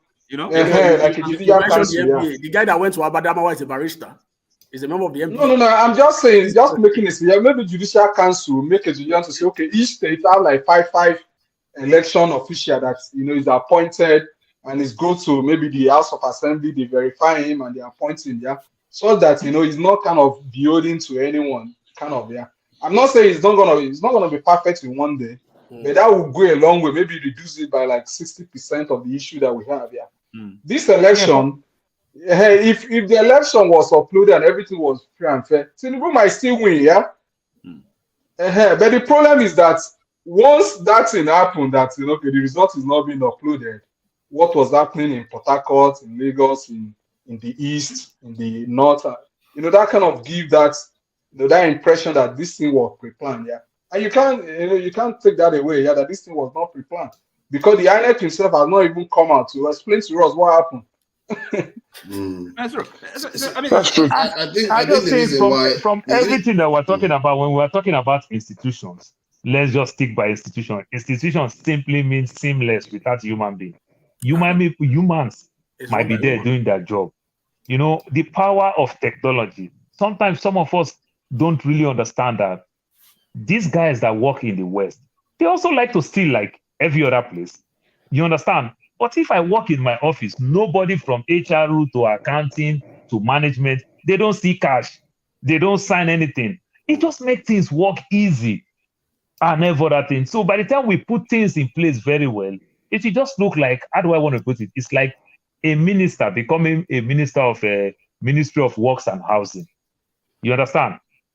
Guess what? We already have the ministry. We already have the civil servants who are working. That's right. If these civil servants are doing their work perfectly well, the minister cannot come there and just come control them. Because the minister is just there to come and do administrative work. They know the administrative work 10 times better than the minister. They have the plan, they have the structure, they have everything. They have the budget. Yes, they have everything. They know what they want, they know what they don't want, they know what they have in excess. They have everything. So they can bring the minister down easily. And every other thing. Then also, we don't celebrate the ordinary man. And it just makes things don't really, really work. Sometimes when I see the things that they do in the West, it marvels me. You see the Americans, they talk about illegal immigrants, they talk about illegal immigrants. When you see these guys working in the farm, you don't see no white man there. You don't see no black man there. When you see the construction guys walking on the road, when the weather is 120 degrees, 125 Fahrenheit, you don't see no African American there. You don't see no white man there. You see brown. Immigration don't see those people to go deport. They don't see those people. Can you imagine going to the US to ask US people to go and steal ballot box or go and ask them? Because why? The people are not going to accept it. They are not going to agree to follow you, but some There's people a in Nigeria reason. will agree. No, there's a reason. There's a reason why they won't do it. Look, my brother. There's a reason why they If you won't go and do tell it. them it's Sweden the one they carry a ballot box, Forefather, they're going to say, you "Are you crazy?" you and I can tell some of our childhood friends, classmates that are doing. Why would they not do it? She was saying that what I mean is that, forefather, you and I can tell some of our childhood friends, classmates that are doing way better. You know, some of your classmates that you see the prospect in them, you see the future in them that you didn't even see in yourself. Today, some of them, if they are talking to you today, you ask yourself, what happened to this person? Their thinking is so shallow and every other thing. My brother, poverty will turn you to pastor that you are not called to be. I'm telling you. So we make the people so useless that that's exactly they can compromise the point for next to nothing. I was trying to make, because when you're tempted beyond what you can bear, the chances that you compromise is very high. See, it's the same reason why you won't find a police officer in the US carrying the bag of Mrs. Biden. Police officers in Nigeria have been reduced to houseboys. I told you guys on this show last week, police officers who died on duty, their families were paid 350,000 naira each. So the one that is alive, that saw that, you think he won't try and secure the bag for his family? I'm not justifying the madness they do, but look at the conditions. Have you seen some of these police barracks? Have you seen some of these police academies where they are trained?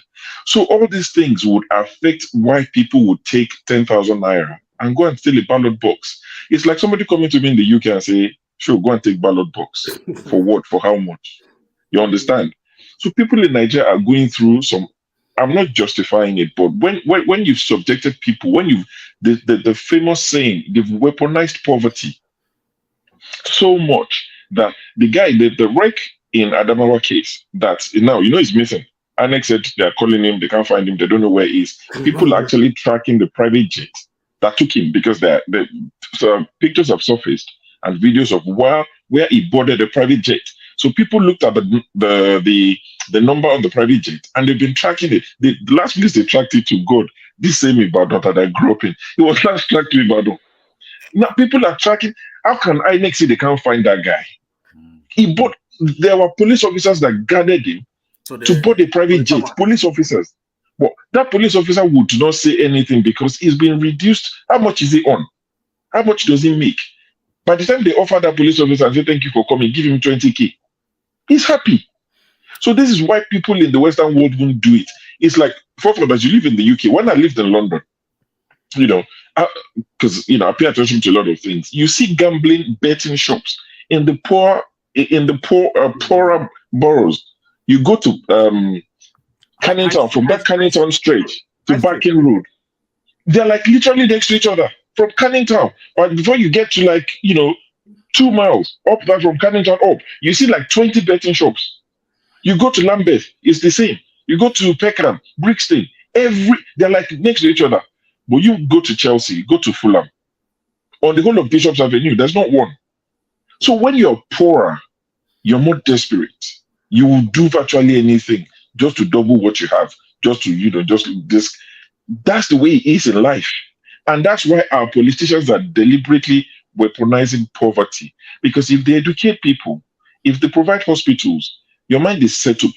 One of my friends came to the UK last summer and was telling me, the trend in Nigeria now, boys will come and deposit their families and they'll go back to Nigeria, be doing, big boy, Babandagbe.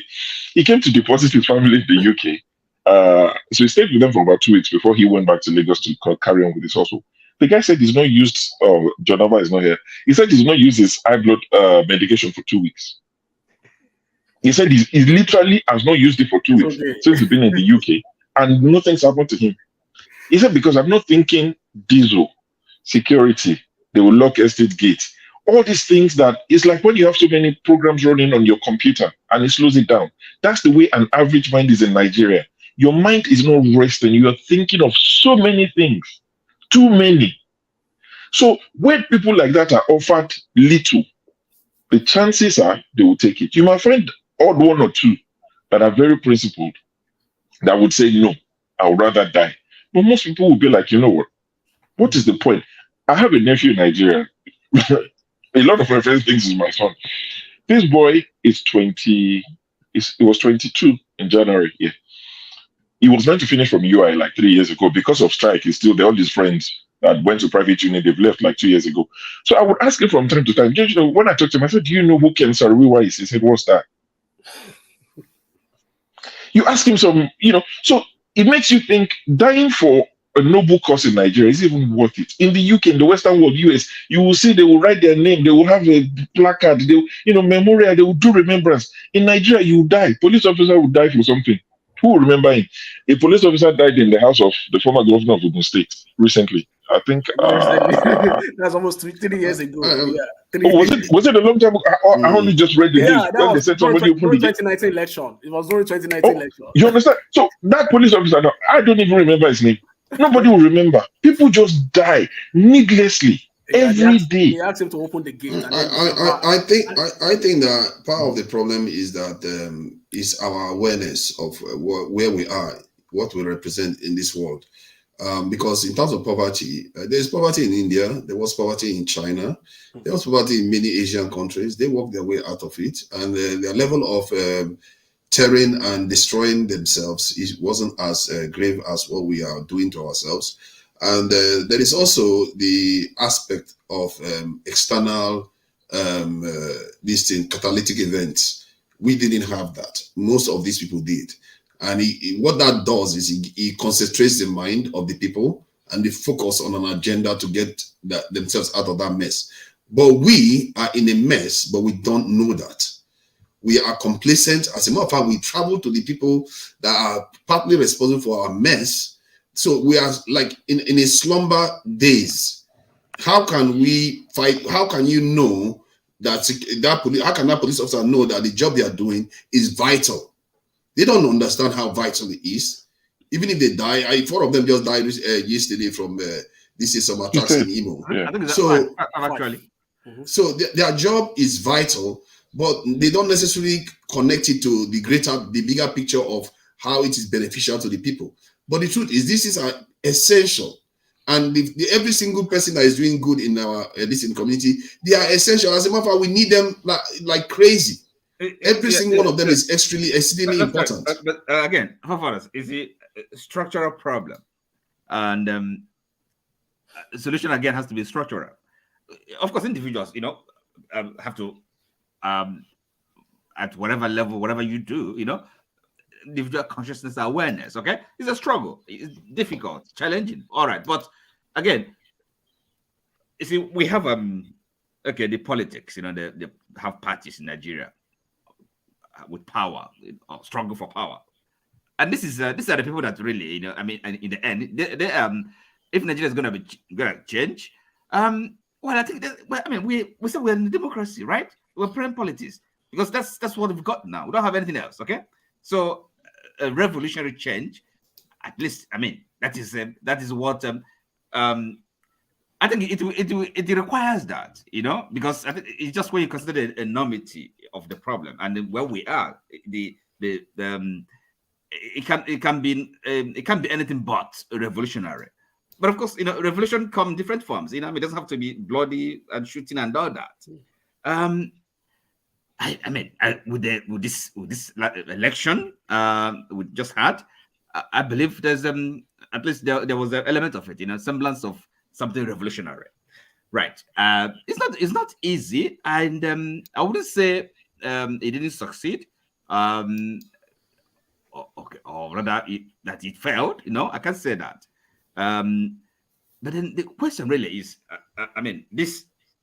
the people that have the power, they not PDP, okay, they had their power. Now we're dealing with APC, which is like APC against, it's like this party against Nigeria, So how do we get out of this quagmire, right? But if we are not self-aware, how do we start even dealing when we are not even aware? Kind of a question. Now we're trying to install, inaugurate a new administration. The same people, these people that that have supervised this, how is that going to be? How are Nigerians going to accept this? Accept this to continue to live under the deprivation, under this, I don't know how to describe it. You know what I mean? What people are going through. What will be maybe you've not paid attention. The Tinubu camp have been trying to distance themselves from Buhari. Did you even listen to Fashola where he was trying to say this is where Tinubu is different from Buhari? The Tinubu camp are doing everything to distance themselves from Buhari, like big time. These are the same people. It's the same parties, you know. I get it, but I'm saying that the politics they are playing is they are already telling us Tinubu is different from Buhari. But if you tell an average APC supporter that Buhari failed, they'll tell you no.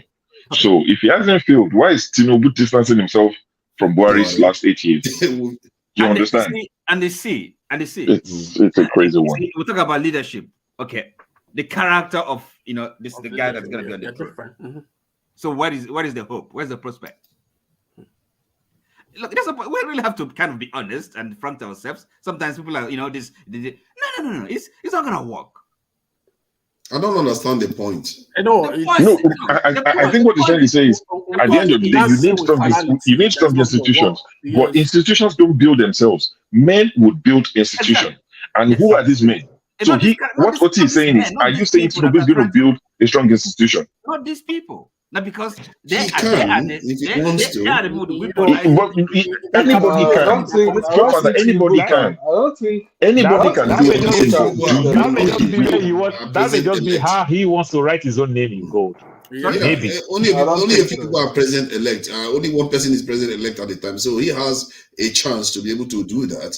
And from the way they spoke even before the election, they actually said in terms of their security preparedness that they are going to act very decisively on that. And you can say whatever you like about Tinubu in terms of being aware of important things. He seems to be aware, because even from when he was running to become a candidate for his party, he was already operating like a president. The level of his security is so high, because he understands that. But P.W. is walking around, and if something happened to him, he forgets that a lot of people's life will be at stake. No, forefather, we are talking of institutions now. Yeah? Who is going to build this? No, because that's what I'm saying. He understands. Tinubu might perform very well. Maybe in economy, because if he didn't understand it, I just said Tinubu has a chance to build institutions, and he understands the importance of security as a part of the institution. Erufai was the one that made the argument. Can you stop interrupting me constantly? Let me just make my point. Erufai did not do anything. You are not making a point. You're just interrupting me regularly. It's almost as if you are stunting the discussion. You're not letting me make a point.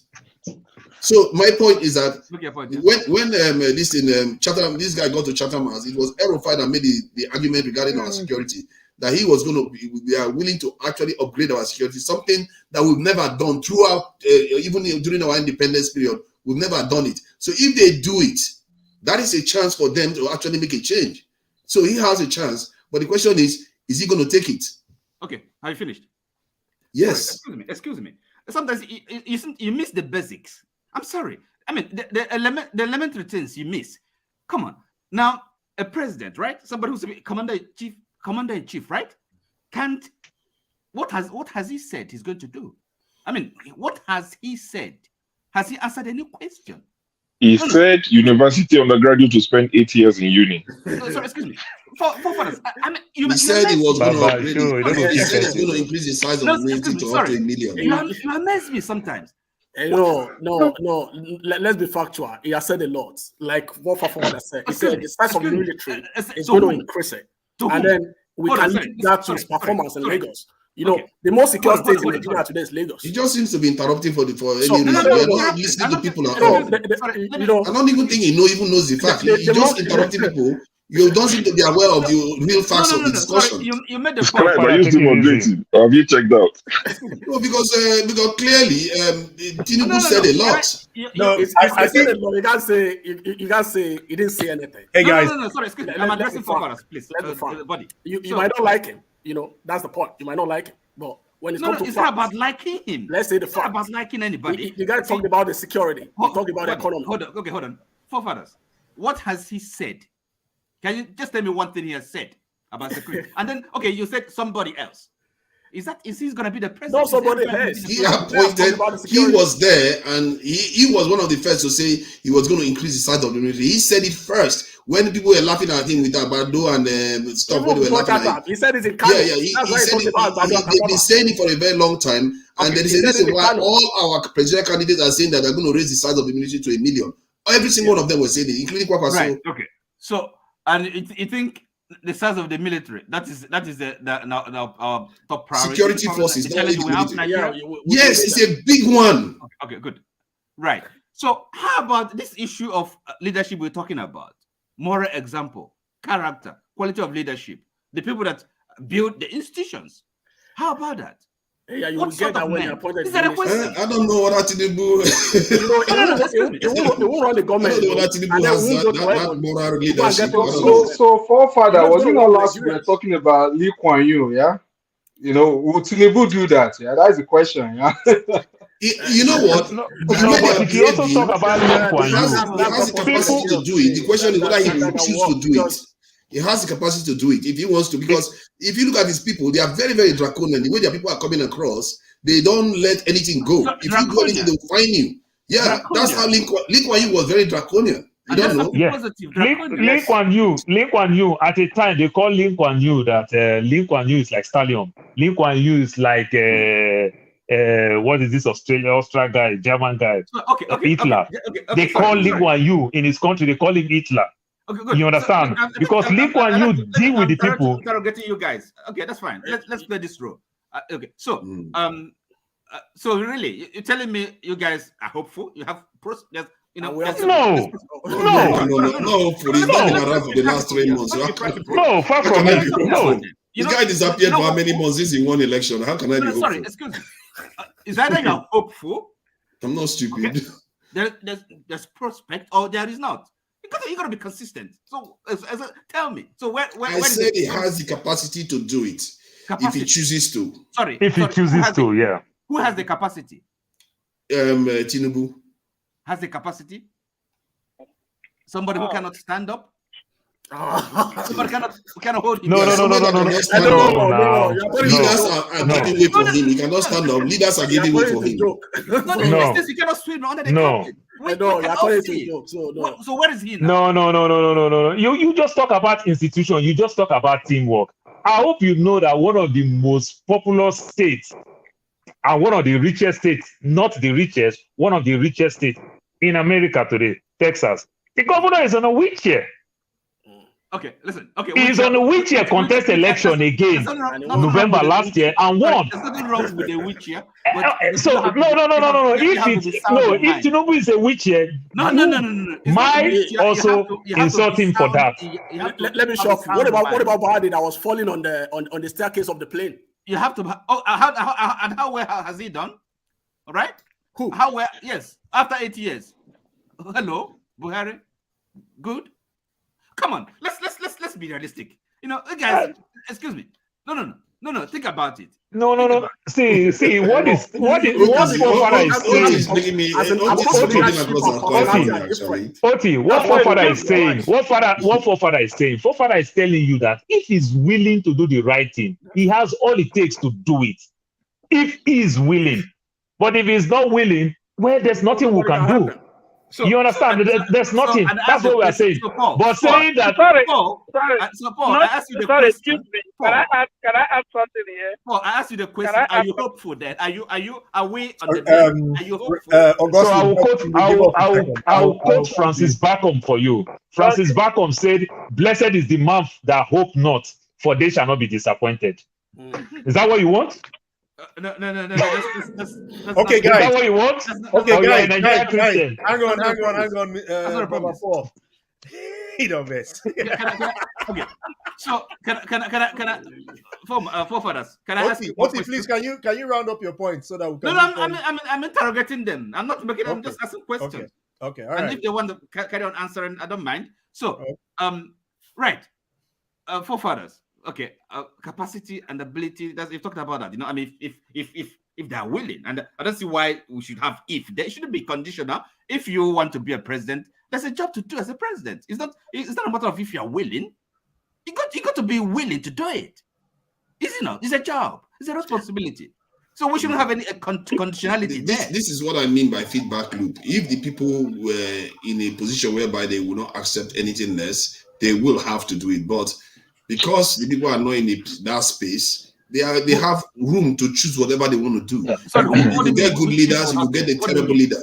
That's if the people were in a position that they decide that, you know what, we can't do without security anymore. We have to be as secure as every North African country. If the people say we have to get power just as much as Egypt has power and they insist on it, yes, Tinubu and his government will not have a room. They will have to serve and get that job done. Otherwise, they leave office.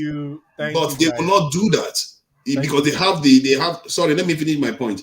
They have the leeway because Nigerians are not in that space yet. They can serve very well, or they can choose not to serve very well. And Nigerians will just be like continuous. It's the same thing as the others have always been.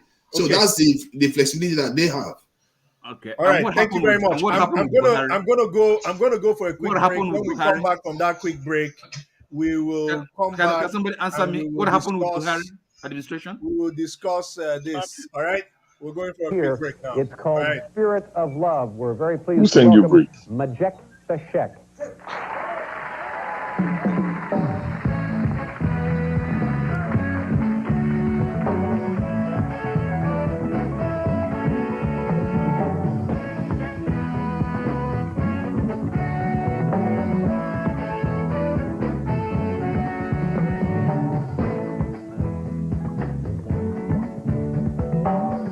Arise from your sleep, Africa.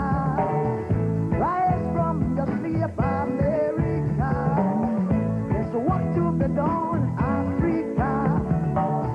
There's work to be done, America.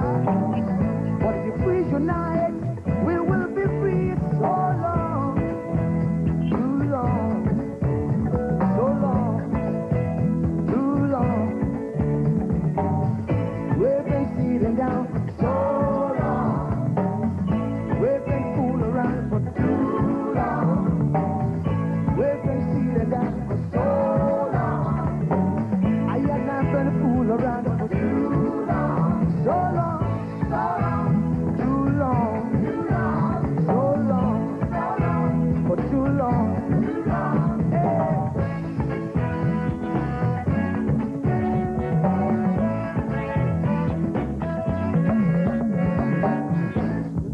Remember, long time ago, when we used to live like prince and princess.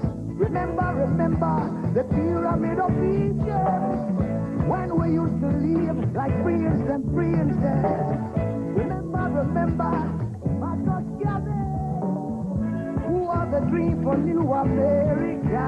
Oh, remember, Martin Luther King, who are the dream for New America. They say you have the right. They say you are brown. They say you have the right. They say you are brown. Only the angels of Jah is white now. Only the angels of God is white. So long, too long, so long, too long. We've been sitting down so long. We've been a fool around for too long.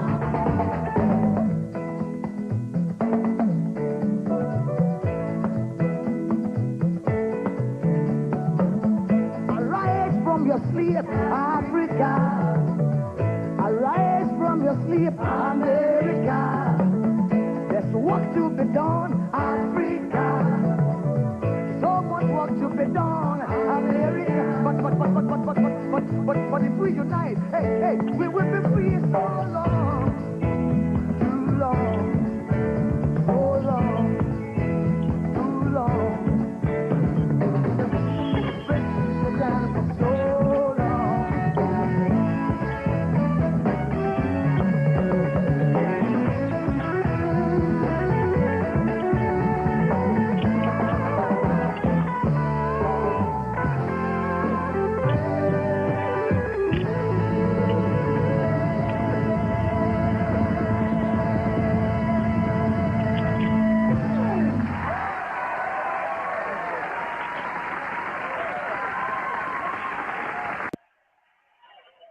Hey, okay, welcome back. I just want to welcome Reverend Augustine. Welcome, MC Boy 007. Welcome. WC is not here. Kene, Buddy, Forefathers, Baba Paul, Baba Show,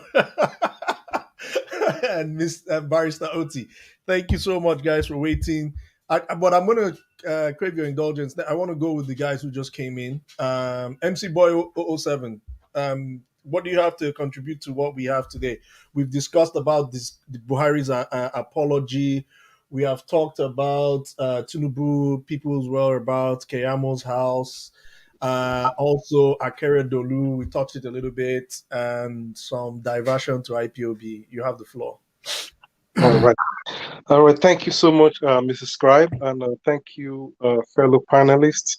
I think I've had the opportunity to watch from the backstage for some time. So in regards to that of the apology from Buhari, I think I watched a little bit of that clip. I don't think he was really apologizing to Nigerians.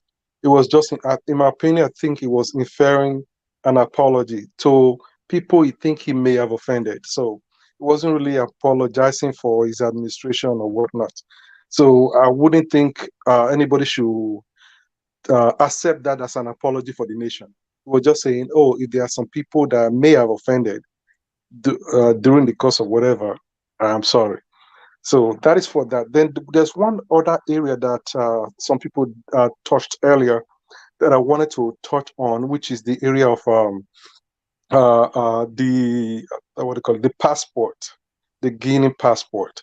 I think, in my opinion, that is it's a major concern.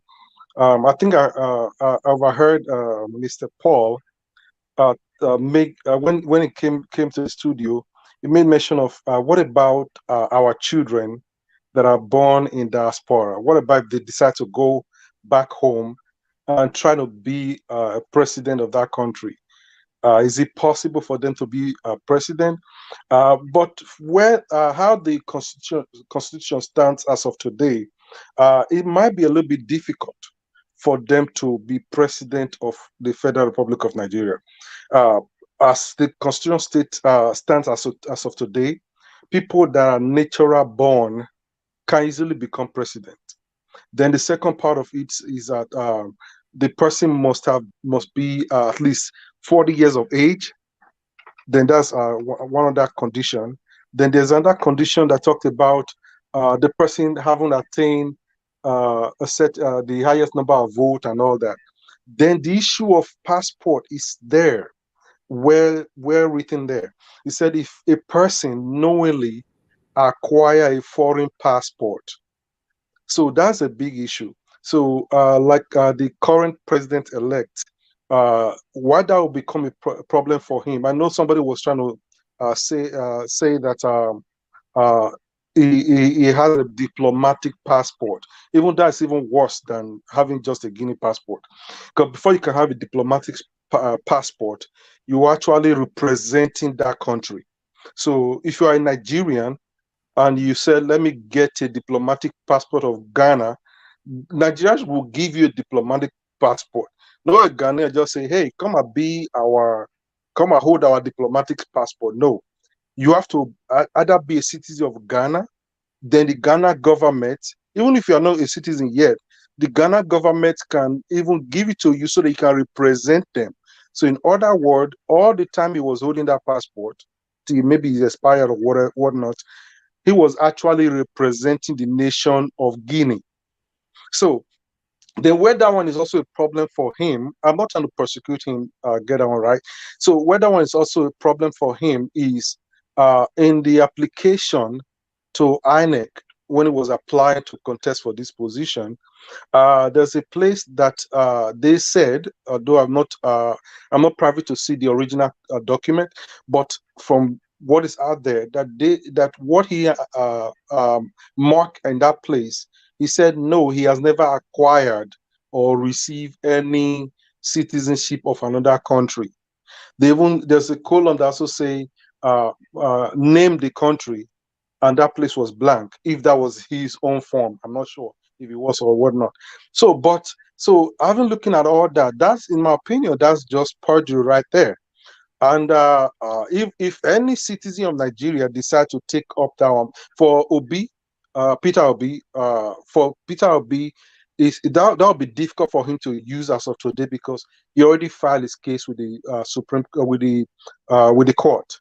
So I'm not sure there's a provision for updating what he already filed, except maybe he decides when he's doing his reply to APC and INEC reply to him, because he has a second reply. So maybe he can update or something like that. I'm not sure how that one goes yet. So having said all that, so for Peter Obi, he might not be able to use that one, but any citizen of Nigeria, maybe about two, according to what I heard, what I've read somewhere, that two Nigerian citizens can actually pick that case up and apply to the court and say put on hold the inauguration because the person you are trying to swear in was not qualified in the first place, and the court will honor that thing. But the only thing that the APC administration can also do, they can also counter appeal, and the court will also honor their appeal, and eventually nothing on earth can hold Tinubu from being sworn in May 29. But after that, any other thing can happen. So then back to the issue that I think you guys were discussing while I came in. I think what you guys were discussing about the major problem of Nigeria. So in my own summation, there are two major problems I see that is the problem of Nigeria today. I think you guys were discussing police issue and all that. So those two major problems also affect the police, affect the military, affect every segment of the country.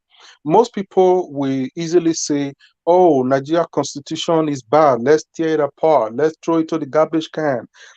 In reality, as the constitution of Nigeria as it is today, if it is followed verbatim, Nigeria will be better off than it is today. Though the constitution is nowhere near perfect, but as it is today, if it is followed verbatim, Nigeria will be better off than it is today. So the two problems of Nigeria are one, cultural issue. You know, I was listening earlier when people were discussing about Biafra, Nadikano, and all that.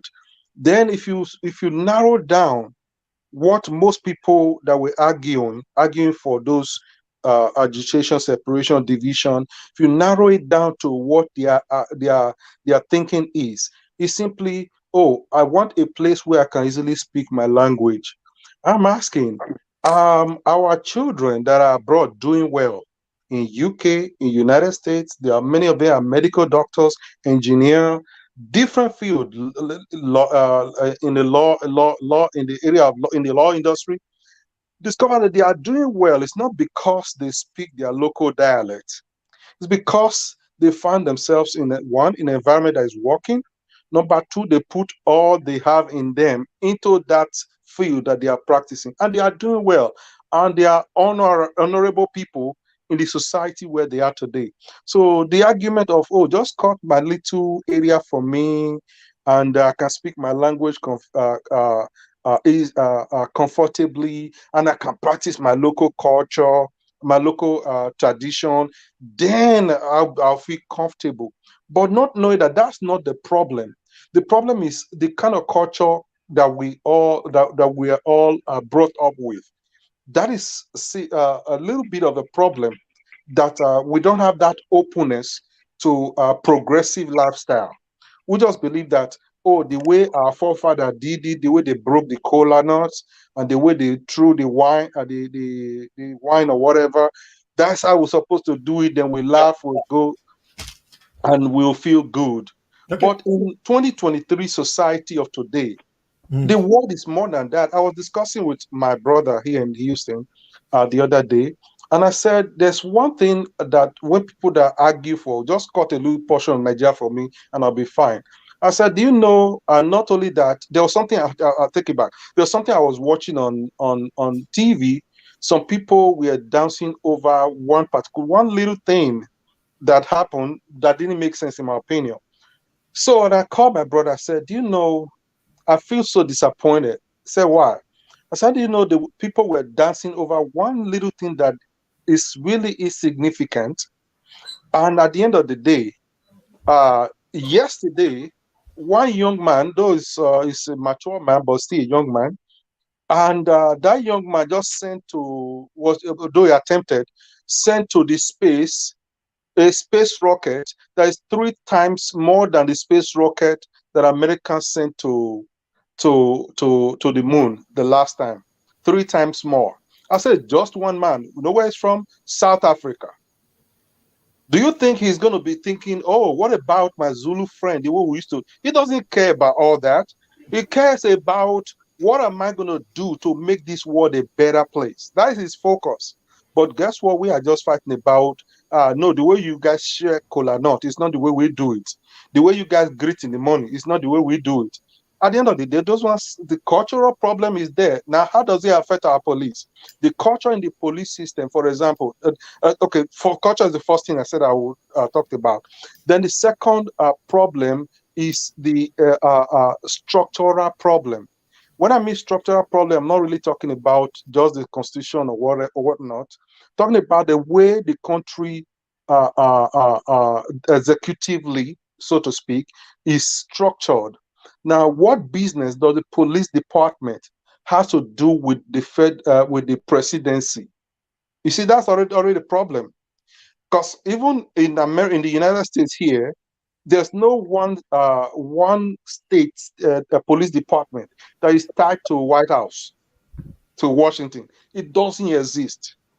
So that's a major problem already. That's why you see they say a policeman will go and carry rice for another woman. I mean, for a carry bag of rice for a madam. Why will he not do it? He will be fired if the boss in Abuja here didn't do it. So because everything that has to do with the police department comes from Abuja. But if all those things are decentralized, Abuja will no longer control the police department. Okay. The whole structure will become a little bit different. So that's why the two major problems in Nigeria is one, structural problem. Even earlier, we were talking about resource control. Resource control is also a structural problem. If every of those structural problems are rearranged, I know it ties to constitution in a way, in a big way anyway. But structural problem and cultural problem, if we're able to adjust these two, a lot of things will be better. Then, lastly, before I give the floor, concerning the current president-elect, back in the days in Lagos, he must have done a lot of your time. I know, just this last one. So, okay. Do I have confidence that he's going to do a lot, do much in the country? I would say, personally, I would say I really don't. I will tell you why. The reason is because the way the country is of today, the culture is still there. Even if he's the best man in the whole universe, not talk of the kind of person he is as a person. So even if he's the best person in the whole universe, the people that surround him will not be able to execute whatever he probably has in mind. For example, I would pick one person. I'm not picking on me. I'm just going to use him as an example. A person like El-Rufai, for example, he was sampling himself in Charter House as the chief security, this security, that. But just think about the security mess going on in that state today. So that kind of person will now be the chief security, whatever, of that country. Good luck for that. What will come out of that? So at the end of the day, the people that he has today, I don't see that are surrounding him today. I don't see them as the people that will deliver for the country, the kind of Nigeria that we are looking forward to. Okay, thank you very much. Thank you very much. I'm going to go on to... Man, this guy, you try. Is it just because of 007 as your name? Everybody were scared. Nobody digested anything they were saying. It's quite fear him now. They don't call you James Bond, finish your black James Bond. No, don't be like that. All right, Constance, you're welcome to the show. Can you've heard the myriad of topics that we've talked on: Buhari's apology, Keyamo's house, where is Tinubu, Akeredolu and concussion, and all whatnot, IPOB issues, and any other issue that you feel you want to discuss. You have the floor, 5 minutes or so. Yeah.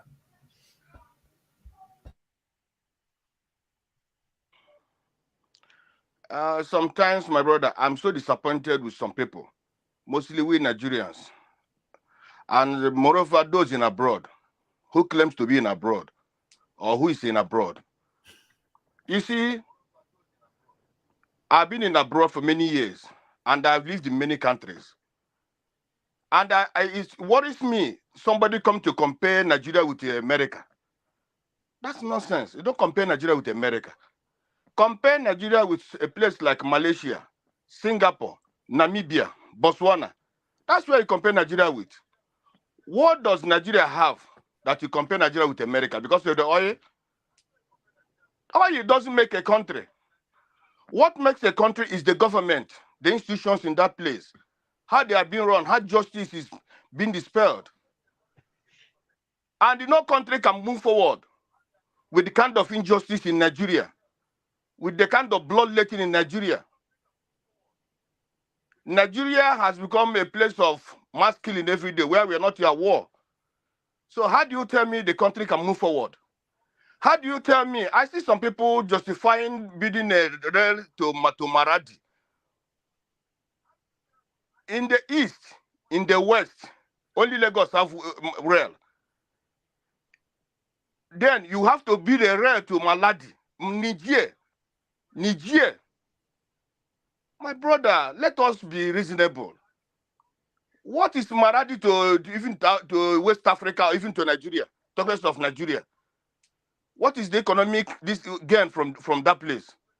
America can build many things to other America because they call the police of the world. They can do that because they have the money. But that again, they have something they benefit from that place. What is Nigeria benefit from that place? From Niger. And moreover, Nigerians are very hungry. The institutions are not there. No infrastructure, nothing. Go to Malaysia. When I was in Malaysia about 30-something years ago, Malaysia, my brother, some states, when you go to some states, you only see industry companies. Industries and companies, people are working and they're happy. Nigeria, how many companies in Nigeria? How many industries in Nigeria? When you go to Japan, I believe in Japan. When you go to Japan, you see even a white man can call you to come and work. Because there's work, there's factories, and people are happy. When you go to Namibia, the salaries Namibians are paid to their what they call their lecturers are 10 times more than what Nigeria is paying. Namibia have one of the best hospitals in the world. No Namibian president goes outside for surgery for anything. No Namibian president. No Botswanan president goes outside. So we have nothing. Namibia has social security. Then somebody come up here and compare Nigeria with America. You compare Nigeria with Namibia. You compare Nigeria with Singapore. But then Singapore, how many years now, have left Nigeria? Malaysia, the same thing. Where is Nigeria? We have nothing. This oil is today that if this oil that is coming from there, this oil, to be honest with you, there's nothing like South. These are all propaganda, just to divide the river people and the Delta people and the Igbos. This oil is coming from the former eastern state of the country. And these people, look at River State, how rivers is. Look at how today how rivers. The people are dying, Delta people are dying. Nothing is being done for them. When you can deploy somebody from Delta State, you said that the Delta is benefiting. Delta people are not benefiting anything. When you go and take an Igbo man, when you go and take an Igbo man as a minister for what or Senate president, you say they're benefiting. That is not benefit. People benefit when they are companies, when they are industry, when they are factory, where people can work. That's how people benefit. Let's say in Ibadan now, people have factories and industry where they work. That's where the people are benefiting. You don't go and maybe employ somebody from Ondo as the minister for justice, as what and what you said they're benefiting. That is not benefit. Then you go and take the money the country has to survive. You go and give it to people in Niger. Today in Bayelsa State, somebody from that place killed a Bayelsian because of $100 what. Can a Nigerian kill somebody in Niger or even in South Africa or even anywhere and he goes free? But that man tomorrow he will go free. I've heard stories that even the Fulanis that are killing people in Nigeria, none of them is in prison. But let somebody from Benin also do something today, he'll be in prison. Do small thing, he'll be in prison. That a country doesn't work like that. Let's say I'm giving it some from Africa. I'm not giving from America or Europe or what. I've been in all these countries. I live there. If somebody from let's say Delta State, he said no in Namibia, and any Namibian, if he dies abroad, the government takes care of that person. The government takes care of that person. That is what is called a country. In Namibia today, when you immediately call the police, 3 minutes the police are there. I'll give you an instance. There was one time I went to visit a police station in Namibia. That's in a region, in a local region. When I entered there, what I see was all the whole investigators are running up. Standing up. Immediately they go to the armory. Just 2 minutes. They left the armory because they were called that there was a robbery somewhere. My brother, within 30 minutes, you see them coming back with those armed robbers. But can such a thing happen in Nigeria? So when you come here, we deceive ourselves, we talk things that are not, as people who are learned, who are in abroad, coming to talk here. That's not. It makes me feel that I don't know that which planet are we coming from? It's very disgraceful for we Nigerians to come and justify evil. Now look at this. Look at Buhari. Buhari coming from. I know the wrong time. I used to listen to Arise News. All those. There was one colonel who mentioned before that Buhari, when they were in school, when they were in the college, military college, he said Buhari parents brought Buhari from Niger to Nigeria. Buhari people that Buhari are there from Niger. And it's very painful that people like Obasanjo, all those our leaders, all those Okalo, all of them, they are there, and this money is ruining the country. Taking our money, all this money that they are said they are missing in the oil sector, this, even the one they said that the Nigeria is going to get a airline and so on and so forth. Where are those money going to? Those money are going to Niger. Not people not telling that money is missing. Why can the government be there that money is missing? Where in the world, let me even give an example, even in Ghana, even in any other African country, that people, a whole Nigeria, with the military, with the money we have, with the resources you have, people will come from other countries to come and kill Nigerians, and the president is there. Do we have a president? Do we have a government? That doesn't happen in the same country. Because Buhari is coming from that place, as a Sharia man, he is allowing the people to come and kill Nigerians, to take the land of the Benue people, to take the land of the Nasra people, to take them. Mr. Scribe, those things that have been said are not facts. We shouldn't turn this forum to a room of proof. Those things are not facts. And have you ever thought that the farmland in Namibia, 70% of the farmland in Namibia belongs to the Germans? Have you ever talked about 70% of the farmland in Namibia belongs to the Germans? Those who bought the farm. Those who bought the farm and they planted. All I'm telling you is that 70% of the farmland, they use their country to export goods to Germany, not even use that thing to take care of the locals. No, you don't tell me about. All right. Let him finish. I'm talking Namibia. Mr. Paul, you made your point. I didn't stop you. Okay. But let me tell you, you have a country, the country that people, invaders come to kill the people in their country. Look at the day that there was election. They did 2 days to the election. What happened? Buhari brought out soldiers in Lagos and everywhere. But then, in our country, they say people come from other places to kill us, to kill our people. People in Benue every day, people are dying. And you're happy? Now you're coming to justify evil? My brother, why are you supporting when support of this Buhari and go and so on and so forth? No, but they were asking you questions. They were trying to. Let me tell you. Mr. Concern, sorry. Hold on, Mr. Concern. I think you give him 5 minutes, but he has used 10 minutes because he started from 17. This is 20. He started from 12. This is 22. I've not been talking. I've not said anything. You were not on the platform. You were not on the platform. Exactly. You can't expect us to give you time to talk about us peaceful. They give you 5 minutes. You talk 10 minutes. Just give me 2 minutes. Okay? Okay. You take about Why 30 don't you seconds wait? then, because Why you can't don't go you on wait so forever. that You let other when people we talk respond, too. you use your 2 minutes? Okay, hold on. I was going to say something, Mr. Concern, and that they were trying to direct you in the right. That they were going against what you said. In Okay. the sense that they were kind of giving you the opportunity to provide facts. That's what I'm what okay. you are alleging. Uh-huh. But they were not. You know, it's have your say. They have the right to just sort of like point out areas where they feel that you need to clarify. And I think there's nothing wrong in what they've done. But they are also right. I've been patient, waiting for you to round up. It's already, you've taken a lot of your time. I didn't take a lot of, no, my brother. 10. You started from 12 to 22. Mr. I look the time. I know. Oh my God, that's one of the longest time ever. Yeah. So I allowed you to have your time, but I'm going to give you 1 minute to round up so that we can move on. Okay. Thank you. What I want to say is this.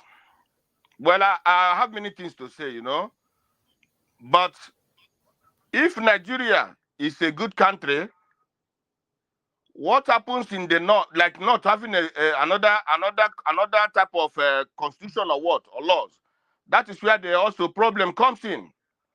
Now the man in Meduguri did what he did, and now they say they're looking for him.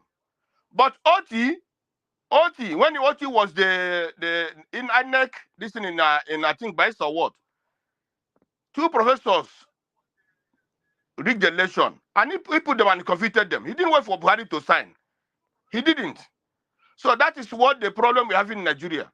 Now, let's say Buhari, we deal with somebody who love the animals. 30 seconds. Buhari love animals, and that's why people are dying in Nigeria. Now we are going to deal with somebody who loves cocaine, who is a drug dealer. That is where Nigeria is going to, the ruin is going to come from. So either we stay here, justify evil, or all of us speak out. And I'm even ashamed of our royal fathers.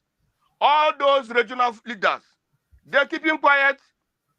Such a man that if they're talking about giving such a man power.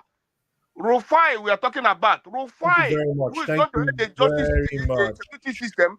If the people are dying in Kaduna, the Rufai cannot do anything. He can't do anything. Mr. Concern, thank you very much. Yeah, your time is over. No problem. There's something I want to take on with you, and that is when you allege that, and then I'm opening up to everybody on the panel as well. Okay. So just to go back to where Body and Paul were saying that you were alleging that it appears to be a calculated effort to take over land and give Fulani land. Do I understand you properly? Is that where you were coming from? Yeah. Okay. So, Mr. Paul and Mr. Body, you have the floor. So now let's go back to where you guys were. And Mr. Concern, we're going to explore this for 10 minutes. Mr. Concern, yeah. I've said it on this platform. Even when the issue of Lagos was raging about the land ownership, nobody's taking anybody's land in Nigeria, according to decree of 1963. The land ownership belongs to the state. That's why when you buy a land in a particular place, government will give you a certificate of ownership. That shows you are not the owner of the land. That shows that the government is the owner of the land. Wherever you see the Fulani man, they are the opportunistic user of the land. The issue in Benue that you brought to it, that's another issue. And you are talking about why people like comparing America to Nigeria. Those countries that you mentioned are not federal states. America is a federal state like Nigeria, and then we're practicing the same system of government like America. So that's why you compare apple to apple, not oranges to apple. And you make broader allegations about people that you don't really have facts. You say, oh, this man is a killer. And when someone came from somewhere, if they kill people, crime is a crime. Whoever commits crime, the state will prosecute them. So you don't take laws to your hands by saying, hey, because someone was killed somewhere. That's why we have government. Mr. Budi, who has been prosecuted in Nigeria? Who Fulani has been prosecuted? Have you You been put to don't Niger? see people in this. People, how many Come on, man. Concerns. You can't just be saying stuff the without criminals evidence. are in How jail. can you The say people like this are criminals not are being prosecuted? Oh my God! Let me quickly tell you this. Mr. Do Constance, you can I know help you? Can I that come in in? Nigeria we have state crimes and then we So have can I come federal in? crimes? What we call penal code in the what they call penal code in the Oh north, my what they call God. criminal code in the south. So I don't know Mr. what you're Scrap, talking about. Okay, yeah, Mr. Barrister Oti, you can. You Okay, have the yes. floor. Sorry. Sorry. Constance, let me ask you. Kind of, were you in Shakati or Katutura, Namibia? Yeah. I know those. I know those places. Okay, good. I was in Namibia too. Oshikango, all those places. Yes. Been to. Now listen. I think what Mr. Constance was saying, I mean, most of this is just public knowledge, really. I mean, there's nothing. Is there anything there we've not heard before? Don't we listen to the governor of Benue State when he laments and I mean how his people are being slaughtered? Hold on. And what's no. Sorry. Maybe the way he's saying it, but it's not. I don't think it's news. It's not news, is it? Yeah. I'm just wondering. Okay, you asked a question, so let me answer the question. Now that you asked the question. Go ahead. So when you said so, I will use my grandfather as a case study. My grandfather is a sailor. He worked in the Nigerian Ports Authority. He even gave my dad job in Nigerian Port. He's a captain in the Navy back then. He bought vast land in riverine area, back then the Morocco area. What a settler does as a settler, somebody who... let me finish. When you ask a question, take your answer. Buying land. Hold on. I am going somewhere. I'm trying to put a background to what I'm saying.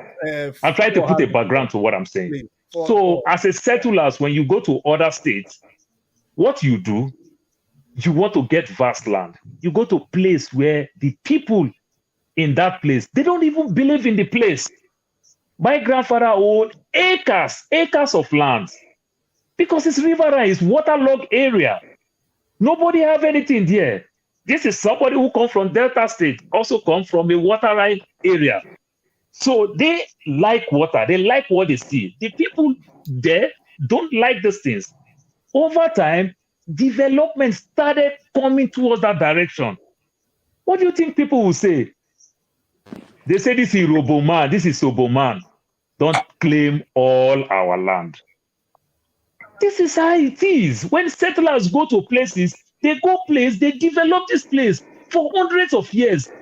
There's somebody who just come out from nowhere and say, my father tell me this. My father, you cannot go to anywhere. Start developing the place without the locals who see you there.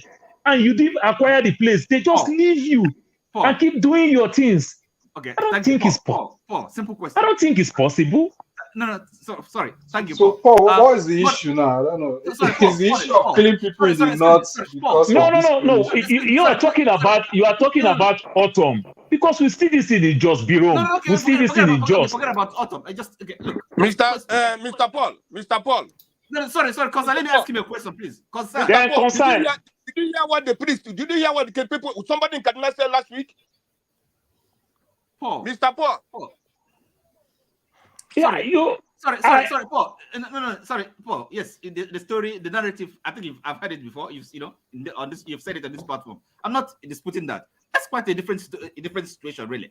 What we're talking about, I mean, all over Nigeria, okay, because it's not just happening in one section. Don't you hear about herdsmen, armed herdsmen? Okay, but they may not be taking people's land, but at least they are. They're making life unbearable. They're making farmers not able to farm land. Okay, I mean, killing them, right? Is that news to you? It's not news to me. What how do you describe so it? I will tell you in my own part in Delta State where I come from, in the warrior houses. The Hausa line, the Hausa area. Yeah, these people have been there for many years. They've been there. But guess what? That's not the point. Can you listen? How come you didn't interject when 007 is talking? But when I talk, you attack me. You understand? How come?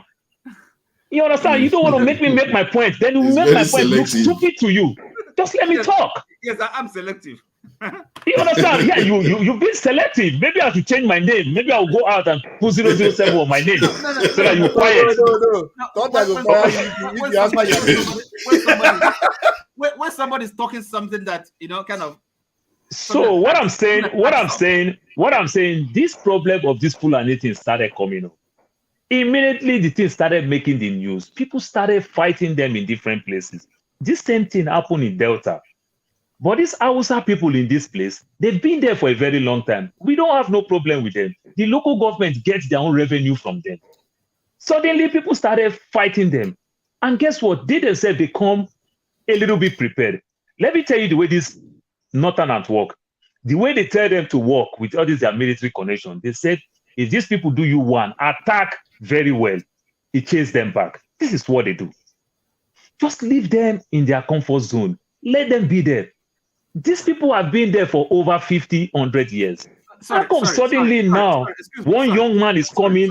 No. I am telling you, excuse me. You have a right to hear the story from one side. Why don't you hear it from the other side? There's no need for long story. Excuse me. There's no need. Why don't you hear it from the other side? There's no need for long story. Excuse me. Simple question, simple matter. I don't believe in long story. Now listen. People, okay, look. You take animals, right? Go to people's farms, right?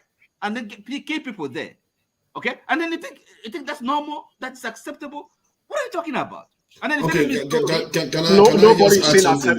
I just add something to this? But the nomadic people in my own state that I know, they've been in the place that they are doing their thing. In their own place, they've been doing their thing in their own place.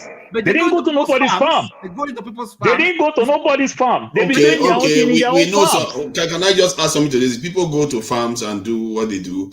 I think at the core of this problem, from what I can gather, is that there is this issue of a group having either, deliberately or by impression that people have, that they have an expansionist agenda. This problem is not only in Nigeria. You see that in many African countries, even East Africa, when you debate with them. There was a conversation I was involved in. They all admitted that Somalia has a greater Somalia agenda. Ethiopia has a greater Ethiopia agenda. They want to invade each other, basically. And just like in Nigeria now, you have some Muslims that want to spread Islam down to the south. And in the case of Sudan, they're having a problem of Arabization now. And if you look at all this, or if you look at most of these agendas we are talking about, the East African one, you can even say that is a little bit honorable because they are trying to expand themselves. But most of the ones we practice is to expand foreign religion or foreign race in our areas. And this is part of the reason why the Southerners feel like there is an agenda to expand. You see that in Benue is a flashpoint where you have this constant battle. I've actually met somebody from Benue before that talked about how their forefathers were the ones that sought Osman and Fodio, and that they actually go to the front line to fight. These conflicts, there are conflicts going on within our country that many of us don't pay attention to. I said it before. There are people that are incentivizing people to convert from Christianity to Islam with financial inducement and telling them that they need to join their side. And you have people, Muslims, that have physically had this experience where a Muslim guy was asked about why they are having children and all the rest of it. He said they are preparing for jihad. And the jihad, what war is that? The guy that I was asking to go and ask the guy, said, I can't go and ask him what war he wants to fight. And at the same time, you have, there was a video online, it's online. This guy went to the north where they are practicing Amajiri. And one of these things, they asked them, what is the purpose of what they are doing? They say jihad. Jihad against who? This is a problem. And when people say there is something going on, maybe there is some truth to it, and we have to be honest about this. There is an underlying, all this stuff you see Buhari talk, forgive us, we are all the same country, but yet there is an underlying current of religious struggle that is going on. And this needs to stop, because in the end, you are fighting for what? Your forefathers' religion, or for the Arab people that will treat you like trash? Most Northerners, this is something that I really want to confront them on. If I see Northerners, I'll tell them, you need to stop these things, because from the point of view of the South, I think the Southerners are easier to convince that, you know what, you're African, you need to do your own bit for Africa. But when you're Muslim, it's harder, because they subscribe to everything Islam. They want to always please the Arab world. Look at our counterterrorism sites building that was opened up recently, Buhari named it after the King of Jordan. There's a national counterterrorism site being named after a living King of Jordan. Why? Because of this agenda, that this thing that they have, that we have to please them, we have to make them happy. It's ridiculous. We shouldn't have to be doing those things because these people don't like us. How many excuses do you need? They treat us like trash all the time. They kicked us out of Dubai. You go there, the way they call us, the name they refer to us is slaves. What is wrong with our people? But my question, I'm asking you this question. How come this same cattle in Sokoto don't go to another person's farm? This same cattle in Kano don't go to another person's farm. In Katsina, the struggle is going on in the north too. This struggle is going on in the north, not only in the south. I asked the core north, how come this same cattle don't go to other people's farm in the core north? Other places that they don't own land. They have the similar problem in the northwest. If you look at northwest, it's the same culture, the same language, the same set of Fulani people. Why are they having problem? Who is invading them? Why are they having similar problem? I don't care about them. You see now, you say you don't care about them, and then you're talking about leadership and institutions. Exactly. So it's purely land issues. It's not about farm first. It's about land disputes. The issue of banditry in the northwest. You know how it started. Hold on, listen. Sorry, it's just issue of water and land. Paul, land dispute. Who is disputing with whom? Okay, so my fatherland. Who is disputing my fatherland with me? So what I'm telling you, I am telling you that the Northerners, the cattle era in Warri, that have been doing their thing there for ages, somewhere along the line, they rear their cattle there, they sell their cattle there. But this place is very big for ages. Somewhere along the line now, all story that come outside is that this person cattle come to my farm. But this happens. You see that cattle don't work in north, in core north. They only work in south. The issue is also present in the north. It's not only in the south, to be fair. That issue, that's why you go to Zamfara now. Benue is in the north. Now I just call the core north like northwest. Of course, Benue is north. Kogi is north. I know that one. Nasarawa is north. But these are not central. Zamfara is north. Zamfara is not north. And the Fulanis are fighting the Hausas in Zamfara too, because these Fulani cattle come and graze on the Hausa crops. Yeah, the struggle is everywhere. So Paul is there. I don't think you simplifying it to just a land issue. Yeah, it's a land issue. It's a resource issue. Yeah, it's more of land issue. It's a resource issue. But I don't think it's more of snowballing.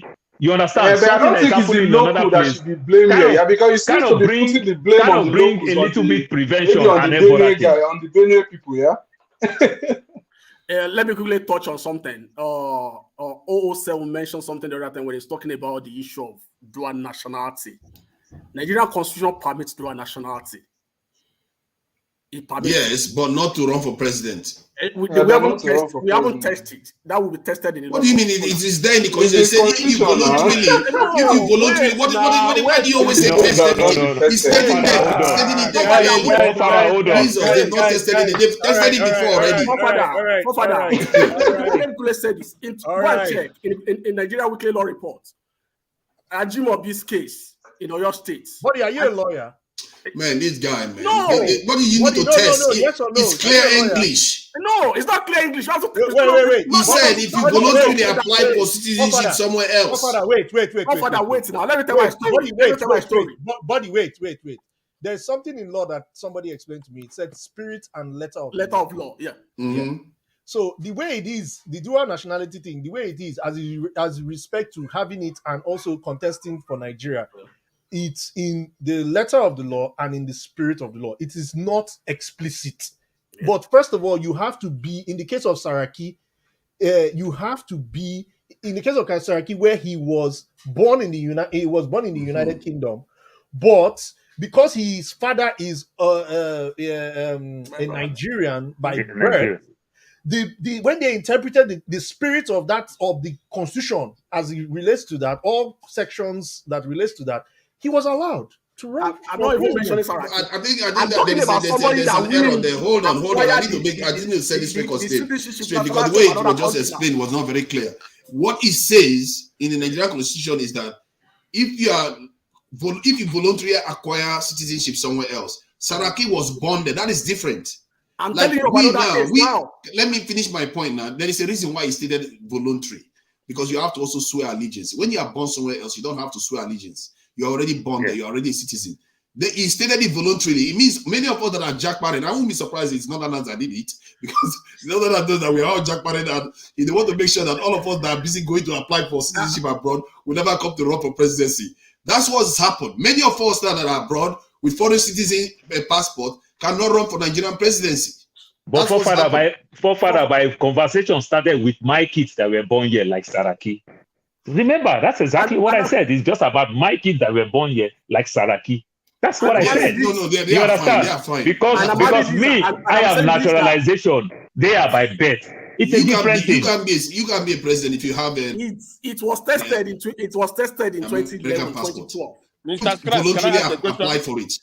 So, and the ruling then was that it was allowed. So the only thing that we've not said is that that was Saraki. Saraki's one was consistent. I'm not talking about Saraki. I'm talking about who else? Abiola Jimobi, former governor of your state. Okay, what was his state? What was his state? Did he apply for citizenship somewhere else? Was he running for Yes, president? he did. So he applied for citizenship in which country? In the law court. Hold on now. Yeah, please explain it clearly what he did, which country he applied for, and what office he applied for in Nigeria. Governorship. Governorship. All you need to be a governor. All you need to be a governor is to be born in Nigeria. Hold on, it's different. All you need to be a governor in Nigeria, it is stated in the constitution clearly, is to be born in Nigeria. That's all. But presidency is different. It's not. They said if you acquire foreign nationality, you have to see. Body. Stop being facetious here. Even in the US, hold on now. Let me finish my point. Let me give you another example. Even in the US, Arnold Schwarzenegger is able to be a governor, but not able to be a president. There is a difference. There is a different standards for different offices. But we can't say outrightly because letter of the law says until they tested it in law court. If it's not tested in law court, let me this is no time to start doing gymnastics in constitution. If they go and misinterpret that thing, that is a coup. If you go and put a president when the constitution see, let me tell you, the constitution went as far as saying if you swear allegiance to another country, they didn't just say they know what they are saying there. The moment you swear allegiance to another country voluntarily, you are not allowed to be president of Nigeria. That's true. You're right. So, buddy, let me ask you a quick question. Okay. If you're going to argue that acquiring of a foreign voluntary acquiring a foreign citizenship, if you are a lawyer, how would you argue that one against what is written in the Constitution to test it? Mm-hmm. The way to test it is this: the precursor to that statement is born by birth, because the natural born. Let me bring up the Nigerian of that country. Mr. Budi. But they are aware of it. That's why they put that top on top of it. Mr. Budi, do you know because you have to voluntarily, you have to be a citizen of Nigeria to voluntarily apply for citizenship somewhere else. That's why they put it there. They know that. Body, I don't know whether you're a citizen in the US, but I know about myself. When I was swearing my allegiance, they said you give your total allegiance to the US. I felt bad. I won't lie to you. When I give my allegiance to that woman, I won't lie to you. I felt bad. I won't lie to you. I felt bad. That day, I passed my citizenship. I was happy, but I felt bad for the time of allegiance. Okay, guys, we have section 131 here because I don't really agree with the way Body is approaching this thing. I've had many debates with people, and I think I'm more interested in what Barrister Oti is going to say, as per the spirit and the letter of the law. So it says a person, section 131 of this Constitution of the Federal Republic of Nigeria, a person shall be qualified for election to the office of the president if, note this, if he is a citizen of Nigeria by birth, by the letter of the law, by birth. Mm-hmm. He has attained the age of 40 years, letter of the law, he is a member of a political party and is sponsored by that political party, and he has been educated up to at least school certificate equivalent, right? Yes. So now this is the letter of the law. So the Have you spirit of looked at the disqualification factors? okay, wait now. You're just looking at the qualification factors. Okay, so these are the disqualification factors. Please, can you enumerate that? I'm not aware of those ones.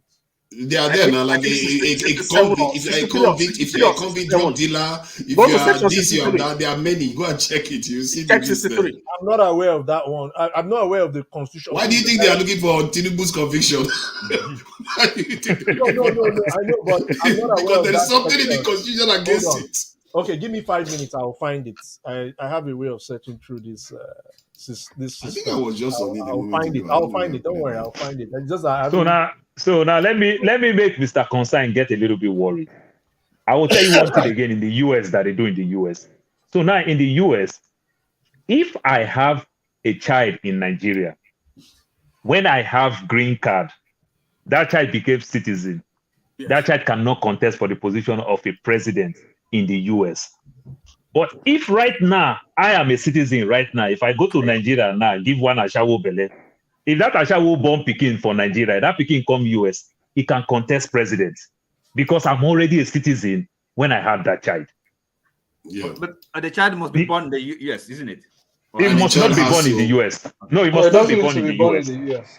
As far as a citizen, if I had the child outside, the child can still contest for president. Like Ted Cruz, he's born in Canada, but his mother is a US citizen. Yes. Ted Cruz that contests president was born in Canada. You understand? So I'm not even talking about McCain. McCain, at least, will say he was born outside too, but his father was in the military. But Ted Cruz, even his parents was not even in the military. But he was born in Canada, but the parents are already citizens while they had him. So these are parts that people don't really know. So if I go to Nigeria now and impregnate a lady, if the lady had the baby, that baby can contest president. But if I am still a green card holder and had a baby in Nigeria, then the baby come to US. The baby can, when I become citizen, the baby can also apply for citizenship, get a citizenship. That child cannot be a contest for president because as at the time that I have that child, I'm not yet a citizen in the US. All right. You see? So there are different things. So there is nothing really wrong. Section 28, Mr. Scribe. No, section 137. It lists out section 137 of this. A person shall not be qualified for election to the office of the president if subject to provisions of section 28 of this constitution, he has voluntarily acquired citizenship of a country other than Nigeria, except in such cases as may be prescribed by the National Assembly. He has made a declaration of allegiance to such other country. I don't understand this one very much, but he has been elected. That is the allegiance I did. That makes me feel bad now. Yeah. So, and then under the law in any part of Nigeria, he is adjudged to be a lunatic or otherwise declared to be of unsound mind, or he is under a sentence of death imposed by any competent court of law or tribunal in Nigeria, or sentence of imprisonment or fine of any offense involving dishonesty, fraud, by whatever name called, or even if you change your name, for any other offense imposed on him by any court or tribunal, or substituted by a competent authority for any other sentence imposed on him by such a court or tribunal. So what was the thing we're looking for? I think we've already hit it here now. The stuff that we're looking for, it only applies those that acquire citizenship of Nigeria by registration. Section 28. Hold on, we'll find this. We just, Mr. Scribe, you just read it. You understand? Voluntarily. You understand? Yeah. You just read it. So that is clear on that part to some extent. Yeah. Anyways, at least this is. I just want to share the fact so that we are clear on what we are saying. You know, I mean, I don't want us to be arguing without basis. You know, so for those who are, are doubting, let's yeah. So Because applying for citizenship in the IJ, US thank you is very much. voluntarily. I It just stops seen you it. nothing. 130. I think EJ is also a lawyer. Yeah, so my brothers, I think we should move on from this topic. We've exhausted it, we flogged it very well. But even before we talk about that, we must what is the circumstances of Tinubu's issuance of that Guinea passport? That's where we have to look at.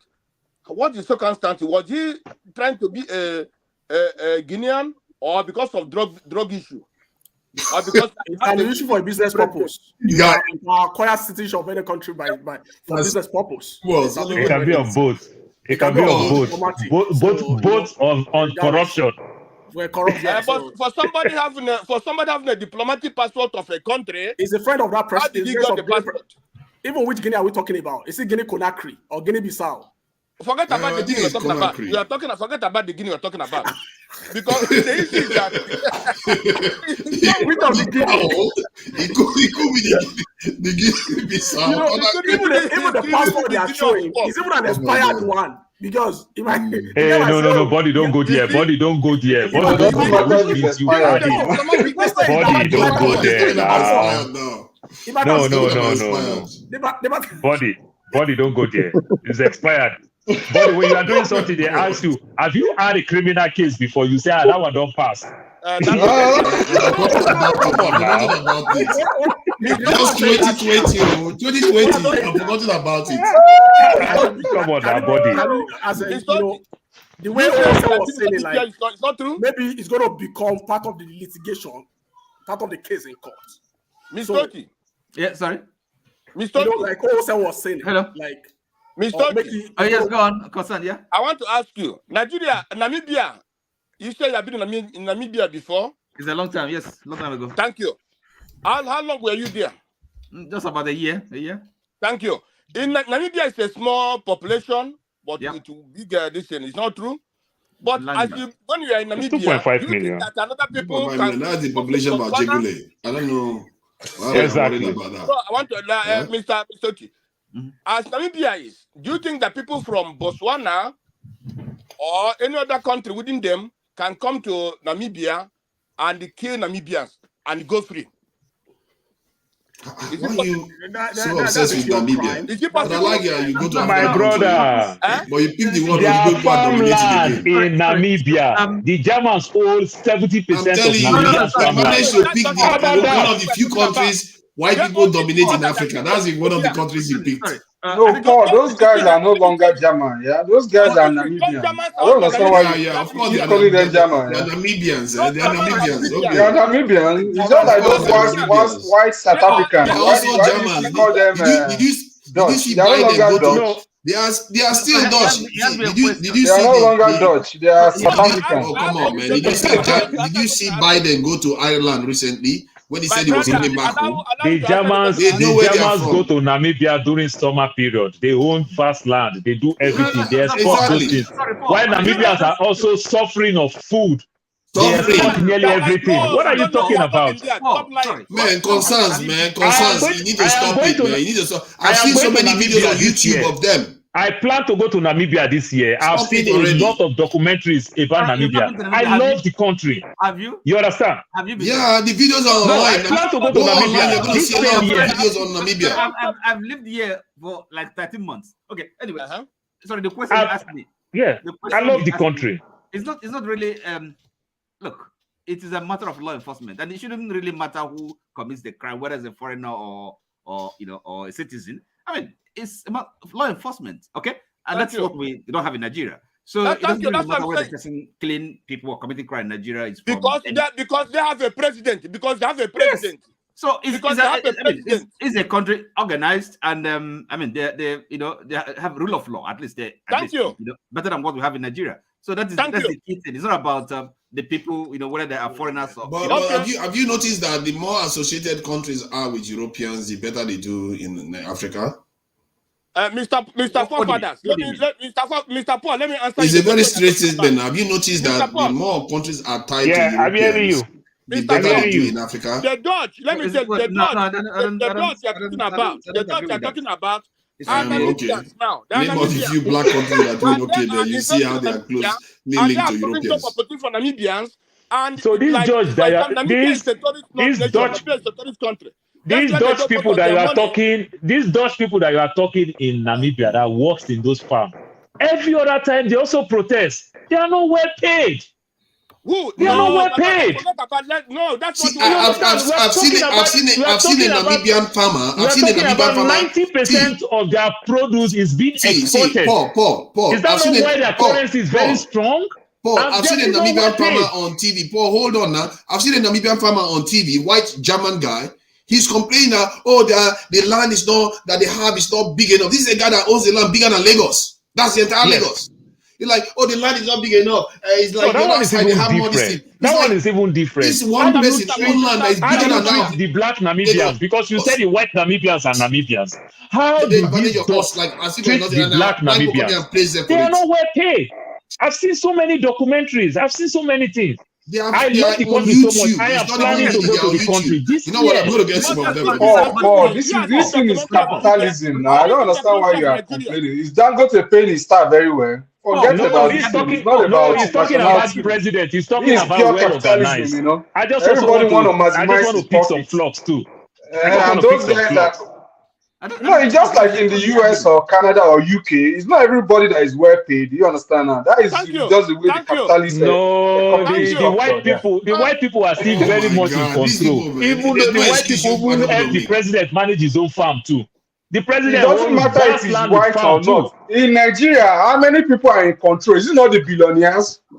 Is it not few people? Black billionaires. That's why Nigeria is also not working.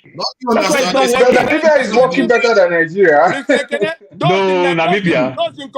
Namibia is working for the Dutch. No, Namibia is working for the Dutch. It's not working for the blacks. It's working for the Dutch. Namibians come to this country visa free up to today, okay? So it's not just because there are not many population of Ajegule. Come on, let's stop it. 2.5 million. Ali Mosho, one local government is bigger than the whole country. They are occupying the land bigger than Nigeria. Their landmass is bigger than Nigeria. And those few people, they can't live like people in Qatar. They can't live like people in Saudi Arabia. Exactly. Come on now. What are you talking about? Come on. We always settle for mediocrity all the time. Why would they deceive ourselves with this visa thing? Why are you deceiving yourself with this visa thing? When these people can't enjoy anything. People like that now, when they get into office, they will start doing everything Europeans want to do because they don't want to be banned from getting visas. My brother. Why do you care about their visas? You that is big population. What are you enjoying your country? You leave your country to come to America? Yes. I'm here. Enjoying my country. I like my country so much. I like my country so much, and I like America. I am here. You're another country. Yes, I like Nigeria and I like America. Okay, guys. I said I love. I'm here just as the way you are in your countries too. Europeans are in Africa making money from Africa. Why should we not be here to make money for them too? You don't disadvantage yourself in this world. In reality, we are the most restricted people in terms of movement in the world. So that is one. We are always fighting against so many barriers. We are fighting so many. So why should I not be here? They are free to come to Africa and do whatever they like without even needing visas. Come on. Okay, thank you guys. Then you talk all these things. The other time, Mr. Scribe, the other time somebody is talking that why would Nigerian government officials go invest in other part of the world and everything? Other part of the world, they might invest in terms of investment in Nigeria. Maybe we in Africans, maybe we invest in terms of properties in their country. I don't see anything wrong. Okay. I don't see anything wrong. Thank you, Paul. Thank you. Guys, my watch is over. I have to go. Daddy time. So I'm going to hand over to Forefathers so you guys can continue. Thank you so much. I've really learned so much. Enjoyed the chat as usual. I have to go too. So yeah, thank you so much. All the best, guys. All right. Nice one. So yeah, this thing, Namibia was a country that the Germans used for. They used the Namibians. Forefathers, let us be honest ourselves. If, for example, Nigeria is a country. It doesn't matter the population, whether you are small or whether you are big. If we don't have big criminals in Nigeria, maybe you and I cannot outside Nigeria. If you see, the thing is this: if the structures are there, we have good people who are managing the country. All of us cannot be outside. That's the truth of the matter. So don't justify that Namibia is a small or big or what. That's not. My brother, I don't know where you come from. Where I come from, Oyibo people fool my village. Where me I come from, Oyibo people fool my village. So that's not a question. We can travel. Like Forefather will tell you. Paul, you are part of those politicians in Nigeria. That's what I look at. Let me tell you, if the country is good, if Nigeria is good today, many Nigerians cannot be outside. That is the truth. And let me tell you, more than 70%. Many Nigerians want to go back, but they can't go back because of the situation in Nigeria. My brother, if you say you miss your better Ofaku and Ofowere, I understand. I understand. And that one too is also your fault. Go buy land for here, make you plant your food so that you go eat fresh food. I understand. It's not home. It's not home. It's not home. Yeah, I understand. People travel. The Africans are under-traveled people. Americans live in every village in all parts of the world. The British people do the same thing. The Portuguese do the same thing. Why complaining about when we travel? They live with dignity. Are you living in another place with dignity? I am living in dignity. My kids are going to school. Look, let me tell you. Let me tell you, if you don't know, I'll tell you. For example, my daughter is going to school, full ride scholarship. Oh my God! To a prestigious university. I don't know whether I will get that in Nigeria. But guess what? This is what this place is giving to me. But I go home every year. I go home every year. That tell you that I love my country too. Let me ask you: do your children speak your language? My children speak my language. So that man can lie. That man is a politician in Nigeria. So my kids don't speak my kids don't speak my language. They don't. Yes. They don't speak my language. But the last time I checked, if you want to get easy job to make 6 figure in the United States of America at the comfort of your couch, just go and learn how to speak Arabic and Mandarin. You will get job in FBI and CIA. You think money is everything? I am telling you, if the language sell himself very well, they will speak it. What has language got to do with it though? That's why I just told him. If the language sell very well, they will speak it. Excuse me. I'll tell you that. Okay, your language has everything to do with who you are. Yeah, go explain it. That is your own pride. That is your own pride. I don't have a problem with that. What are you doing with glasses in your eye? Why don't you go to your village and put some leaf in your eye so that you can see well? Excuse me. I am asking you. They don't get those leaf for your village again. What are you putting glasses in your eye? So are you saying if I were in Nigeria, I wouldn't be wearing glasses or something? No, your village, they don't get those leaves where they go to wash your eye where you go see well. Why are you using what the Western man designed for you? Excuse me. I am asking you. Why are you putting on a shirt? Is that your traditional attire? Listen. No. Don't tell me. Look, no, when you pick, I pick. I'm asking you, why are you putting on a shirt? That's not your cultural attire. Why are you putting on the glasses? When we are in the village, you say that your eyes is worrying you. They go to the village, they cut one leaf, they wash it in your eyes. Why don't you use that? Why are you putting on a glass in your eyes? Mr. Paul, you know that if Nigeria is working, if Nigeria is a good country, many of Nigerians cannot be outside. You know that? Nigeria fail us. Yes, we agree. But don't blame us because of we live in the West. Nigeria fail us. I agree 100%. I agree on that. But the failure of Nigeria has nothing to do with language.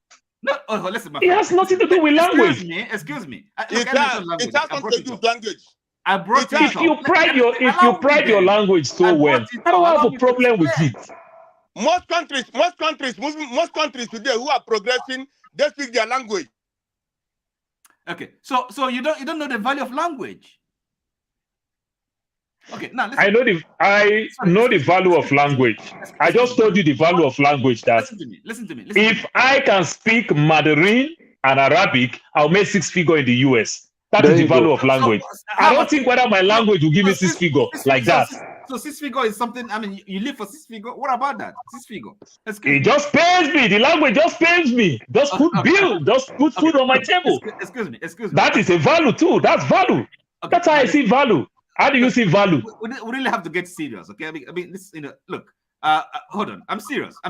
We really have to get serious. Because we can't just be okay. Look, money. Yes, money is important. Okay. No, but it's not when we're talking about a matter of life and death. I mean, your culture, you're a continuity, a continuation of your. I mean, look, most of us we are living in the West, right?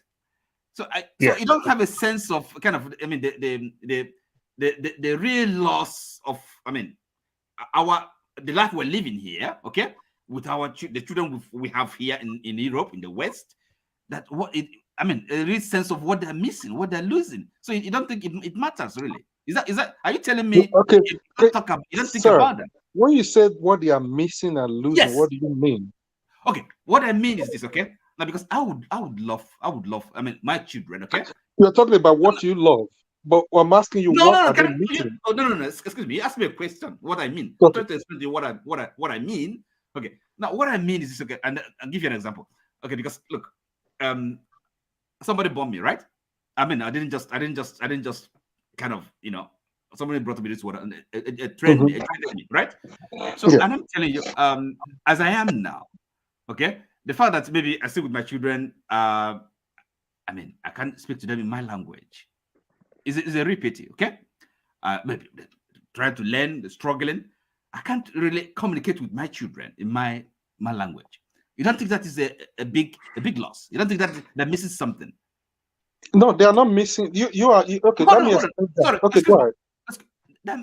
Is it language, culture? Language is not only language, culture. Okay, a way of life. Language is just a language just a It's a means of communication. No. So it's not about to speak one particular Language is not about the dialect. culture. It's an aspect of the culture, but it's not the culture Do you itself.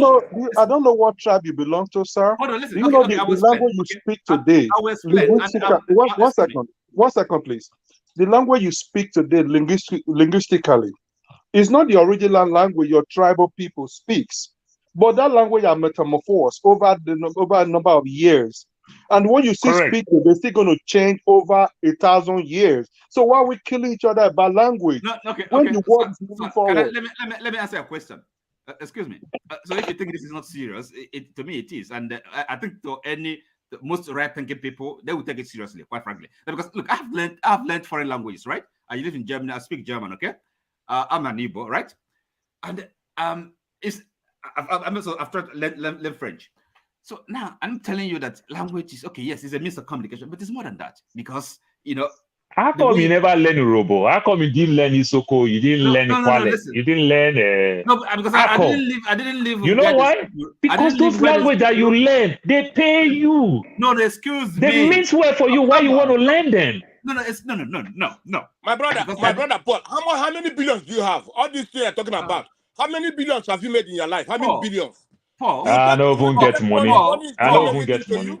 Paul, I grew up in the Igbo land. Okay, if I had grown up maybe in Yoruba land, I would be speaking Yoruba as well. Okay, but I happen to grow up in Igbo land. Okay, and then of course, see, the two major things that I know when it comes to culture and tradition, it is food and clothes. Language is a means of communication. The most important part with cultures and tradition, it is food and clothes. Excuse me, language means of communication. But again, what do you communicate? Culture. How do you communicate culture? How is culture translated if not through the medium of language? So look, it's important. Look, and I'm telling you, because I'm in this situation as well, and I can tell you this. For most of us that are here, not only in Europe, in America, all over, we have children. These children are not speaking, or maybe they're kind of smattering, but they're not immersed. They're not, they have not grown in the language of their parents. That's a real loss to them. Okay, you can't. I don't know. I don't see how anywhere you can understand it. It's a problem. So do you know your success today was also you can speak English and write English? That's why you can even pass your education. What do you mean by success? Your success today. No, excuse me.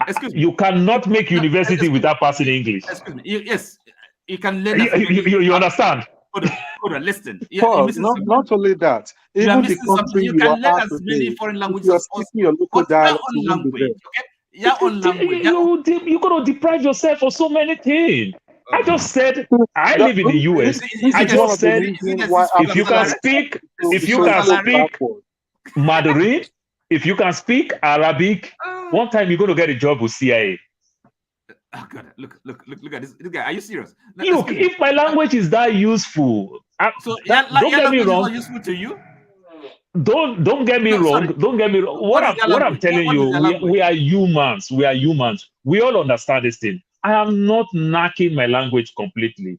You understand? But don't tell me that I lost, if not everything, because my kids can't speak their language. When the language to them, you understand, don't really mean much to them. Well, I don't know how you. If I raise my kids in my hometown, if I raise my kids in my hometown where they are seeing people who speak the language everywhere and they can't speak the language, now that makes more sense because it's going to affect them. Because that is the means of communication. But I'm telling you, the language that my kids are speaking right now, even though while my kids are going to school, while they are bringing forms, when they bring form, when we fill form, they will still ask, what language does your parents speak at home? They will still ask you, what language does your parents speak at home? Because it affects. You see, some of this is not. There's no point being. I mean, it's not theory. There's no point being theoretical. Forefathers, please, could you tell them that Obama doesn't speak his father's language? That his father, even though he's dead, if he hears, if they told you that Obama was the president of America, that he would be so happy that Obama was president. My brother, I give you Nike. I give you Nike. Also, that Abraham, the father of faith, he's the father of the Christians, he's the father of the Jews, he's the father of Muslims, that they don't speak, he speak children, great grandchildren, abundant multitude of children, they don't speak that language. Please stop. Yes, sir. Yes, sir. Exactly. The Christians that we are talking today, they don't speak Aramaic. No, hold on. The Christians that we are talking today, they don't speak. Christians that we have today all over the world, they don't speak Aramaic, but they still pray to God. Let me ask you. Now, okay, we live here. Okay, I live in England here. Okay, and there are a lot of Asians, yeah, Pakistanis, Indians. Okay, these people very clever. You know, I mean, they go to the best schools and all that, have good jobs here, but most of them, I mean, their language would do or whatever. I think for us, you can testify to that as well. So what do you think they're stupid? Okay, I mean, because they speak English and then their Urdu language, no value. They shouldn't attach value to it. They are not stupid. They are not stupid. Everybody have something that they. Everybody have something that they cherish. They pride. But don't just oppose it to everybody. You're telling me don't cherish your language. I live in the US. The Hispanic community, the Spanish people. This is how they also do. They pride their language so well. Okay. And every other thing. But if they pride their language so well, you don't impose it to me. If they like it, no problem. Okay, look, let me tell you, I love my food. I love your food as an Igbo man. I love your food very well. But guess what?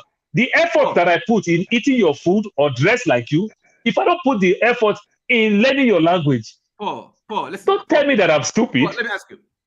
You have how many? Okay, so do you, if you find maybe a German family, right?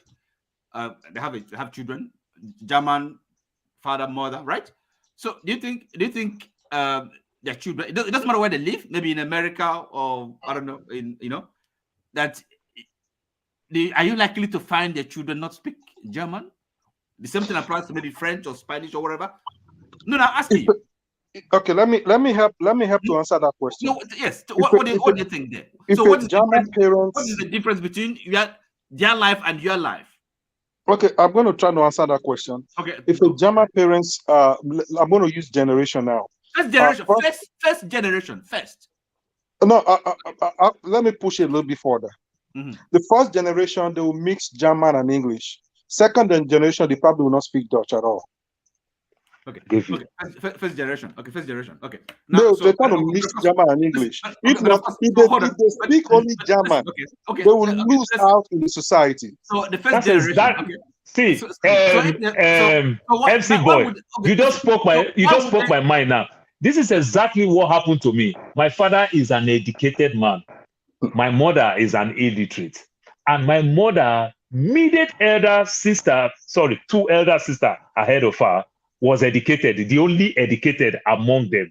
She was educated, work in federal secretariat there, but when federal secretariat was in Lagos. So my mother really felt bad and everything. So my mother regrets not going to school. So while we were growing up speaking English, remember my dad is educated. While we were growing up speaking English and everything, my mother was so happy. You know those days while we were so little, when my mother still need to go beg somebody to help her write letter to family. Now we started growing up. We can read, we can write. So my mother don't need to subject herself to go beg anybody. She was so happy.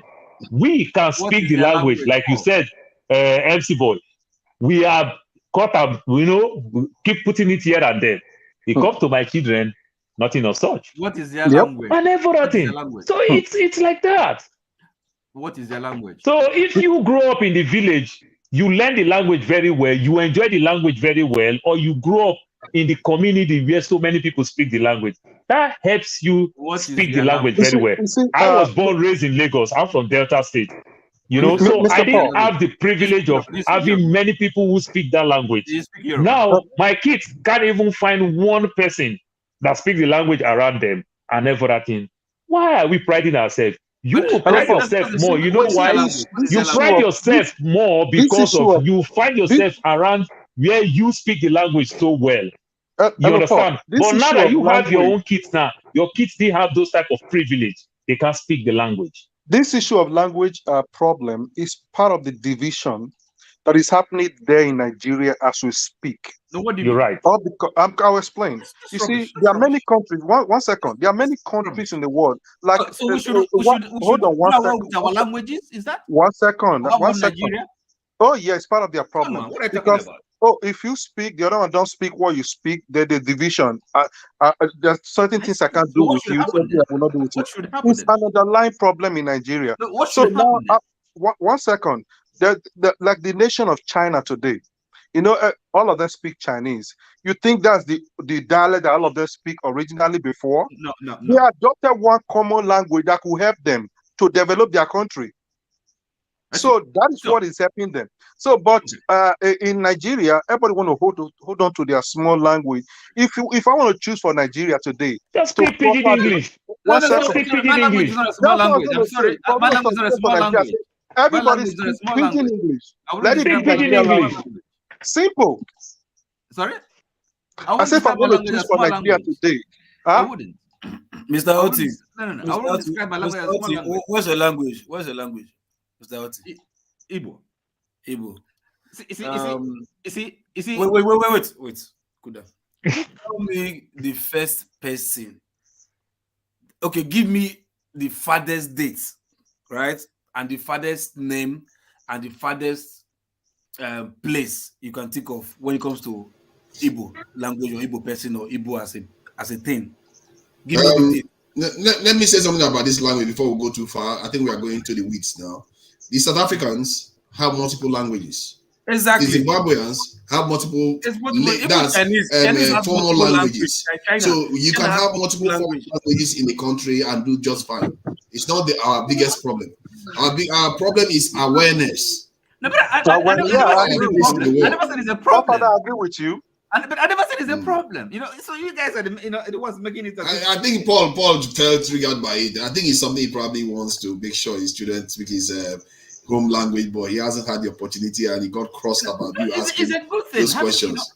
Look, no. This is not the first time that I get this thing and everything. When people talk about language, if I have my way, like I'm still saying, if my kids, no, hold on. If I have kids, everybody, every one of us probably have similar problems. I want to shock you. I want to shock you. My kids, they don't really have the gift of language. If they have the gift of language, first thing, I'll put them to go learn Mandarin.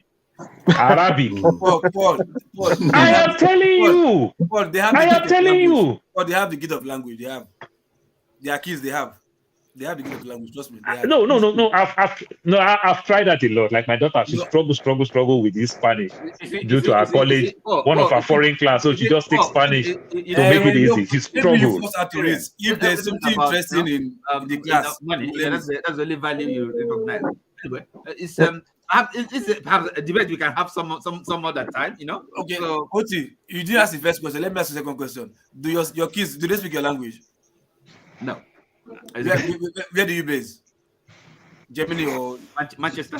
United Kingdom. Manchester. Okay. See, I've seen Igbo people in Germany. Their kids have never been to. Wait. Let me finish. Their kids have never been to Nigeria before, and they speak Igbo. No, I'm using you right now. I've seen Igbo people, right? Yes. They live in Germany with their kids. Their kids have never been to Nigeria before, and they speak Igbo. It's excellent. So why is it different from your kid? Well, okay. Now listen. I don't want to go into the personal circumstance, okay? It's not your fault now. Sure. Listen to me. Listen to me now. No, not tell me. Your fault. Loco, how you are gooder? Loco, how you gooder? No, it's usually the parents' fault. Yeah? No. Let me tell you. If you can't speak it, that means you are not speaking it to them. No. Listen to me. Okay, tell me. Listen. Tell me. First of all, you speak it to them, get teachers for them, everything. Ensure they speak it.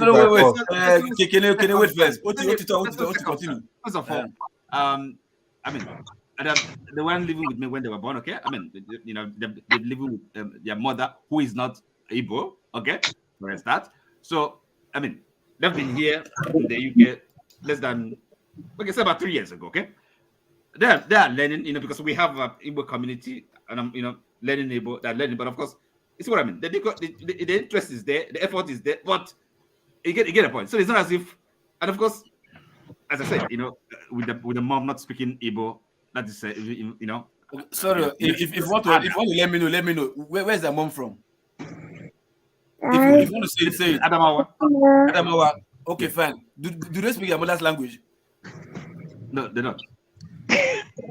Go. Take your time. Take your time. Carry time. Even the mother that is called homemaker, they still cannot speak the language. But you see, that's not my problem now, is it? So I'm not gonna teach them their mothers. Okay. So, but look. So, but is this the kind of is it an argument against what the position I'm wait now. What is your position? It's not an argument, but let's not make it too big. What is people that like it, let them do it. It's welcome. I'm saying that is important, is vital. I mean, because language and identity is important. And then of course culture. So this is you can just dismiss that. So because maybe language, culture and language are two things. So language, yes, but of course you can understand the how it intertwined. They can be. And of course, that sense of identity. And I'm saying language is much more than means of communication. Even your the entire philosophy, the way I would make it. So let me tell you what I'm speaking like this. When I was growing up, I grew up in Nigeria. I grew up in the Edo State. You understand? Primary, secondary, everything, even university, masters, whatever, in university. Right? I don't know how to speak my language. I don't know how to speak any Nigerian language. Mm-hmm. You know why? I started learning how to speak my language in my final year in University of Benin. That's which language? Which language? Just for fun. Which language? I'm a Benin man. I'm about Benin Pekin. Okay. So you know now. So the thing is like, I did it, but my parents would tell me, if you don't know how to speak your language, you are lost. This and that. I always tell myself one thing: God, see, if because I don't know how to speak my language, you will not bring somebody to come and help me that speaks my language. I don't need the help. Because if God wants to help me, he has to bring anybody, whether I speak my language or not. Look, you see, look, so that sometimes it can just be really against cross purposes. So do you appreciate the value of language and identity and or culture and No, honor. of course. Nobody says it's bad. So we don't have an argument. We don't have a No, dispute. hold on now. Because like from there you are using it as if you don't have to speak your language, man, you are dead, you are No, that's gone. not what I'm saying. Exactly. No, that's not what I'm saying. That's not what I'm saying. But I'm saying all of us cannot be just attacking like that. I'm Now. saying You it is guys don't vital. be No, it is vital, and of course, if one, one has the opportunity to imbibe that. I don't see the reason why you should. I think the reason why people are you should think it's not important, Let me help you a little bit. Let me help you a little bit. For me to know your culture more than you. Oti, let me help you a little bit now. Hold on, Jesus Christ. Loco, slow down. You never like to slow down. Jesus Christ. I will start muting people if you are not going to let one person talk. I will mute you because you are very fond of doing this. You ignore people and just carry on talking. I don't ignore you when you are talking. Wait now. Don't do that. Okay, ask your question. One last question. Is it possible for me to know your culture more than you? It is possible. Sure. Actually, it's possible. Okay, no problem. See, I think the reason why people get upset when they hear people say something about if you don't know how to speak your language, it looks like you are a goner. It's partly because they also understand that, especially if they are also like you are married to some other race of people, and you know your people are being moved in that direction. Because let's say you go to US now or Europe, you're married to a white person, and you raise that child in the UK or America or whatever, chances are that like 60-70% that person is going to go on to marry a white person. And the language that you speak, they're not going to know it. And if that happens, the chances of it coming back to black is over. In other words, you are just genetically dead over time. Within a few generations, your footprint, your forefathers' footprint will disappear into nothingness. And there is something important about that, because you ask yourself, why do people fight for their heritage then? Why do they fight for anything? Forefather. So now I will dispute that part in another way around. I have 2 kids. My daughter loves anything African. My son don't like it at all. My son, you give my son one small food now, we shout, oh, my mouth is on fire. My mouth is on fire. My daughter loves our food. My daughter at age 10, my daughter flown from JFK to Nigeria to go see his grandma. This is how she loves Nigeria. She have any slightest chance. She's graduating from high school. She said, oh, when everybody's talking, we are going to UK. My daughter want to go to Nigeria, go see his grandma. She loves the food. So, man, Dad, I miss the food. She loves the food. She's learning how to cook the food. My daughter loves the food. My daughter loves the clothes. You understand? Remember when we were talking about culture and everything? So my daughter, she said if she date anybody that would say her food smell like shit, that is the end of the relationship. Which is she will not lost out. I think that because your children visit Nigeria, not many some Africans that are overseas, their children don't see Africa till the children are 16, 17, 18. So your children visit, and the ones that visit Africa, yes, there is a balance. They could go either way. But the ones that grew up here, maybe the child is 14, 15, 16, by the time they visit Africa, odds of them returning is very slim. And people in America, they call it genetic suicide. In other words, because what is happening there is that in time, you as the black person is gone. Just like the way the Neanderthals are gone today. They didn't just disappear overnight. They still have their footprints in the European genes, about 1-2%. But they are gone. Yeah, you can't see them on the face of the earth. So you are leading to your people's extinction from the face of the earth if you allow that to keep happening. Because Europeans, they do their own to make sure that the people expand in population and size. And this is why sometimes when you look at, it's good to look at things at a macro level, at a higher level. Because if you always look at it from just one individual level, you're not going to see what is happening on the bigger scale. On the bigger scale, what happened in the last 400 years or so is, if you look at it, if people that are, anthropologists, whatever they call them, if they are looking at it, they will look at it as almost an extinction size event, where a small population in Europe expanded all through the world. That is almost like an extinction size event, and it's never happened that fast before. Something that takes 1,000 years to happen This, oh no, what about the 15,000 years to happen or more? It happened within 400 years. Whole continents completely replaced. So, and if that is going to affect us, we have to be careful and realize that, okay, we are in the middle of a big change that is going on around the world. And thank goodness we are still around to tell the tale, and our population is growing again. And that's my point, is that we need to start looking at this on a higher level, because then you start making judgment at the lower level in a proper way to preserve your people, because that's what they do. Can you believe that when I was talking to somebody, this was my 30 seconds, I will stop. I was talking to somebody here that is involved in the defense industry here. Guess one statement that he made, I said, that is interesting. You use that word to describe what you do, because that's what I've been telling our people. He said, in the defense industry, what they do is like an immune system to their country, the protection. This is what I've been saying. I told him, I use that specific word because there are not that many words to use to describe what security and defense means. That is what I've been telling my people, that we don't have that. We don't have immunity. We are like people that have AIDS, and everything can come and do whatever they like with our country. When they shoot animal documentary, the only time you see black people there is when they are carrying camera for them or carrying something for them. They give them access to our countries, our countryside. Look at that thing that I just put up just now about Erufai going to join this organization in Oxford to do what? To give them information about us. It's basically, look, where is that this thing? Because I asked about this thing. Look at that. That's this in the headline there.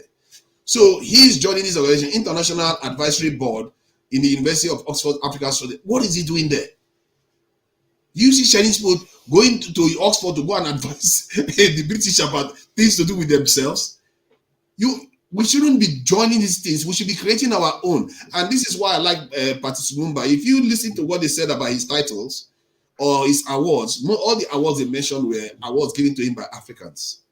But we revel in the awards from the enslavers and the colonizers of our forefathers. We revel in it, and we just keep not seeing the contradiction in that behavior. We want to survive, and we go into the mouth of this beast all the time. Thank you. Okay, so Forefather, I wanted to react on the language issue.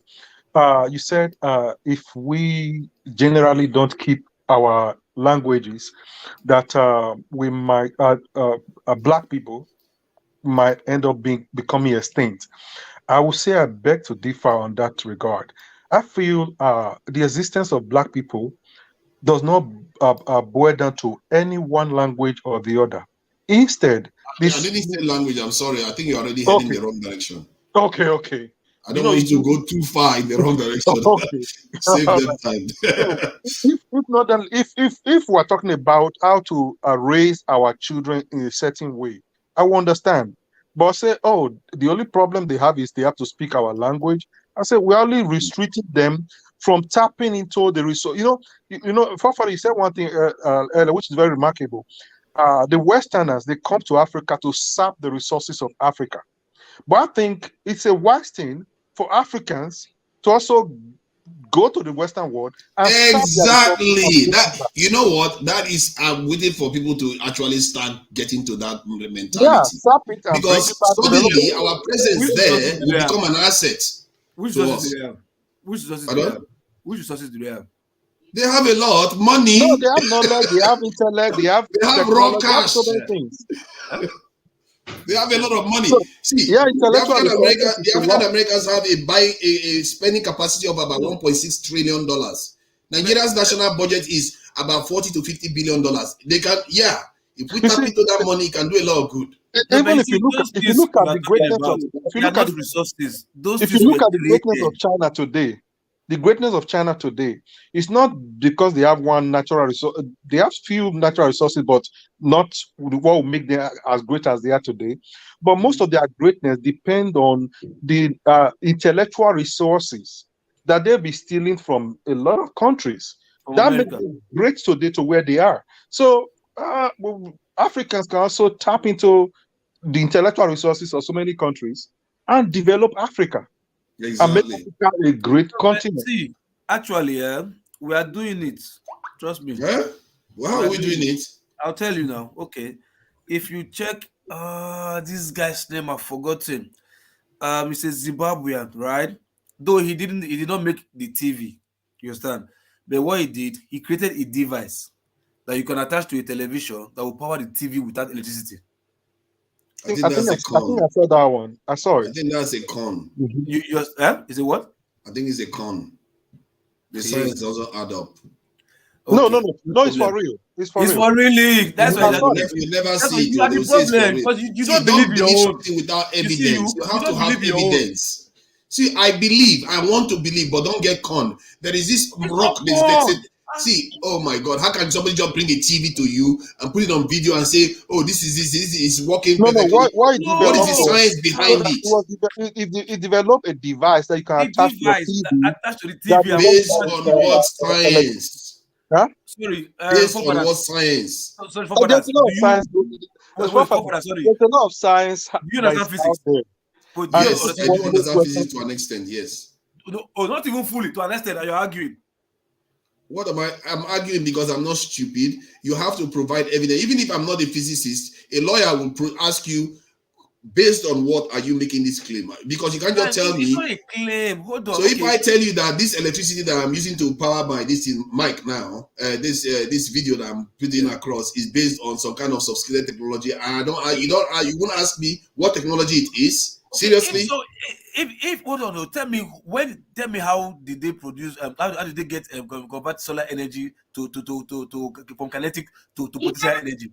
How do they do that? By using if they collect energy from the sun, will you believe? I'm trying to give you the reason. I'm trying to tell you now.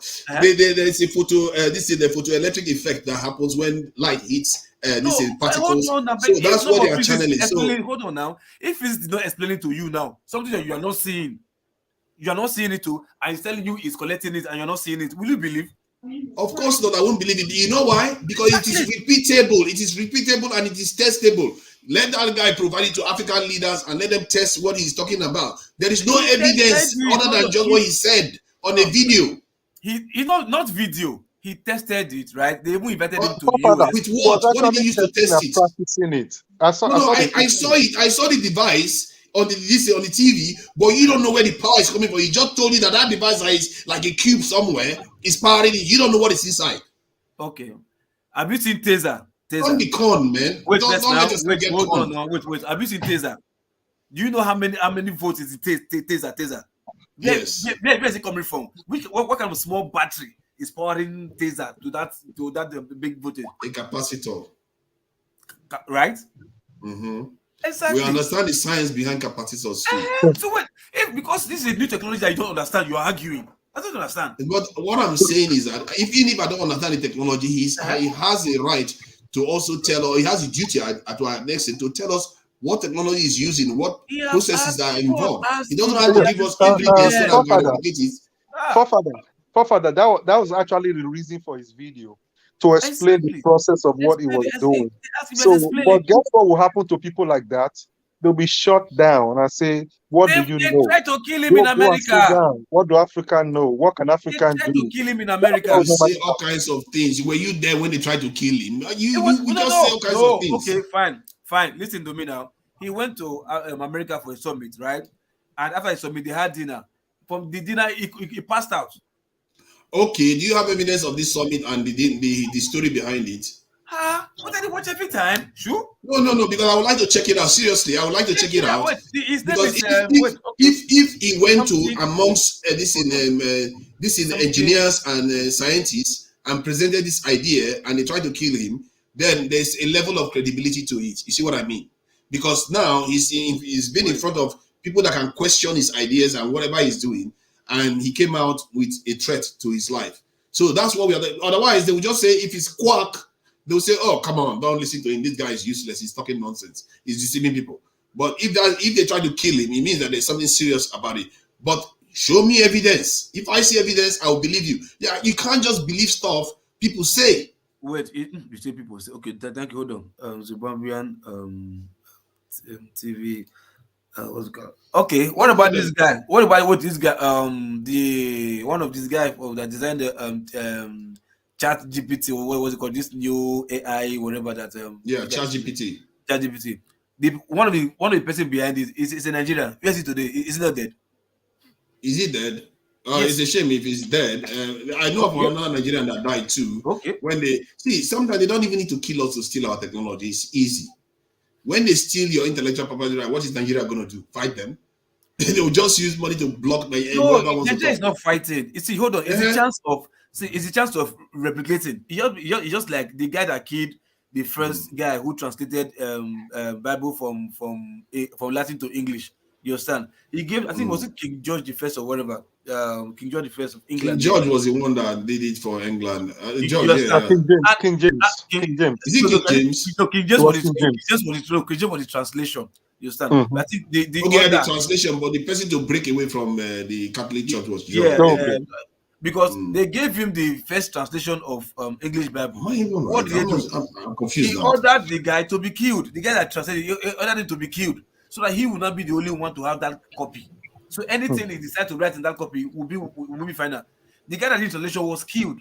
So see, my brother, see, when it comes to information, when it comes to power, when it comes to technology, when it comes to breakthrough, things that will change the world perspective. You understand? You don't know your enemy. You don't know your enemy. People, you will do something. People will just see what there are people who can. I don't know if they teleport. They see the future of things that happens now. You understand? And by the time you present such things to them, they might end up taking your life, and they keep that information to themselves, and they can do with that information whatever they wish to do with it because they are the sole owner of that thing right now. Why? Because you don't have security. Whatever you own, you are working for other people if you don't have security. This is what the Chinese and Asians realized, but we didn't realize it. Hold on, you want to do something to change the world, to change the life, to put your people in the map of the world, like, yeah, Africa is good, Africa is that, this and that. But you don't know the people who are interested in what you are doing and own it. That's just the truth.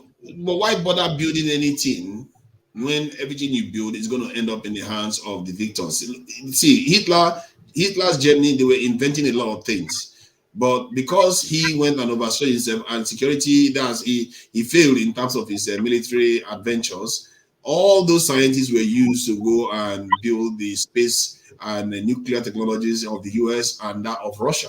So it tells you that if you cannot protect what you invent, you are basically doing it for other people. That's all it is. Everything we do is for other people. And this is why I keep hacking on about security. People think it's a joke. It affects every single thing because I will do the same. If I had more power than you and I see you trying to develop a way, everything you do, I will take it all. I will take it for my own people. It's just that simple. Yeah, but Africans are not built that way. Africans are not wired that way. Maybe they should. Otherwise, we are going to go extinct because this is not a joke. This is not a free lunch world. No, you have to fight for yourself in this world. But it's the Western world that's making it not to be a free lunch world. Is it the Western world? The Arabs were doing it before now. Regardless, my own, like, Africa has just been a same place, loving place where people do the natural thing and they live with the principle of life, and that's it. Other than fighting each other, isn't it? The Americans, even before the British arrived or the Europeans arrived, they were brutal too. You know about the Aztec sacrificial stuff that they do. They kill thousands a day just to offer for sacrifice. So you see that the world is like that. If those are human beings that have been sacrificed on the altar of their gods, human beings take advantage of people that are weak, and for some reason that idea, that education of power, we as Africans never have it because we think it's about let's just be nice to each other. Let's be, when we are nice to each other, things will be all right. But that's not how it works. It's about power. The side that has more power will determine what happens to the side that doesn't. And often it's not a good thing. They tend to do terrible things to the side that doesn't have power. Namibia, that OT, I think, was it OT that was using Namibia as an example? They use them. The Germans used them to do their experiment, their genocidal experiment that they did first in Namibia before they went and did it in Germany to the Jews. So even I think they were settling the matter in the last couple of years that the Germans want to pay reparations for that genocide that they did to the Namibian people. So it's all about power in this world. Forget about religion. Forget about systems of economic systems. Forget about all the only thing, to be fair, the only thing that matters is power next to race, the way the world is today. If you figure how those two are related, you see that that's how people are behaving. That's why you go to many countries, the darker you are, the worse that country is doing. The lighter they are, the better the country is doing. The more secure the country is, the better they do. It's always about power. And if our people need to learn this lesson that everybody, they go out, when you live in Nigeria, you go everywhere in the world, you're competing with people for dominance. It is the Western world that is doing all this now. It's not only them, it's also the Chinese, it's also the Indians. Indians hate us even more than Europeans. Arabs hate us more than Europeans do. They literally, their name for us is slave. They didn't before, from the onset, they didn't. You understand? It was this struggle for power. What? Everybody is now. Do you know that the Arab world were the first to do their own slave trade in Africa? They were castrating most of the men that went to the Arab world. That's why you don't see a lot of black people in the Arab world. They castrated them, and they said a high number of them died before they even got to the Middle East. So the truth is, why should I blame them? If our people feel like they need to sell their people, which this is one of our greatest sin, we sold human beings as if they were property. It's human that does that. Human being does that. Anybody? Yeah, we did it on another level. We did it on a level even beyond where it should be tasteful. Europeans decided to ban slavery because they have become industrialized and mechanized, so they don't need slave anymore. But they've used this to. Africans refused. But Africans refused. They said they want to carry on the slave trade. You know, that was one of the disputes that they had with the Lagos king. That the one that remaining of that was in charge want to carry on with slave trade, while the one that was conniving with the British wants to end slavery in Africa, in Lagos. So you see the dynamics that is going on. Even the Kush kingdom that is a very, very great kingdom that actually resisted the Romans. After the Kush kingdom divided and they became Christian, they were paying the Arabs with slaves to just spare them. They are paying them. When they came to an agreement, they were paying them with slaves. In the end, they still got invaded anyway and converted to Islam. So this is the thing that we do, and I think it's a sin because one, human beings are the most advanced creation we know in the entire universe, and you sell them for booze, you sell them for mirror. I don't understand. Those leaders should have understood that maybe you should tap into those people to invent those things, but we didn't, and we are paying the cost. We are paying the price for it today. And until we start understanding that human beings are the wealth of a nation, not even what is underneath the ground. You see so many countries that don't have resources. How are they doing it? They are men like us. They are human beings like us. We don't need any oil in this country to survive. We don't need all this stuff. We can do it just by ourselves if we have our mindset in the right place. So further, Africa have always been the targets right from time. African has always been the people. We make ourselves a target now, didn't we? look at Mansa Musa, that one with all the money he had. Guess what he went and did? Let me go to Hajj and went and spent so much money telling the whole world, look at me, I got so much gold. I've wrecked your economy with so much gold that I have. Guess what? Almost immediately, as it's almost like he was just walking back, that he invited this disaster into Africa because it was just the same period. After Mansa Musa, it was barely 100 years before the fall of Mali Kingdom. It was barely 100 years. So look, if I may ask, why is Africa always the target? Yeah. Okay. Because we flaunt our wealth. Sorry, because what? We waste our wealth. We tell them that we have so much wealth, but we are not very strong. So see, for me, if these people have nothing, right, and they see that, just like, okay, we are two human beings, right? You are living your life, you live your life, wake up in the morning, have your bath, go to work, eat, and all that. Then me, I don't have a life. I want to steal your life. And my tag, I'm doing everything that I can to make sure I sabotage your way of living to boost my own and always suppress your life and elevate my own life. As in, I'm doing this intentionally. But you on your own, you're not fighting back, you're just living your life the way you ought to live your life. But myself, I'm doing all what it takes to make sure I truncate your living for me to become relevant. That is how Africa is. Africa is just living their life, not fighting anybody, not envy anybody, doesn't want anything from anybody. While every other person is living their life wanting stuff from Africa. But I think I might disagree with you a little bit though on that Africa, the peaceful continent, why the Western, the European, the aggressive continents.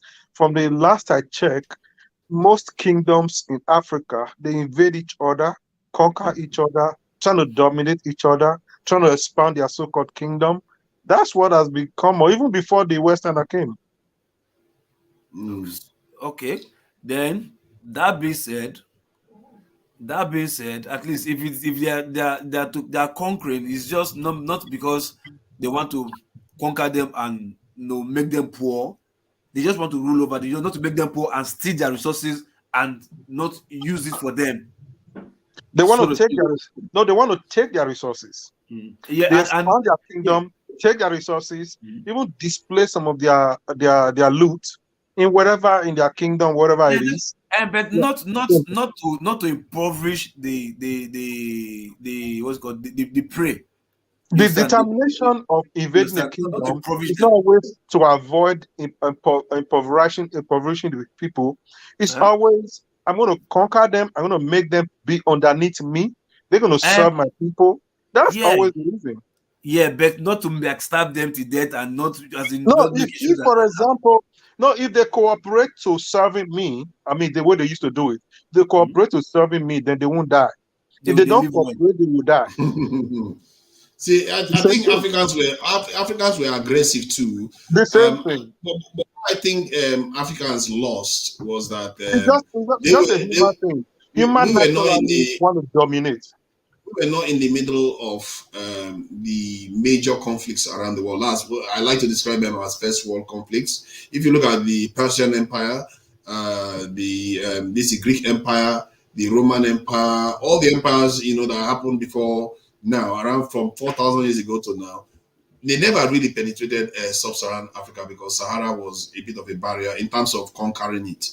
Even if they knew it was there, they knew Egypt got a lot of resources from there. They couldn't get down, especially with the Kush kingdom there and the Moors on the other side. They couldn't penetrate Africa. As a matter of fact, they tried to go through they take over the Kush kingdom, but the Kush kingdom, the Queen Amerinus that you don't see in movies, which should be shown in movies, because her brother died in battle, because I think the brother was the leader, died in battle, she had to step in to rule the kingdom, and they fought the Romans to a standstill, that the Romans signed a peace deal with them and gave them everything they wanted, and she took the sculpture of the Roman emperor and put it under her footstool at home, in a temple, in a palace. So these people were so tough that the Romans couldn't defeat them. The Romans that defeated Egypt, enslaved England and many parts of Europe, they couldn't defeat these people to get into Africa. So the sub-Saharan Africans didn't have experience of that kind of conflict.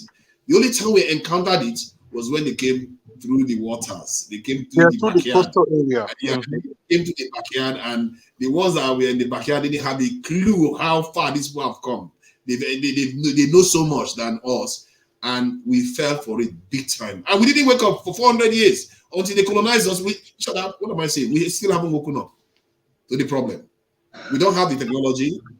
We underestimate them all the time. Although, forefather, what contributed to that one is simply the people up northeast, not Nigeria, I'm talking about Africa, northeast and north of Africa, they've been experiencing warfare for a long time, thousands of years. Yeah. But the coastal area, they were the evacuees. I mean, all the coastal area of Africa, they were evacuees from the northern and up north of Africa, northeast up north of Africa. Point. So those are the ones that they were running. In my opinion, I would say they are the wind. They were the ones that were escaping their dear life.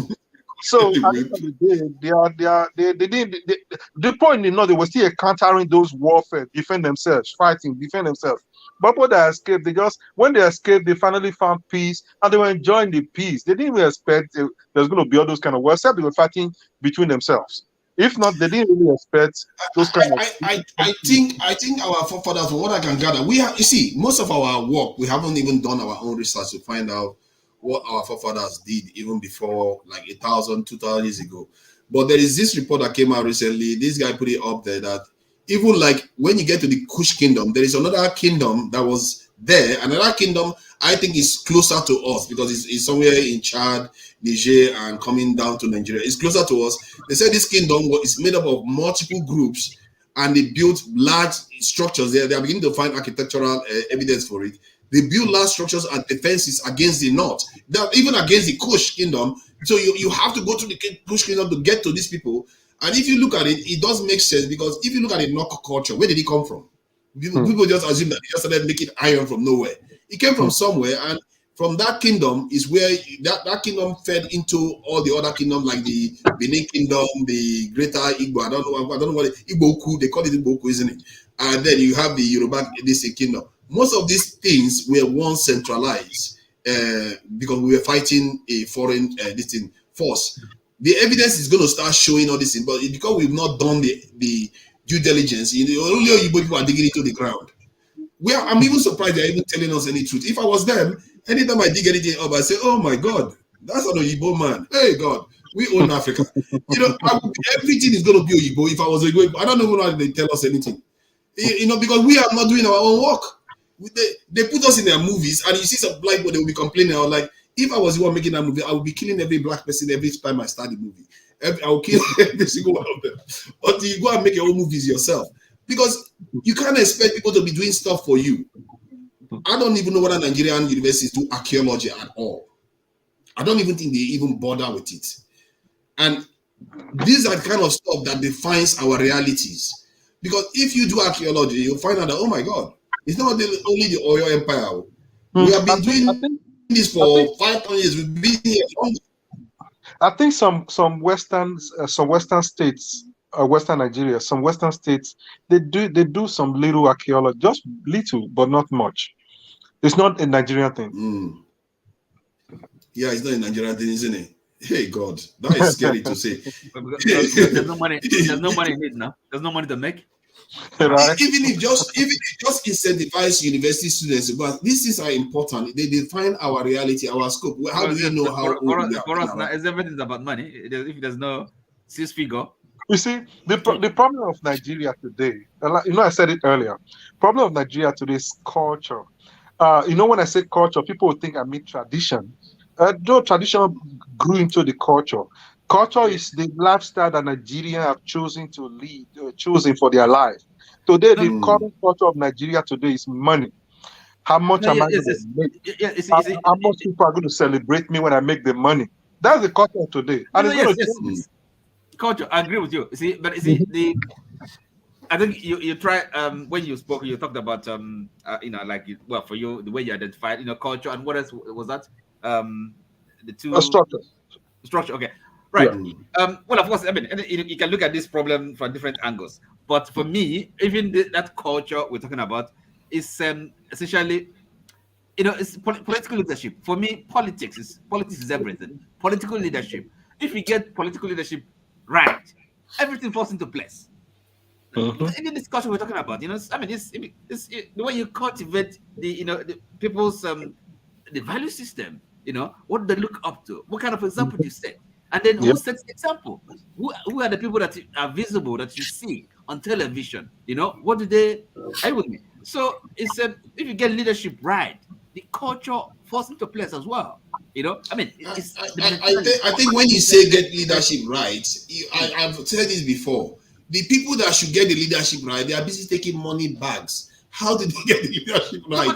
That is the problem. It still behoves them in the leadership. Those who happen to rise up by whatever means, we have leaders, okay? Whether they're doing it right or wrong, I mean, it's not as if there's a vacuum. There's, they're struggling for power, okay? So when you get that power, those that, what are they looking for? For what purpose, right? So you see why they are really, really against Peter Obi right now. I don't see one of the things I feel like they are against Peter Obi for. It's not necessarily just because they think Peter Obi might win in court, which he might. But I think part of it is because if they don't discredit him, Peter Obi, one, will control the national narrative because he seems to have more credibility than they do. And he wants to follow due process while they want to break all kinds of rules in town. And they fear that he might be a president in waiting, even if they end up in office. So they have to destroy him. So it tells you that the environment matters. It's not just the leadership. You can be at the top, but the person on the street controls the narrative. I've seen that in many countries. Is it why they're against him, or why he's, I think it's simple. It's simple, and he understands that.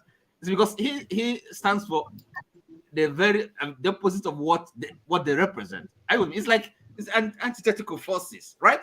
Because as again, these people people like we know them, these people. What are they? It's power, all right, for the sake of power, from what they get derive from power, right? So that's what the struggle is about. And then I think so. Let me just address this post. This post is saying that I'm reversing history. North culture was exporting iron smelters to the north. They invented that technology 1,000 years before anyone else. That's true. That's what I'm saying. I'm saying that this is where many of these cultures, there are many cultures that we don't know of. We just know about the North culture because we just saw most of the stuff. We've not done a lot of research and archaeology to find out most of our stuff, how old we have been. Now they're telling us that most human beings came from East Africa. How do you know it's not even West Africa or even Nigeria itself? Because we've not done a lot of work. Because our area is very, they said it's very humid, so to find samples is a lot harder. But it doesn't mean that human beings didn't evolve here too. So it's something that until we start doing our own work, we can be able to tell our own story. And the North culture, of course, is one of the oldest. But I don't think they even go back 8,000 years, where there was a canoe, a boat that was found in the north that goes back 8,000 years. So we have to be aware that we have a big history, and that kingdom or whoever built those things, we don't know them. No, because we've never really done any serious work to find out how all this came about in our country, how long we've been here.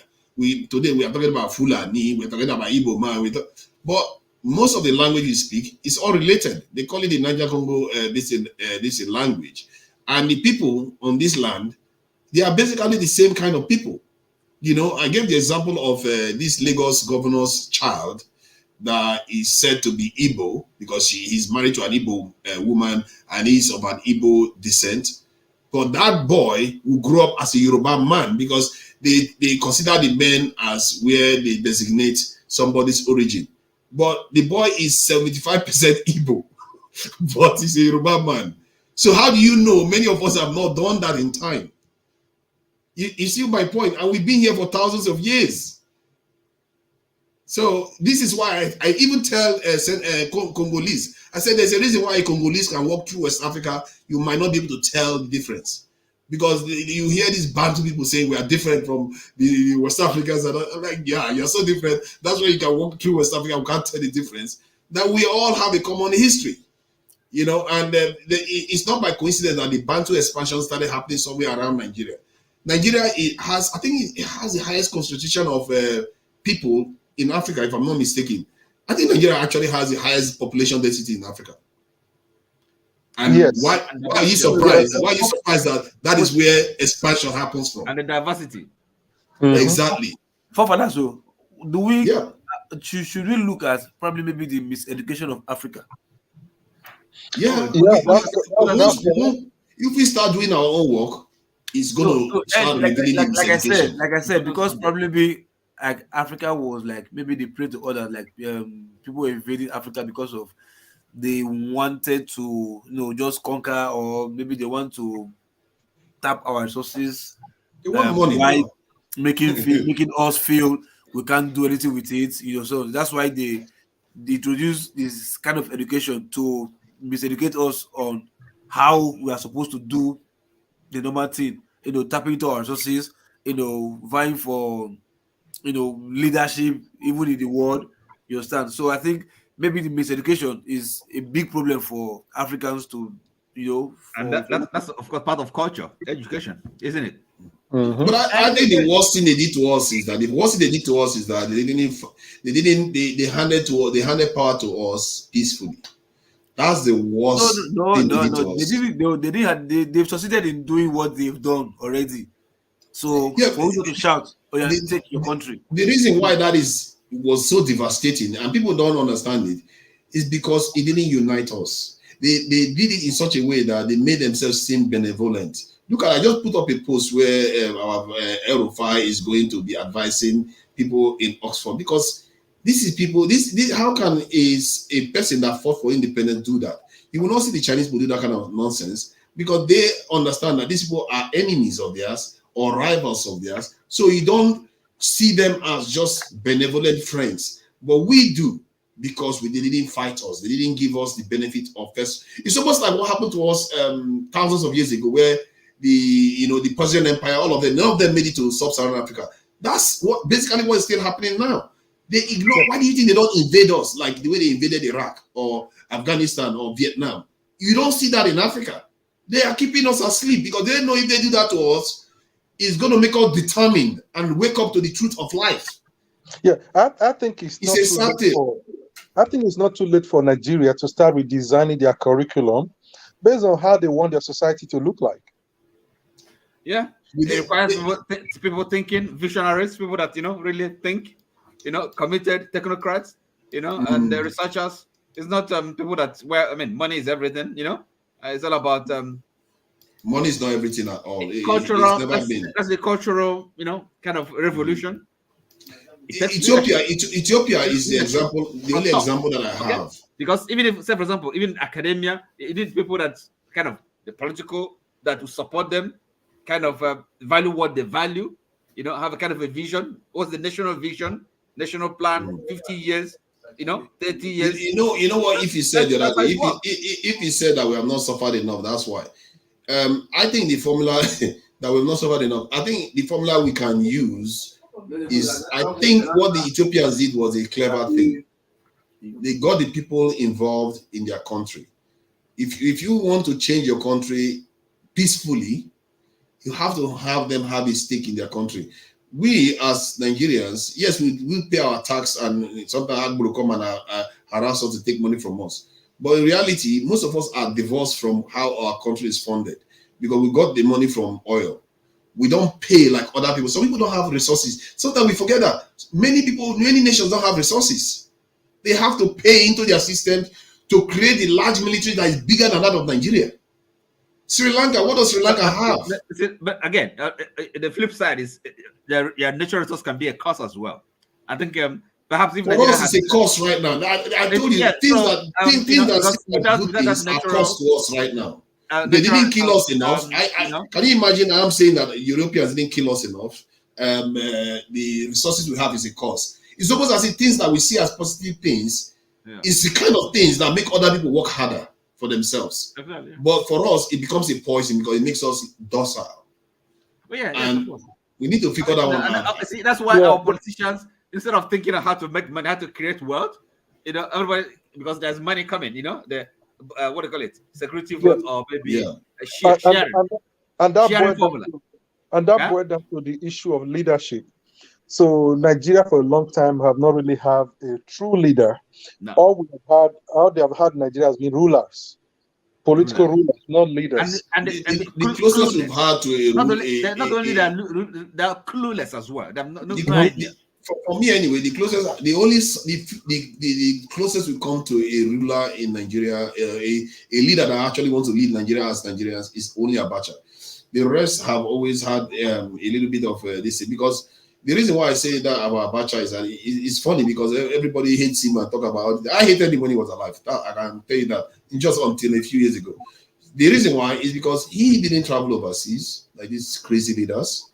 He didn't take IMF loan like these crazy leaders. He increased the Nigeria foreign reserve from 200 million to 9 billion. So this man didn't borrow money, was still able to increase our savings, and he increased our security spending. So if you look at so many things that he did within that short period he was in office, it's better than what most of our leaders did. He fought corruption. He didn't do tribalism.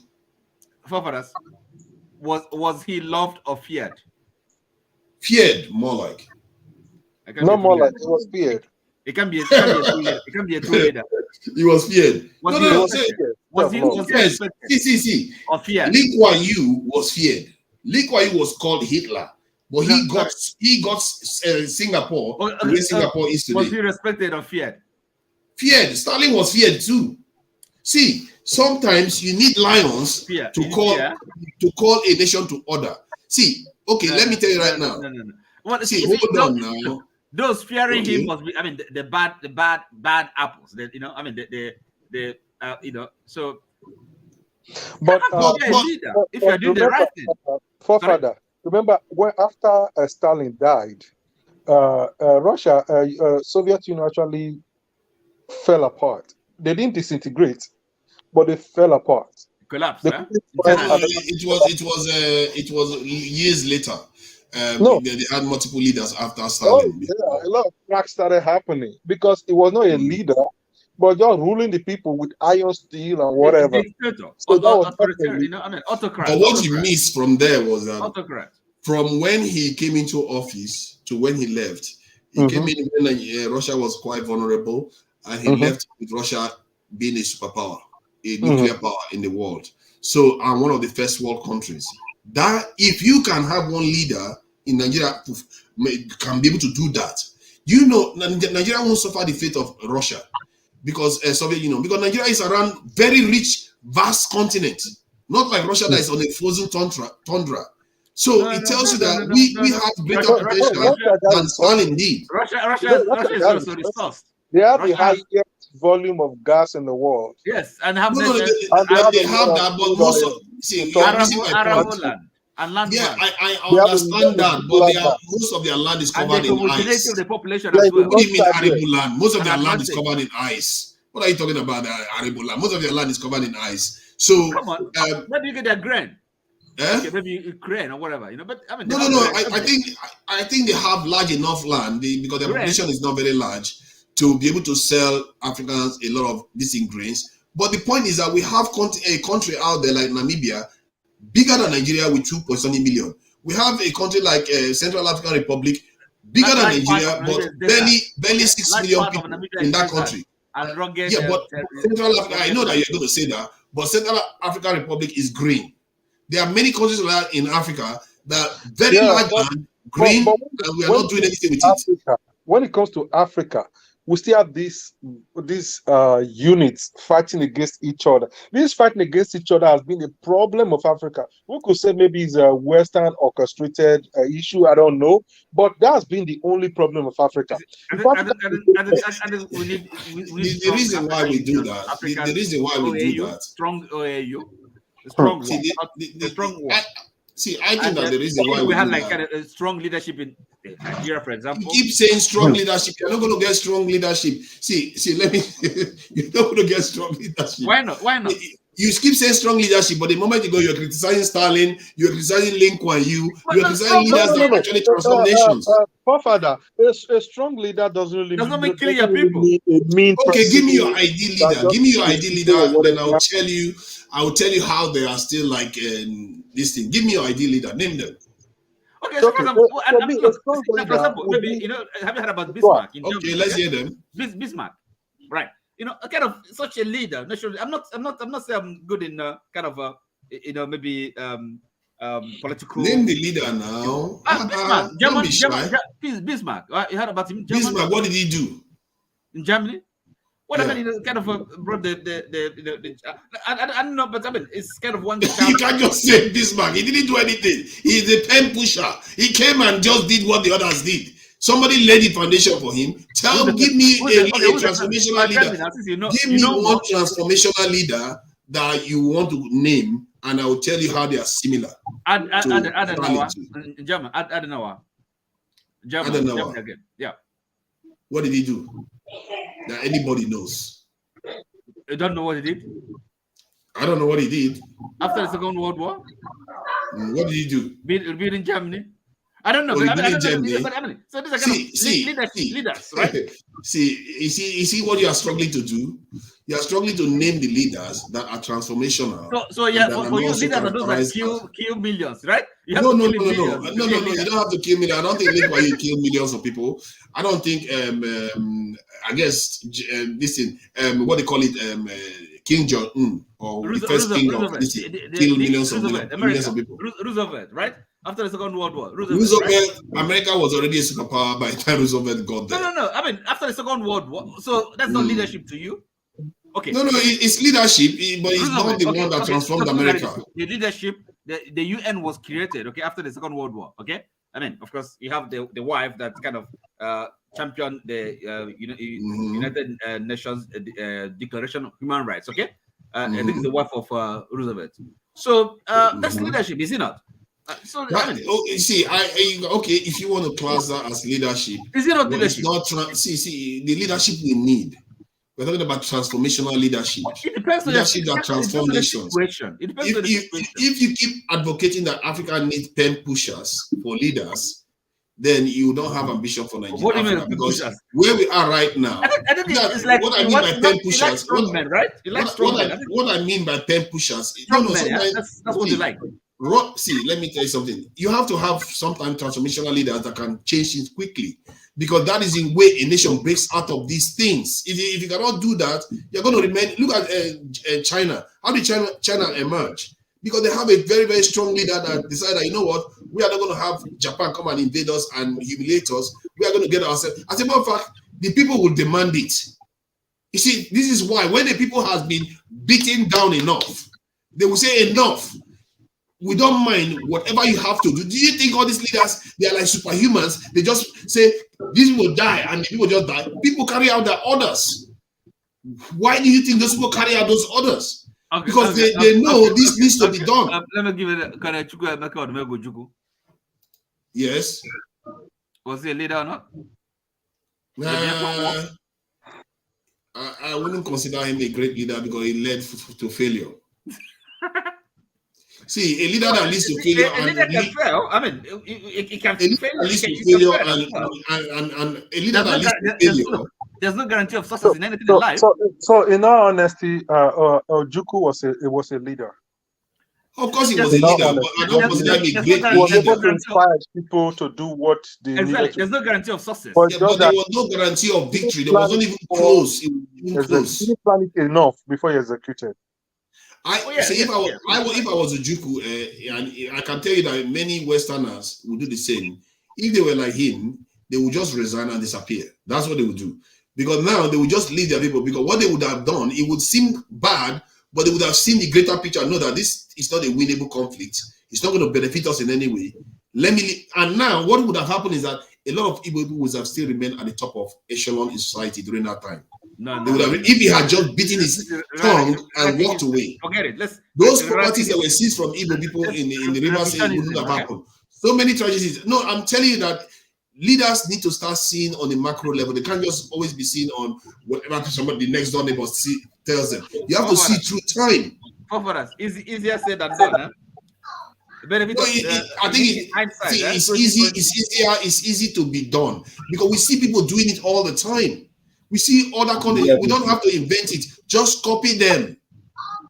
How did China do it? China, when we were busy borrowing China and Singapore money, we were giving them money. They were building their defenses. They were building the base of their country. They were not partying all over the place. They were not organizing first tag and all that stuff. And look at them today. You have to do the hard work and that hard work is not always pretty. The question, you know what our people always say, one African American woman, she said, I discipline my child because when my child, if I don't do it to my child, the police will do worse to my child. Sometimes you inflict pain on yourself because what others will do to you, you don't have control over it. Who would you say is an ideal leader for Nigeria under its current state? Who would you say? I think Nigeria needs a strong leader that is self-aware. The worst leader we can have is a strong leader that is a slave to foreigners. That is the worst kind of leader. Because that one will kill his people to ensure that we remain under bondage. A strong leader then. I mean, it can be a leader then if he's a. I mean, you see that like Mobutu Sese Seko, we do have them like crazy leader like this one in Cameroon, and that has been in office for a very, very long time. Yeah, they will do anything to remain in office and keep their nation weak. They will do anything. They will not really raise their nation to a high level. The country he has is not even big as Cameroon. How did he manage to get it to where it is today? Our leaders lack vision. They lack ambition. And for whatever reason, they've all chosen not to have it, and I think it's because they have masters that are telling them don't do it, and they are listening to those masters. Till today, was Kenyatta? Apart from Abacha didn't listen to them. Abacha is the only leader I can tell that overtly didn't listen to foreigners. Was Kenyatta a leader? Zambia shall be free. I don't know his story well enough to be fair. I'll be speaking from, I don't know. I can't say something. Was a freedom fighter. So, where was it? Yeah. Was a freedom fighter. Sorry, not Kenyatta. I mean, Jomo Kenyatta was Kenya. Zambia shall be free. That's Kaunda. Kaunda, which is Zambia. What freedom fighters in Nkrumah? These are leaders. These were leaders. Nkrumah was a leader. He wasn't listening. Nkrumah, they used to laugh at Nigerian leaders. Nkrumah, they were writing that Nigerian leaders take their directions from London. Right. That basically we are the what they call them, the sellers of the continent. The softies, huh? Yeah. Until today, you can argue that Nigeria is still is. But forefather, it's true. It's true. I feel the problem of leadership in Nigeria is not actually in the leadership position. It's actually in the people. The people don't know the power they got. For example, to change Nigeria as a country, it depends on every Nigerian knowing their rights. Do you know if Nigeria want to change the cultural system that is up there in Abuja or Asuro, whatever it is? It's very easy from the grassroots. For example, if a single Nigerian man or a group of Nigerian men realize that they have the power, who they vote into the Congress, that would change the entire life of the average Nigerian. For example, like the last revolution. MC boy, why not give power? One second. One second. You vote the people you want to that Congress, and if the person don't do the bidding of the constituency that put in there, the constituency, according to the Constitution of Nigeria of today, not even a new constitution we don't have, the one they have today, they have the right to recall that Congress person. Yeah. Do they do it today? No. If you recall the first one, money back. They'll just give them money back. They go home. Okay. Mark Boy, let me just give them money and they forget about it. I agree with you, but a corrective, because this is I've been kind of talking about leadership, okay, and you said something which is kind of in a way divergent, from that, but in a way it's still chancing with my idea of leadership. You see what happens now. What happened this last election, okay? At least, this, like, the grassroots, voting people that the people actually want, okay? Sometimes unknown, people who never had any kind of career or political pedigree, okay? But they were elected. How did that happen? What do you think happened? Okay, the grassroots, all right. But that grassroots had something they looked up to. Obedience. They had somebody, a leader, right? Or at least a potential leader. Are you with me? So you see what that moral authority, what it represents, moral leadership. You always need somebody, and that's why they change. You see, and then the people will follow. Are you with me? Because they looked up to somebody, they see an example, moral authority, and then the people followed. And they change. Are you with me? Like a motivator. Sorry? Like a motivator. Exactly. Inspiration. A vision, see that energy. They need to kind of, that energy has to be galvanized around some personality or some whatever, So, but there has to be somebody there. This grassroots needs support. It cannot exist, in a vacuum. What do you think the role of the diaspora is then in all this? What do you think the role of the diaspora is? Quite a lot. Because it's the kind of the discussion we're having here, and something can develop out of it. If we are kind of have seriously minded people.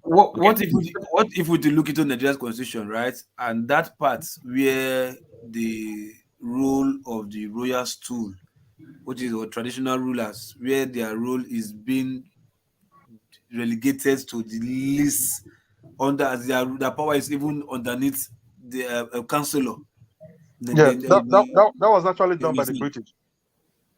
by the British or by the Nigerian Constitution? No, British, they draft, actually, the constitution we have today is the constitution that the British has always done. All we have always done is we change it, we modify it, we change it, we modify it. See, before I ask the question about the role of diaspora, the kind of what I'm saying is, if you give power to those first-class kings, right, those first-class rulers, probably they will be able to have a say to checkmate any democratically elected person. I don't agree with that.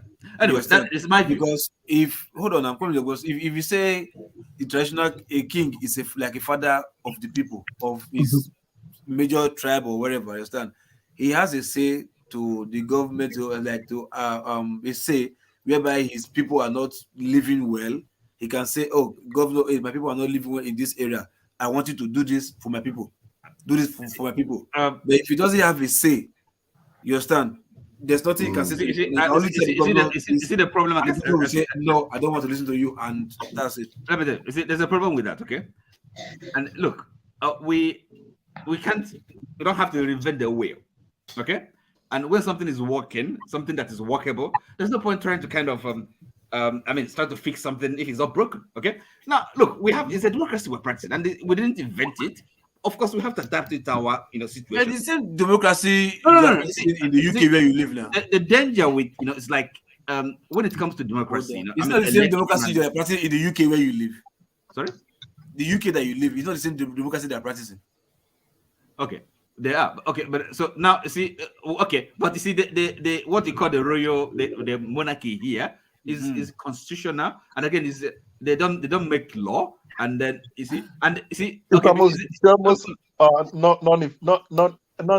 almost I don't know the best one to use. It's as if it's not really there. There's ceremonial. Who said so? They are mostly ceremonial. Who said so? Sorry, let me explain it. Where did he get that from? Wait, who said what did they do? Forefather. The monarchy has. Do you guys still welcome a new person to the prime minister and the Congress? Listen. Oh no, I think we are like a kind of conversational this is stuff now. But I think we'll let you have your say because you have not said anything at all. Please let's have the newcomer have his say, please, so that you can join the conversation. Now, from now, you can interject as you see fit, but just have your say first. Okay, in that case, I like your moderating style. That is going to be a little rowdy. So, I think based on where I've met you guys, though I've been listening in background that when you guys are discussing quite a lot of things. First, to pick it from what you guys are discussing now, I think issue of making our traditional leaders in Nigeria to be like have some sort of more power.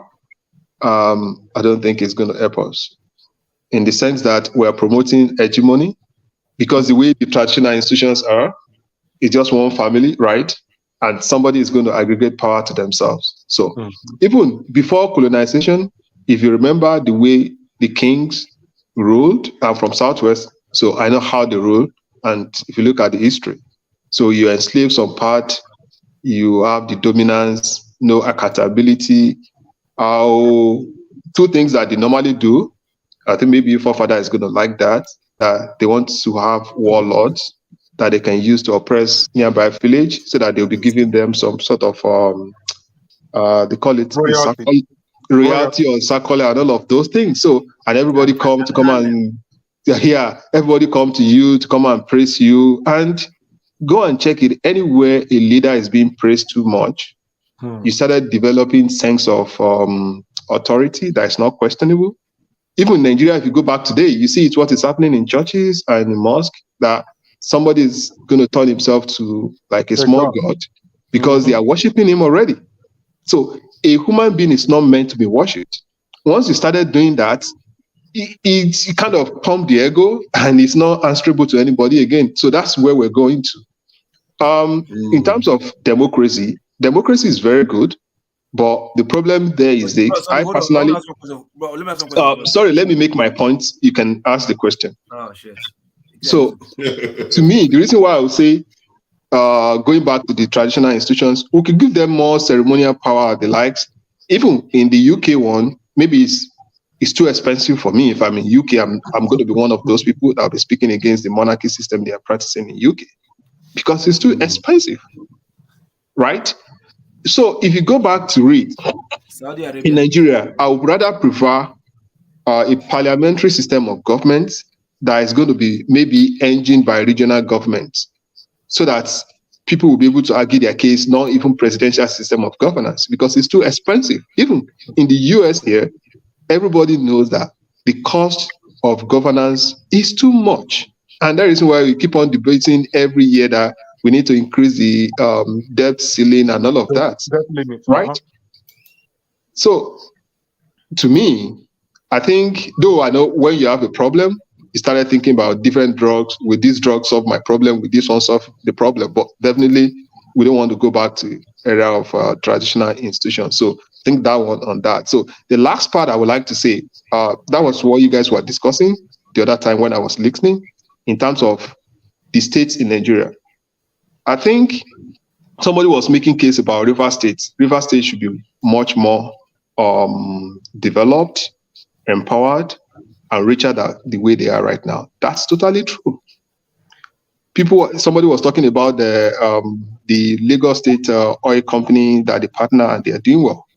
What I will give to the people ruling Lagos State is this: those guys, I know they're corrupt. Everybody knows that, but they understand how to set up institutions and how to manage governance so well, more than any other state in Nigeria. I'll give you an example. The recent development. Despite that they have the ports, everybody is saying Lagos is developed because they have the ports, right? They still don't sit down just on that one only, rather. They went ahead and go and build another port by the state, not even by federal government. So what stops a state like Port Harcourt? Why Wike was taking all the money to go and making sure that it's sponsoring PDP all over Nigeria, wasting the money? He could have used that money to build a port in Port Harcourt, and it's going to serve the entire South, Southeast, and all of those regions. So there are a lot of things that states could do that they are not doing currently, that is actually making Nigeria not working. So everybody just looking at Buhari. But if you look at it, the money they were owing all these oil-producing states is the one that gave it to them.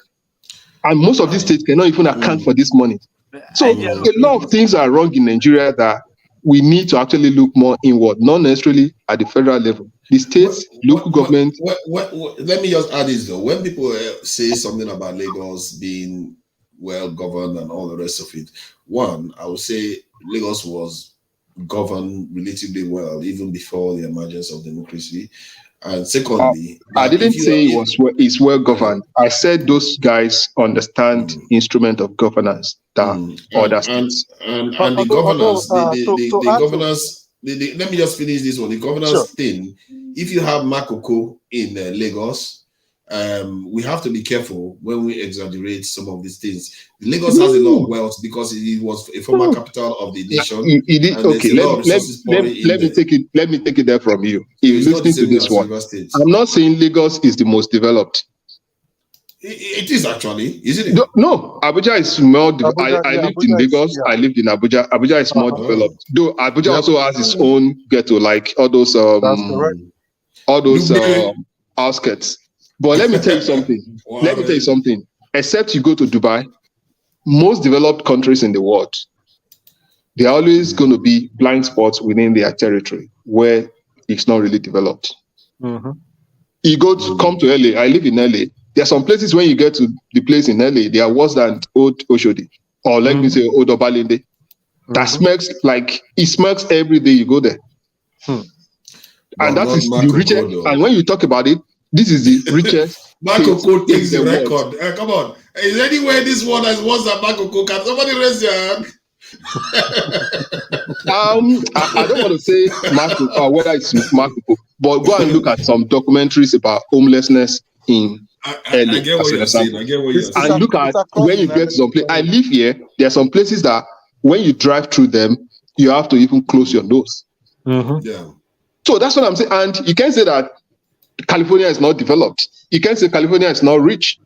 And the same conversation we were having the other time, I think somebody actually addressed it properly that Buhari is not somebody that's actually very good in expressing what he's doing. If like the rail system that go to Maradi and all of that, if they are using it to have economic advantage, it makes sense. And you actually see in Lagos, they are doing the same thing. There is a road system, if I remember, since Fashola time, from Lagos down to Cotonou, right? And they're still spending on that road. What's the difference between that road and the road that goes to the Niger? It's still the same thing. From Nigeria to another place, it's because Nigeria is not taking advantage of the neighboring countries. We're just for Christmas for free. We're not taking advantage yet. I think the French are clipping our wings.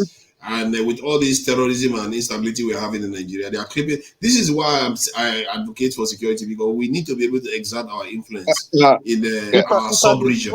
In terms of security, forefather, I know you mentioned this quite a lot, though sometimes I kind of express some concern about you, like, okay, you are so lucky, maybe you are not a Muslim.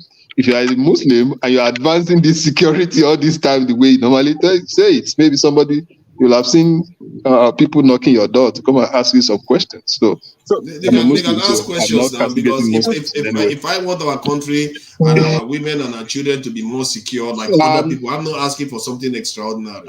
I'm asking for something the way you present it sometimes, it scares me. Like, if you become a leader, are you going to be like authoritarian that just want to use military power to overwhelm people? See, if you don't do that, if you don't fix your country's security fundamental challenges, what will happen?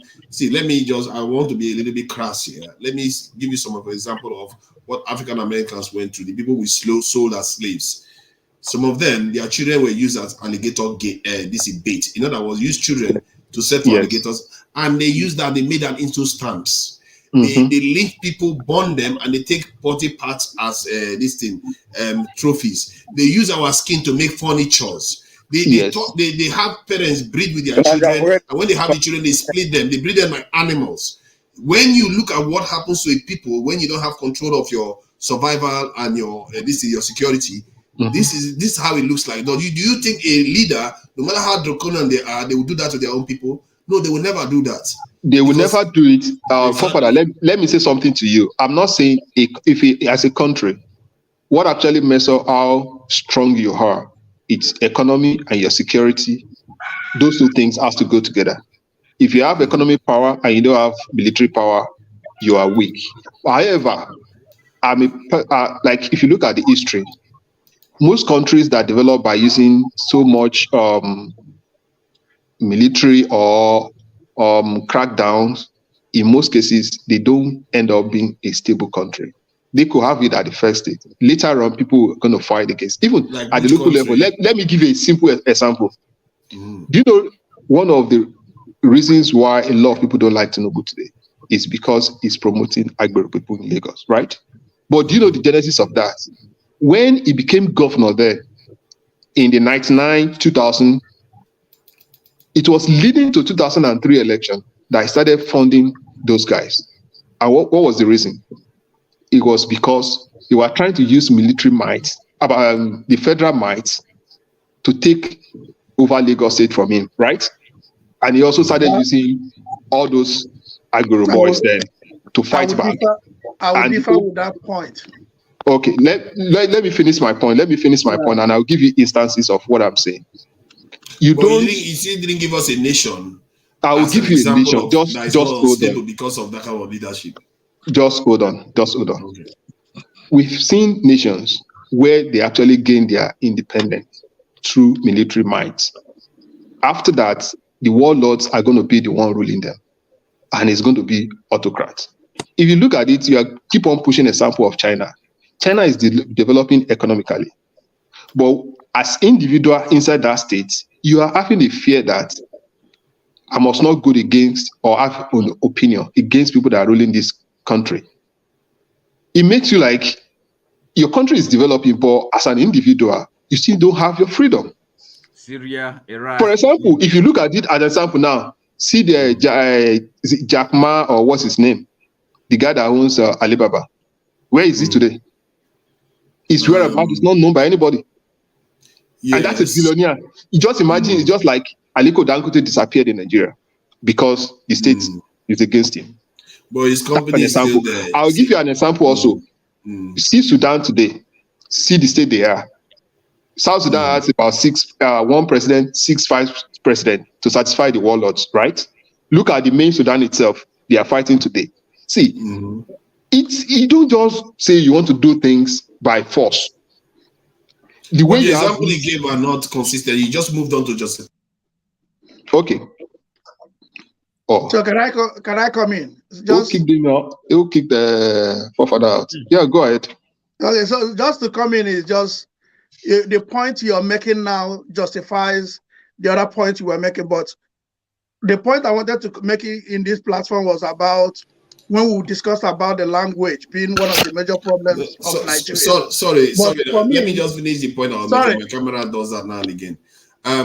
The examples you gave are not of nations that are secure. They were not secure originally. He has given me permission to move on with that. So yeah, hold on. Sorry, I was moderating this thing anyway. And besides, I was talking before I went off. I don't know why his own permission is relevant there. The point was that regarding the nations you gave as an example, because we have to get somewhere with these discussions. We can't just say something and just go over it, because people that are listening will think, oh, that's a valid point.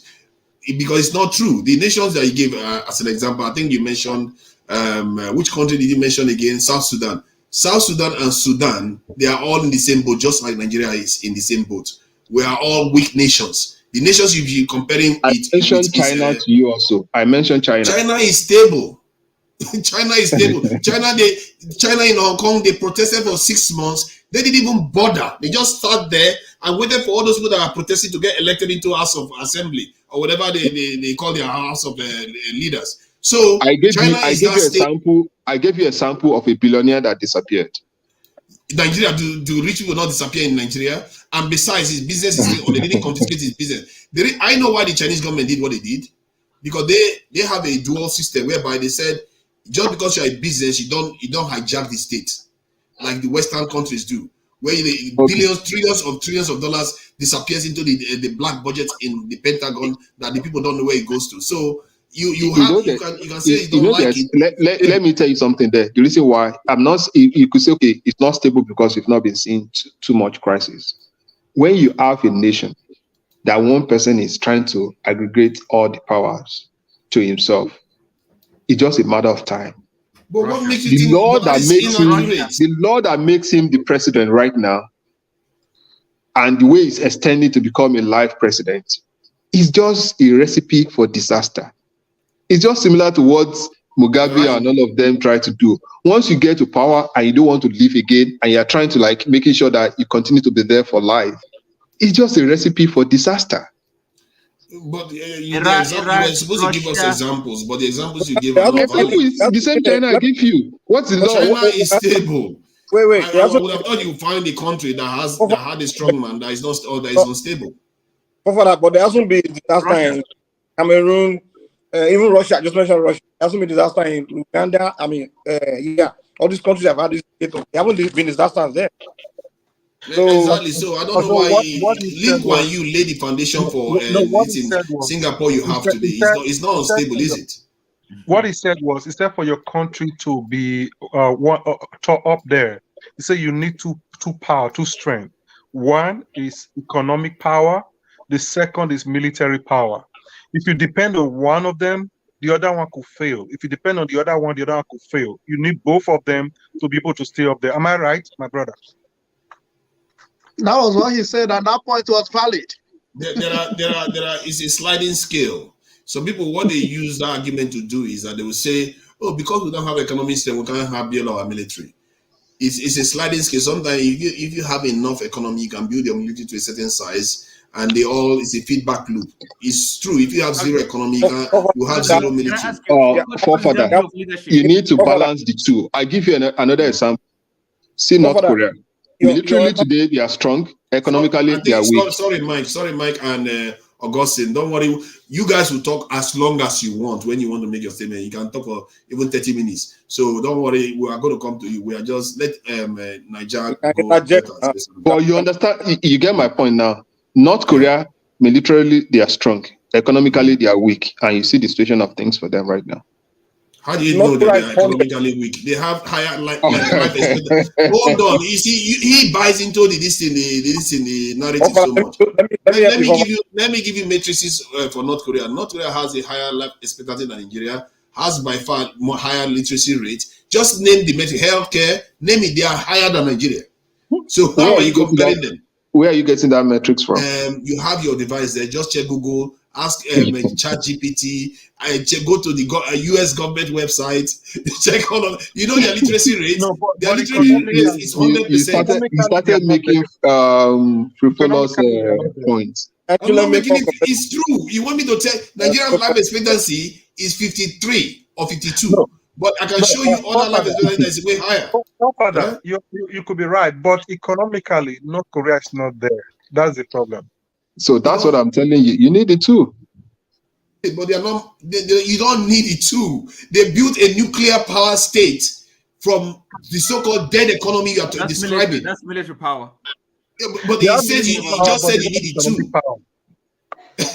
but you see, you can't eat your cake and have it. You just said you needed two to build one. You need one with the economic power to build the military. I told you that they are able to build a nuclear power state from that small economy that they have. No, what he said is, he said you need two of them to stay up there. So if you depend on one, the other one could fail. You depend on the other one could fail. Either of them could become useless. If no military power, no nuclear state has ever gone broke the other way around. They never gone backward. Okay, is that what you're saying? Hold on. You said nuclear state. Hold on. Pakistan is a nuclear state. Do you know that? Yes. Did it go backward? That's a good How stable are they? How stable are they? Economically, how stable are they? See, they may not be. They may not be very rich. No. Hold on. You are thinking that once you have it, nobody's invading them. You are just making. If it is debate, I would beg to go in. But if it is submission, let's go round because you are making it debate. Yeah. Let's let Augustine go. Sorry. Yeah, sorry about that. Don't worry. Say whatever you like about all the topics we've discussed. No, I'm not gonna say all. I just want to make a little point on the issue of language being our issue. I totally disagree. The greatest problem we have as Africans and Nigerians in particular is ownership. I don't believe that we owe our country. Personally, growing up, I wasn't comfortable with my dialect until at a point in my life, I was like, this is the best gift God gave me. At old age, I started learning my dialect. None of us sees Nigeria as our own. Rather, we see our ethnic regions as our own. And that is what the politicians are using to hold us down. Let's use the election we have. If all of us believe in one Nigeria, tell me why the candidates we have will come out. If you want to tell the Yoruba people to organize themselves and present somebody, I am sure they won't present Tinubu. I am sure they won't tell Tinubu go and represent the Yoruba states. So the problem we have, and what is our greatest problem, is ownership. In America, from their kindergarten, they start teaching them how America is their own. How when they defend America, they defend everywhere. And that gets into their head. And that is one thing they believe, that this is our own. So if we really can develop a culture where, even in our elementary schools, I don't think they talk about Nigeria as a country. They just talk about their little conclave. There's no curriculum that brings Nigeria together. Until we mold ourselves together, we really cannot. And on the point my brother just made about Lagos, since this election, I've been laughing at Obasanjo. Obasanjo had the opportunity to diversify the Nigerian economy. I am eyewitness when the Calabar seaport and the Port Harcourt seaport were ready to function. But he went to the National Assembly. You can verify that. He went to the National Assembly and put up a law that made these two seaports not to function well, so that everything would be imported in Lagos. Those of us that travel back to Nigeria. Sorry. This is a very, very important submission you just made just now. Do you know what law that is? What law he passed to restrict the seaports in the south? I don't know the actual law, but I know that he went back to the National Assembly after commissioning the Calabar seaport. That's interesting. I can come back next week and bring up that law, how that happened. Anyone that is watching that knows, please share that information, because that's very important that we know. So, sorry, go ahead.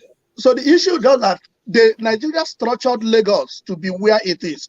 So now Obasanjo lost it because Tinubu came in, and the argument you presented that he started using Arbor when the military came after him, I disagree. Even he became a governor through the means of Arbor.